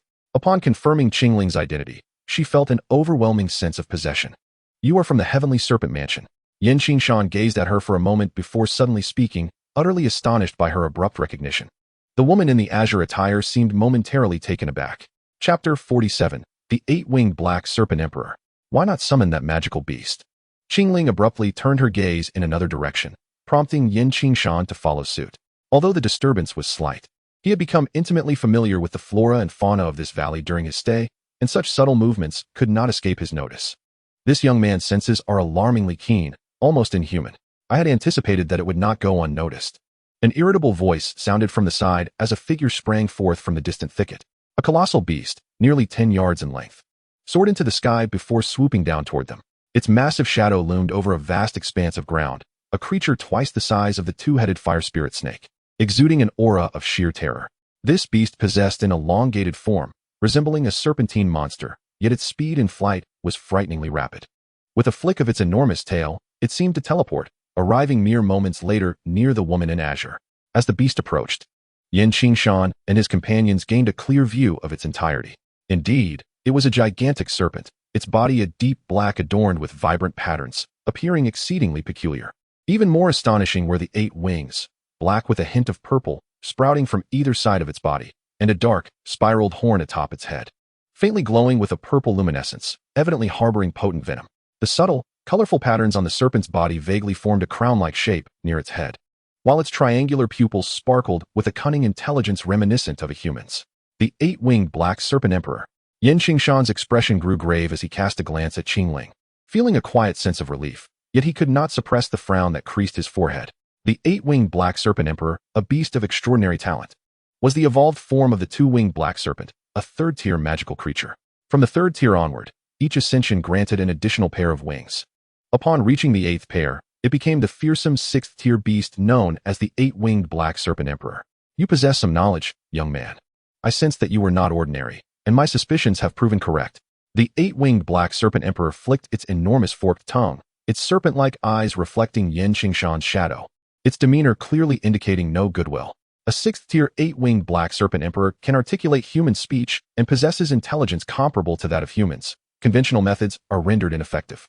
Meanwhile, the azure-clad woman is no ordinary combat emperor either.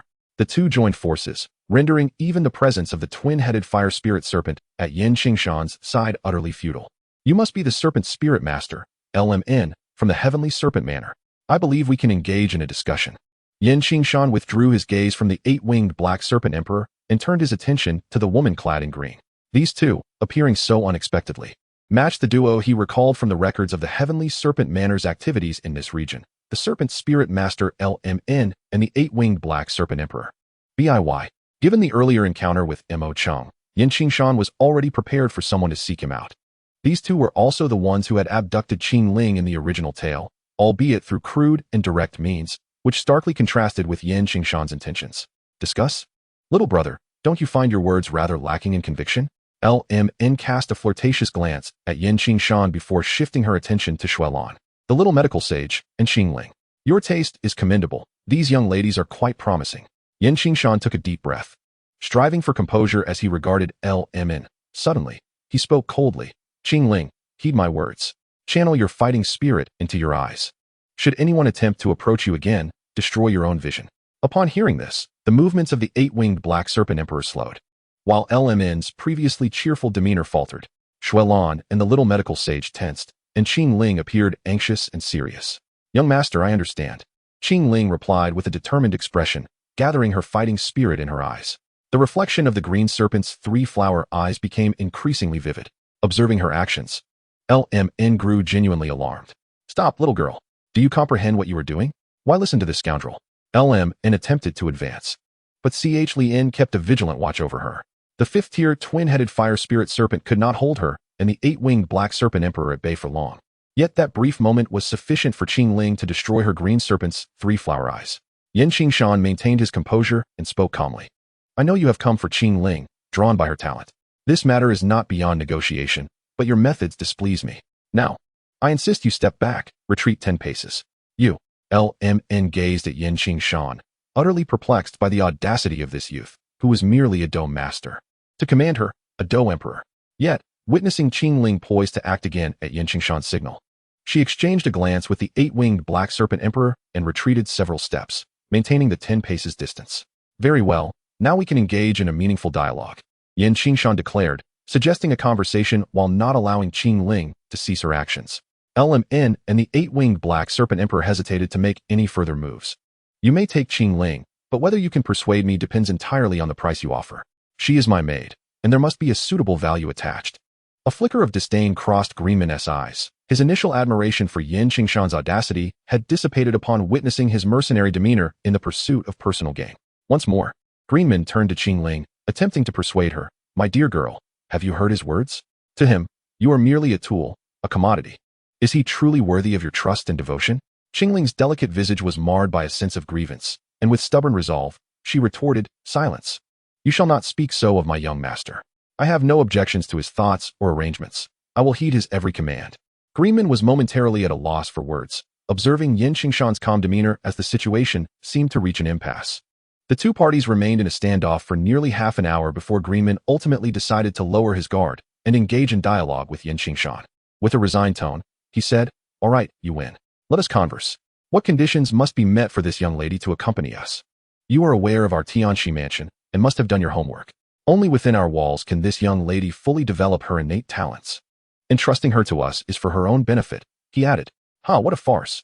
Do not attempt to deceive me with such grandiloquent nonsense, Qingshan replied disdainfully. I am well aware of Qingling's potential. It was I who helped awaken her by Shi Sanhua pupils. Even without your assistance, I could cultivate her into a formidable asset. To discuss such trivialities regarding a loyal subordinate who could easily reach the rank of dozong shows your utter lack of sincerity. He continued. Chapter 48. Reaching an accord. Greenman, this lad is quite astute. You need not continue with such dialogue. Simply present your terms.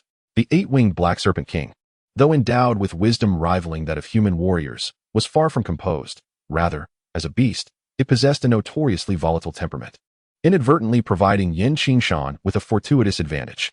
Greenman cast a bewildered glance at his companion, feeling a strong urge to seek a different beast partner upon their return. Yet he understood the nature of beasts all too well. A new partner might not exhibit the same level of synergy as the eight-winged Black Serpent King. What terms do you wish to propose? Greenman reluctantly gazed at Qingshan, his attitude softening.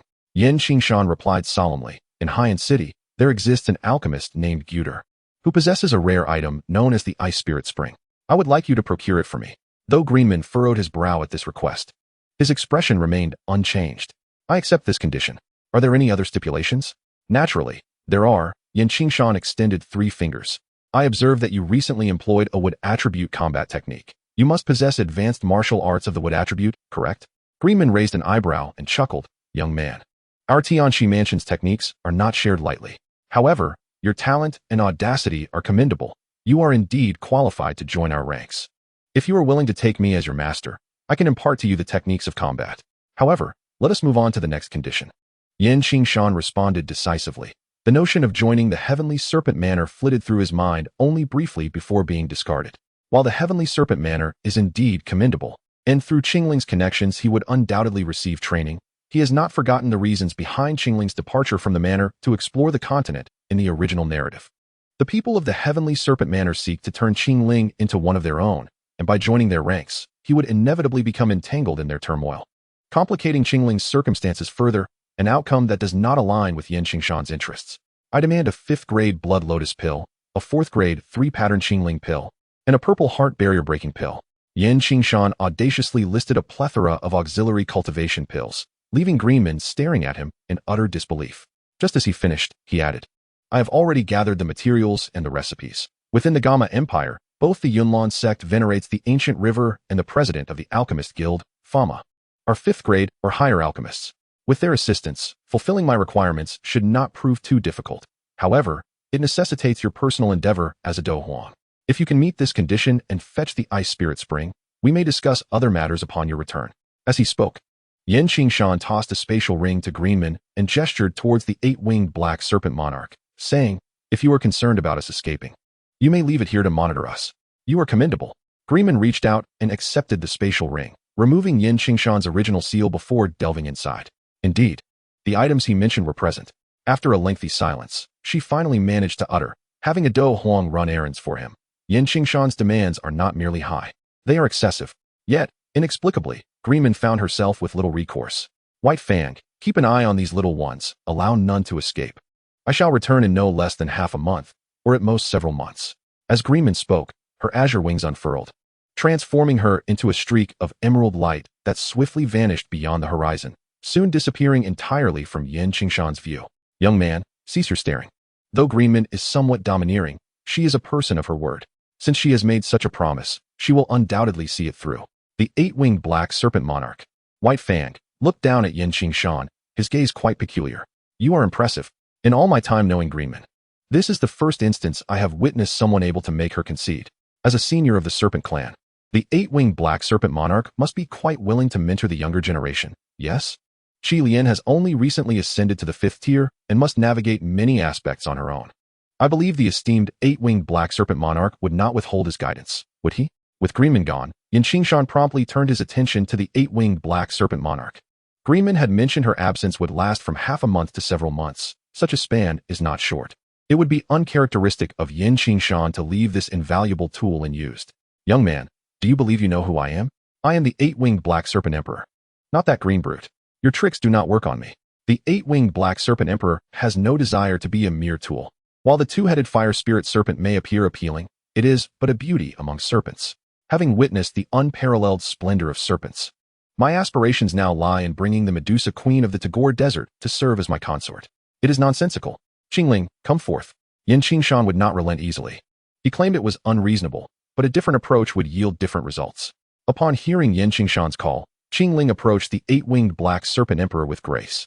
Your Excellency, the Crimson Serpent has truly exerted great effort. Please lend your assistance. The young beauty implored, her gaze sparkling with a captivating allure that rendered her request nearly irresistible. Young man, do not allow this girl to get too close to me. Green Man was right. You are quite the scoundrel, the eight-winged black serpent emperor exclaimed, its eyes widening in alarm as it swiftly turned away from Qingling. Although it was not entirely vulnerable to Qingling's contract control, the serpent was cautious about prolonged exposure to her enchanting gaze. The three-flowered azure serpent eye possesses a terrifying influence over serpents. Even the ancient celestial serpents are not completely immune to its effects. Your Excellency, consider this. Once Qingling arrives at the celestial serpent manor, she will undoubtedly receive special training. And in turn, you, as her benefactor, shall rise in stature, Qingshan suggested, a faint smile gracing his lips. He was well aware that the eight-winged black serpent emperor could not withstand this tactic, and due to their agreement, it could not harm Qingshan or his companions. Serpent Emperor, Qingling called once more, and the previously resistant eight-winged black serpent emperor turned its body back towards her. It is Lord White Fang you shall address me as. That is my name. The eight-winged black serpent emperor is not unique, yet Lord White Fang is truly one of a kind. Lord White Fang, you have agreed. Qingling exclaimed joyfully, while the eight-winged black serpent emperor wore an expression of resignation. It recognized the truth in Qingshan's words. Qingling, endowed with the three-flowered azure serpent eye, would undoubtedly receive exceptional training at the celestial serpent manor, potentially elevating her status beyond its reach. Qingshan's reasoning was sound, and coupled with the influence of Qingling's three-flowered azure serpent eye, the eight-winged black serpent emperor, White Fang, ultimately conceded, becoming a tool serpent and taking on the role of a temporary mentor to the two-headed fire spirit serpent. Chapter 49, Qingshan's Dilemma. In the Monster Mountain Range, beneath the blazing sun, the air was thick with the fragrance of herbs wafting throughout the canyon. Qingshan surveyed the neatly arranged herbs before him, striving to maintain his composure. Though numerous failures had stirred frustration within him, they had also honed his experience and deepened his understanding of alchemy. His gaze swept over the stone platform, and with a calm precision, he selected several herbs, including Qingling grass and nether grass, which he skillfully cast into the cauldron. Beneath the suppression of soul perception, the peach blossom flame gently enveloped the herbs cast into the cauldron, skillfully extracting the essence of both herbs while simultaneously completing the blending process. Following this, the handling of other materials proceeded with a fluid grace, as if guided by the currents of a gentle stream. Within the constant motions of Qingshan, the embryonic form of the spring elixir gradually began to take shape within the cauldron. Time sped by unnoticed, and after countless rotations within the cauldron, the elixir finally achieved a smooth and rounded form. Qingshan's forehead glistened with sweat, his hands trembled, recalling the previous instances where he had faltered at this very stage. This time, he vowed not to repeat the same mistake. With utmost caution, Qingshan controlled the heat, forcefully circulating the scant amount of fighting spirit within him. Guided by his soul perception, ultimately, he drew upon the assistance of dawnlight, and as a fragrant aroma wafted through the air, the flames of the peach blossom receded, leaving a rounded elixir, imbued with a delicate fragrance, resting at the bottom of the cauldron. Success! Several heads quickly leaned in, their gazes fixed on the elixir nestled at the bottom, its smooth exterior glimmering softly, radiating a unique fragrance that uplifted the spirit. Qingshan concentrated, gathering his energy for a moment before gesturing with his hand. A pale green elixir emerged, swiftly soaring towards him. He brandished the prepared jade vial, capturing the pale green elixir with precision. Gently lowering the vial, he exhaled a sigh of relief. After a brief treatment, Qingshan retrieved the elixir from the jade vial. The elixir, approximately the size of a thumb, gleamed with a soft green hue, subtly adorned with a ring of emerald ripples, resembling spreading ripples on the surface of water. A truly remarkable sight. Remarkable. This elixir exhibits distinct patterns, indicating its quality, the eight-winged black serpent king, Baiya, remarked with surprise. Over the past few days, he had been repeatedly astonished by Qingshan's prowess. The quality of this elixir was indeed noteworthy, and it stirred Baiya's admiration once more. Typically, such patterns on an elixir only manifest when its quality and luster reach their zenith, a testament to the excellence of the concoction. Although this was Qingshan's first successful refinement, the multitude of prior failures had honed his skills, rendering this success all the more justified. However, young man, allow me to temper your enthusiasm. Baya suddenly shifted his tone, addressing Qingshan with gravity. While it is true that you have acquired the ability to refine herbs through the absorption of the peach blossom flame, you must also recognize a crucial point. Utilizing your wood attribute fighting spirit to stimulate the peach blossom flame is indeed feasible. Yet it consumes significantly more fighting spirit than if one were to harness a fire attribute beast flame. Moreover, the refining prowess of the peach blossom flame is inherently limited. You cannot fully unleash its potential. Do you understand why? Please, enlighten me. Qingshan listened intently to the words of the eight-winged black serpent emperor, nodding to indicate for it to continue. The eight-winged black serpent emperor proceeded. In this continent, alchemists hold the most esteemed profession. However, the inherent prerequisites are not easily met.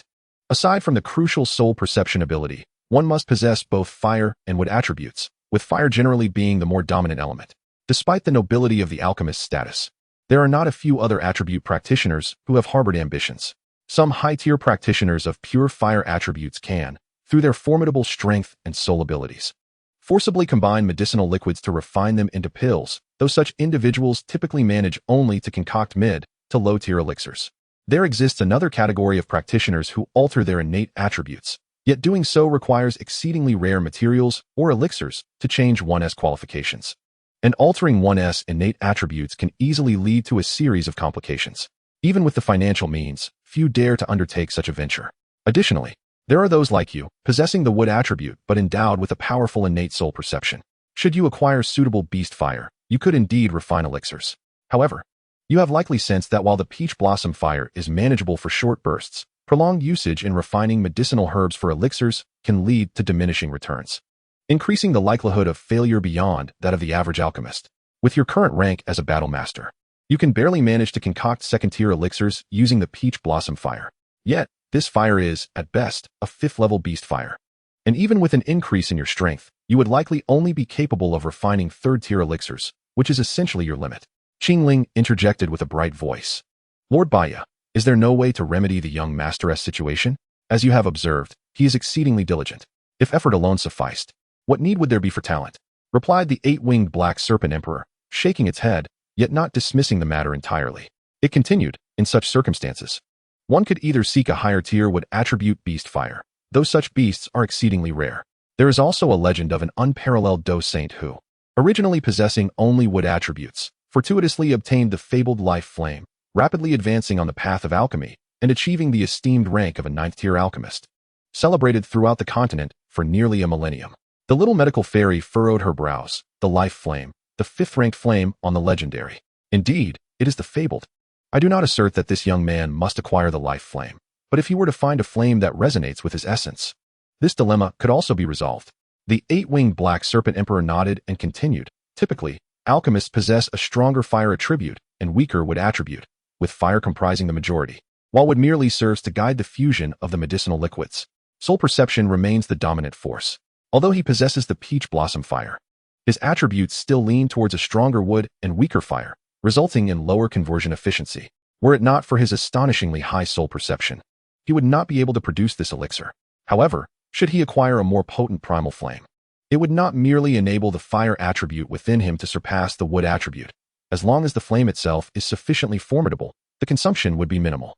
Given his robust wood attribute, the fusion of medicinal liquids would proceed far more smoothly than for an average alchemist. Thus, his journey along the path of the alchemist would be remarkably seamless. Yet, this endeavor is no trifling matter, as in high-grade beast flames are not easily obtained, let alone those perfectly attuned to his constitution. Chapter 50. The Amethyst-Winged Lion King. Deep within the treacherous regions of the Monster Mountain Range, the sound of rustling footsteps echoed through the forest. In this rarely traversed interior, several figures advanced. Young man, what type of magical beast are you truly seeking? What do you intend to procure? The eight-winged black snake emperor, coiling its body, inquired curiously beside Qingshan and his group. After their conversation the previous day, the young man had led them into the Monster Mountain Range, claiming to seek magical beasts to fulfill some ritual. I require high-grade, fire attribute lion-like magical beasts. Qingshan, having surveyed his surroundings to ascertain his bearings, continued. This area seems to be one of the gathering places for lion-like magical beasts, as evidenced by numerous traces left behind. My Lionheart baptism has lofty requirements. I am not interested in your average lion-like magical beasts.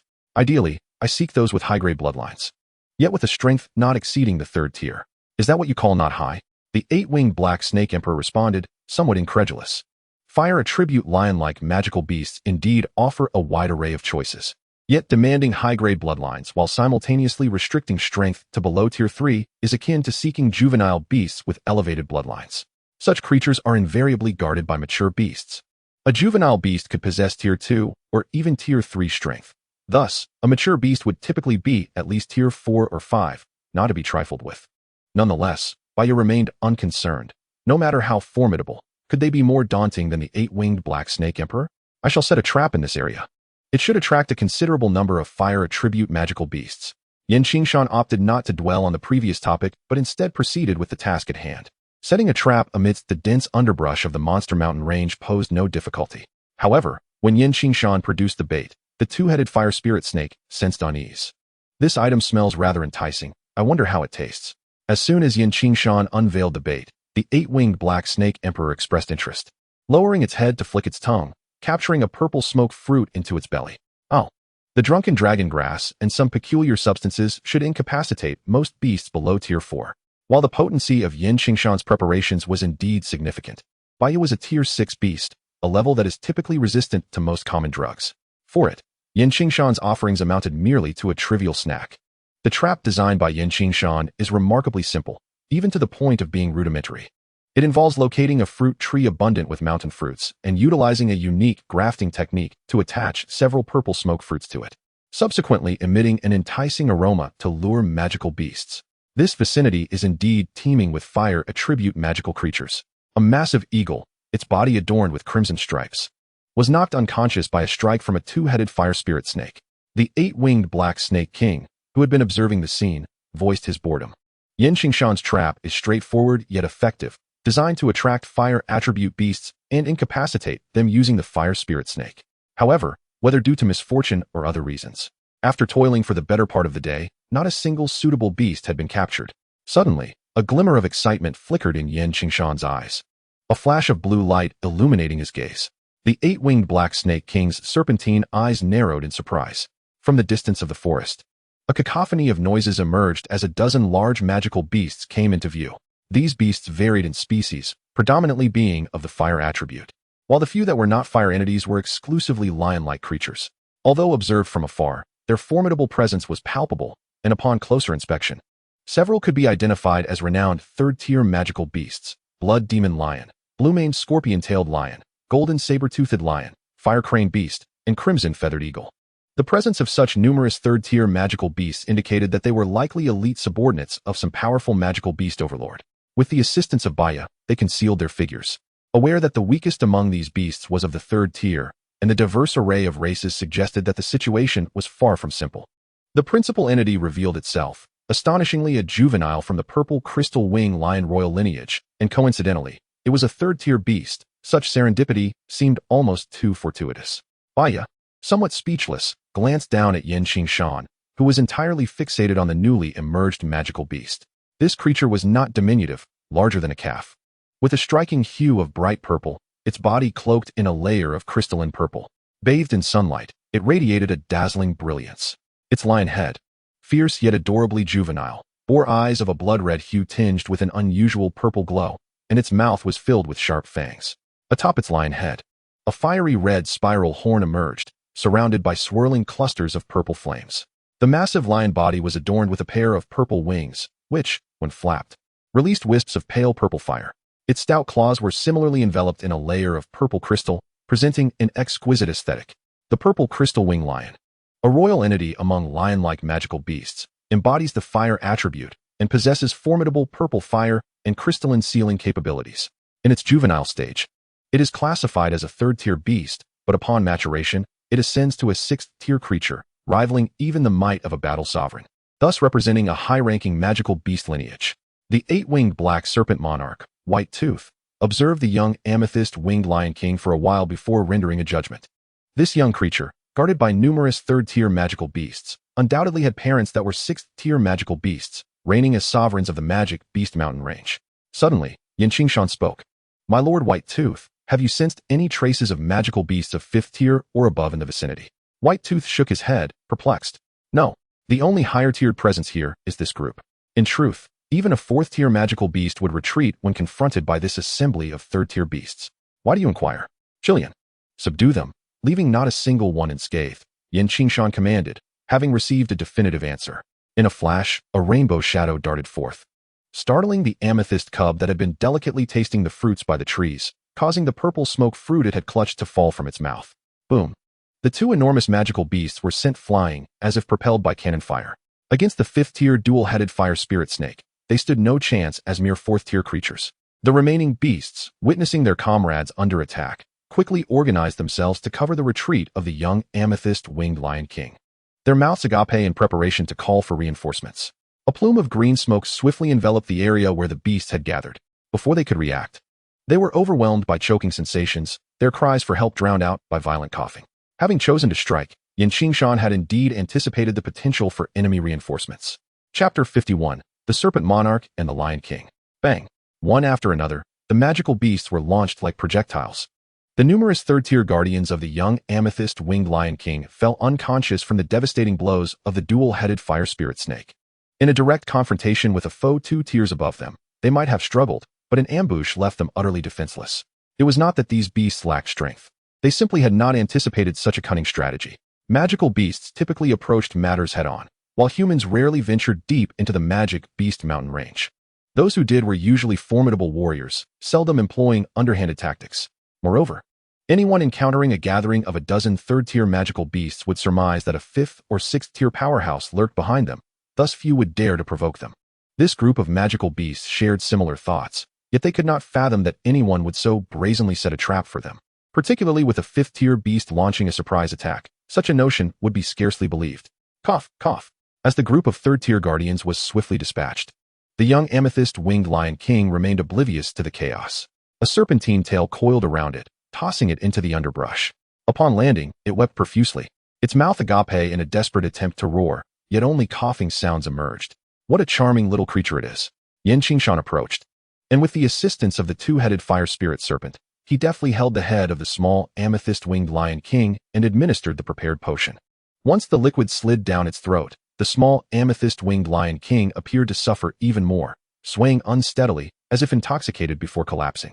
With a feeble effort, it opened its eyes to behold Qingshan manipulating its form, attempting to resist, but lacking the strength to do so, instead seeming to engage in a reluctant dance of defiance. The potion Qingshan had prepared was specifically designed for magical beasts. Once ingested, its effects would swiftly manifest, rendering the creature utterly powerless and submissive within a day. However, the challenge lay in enticing the beast to consume it, as its pungent flavor could not be masked. Any magical beast would immediately sense something amiss upon tasting it. What are you doing? You aren't considering targeting this amethyst-winged Lion King, are you? Didn't I mention its parents are 6th-tier magical beasts? The 8-winged black serpent monarch, Baiya, was on the verge of a frenzy. Qingshan's swift actions had caught it off guard, and before it could comprehend the unfolding battle, it was nearly driven to madness. As a 6th-tier magical beast itself, it knew well the peril of provoking others of its kind, especially considering the potential presence of 2 6th-tier beasts. Typically, one might pilfer treasures guarded by magical beasts without severe repercussions as long as they did not recklessly intrude upon their territory again. However, to threaten their offspring was a different matter entirely. Such an affront would undoubtedly provoke a relentless pursuit. The mere thought of 2 6th-tier amethyst-winged Lion Kings pursuing it sent shivers down Baiya's spine. While a single amethyst-winged Lion King was not particularly fearsome, the prospect of facing 2 determined 6th-tier beasts was daunting, even for it. Fear not, Lord Baiya. Within this mountain range of magical beasts, there exists only one mature amethyst-winged Lion King. The possibility of 2 6th-tier beasts appearing simultaneously is non-existent. After assessing the condition of the small amethyst-winged Lion King, Qingshan rose with a smile and added, "Moreover, I have no intention of taking this little one's life. However, if one wishes to engage in dialogue with the amethyst-winged Lion King, it will require your assistance, my lord. You scheming wretch. From the very beginning, you were plotting against me." Baiya was well aware that it had fallen into Qingshan's trap. Given that he knew there was only one mature amethyst-winged Lion King in this mountainous realm, it was likely he had initially set his sights on this young creature, seeking it out as a means of ensuring his own safety. "What you say is true," A mere tool for your purposes, Qingshan muttered softly. Some thoughts were best left unspoken. He had indeed recognized the existence of a magical beast that perfectly suited his conditions within the mountain range and had been drawn to it from the outset. However, at that time, his strength had been insufficient, merely allowing him to survey the situation. His prior conversation with Baya regarding the search for suitable lion-like magical beasts had not been mere fanciful talk. Had there been other candidates that met his criteria, he might have considered a different target. Though he had Baya's backing, the 6th-tier amethyst-winged lion king was not to be trifled with. It was best to avoid unnecessary conflict whenever possible. Who dares to be so audacious? A thunderous roar reverberated through the sky above the beast mountain range, piercing the serene blue with a sudden, resonant cry. A flash of violet light erupted, painting half the heavens in hues of crimson. It was you, you little rascal. Who has orchestrated this scheme against me? Listen well, do not harm this young beast, or I shall not guarantee your safety. The 8-winged black serpent king, White Tooth, growled irritably as he directed his gaze towards Qingshan. The emergence of the amethyst-winged lion king had quickly revealed its location. There was no hiding now. The best course of action was to engage in combat, yet he feared that Qingshan might eliminate the young amethyst-winged lion king. Thus, he felt compelled to issue a stern warning before departing. Rest assured, I am not so cruel as to harm such an adorable creature. Qingshan smiled at White Tooth, cradling the young amethyst-winged lion king's head in his hands. It was indeed a delightful sensation to hold this exquisite little beast. Not only he, but Qingling, the little medical fairy, and Shuelan could not resist gathering around to stroke it, inciting a series of futile growls from the helpless creature. 8-winged black serpent king, you are courting death. Surrender my child at once.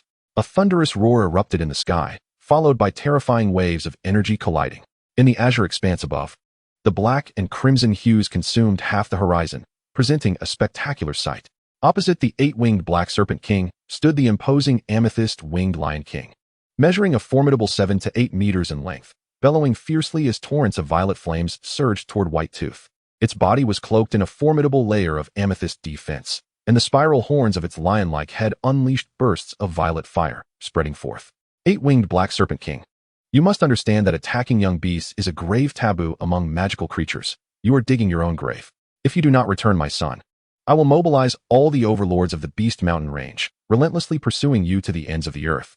The amethyst-winged lion king roared, its voice imbued with human-like clarity, expressing its unprecedented fury as a ruler of the Beast Mountain Range. The very notion that its offspring had been plotted against was intolerable. You dare to threaten me? Lord White Tooth is never intimidated. It is an honor for your child to be noticed by Lord White Tooth.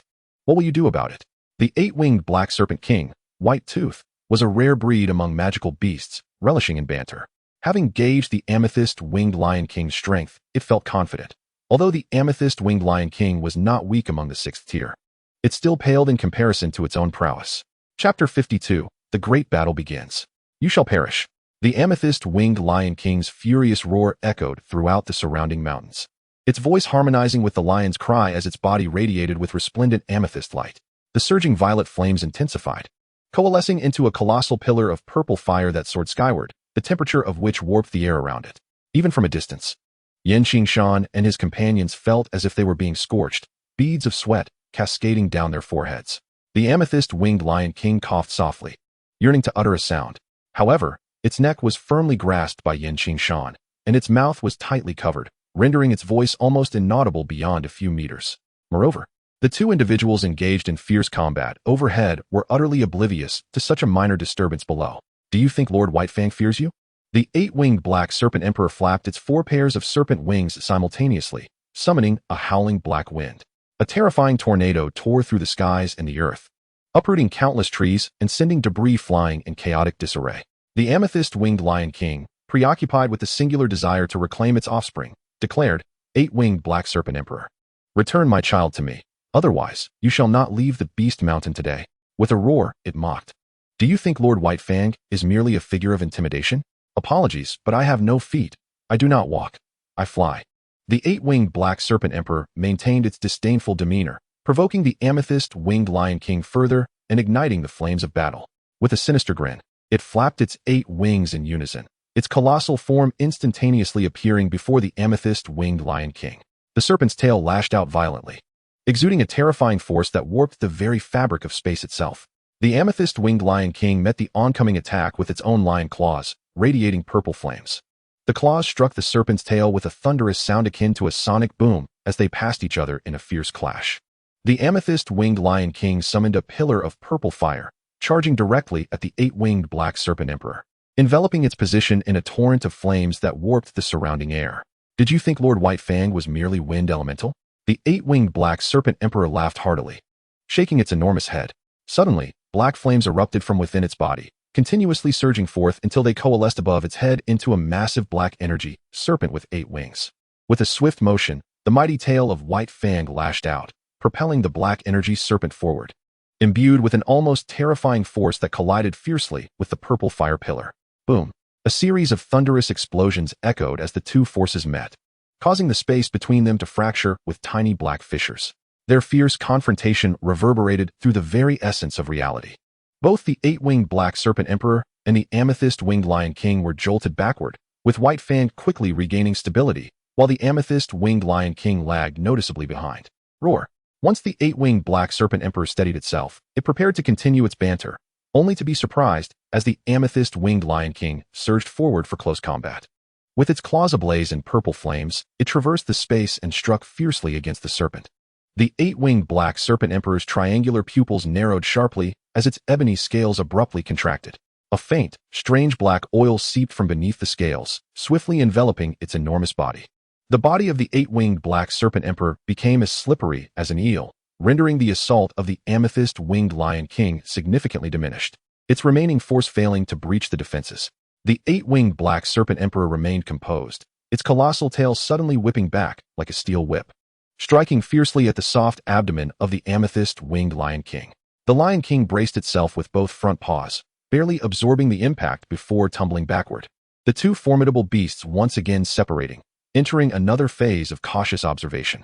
Above in the sky, the eight-winged Black Serpent Emperor spun and swayed, a black wind tornado gradually swelling to a magnitude that seemed to connect heaven and earth, carrying with it a violent howl of wind as it surged towards the amethyst-winged Lion King. Wherever the tornado passed, vast swathes of earth and stone were torn and lifted, the ground appearing as if it had been skinned, a barren yellow expanse. Numerous beasts, startled, fled in a frenzy.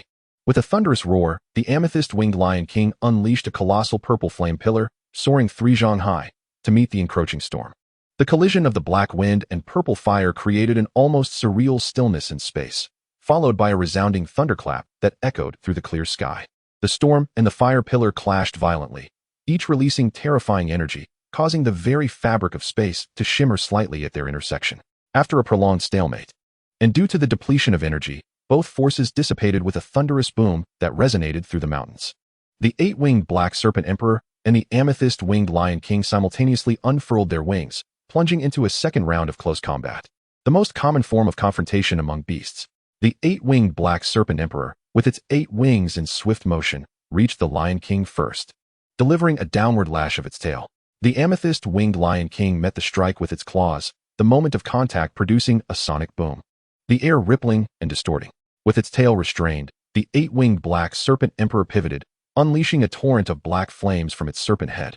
In response, the Lion King swung its massive head, its red spiral horn shooting forth a half-meter thick stream of purple fire to counter. The instant the black fire and purple flame met, a more terrifying explosion erupted, the forces of the two flames clashing violently, propelling both beasts in opposite directions. The aerial battle of the beasts naturally attracted a multitude of spectators, many creatures roused from slumber, their strange roars echoing across the empty mountain ranges. Within the Beast Mountain range, only creatures of the 3rd tier and above could establish a presence, as 3rd-tier beasts possessed nascent intelligence, starkly different from those outside, who acted solely on instinct. In the world of beasts, the hierarchy was remarkably rigid. Those of lower rank instinctively withdrew to the outermost circle of the battlefield, while only a scant few were deemed worthy to observe from a closer vantage point. 3 colossal beasts, towering majestically atop 3 mountain peaks, gazed intently at the battle unfolding in the skies above. These creatures were formidable 5th-tier monsters, rivaling the might of even the strongest human fighters.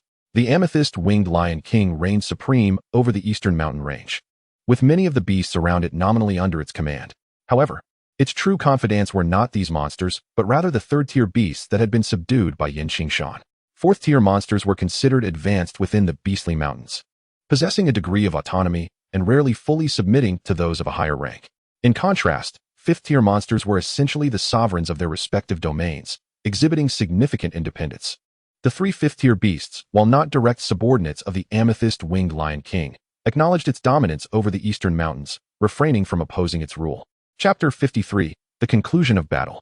You all come at me. If you do not surrender my child today, you shall never leave the Beast Mountain range. The roar of the amethyst-winged Lion King reverberated through the mountains. At its call, the three fifth-tier monsters and other flying beasts ascended into the sky. As previously stated by the Lion King, attacking younglings was a taboo among beasts. While these creatures might hesitate in other matters, they would unite against any threat to their offspring. Being all beasts, if one were to harm my child today, I would take revenge on your children tomorrow, leading to utter chaos in the Beast Mountain range. Thus, younglings were generally protected, with powerful adult monsters seldom daring to strike at them. Of course, if an adult monster's level was not significantly higher than that of the youngling, it could be a different story. A first-tier beast confronting a young amethyst-winged lion would likely face dire consequences. However, the eight-winged Black Serpent King was not an exception. Should it attack the young amethyst-winged lion, it would certainly breach this sacred taboo. Even as a sixth-tier monster sovereign, it would not withstand the wrath of the assembled beasts. Damn it, that little rascal is going to get me killed. White Fang dodged and weaved, feeling quite beleaguered.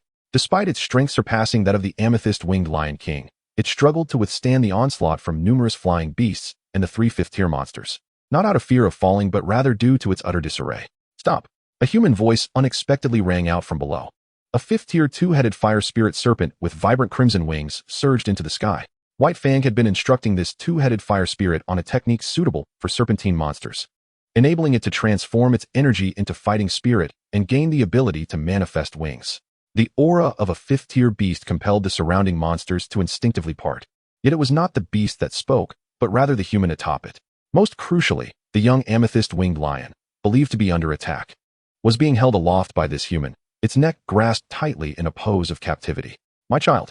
The amethyst-winged Lion King was understandably filled with excitement upon seeing its offspring. However, the eight-winged Black Serpent Emperor remained fixated on the barrier that obstructed its approach. With a sweeping glance, it solemnly spoke. Human, how could you, the eight-winged Black Serpent Emperor, conspire with a human? The White Fang responded, What do you mean by conspire? I, Lord White Fang, am inherently a guardian beast of the celestial serpent manor. This individual is merely a young one I am overseeing. The amethyst-winged Lion King narrowed its pupils, exclaiming, Celestial serpent manor, why have you set your sights on my child? It was well aware of this formidable faction, one of the three great powers of the Northwest continent, commanded by a Dozun. Even the entirety of the Beast Mountain range could not rival it. Yet, its lineage had always adhered to a path of peace, never provoking the celestial serpent manor. Why had they come for it? Was it possible that the secret had been leaked? The amethyst-winged Lion King became increasingly anxious. The secret it harbored pertained to its offspring, a heavenly treasure of the amethyst-winged lion clan. If it were to be seized, the child was of far greater importance. Without the child, who would benefit from such a treasure? The eight-winged Black Serpent Emperor taunted. Lord White Fang seems pleased. Why not take your child back to the celestial serpent manor for proper nurturing? Should I express my gratitude to you for this? The amethyst-winged Lion King was instantly incensed. Was this Black Serpent mad? What rational beast would seek a master out of sheer boredom? Joining a sect like the Celestial Serpent Manor as a so-called guardian beast might seem appealing, with promises of high status and good treatment. Yet, the ultimate authority still lay with humans. Wasn't this merely submitting oneself to servitude? Lion King, do not act impulsively. I have someone, oh no, a lion cub, in my grasp. Qingshan remarked, slightly lifting the little amethyst-winged Lion King. The gentle pressure around its throat caused the little creature immense distress, tears streaming down its face. Had it not been for its innate strength to resist, it would have already unleashed a torrent of purple flames. The amethyst-winged Lion King grew tense, pleading, Human, do not act recklessly, do not harm my child. State your conditions. I shall agree to anything if you release my offspring. If I were to ask you to, Lord White Fang, please allow me to handle this.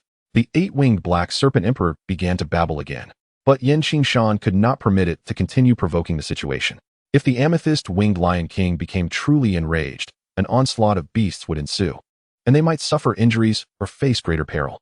The eight-winged Black Serpent Emperor fell silent, aware of its tendency to chatter incessantly, though it was not entirely oblivious to the bigger picture. At that moment, the amethyst-winged Lion King regained its composure, fixing a cold gaze upon Qingshan. Human, state your conditions. As long as they are reasonable, I shall acquiesce. Qingshan gazed steadily at the amethyst-winged Lion King and said, Lion King, my conditions are not arduous. I seek to cultivate a secret technique that necessitates the gathering of rare materials. The Beast Mountain range is vast and abundant. Yet I find myself short on time. With a huff, he added, How cunning of you. The amethyst-winged Lion King snorted in indignation, retorting coldly, I can assist you in collecting the materials, but in exchange, you must release my offspring. Lion King, are you jesting? Qingshan replied incredulously. It is only because I have this little creature that we are even conversing. To return it to you now would be to breach trust. And I cannot bring myself to believe such a promise. He loosened his grip, placing the small amethyst-winged lion on the back of the scarlet serpent, cradling its lion-like head in his hands. The little lion, with its gleaming amethyst exterior, felt exquisite in his grasp, while others might pet a cat. He was currently stroking a lion, an extraordinary lion, at that. The amethyst-winged Lion King growled coldly, What do you propose? Quite simply. Qingshan's gaze shifted to a fifth-tier ice phoenix lion nearby, its body a pristine white adorned with magnificent wings resembling those of a phoenix. While your subordinates gather the materials, you can also arrange for a fifth-tier beast to monitor us. The moment my secret technique is perfected, I shall release your child. The Lion King growled, How can I trust that you will keep your word? You must trust me, unless you disregard your child's safety. Qingshan smiled, adding, Moreover, if our intent were to harm it, we could have easily disposed of its body after capturing it and swiftly departed. You would likely not have realized it until it was too late. You dare. Although Qingshan's assertion was merely hypothetical, it incited the Lion King's fury. Yet, after the initial anger subsided, it recognized the futility of such emotions and begrudgingly growled, I shall agree to your terms. But you must not stray too far from my lair. Very well. Qingshan replied with a serene smile. Once again, he emerged victorious. Chapter 54, The Second Baptism. Deep within the Beast Mountain range, not far from the lair of the amethyst-winged Lion King, stood a tidy thatched cottage. Little lion, come here. Qingshan beckoned the small amethyst-winged lion to his side in the clearing before the cottage. To his surprise, the little creature, which had previously regarded him with hostility, scampered over eagerly upon hearing his call. Qingshan administered the potion he had prepared from a jade vial to the small amethyst-winged lion. The little one squinted its eyes, half collapsing onto the ground while emitting cheerful gurgles. Its amethyst sheen glimmered, and its aura exhibited a subtle enhancement. Young one, you truly possess a knack for handling magical beasts. Just days ago, this little creature would have gladly bitten you, yet now it greets you with such enthusiasm. The eight-winged black serpent emperor observed the scene with a sense of contemplation. To ensure that the young amethyst-winged Lion King would not be returned prematurely, it had kept the little beast under its watchful gaze for several days, witnessing the gradual shift in the creature's attitude towards Qingshan. Most magical beasts are not particularly complex in their thoughts. If you treat them well, they naturally respond with warmth. However, managing this relationship can prove to be quite challenging. Qingshan gently caressed the head of the amethyst-winged Lion King, meticulously inspecting its physical condition from head to tail. He first examined its teeth, followed by its claws. Turn around, he instructed. As he continued his examination, he patted the creature's rear, prompting a soft purr from the little beast as it relaxed and rolled over, exposing its belly for Qingshan to inspect. Though the amethyst-winged Lion King is a magical creature, it shares certain traits with ordinary animals. Feline species will only allow a person to touch their sensitive areas if they feel a bond of trust. The first area is the claws, their innate weapons. Akin to human hands, no one enjoys the sensation of having their hands restrained. Next is the rear, a sensitive area that is universally off-limits. As Qingshan had just demonstrated, patting a tiger or lion's rear would typically invite aggression. Beyond the claws and rear lies the belly, the most vulnerable part of any animal. When a magical beast willingly exposes its belly, it signifies profound trust. This aspect puzzled the eight-winged black serpent emperor. According to its nature, if someone had treated it as Qingshan did with the amethyst-winged Lion King, it would never forgive such an affront. In fact, it would seize the opportunity to retaliate when least expected. However, the young beast, akin to a child, has a remarkable capacity to remember yet forget. It may hold on to grievances for a lifetime if mishandled, but it also swiftly forgets when treated well. In recent days, Qingshan had dedicated himself to caring for the little creature, offering it the luxurious treatment that modern feline companions enjoy and meticulously preparing various delectable dishes to suit its palate. In no time, he had endeared himself to the little fellow. Suddenly, the eight-winged black serpent emperor lowered its head towards Qingshan and remarked, The amethyst-winged Lion King has sent over another batch of items. I sense its impatience growing. Is that so?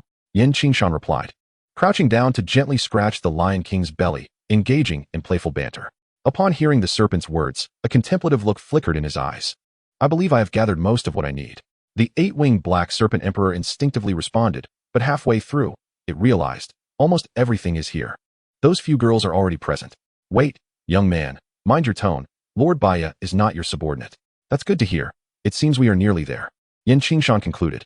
Qingshan gently lifted the small amethyst-winged Lion King, guiding it alongside the eight-winged black serpent emperor in a different direction. A dark green medicinal cauldron rested upon a flame cloud wood, filled with a concoction that had been meticulously prepared. The essence of mountain spring and spiritual dew had been vaporized into a rich emerald hue, and the air was thick with the fragrant aroma of herbs. My dear little one, I require a small portion of your essence, Qingshan said, crouching down to discuss with the small amethyst-winged Lion King. After receiving its agreement, he carefully incised its foreleg, allowing a stream of radiant purple blood to flow into the cauldron. As he drew the blood, he continuously administered a pre-prepared elixir to the creature. In recent days, Qingshan had ensured that the small amethyst-winged Lion King was well fed and cared for. All in preparation for this moment. Having indulged excessively, the young Lion King felt slightly uncomfortable, but initially found the bloodletting to be rather invigorating. Human, what are you doing? You dare covet the bloodline of my amethyst-winged Lion King. The furious roar of the amethyst-winged Lion King echoed from a distance, its presence suddenly materializing in the valley. Fixated intently on the bleeding young lion, beasts are exceedingly protective of their bloodlines, particularly their essence. In the original tale, Xiaoyan was merely suspected of possessing the essence of the celestial demon phoenix, which prompted several aggressive encounters from that clan. Thus, Qingshan's actions, openly drawing the blood of the Lion King's offspring, was akin to walking a perilous tightrope. Although the eight-winged black serpent emperor was reluctant to engage in another battle with the amethyst-winged Lion King, it interjected, "This is your child's consent. You dare to make excuses," roared the amethyst-winged Lion King, summoning a horde of numerous 4th and 5th-tier magical beasts to encircle the area, unwilling to delay any further. Suddenly, the small amethyst-winged Lion King turned and growled twice, causing the larger Lion King to pause, gazing at its offspring for a prolonged moment. Enough. After a significant loss of blood, the luster of the small amethyst-winged lion began to dim. Qingshan halted the procedure, applying a pre-prepared healing balm to staunch the bleeding and restore vitality. He then affectionately patted its head, time to return. With a low growl, the small amethyst-winged Lion King wagged its tail and sprinted back to its mother, who eagerly advanced to greet it, their roars filled with the joy of reunion. Qingshan's garments fluttered as though stirred by an unseen wind, and a radiant flame of a peach blossom hue enveloped him. He leapt directly into the cauldron, channeling the medicinal energy into his body, initiating a new round of transformative purification. The eight-winged black serpent emperor observed the profoundly changing Qingshan and murmured, "This young man wields a secret technique that appears profoundly ancient, capable of integrating the bloodlines of magical beasts for his own use, while nearly perfectly eliminating bestial influences. This technique is indeed remarkable." The amethyst-winged Lion King cast an irritable gaze upon Qingshan and his companions, yet refrained from any reckless actions. After all, Qingshan had proven to be trustworthy, and the formidable prowess of White Fang deterred any impulsive behavior. Additionally, the favorable words of the young amethyst-winged Lion King held some sway, preventing any rash moves. Chapter 55, The Lion's Heart and Purple Flame. A roar echoed through the air. At the entrance of the amethyst-winged Lion King's lair in the Beast Mountain Range, under the watchful eyes of numerous magical beasts, waves of energy surged from the cauldron where Qingshan resided, culminating in a resounding lion-s roar as his figure re-emerged. 5-star Dome Master. The transformation in attributes was quite significant. Qingshan broke free from the energy cocoon and immediately summoned the dawn within his mind to assess his physical condition. Host, Qingshan. Cultivation level, 5-star Dome Master. Technique, Advanced Xian Level Lion Heart King's Secret Art, 2nd Lion Heart Baptism. Do Techniques, Advanced Xian Level Frenzied Lioness Roar. Low-Level Xian Level Phoenix, Soaring Step. Intermediate Xian Level Thunderbolt Flash, Proficient. Intermediate Xian Level Greenwood Sword Aura, Sword Chi Level. Low-Level Earth Level Technique, Xianwood Heavenly Thunder Slash, Novice. Earth Level Technique, Emerald Light Sun Flame, Uninitiated. Strength, 75. Status, Healthy, significantly increased fire resistance. Agility, 67. Mental power, 30. Primary attribute, Wood. Secondary attributes, Thunder, Thunder Eye, Fire, Lion Heart of Fire, Peach Blossom Flame, Amethyst Flame. Data collection targets, 1-star Dome Master. Mid-level data for 1-star Dome Master is 10. Roar. The young amethyst-winged Lion King, upon seeing Qingshan emerge, immediately frolicked with joy, bounding towards him and gently nuzzling against him.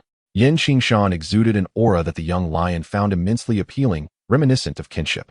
The amethyst-winged Lion King regarded Qingshan with a contemplative gaze, astonished that his secret method could assimilate the essence of magical beast blood to such an extent. Qingshan shrugged, explaining that it was limited to lion-type magical beasts, and that both the Lion King and the young one could potentially cultivate this Lion Heart King technique. Moreover, his efforts to nurture the young creature's body over the past few days had yielded insights that could facilitate its ascension to the 4th rank. Gently stroking the head of the young amethyst-winged Lion King, Qingshan noted its slight weakness from blood loss. However, it still responded joyfully, its spiny tongue licking his palm repeatedly. Indeed, Qingshan was no longer the same as before. Otherwise, a mere lick from the creature would have left him with a significant loss of flesh. The Lion Heart baptism required the blood essence of lion-type magical beasts. Generally, a lion of equal cultivation level would necessitate a complete heart, while higher-ranked beasts would not require all of their blood essence, as an excess could overwhelm a practitioner of insufficient cultivation. The inaugural baptism for Qingshan was a trial of combat prowess, utilizing a pinnacle first-tier blue-maned scorpion-tailed lion. Although this beast possessed greater strength, it remained within the same tier, allowing him to absorb its essence with some effort. For his second baptism, he contemplated seeking a second-tier lion beast, which would afford him the opportunity to fully absorb its energy. However, he had set his sights on a more formidable target, the 3rd-tier amethyst-winged Lion King. This majestic creature belonged to the royal lineage of lions, capable of attaining 6th-tier status in adulthood. The 3rd-tier amethyst-winged Lion King, both in strength and the quality of its inner cultivation, far surpassed him. Nevertheless, the young amethyst-winged Lion King was still in its youth, and the smaller the disparity in tier for the Lion Heart baptism, the greater the amount of blood essence required. With only a single tier difference between them, a substantial quantity of blood essence was necessary. Thus, Qingshan first nourished the young Lion King for a period, ensuring it would not suffer from excessive blood loss. Human, what do you seek?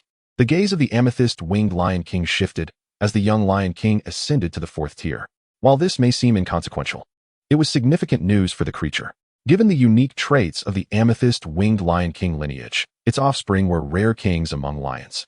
Once they reached the 4th tier, they could swiftly progress to the 5th tier and, upon transformation, even possess the potential to achieve the 7th tier. I require your blood essence, but not in excess. Merely a single portion will suffice, Qingshan stated earnestly to the amethyst-winged Lion King, as his intent was to prepare for the next Lion Heart baptism. Each instance of the baptism required different materials. However, it was universally true that the blood essence of lion beasts needed for each successive baptism must be of a higher tier. According to the secret arts within the Lion Heart King scriptures, practitioners below the dozone level could utilize these techniques 3 times. For those above the dozone, the profound grade techniques barely allowed for a breakthrough, with no records pertaining to anything beyond dozone. Previously, he had considered the 5th-tier Snow Phoenix lion among the 3 5th-tier beasts, but after careful deliberation, he opted for this transaction with the amethyst-winged Lion King. The Lion Heart baptism enabled practitioners to fuse with the attributes of the beast. However, the quality of these secondary attributes was rather mediocre, merely sufficient for basic combat skill development. The elemental attributes of lightning and fire could tenuously relate to the wood attribute, yielding a reasonable conversion efficiency, while the ice attribute would complicate matters further, suggesting that it would be more advantageous to absorb the blood essence of the higher-tier amethyst-winged Lion King for maximal benefit. As for seeking other 6th-tier lion beasts, Qingshan had no such intentions. 6th-tier beasts were exceedingly rare in this northwestern continent, let alone 6th-tier lion beasts. He was only aware of the whereabouts of one amethyst-winged Lion King. Moreover, without the backing of the 6th-tier 8-winged Black Serpent King, not only would he fail to obtain the blood essence, he would likely be swiftly eliminated if discovered, leaving him no opportunity to negotiate. Certainly, but you must first allow me a glimpse of your technique. The amethyst-winged Lion King expressed a keen interest in Qingshan's martial arts. From its perception of the energy pathways, this technique, intimately connected with the lion tribe, appeared to hold potential benefits for it. Behold, my lord. Qingshan tossed the Lion Heart King technique from his spatial ring to the amethyst-winged Lion King. He then crouched down to nurture the small amethyst-winged Lion King's body. Although he had previously supplemented it with a plethora of medicinal herbs to prevent its vitality from waning after the blood loss, it still required meticulous care to recover. This gesture elicited a flicker of intrigue in the eyes of the amethyst-winged Lion King, yet it refrained from vocalizing its thoughts, instead bowing its head in contemplation of the technique. After a while, the small amethyst-winged Lion King, rejuvenated by Qingshan's ministrations, was lively once more. Qingshan engaged it in playful interaction, using a blade of dogtail grass as a makeshift toy. Young one. The amethyst-winged Lion King suddenly spoke, its aura shimmering brilliantly. The amethyst hue reaching a stunning pinnacle. A shard of amethyst scale was scorched into a spherical form beneath the purple flames. The amethyst-winged Lion King then unleashed a jet of deep purple blood into the sphere, where the flames sealed the crystal, yet the essence within remained untouched. This vessel is crafted from the purple spirit crystal shed by my lineage, capable of preserving the essence within for an extended duration. The amethyst-winged Lion King handed this crystalline sphere to Qingshan, its voice tinged with a hint of fatigue. Baya, observing from the side, appeared utterly bewildered. Having long since established its worldview, the serpentine creature found it incomprehensible why the Lion King would act in such a manner. Chapter 56. The Return of the Green Barbarian.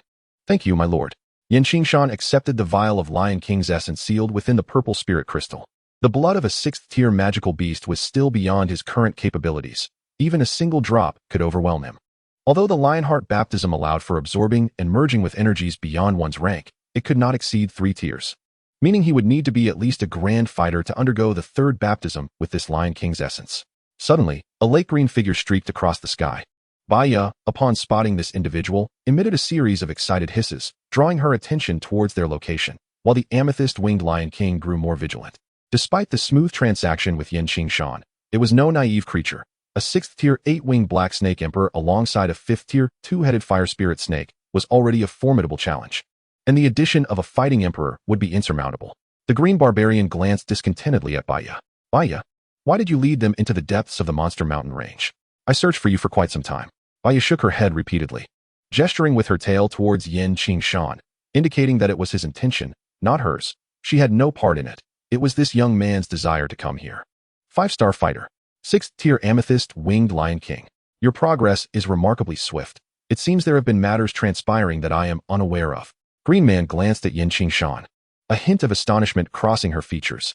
She also noticed the amicable little amethyst-winged Lion King and a group of formidable magical beasts nearby, which prompted a flicker of caution in her eyes.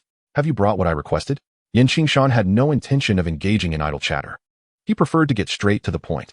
Green Man was not as easily deceived as White Fang, and prolonging the conversation would only serve to exhaust him further without yielding any benefits. It was Green Man who insisted on staying behind to watch over them, leaving no opportunity for Qingshan to utilize her as a mere tool. However, Qingshan had already devised a plan from the outset. Green Man and White Fang each had a magical beast, and it was evident that Green Man would be the one to seek out a potion maker. Thus, Qingshan felt at ease in employing the tool-like White Fang, leading to the acquisition of the amethyst-winged Lion King and fulfilling his own objectives. You are indeed straightforward. So eager to sell off your little maid, Green Man remarked as she handed over the items, trying to incite discord. Unfortunately, such petty tricks were of no consequence. She was well aware of this, but relished in the thought of irritating Qingshan. The idea that a formidable Dao emperor like herself was reduced to running errands was quite displeasing. If you had not come, I had no intention of letting Qingling leave. Understand this. It is you who wish to take her from me. Qingshan cast a cold glance at Green Man, saying, if you find this unsatisfactory, feel free to attempt to abduct Qingling again and see if you have better luck this time. As Qingshan spoke, he moved the little Lion King backward, leaning against the amethyst-winged Lion King, while Qingling and the others had already mingled among numerous high-level magical beasts with the 2-headed fire spirit snake. You dare to go back on your word? Green Man's expression darkened significantly, with Qingshan and his party joining forces alongside the amethyst-winged Lion King. They would be facing a formidable group consisting of 1 6th-tier and 4 5th-tier beasts, not to mention numerous 4th-tier magical creatures. Although both she and Green Man were capable of contending with 6th-tier beasts, taking on a whole group was a daunting prospect. Qingshan replied nonchalantly, you jest. From the beginning, it was you who cornered us. Besides, I merely suggested that we could negotiate. How can you accuse me of going back on my word? Do not push me. Green Man's surroundings shimmered with lake green Do Chi, causing the nearby flora to emit a faint emerald glow, rapidly flourishing. Ah, you're angry. So even you, a Do Emperor, can feel anger. Have you ever considered my own fury when you came to coerce and abduct? Qingshan scoffed coldly, gazing at Green Man. Had I not reacted promptly back then, Qingling would have already been taken by you, and as a mere Do master. Even with the assistance of a 5th-tier 2-headed fire spirit snake, catching up to you would have been a challenge. I concede that my actions were indeed thoughtless. And I apologize. Green Man clenched her fists, the smooth skin on her hands revealing faint veins. Ultimately, she chose to apologize to Qingshan, for he had now earned the right to converse with her. At the outset, upon discovering the azure serpent's triflower eyes, the green barbarian naturally contemplated the most convenient method of abducting the individual. As for the opinions of Qingshan and others, why would she concern herself with the thoughts of mere ants? As a formidable emperor of combat, her mere breath could extinguish Qingshan's life. However, she was unprepared for the presence of a fifth-tier magical beast guardian by Qingling's side, coupled with Qingshan's resolute and ruthless demeanor that could compel Qingling to sacrifice her eyesight. Lacking absolute certainty, she dared not act recklessly and could only acquiesce to Qingshan's terms for the time being. Now, Qingshan presented her with an unexpected boon, a sixth-tier amethyst winged lion king as an ally, along with a multitude of high-level magical beasts. This formidable force instilled in her a sense of trepidation, prompting her to finally regard Qingshan with newfound respect. Qingshan, gazing intently at the green barbarian, stated solemnly, "Qingling's azure serpent's triflower eyes could receive superior training at the Heavenly Serpent Manor, yet I possess no knowledge of this place. How can you assure me that Qingling will not suffer any injustices there?" The green barbarian felt a wave of relief. As long as negotiations could proceed, she was eager to avoid a direct confrontation with the magical beasts. She quickly replied, "You need not worry on that front. Our Heavenly Serpent Manor has long established a tradition. Those who possess the innate azure serpent's triflower eyes will become the next holy son or holy daughter of the manor. You can rest assured that she will not face any unfair treatment. The specialized secret arts of our manor are effective solely for those who possess the innate azure serpent's triflower eyes. So you need not fear any ulterior motives regarding her eyes. The current head of our manor is a renowned emperor of combat in the Northwest. I have already relayed news of this young lady, and the head has expressed his intention to take her as his personal disciple, the holy daughter of the Heavenly Serpent Manor." While explaining, the green barbarian did not forget to highlight that she had already disseminated the information. An emperor of combat can traverse the void to create spatial passages, with the speed of the Heavenly Serpent Manor's esteemed individual. Qingshan and his companions would have no chance of escape. I am also aware that the internal strife within such a powerful entity as the Heavenly Serpent Manor is severe. Qingling's entry into this environment will inevitably embroil her in undesirable affairs, and as a young girl, she may find it difficult to cope. Therefore, I require you to assign Baya to be her guardian." The green barbarian listened quietly to Qingshan's words, a subtle smile forming at the corners of her mouth. If Qingshan were to request her to watch over Qingling, then she and her backing could rightfully become the new holy daughter's representatives within the Heavenly Serpent Manor. Yet, she did not anticipate Qingshan's final remark, questioning whether she, as a serpent spirit user, was inferior to a chattering magical beast. Qingshan was well aware of the green barbarian's thoughts. This decision followed careful consideration after extracting information from Baya. Qingling should focus solely on her cultivation at the Heavenly Serpent Manor, and getting involved in internal power struggles would be detrimental. Opting for Baya as a representative was far more advantageous than the green barbarian. The magical beast faction represented by Baya comprised many serpentine creatures of 5th-tier rank or higher. Utilizing extensive data analysis, Qingshan imparted a wealth of knowledge about serpentine magical beasts to Qingling, and with her azure serpent's triflower eyes, she would easily forge connections with these creatures. Chapter 57, Devouring Exotic Flames. In the Warcraft Mountains, nearly half a month had passed since Qingling departed alongside Greenman and Whitefang. "Young master, after I leave, take good care of yourself.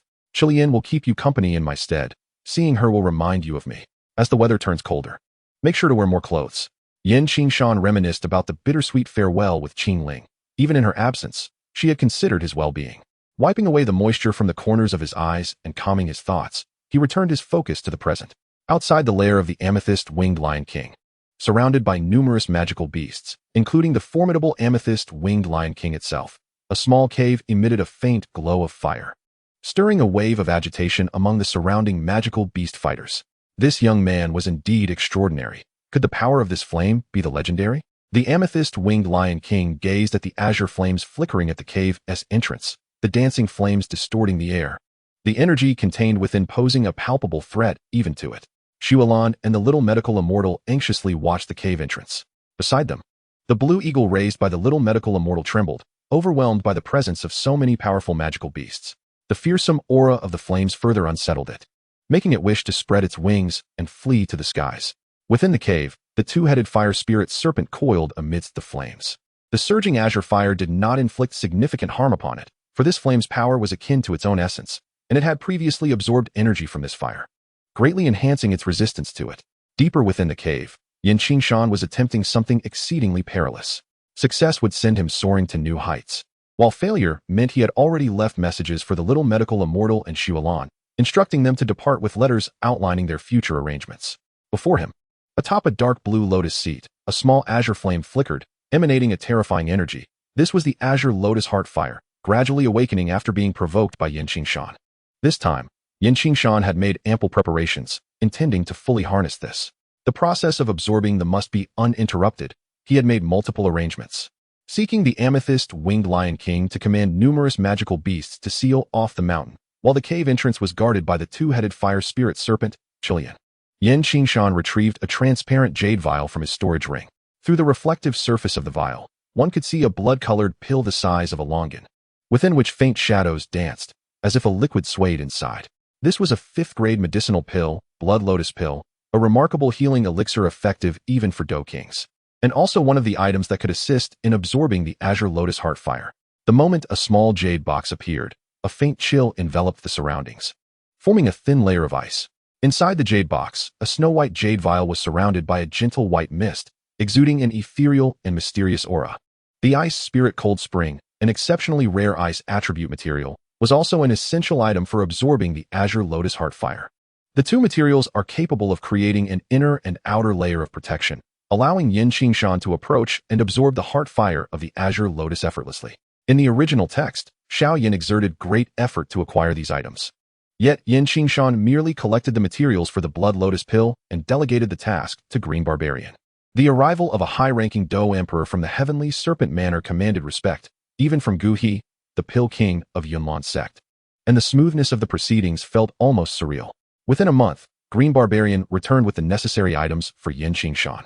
A faint gray-silver glow appeared in his palm, revealing a thumb-sized gray stone, smooth as jade and flawless. Within its core, a faint blue ethereal light flickered as if it possessed a life of its own.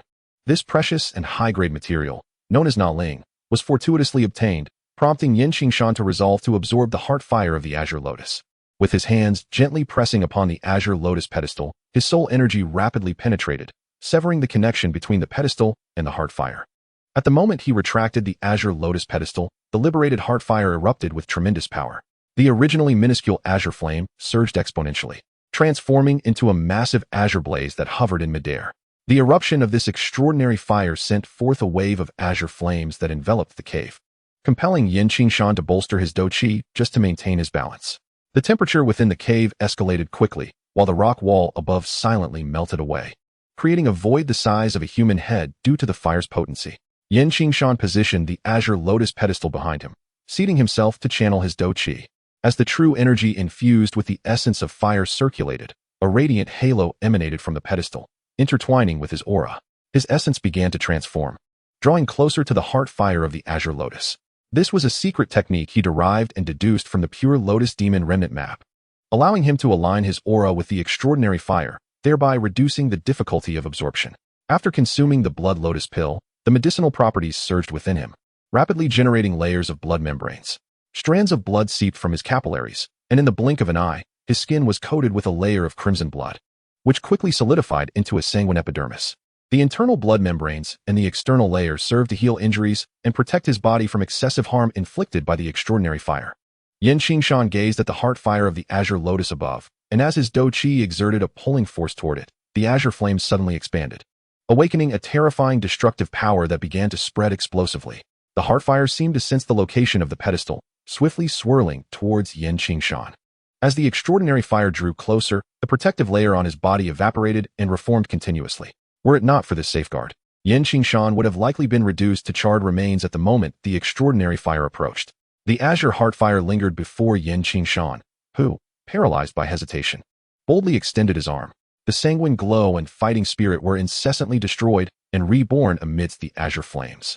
Despite the protective barrier, the searing heat caused beads of sweat to form on his brow. After drawing forth a small cluster of deep azure flames, before the fiery energy could erupt, it was drawn into the lotus seat and suppressed.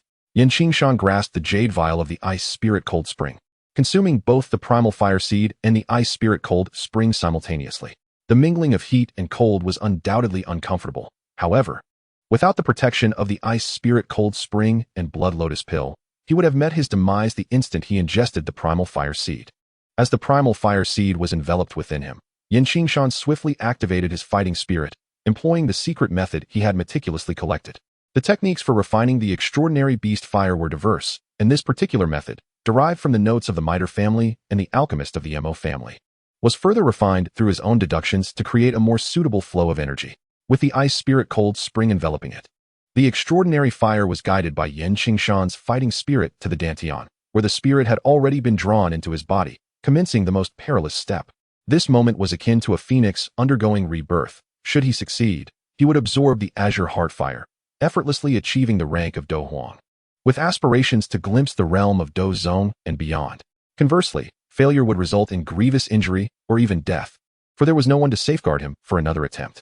Chapter 59, Great Advancement in Cultivation. Boom.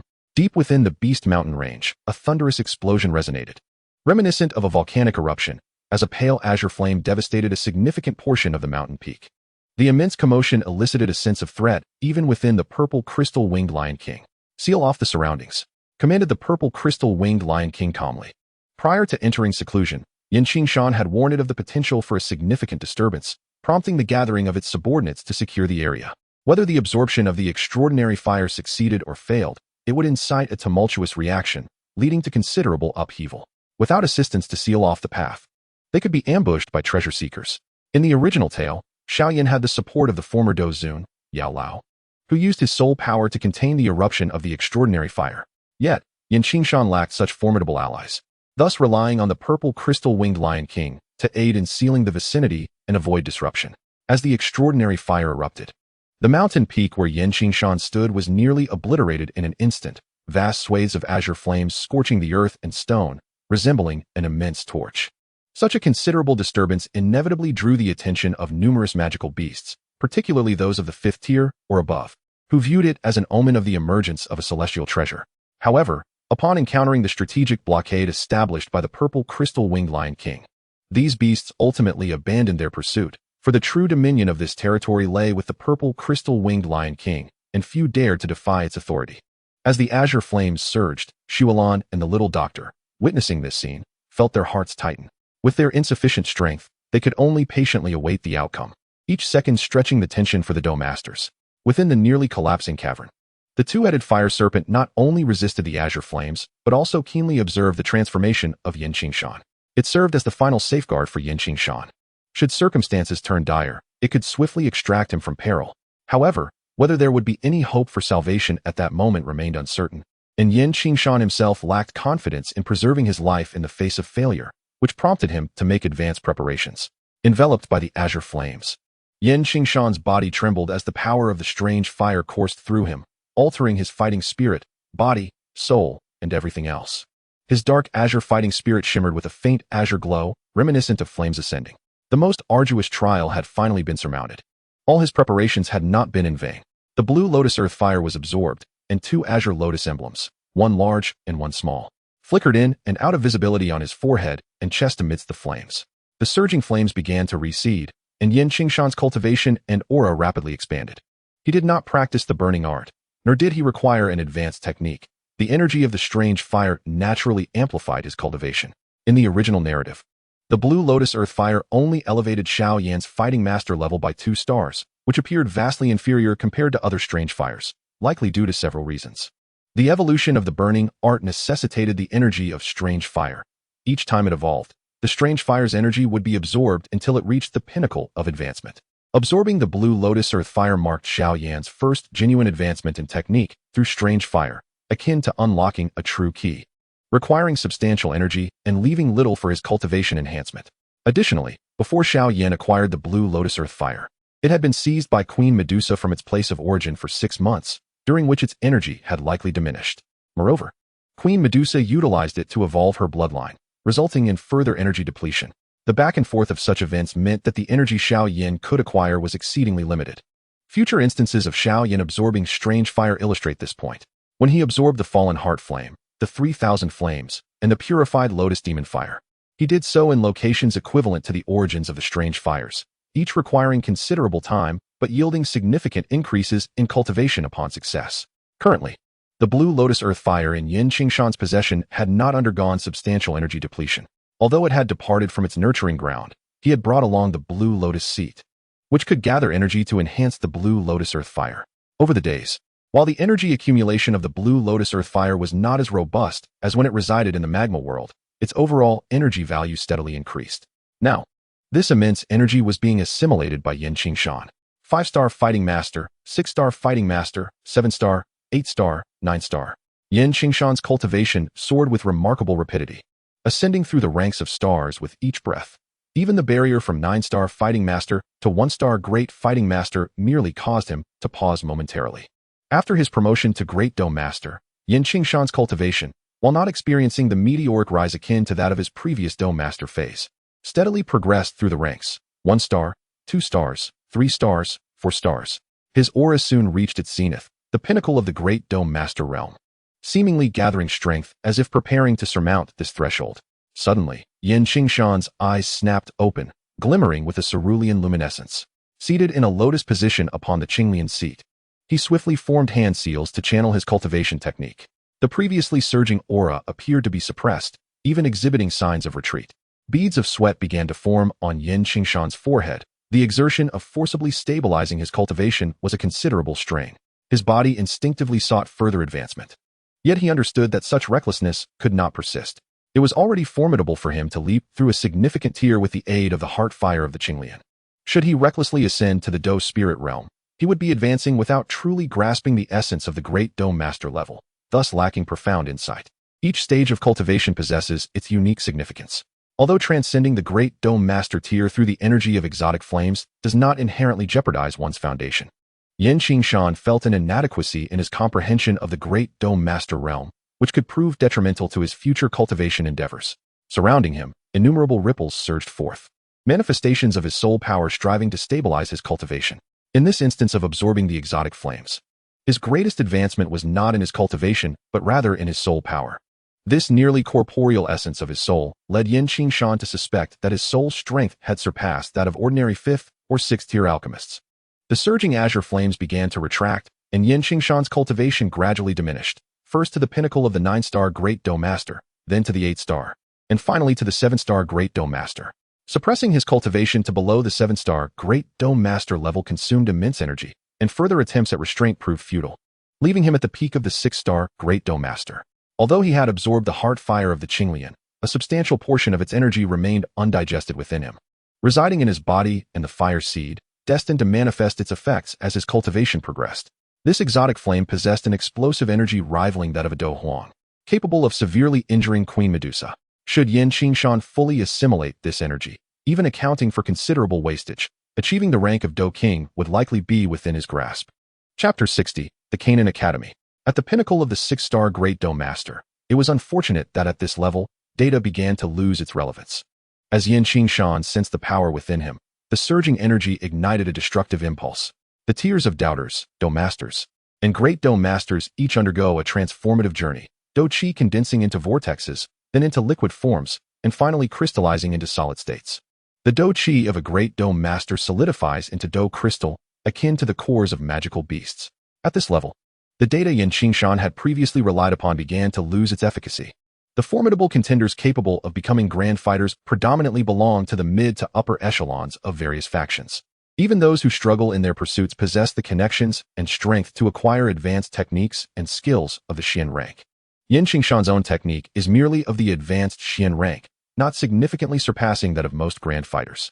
Moreover, the destination he is bound for is teeming with prodigious talents, some even possessing Earth-tier legacies and hidden trump cards. It is imperative for him to enhance his current abilities urgently.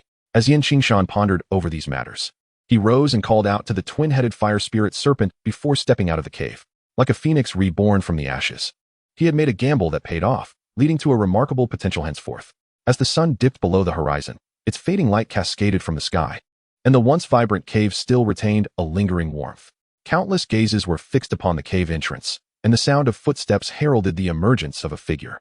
Striding forth into the sunset, surrounded by crimson clouds, his presence became even more captivating. All is well.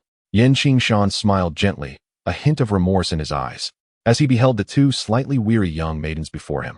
With open arms, they instinctively rushed into his embrace, their shadows intertwining and stretching long beneath the golden glow of the setting sun. Recently, Wutan City has been abuzz with activity due to a significant event in the Jama Empire, the enrollment of students at Qingshan Academy. Renowned as one of the premier institutions in the Duki continent, Qingshan Academy is revered as a hallowed ground in the hearts of youth from the surrounding empires and the entirety of the northwestern continent. The majority of factions on the Duki continent are comprised of families and sects, where internal dynamics are often convoluted due to a lack of fluidity. Even exceptional talents who join these groups find it arduous to safeguard their interests. In contrast, academies and schools operate differently, while similar to sects. They offer a more lenient environment. Unlike sects, joining an academy does not guarantee access to advanced techniques, yet it provides a platform for growth. Instructors at the academy serve the role of mentors, guiding talented students who are favored by them to learn higher-level techniques.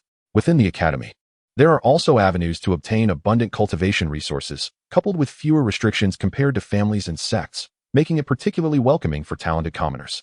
Not only commoners, but even scions from prestigious families in the northwestern continent and the Central Plains send their promising youths to Qingshan Academy for better development opportunities.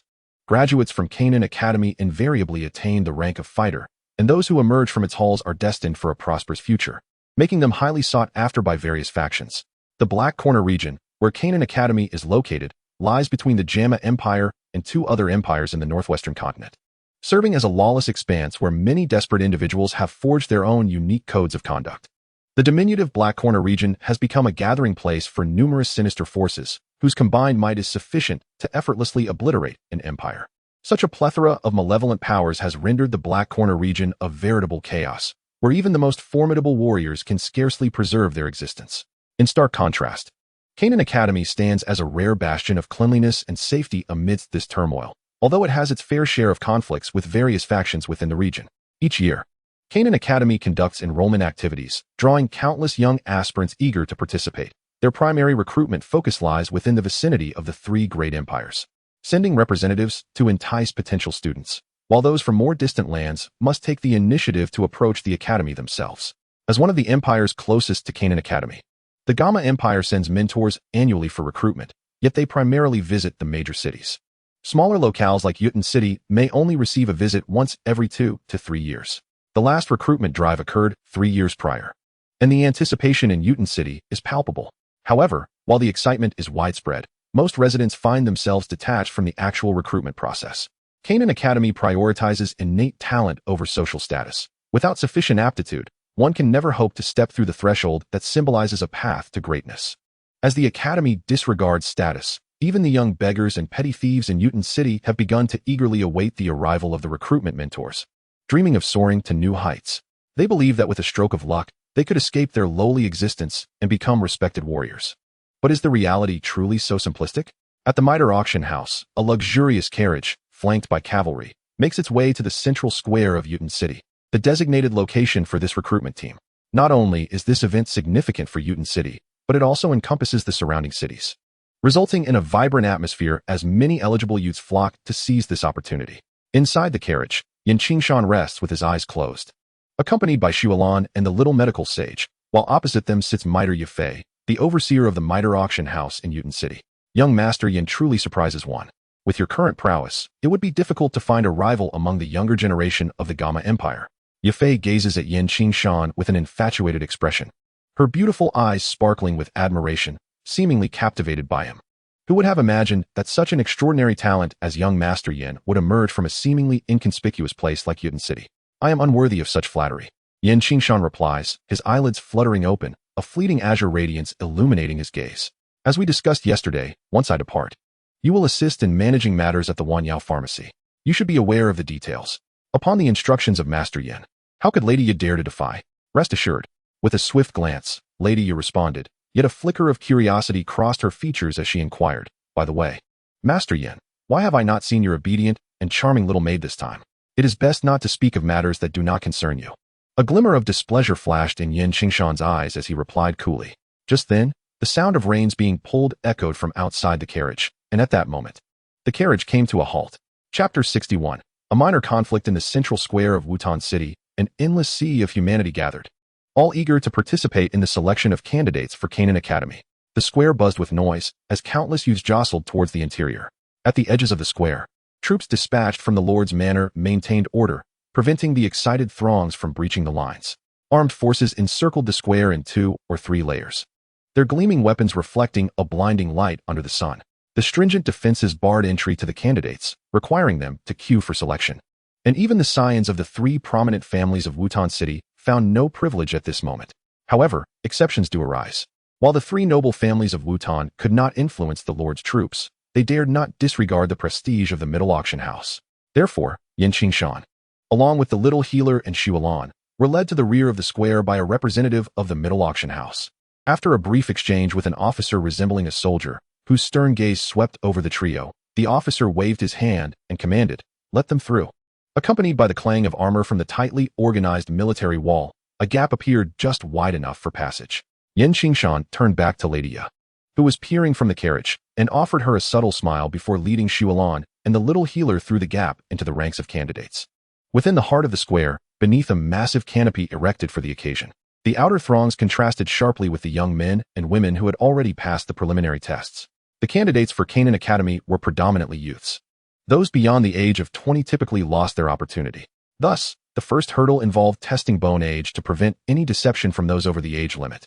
Thanks to the esteem of the middle family, Qingshan and his companions bypassed this initial assessment, proceeding directly to the tent where young men and women engaged in conversation, pointing out details of the crowd outside. These individuals were likely formal students of Qingshan Academy, accompanying their mentors for recruitment duties. Their audience comprised a group of young candidates, sitting on the ground under the scorching sun, sweat streaming down their faces due to the heat, yet their expressions bore signs of nervousness. Likely first-timers who had just cleared the outer tests. "You are here to be tested." A young man emerged from the crowd within the tent, clutching a fist-sized crimson crystal orb. This was the Academy's testing crystal, which would shine brightly only for those whose cultivation surpassed the 8th tier of combat energy, signifying their successful passage of the test. "Who will be first?" he inquired, his gaze flitting between the charming Xiao Yixian and the voluptuous Shualan. Before extending the crystal toward her, "Hand it over." Qingshan raised his hand slightly, intercepting the crystal with a swift motion. The red gem gleamed brilliantly in his palm, which he then offered to both Shualan and Xiao Yixian, who, without exception, caused it to radiate light. "Here you go. Is that sufficient?" Qingshan returned the crystal to the young man, who was still rubbing his wrist. By now, several of his companions had approached, their expressions decidedly unfriendly. The young man refrained from retaliating, merely accepting the crystal back and casting a glance at Qingshan. He then gestured toward the group of men and women seated on the ground under the scorching sun, smiling as he addressed Qingshan and his companions. "Congratulations on passing the preliminary test. For the second round, you are required to stay outside for half an hour." "This is a test?" Qingshan questioned him directly, showing no regard for the young man's authority, as he had no interest in indulging these mere lackeys. "This is the rule." The young man's lips twitched, but he was wary of Qingshan's strength, having felt utterly helpless against him moments ago, his wrist still aching. Qingshan stood with his hands clasped behind his back, calmly asserting, "I do not believe the mentors of the Qingshan Academy would establish such so-called rules." The young man retorted with derision, "You are defying the Academy's admission regulations. I am not afraid to inform you that these rules were set by the enrollment mentors to ensure that individuals like you, who possess a modicum of power yet lack humility, understand their place." Their argument attracted considerable attention, drawing many spectators from within the tent, while a group of youths seated outside also turned their focus toward the unfolding drama. "What is happening here?" A robust voice rang out as a burly, somewhat portly young man approached, his expression displaying displeasure at the crowd nearly obstructing the entrance. "Senior Shirkai?" Those surrounding the portly youth displayed signs of trepidation, cautiously greeting him. "Lin Su, are you not in charge of admissions? What is going on here?" The young man named Shirkai inquired, standing beside the youth arguing with Qingshan, clearly annoyed by the disturbance. Lin Su shot a cold smile at Qingshan before turning to explain, "Senior, this is not a matter I provoked. These 3 passed the preliminary test, but refused to go out into the sun. I have clarified that this is a rule set by the mentors, yet they remain unyielding. Refusing to go out into the sun? You clearly have not learned a lesson." The young man named Shirkai was enveloped in a surge of fighting spirit. Forming a silken garment, he was unmistakably a fighter. "You may choose not to step outside. This regulation was originally optional. As long as you can withstand my 3 strikes, you need not leave." Shirkai cracked his neck and flexed his fists, a symphony of sharp sounds resonating through his body. "Young man, you must have just caught Lin Su off guard. Otherwise, given his temperament, he would have already acted. However, I must impart a lesson to you. Possessing strength does not grant you the liberty to act arrogantly within Qingshan Academy. Allow me to teach you the importance of respecting your seniors, lest you find yourself at a disadvantage in the academy and blame us for it. Utterly tedious. Qingshan's figure flickered, and the group of Qingshan students felt a blur before their eyes as he appeared before Shirkai. A hand descended upon Shirkai's shoulder, seemingly unremarkable. Yet Shirkai collapsed as if struck by a mountain. How dare you injure Senior Shirkai? Lin Su and the others exclaimed in shock, particularly Lin Su, who had anticipated Qingshan's formidable strength but never imagined it to be of such terrifying magnitude. Shirkai was a seasoned fighter, ranked among the top 100 in the outer academy, and was poised to enter the inner academy this year. Yet, he could not withstand a single strike from Qingshan. How had he offended such a powerful adversary? Qingshan did not even glance at Lin Su, but simply cast a cold gaze at Shirkai. I presume, then, that there are no longer any so-called rules? Shirkai rubbed his shoulder and rose, gruffly stating, since you have bested me, you are naturally exempt from adhering to these rules. Chapter 62, Mentor Wolin. Wait. Just as Shirkai was about to depart, Qingshan suddenly raised his hand, pointing to a group of young men and women basking in the sun. Let them rise as well. This would not contravene any rules, would it? Qingshan observed Shirkai, who was a robust, yet somewhat bulky man, visibly trembling at his voice. After glancing at the others sunbathing, he sighed in relief and nodded repeatedly. Of course, that is certainly permissible. If Shirkai deemed it acceptable, then Lin Su and the others had no objections. Meanwhile, the new students, who had obediently accepted the rules, displayed expressions of joy, helping one another to stand. Many expressed their gratitude towards Qingshan. Qingshan, accompanied by Xuelan and the little healer, entered the tent and casually chose a corner to sit, the three of them forming an unconventional unity. Seemingly disinterested in conversing with others, the enrollment at Qingshan Academy continued, but due to the earlier incident involving Qingshan, Lin Su and the others dared not wield their authority to enforce the so-called sunbathing rule upon the new students. This so-called rule had been applicable when Qingshan Academy was first established, as certain local factions sought to test the old principal still in charge, deliberately sending unruly individuals to challenge him, which ultimately led to the establishment of regulations by the mentors. However, that was many years ago. Although it is still practiced now, it is mostly a mere formality. After all, once one enters the academy, everyone becomes classmates, and no one would truly wish to offend another. This young master. A melodious and pleasant voice interrupted Qingshan's thoughts. He raised his head, and the first thing that caught his eye was a pair of strikingly long legs. As his gaze traveled upward, he noticed that the girl appeared to be slightly younger than Xuelan, yet her beauty was no less captivating. She possessed an exceptionally tall frame, and most notably, it was those legs that first attracted Qingshan's attention. As he pondered, he instinctively turned to glance at Xuelan, subconsciously comparing the two pairs of long legs. Xuelan's were certainly more athletic and well-defined, while this pair seemed wider and more rounded. Xuelan seemed to sense something amiss and shot him a fierce glare. Do you have something to say? Qingshan turned to the striking young beauty, who was undoubtedly the most remarkable among the new students he had just seen. She was the one whom Lin Su and others had previously admired. However, Qingshan had little else on his mind, especially since the little healer had been smiling gently at him. The beautiful girl bowed slightly to express her gratitude and spoke with a bright voice. I am Xiao Yu from the Xiao family of Wutan City. It is a pleasure to meet you, young master. Wutan City, Xiao family. Xiao Yu. Qingshan's expression subtly shifted. He had not anticipated that she was Xiao Yu, the cousin of Xiao Yan. Xiao Yu continued, I must also thank you for your earlier assistance. What seemed a trivial effort to you was a relief for us. Qingshan shook his head with a smile. It was nothing, merely a small gesture as you said. By the way, I am Qingshan. There is no need for such formalities. Qingshan, may I call you Qingshan? Xiao Yu cautiously inquired. Noticing that Qingshan did not display any displeasure, she added with a hint of curiosity, you must not be from Wutan City, am I correct? I am from Qingshan Town, a small settlement located not far from here, near the outskirts of the Monster Mountain Range. Qingshan and Xiao Yu began to engage in conversation. It seemed that she had come alone for this selection. Or perhaps she was the only one from the younger generation of the Xiao family to have successfully passed the selection this year. The girl appeared astute. Recognizing Qingshan's formidable strength and the presence of two girls by his side, indicating her intent to seek a reliable ally. Qingshan, however, harbored no ulterior motives. He subtly shifted the topic to amusing anecdotes about the Xiao family, particularly regarding Xiao Yan and Xiao Suner. Although he was not yet prepared to engage with Xiao Yan, it did not hinder his foresight. With the enhancement of his strength, he would inevitably cross paths with Xiao Yan, and it was better to be prepared in advance than to scramble for knowledge later on. In the corner of the tent, a group of girls chattered animatedly, their laughter and voices rising and falling like a flock of sparrows, creating an incessant din. It must be said that girls truly possess an innate ability to bond effortlessly in unfamiliar surroundings. After a brief exchange with Xiaoyu, Qingshan found himself unceremoniously abandoned. The little medical sage and Shuolan quickly embraced this newfound friendship, and soon, more girls, including a few senior sisters from the Canaan Academy, joined their circle. Qingshan felt as if he were a solitary green amidst a sea of blossoms, caught in an awkward limbo of standing and sitting.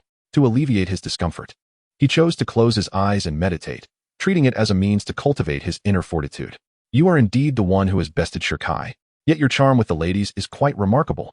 A sudden feminine voice, gentle enough to enchant, broke through the surrounding mirth, causing a hush to fall among the laughter. Qingshan slowly opened his eyes and turned to see a few unfamiliar faces within the tent. Beside Shirkai stood a woman in green, her radiant smile gracing a beautiful face, exuding an aura of warmth. Her gaze flowed softly over the gathered crowd, akin to a gentle stream meandering through the heart, captivating all with her uniquely tender and animated demeanor. This woman was not particularly young. Her voluptuous and exquisite form radiated a mature charm honed by the passage of time. Possessing an ineffable allure, Mentor Roland, several senior sisters from Canaan Academy quickly rose to call out, while within the tent, some youthful disciples gazed at her with an unmistakable fervor, their eyes gleaming with an inexplicable affection. Mentor Roland approached, clapping her hands, and addressed the new students with a warm smile. Greetings, everyone. I am your enrollment mentor, Roland, overseeing the admissions in the vicinity of Wutan City. Now, please come forth and disclose your respective cultivation levels, as this will determine your class placements. Of course, I warmly welcome all to join my esteemed Class 2 of the Yellow Tier. Roland cast a meaningful glance at Qingshan, having learned of his prowess from Shirkai. She was well aware of where the greatest potential lay in this gathering. Her sudden, captivating look left Qingshan momentarily stunned. The enchanting allure of this mature beauty differed from that of Yafei, while Yafei embodied ultimate seduction, invoking a desire to be drawn into intimate embrace. Mentor Roland was gentle as flowing water and charmingly captivating, invoking a sense of longing. After giving Qingshan that electrifying glance, Mentor Roland gracefully turned and seated herself elegantly in the foremost chair of the tent, her eyes sparkling with delight as she surveyed the new students. A radiant light flickered from a storage ring on her finger, revealing a roll of green parchment and an ink brush in her hand. With a slight elevation of her gaze and a languid smile, she remarked, "Congratulations, everyone, for having passed the initial assessment. You now stand at the threshold of Canaan Academy. However, to classify the potential of each student accurately, I must ascertain your current levels of strength." Chapter 63, Classification of Potential. The 8 segments of fighting spirit correspond to a potential level deemed the minimum standard at Canaan Academy. The 9 segments of fighting spirit represent a higher potential value. A 1-star fighter is classified accordingly, with the pinnacle being the 5-star fighter. Roland smiled softly, her delicate lips concealing a playful amusement, while her long eyelashes fluttered gently. Her curious gaze fixated on Qingshan, a newcomer with remarkable potential, an occurrence she had never witnessed in her decade at Canaan Academy. To her astonishment, she encountered someone of an even higher caliber today. Not only Roland was intrigued, others shared the same curiosity regarding Qingshan's true prowess. Previously, Shirkai had revealed his fighting spirit, demonstrating the strength of a genuine fighter, and for Qingshan to defeat him so effortlessly, he must possess at least the skills of a fighter. Remarkably, Qingshan was not yet 20, and a fighter of such youth would astonish not only the students of Canaan Academy, but even Roland herself. While it is true that students of this caliber exist within the academy, particularly among the exceptional individuals in the inner courtyard, it is rare to find someone as young as Qingshan in a small place like Wutan City. Furthermore, from the prior conversation with the little medical fairy, it became evident that Qingshan was not a scion of an influential family, but rather an ordinary citizen from a nearby town, heightening the intrigue surrounding his enigmatic background. With a gentle smile, Roland grasped her ink brush and softly declared, "Let us begin. Starting from the left, please state your name, rank, and age." Huang Yan, 9 segments of fighting spirit. Potential level. Lu Hui, 8 segments of fighting spirit. Potential level. Xiaoyu, 9 segments of fighting spirit. Potential level. Shuelan, 3-star fighter. Oh, what? You are a 3-star fighter. Roland, perhaps caught off guard from calling out names for too long, initially failed to react to Shuelan's declaration. Once she comprehended the significance, she was astounded and sought confirmation. 3 stars. Shuelan nodded in affirmation, her expression betraying little emotion. Among this group of newcomers, her talent was undoubtedly the most distinguished, Yet having encountered true geniuses before, she had long since been humbled. Potential level. Roland nodded, her eyes gleaming with anticipation. Initially, she believed Qingshan to be an extraordinary find, but now she was met with double the delight. She wondered if she would be further surprised as she gazed at the little medical fairy with eager anticipation. The little medical fairy brightly announced, "Little medical fairy, 7-star fighter." Wow, what? Roland was momentarily taken aback, nearly losing her grip on her brush. Was she mistaken, or had the girl misspoken? This seemingly youthful maiden had already attained the status of a 7-star fighter, and she could hardly believe it was not a jest. Roland was not alone in her astonishment. The others shared the same disbelief, as the little medical fairy was indeed the youngest among the newcomers. Qingshan and Xuelan successively demonstrated their prowess, leading to speculation among the onlookers, who generally deemed her the weakest of the trio. Yet, who could have anticipated the presence of such a formidable contender? Xuelan wore an expression of someone well-prepared, having grown indifferent to the unfolding events. The one she thoroughly defeated was not Qingshan. After all, she recognized the latter's diligent efforts. The rapid enhancement of strength through the absorption of extraordinary flames was entirely understandable. However, it was the two young maidens, the little medical sage and Qingling, who astounded her. One possessed feeble cultivation, while the other had previously struggled even to secure adequate nourishment.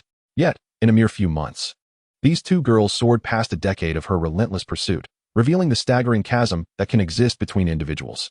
Roland smiled gently at the little medical sage and said softly, "Your potential level is merely a rough classification. Once we reach the academy, I will consult the vice president. There exist special training programs for individuals with unique attributes like yours." "Thank you, Tutor Roland." The little medical sage nodded with a smile and returned to sit beside Qingshan. Tutor Roland then approached Qingshan, curiosity evident in her demeanor. "Now, it's your turn, little one. To what extent has your cultivation progressed?" "Whatever," Qingshan replied nonchalantly, seemingly uninterested in the topic, merely lifting her gaze to respond coolly. Tutor Roland frowned and said, "How can you treat this casually? I need to know your specific cultivation level to report back to the vice president and ascertain your potential and arrangements." Qingshan shrugged. "As for potential levels, let's forget about it. I have long ceased to be a 5-star fighter." Tutor Roland appeared exasperated. "I understand you are no longer a fighter, but I still wish for you to disclose your specific cultivation level. This way, when I return to the academy, I can advocate for some benefits on your behalf." Qingshan seemed to show a flicker of interest and turned to ask, "Benefits? Would that allow me access to the library of Canaan Academy?" Tutor Roland hesitated. "Well, I'm afraid not. There are no precedents for that. Only the top 5 from the internal academy competition are eligible for entry into the library."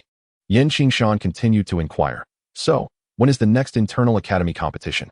Tutor Roland pondered for a moment before responding. "There are still 6 months until the next internal academy competition.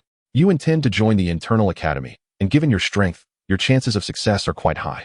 However, among this year's seed candidates, several possess formidable backgrounds. If you wish to compete for a spot in the top 5, I would advise against joining the internal academy at this time." The dialogue between Qingshan and Tutor Roland naturally drew the attention of others. The freshmen, aside from a few privy to the details, were left bewildered, while some of the older students appeared to have an epiphany. It was indeed unnecessary for Qingshan to waste time in the outer academy. She could easily vie for a position in the internal academy. However, they concurred with Tutor Roland's caution. This year's seed candidates were exceptionally strong, with a few possessing notably mysterious origins, not hailing from the northwestern continent. The older students had certainly heard tales of their renown. Qingshan nodded thoughtfully, stating that 6 months was not an excessively long duration. He recalled the earlier assertion regarding the formidable prowess of the current cohort of students and inquired if there had been any breakthroughs to the spirit fighter level. Mentor Roland chuckled lightly, dismissing the notion. How could that be possible? Achieving the spirit fighter rank is a prerequisite for graduation from the inner academy, and even there, it is quite rare. With that clarification, Yin felt no further hesitation. He resolved to wait another 6 months. "Please continue with the arrangements, Mentor. I shall retreat to my training." Without displaying any surprise, Qingshan shrugged and turned away, offering a casual wave to Mentor Roland as he made his way to a secluded corner to focus on his cultivation.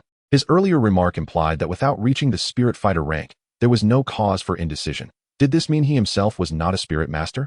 Mentor Roland and several astute individuals were taken aback, the term Great Spirit Master fleetingly crossing their minds. Although it was merely conjecture, the attitudes of the little medicine saint and Xuelan seemed to corroborate this speculation. Chapter 64. Journey to the Academy above the skies of the Black Corner region. A grand assembly of colossal flying magical beasts traversed the heavens. the locals were unfazed. As this procession was a customary sight during this time of year, an enrollment team from the Qingshan Academy escorting students back to the institution. Gazing down from the lofty heights upon this infamous chaotic land in the northwest, one could not help but feel a profound sense of disquiet. Below, in the Black Corner region, every gathering seemed to breed disorder and malevolence. Duels, ambushes, and violent confrontations were rampant. Daily, lives were lost in this turbulent expanse. Some met their end with great fanfare, while others faded quietly into obscurity. The pervasive scent of blood hung over every corner of this territory, and the scenes unfolding below served to profoundly alter the perspectives of many students witnessing such turmoil for the first time. As the flock of flying beasts approached an area sparsely populated by rogue factions, the imposing dark cities faded from view, revealing only a small town in the distance. As they neared this settlement, the majestic beasts gradually slowed their descent. With a smooth landing, the weary students finally arrived at the bastion of Peace Town, situated outside the Qingshan Academy. What an undeniably arduous journey this has been, Qingshan exclaimed, stretching his limbs after dismounting from the beast's back. He felt invigorated. Reflecting on the journey from the Gamma Empire to Qingshan Academy, which had been far lengthier than his previous expedition to the Tagore Desert, naturally extending the duration of the trip.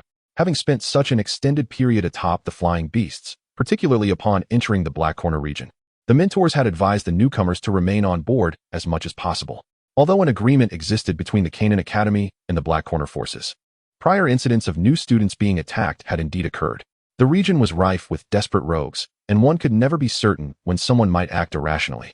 Within the confines of Qingshan Academy, it is strictly prohibited to engage in forced flight. The Academy's own flying beasts may traverse the area, but stopping at Peace Town is an essential ritual, as the subsequent journey necessitates that the students tread upon the earth. Nestled between two imposing mountains, Peace Town serves as a bastion, easily defensible yet difficult to assault, while a notable landmark, the Death Tree, stands not far from the left entrance of the town. This towering tree, shrouded in a deep black hue, extends its crown in all directions, emanating a faint chill. Among its gnarled branches dangle lifeless bodies, swaying slightly in the breeze and producing a chilling creak that sends shivers down the spine. This macabre scene nearly terrifies many students to the point of losing their composure. Qingshan Academy uniquely possesses the only sanctuary in the Black Corner region, which naturally incites discontent among some. For centuries, various factions have attempted to challenge the Academy's authority. The Death Tree became a notorious symbol after a significant event, adorned with the remains of a Do Huang and two Do Wangs, figures of considerable power even within the Black Corner region. The arrival of new students inevitably attracted the attention of Peace Town's law enforcement, and many onlookers took delight in the missteps of the newcomers. On the surrounding Yellow Earth Road, numerous pedestrians could be seen. However, these individuals exuded an unsettling aura. Do not be deceived, they are fugitives from the Black Corner region. Here, in this locale, should you gaze upon them, you might find yourself regrettably silenced before meeting your demise. Among the group, Qingshan found himself towards the rear, closely accompanied by the tall and elegant Xiaoyu, who cast him an irritated glance upon hearing his remarks. Ever since Qingshan's prowess became apparent, Shualan and Xiao Yixian had found themselves surrounded by a cadre of female companions, notably including Xiaoyu and a vivacious young woman named Xuanai. As they traversed the Yellow Earth Road, a multitude of pedestrians ambled by, some evidently hailing from the Black Corner region, emanating an air of ferocity and vigilance. Yet each moved cautiously, wary of revealing any intent to harm. The streets of Peace Town bustled with activity. Vendors lined the sidewalks, while children frolicked and laughed, creating a serene and harmonious atmosphere that starkly contrasted with the chaos of the Black Corner region. Upon entering Peace Town, the Academy's cohort collectively exhaled in relief. After enduring the oppressive darkness of the Black Corner region for an extended period, their arrival in this tranquil haven provided a much-needed reprieve for both body and spirit. Professor Ruelin, a middle-aged man, approached their group, accompanied by a gathering of young men and women, all clad in light blue garments and adorned with a cerulean badge bearing an intricately carved bloody dagger, signifying their affiliation with the Academy's enforcement team. After conducting their assessments, the enforcement members permitted the students to continue on their way.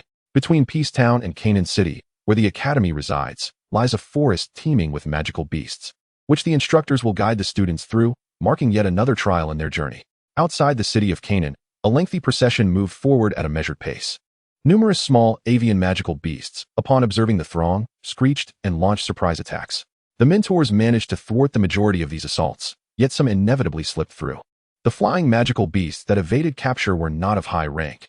Most were insignificant, with only a few being first-tier creatures. Naturally, these beasts stirred up quite a commotion within the ranks, making the students' performance crucial at that moment. The academy, in its quest to nurture talent, aimed not merely to produce individuals rich in potential yet oblivious to its application. These prodigies required the tempering of real combat experience to truly flourish. Given that the Gamma Empire lay too far and the Black Corner region was fraught with peril, this journey was deemed necessary. What a nuisance it was. Particularly the annoyance of bird droppings. Qingshan maneuvered adeptly through the crowd, effortlessly dispatching the approach of first-tier magical beasts, while the less dangerous low-tier creatures were left for Xuelan and the Little Medicine Sage to contend with. Xuelan and the Little Medicine Sage practiced advanced profound techniques. Theoretically, eliminating first-tier beasts should pose no challenge.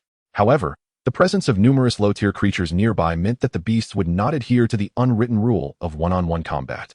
While Qingshan's method was not particularly conducive to their growth, he was unconcerned by this aspect. Once he attained greater strength, he could guide them through their training without necessitating their moment to shine at this juncture. Xuelan was relatively undisturbed by this, but the Little Medicine Sage, who practiced poisonous combat techniques, bore the stigma associated with being a poison master.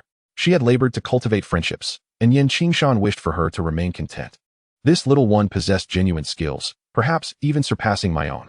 Mentor Roland had been keeping a watchful eye on Qingshan, and upon witnessing his effortless leaps and precise kills of first-tier magical beasts, she felt a twinge of inadequacy. It was disheartening to realize that her own students outshone her. After a rather arduous journey, the disheveled crowd finally arrived at a magnificent city, the Canaan Academy.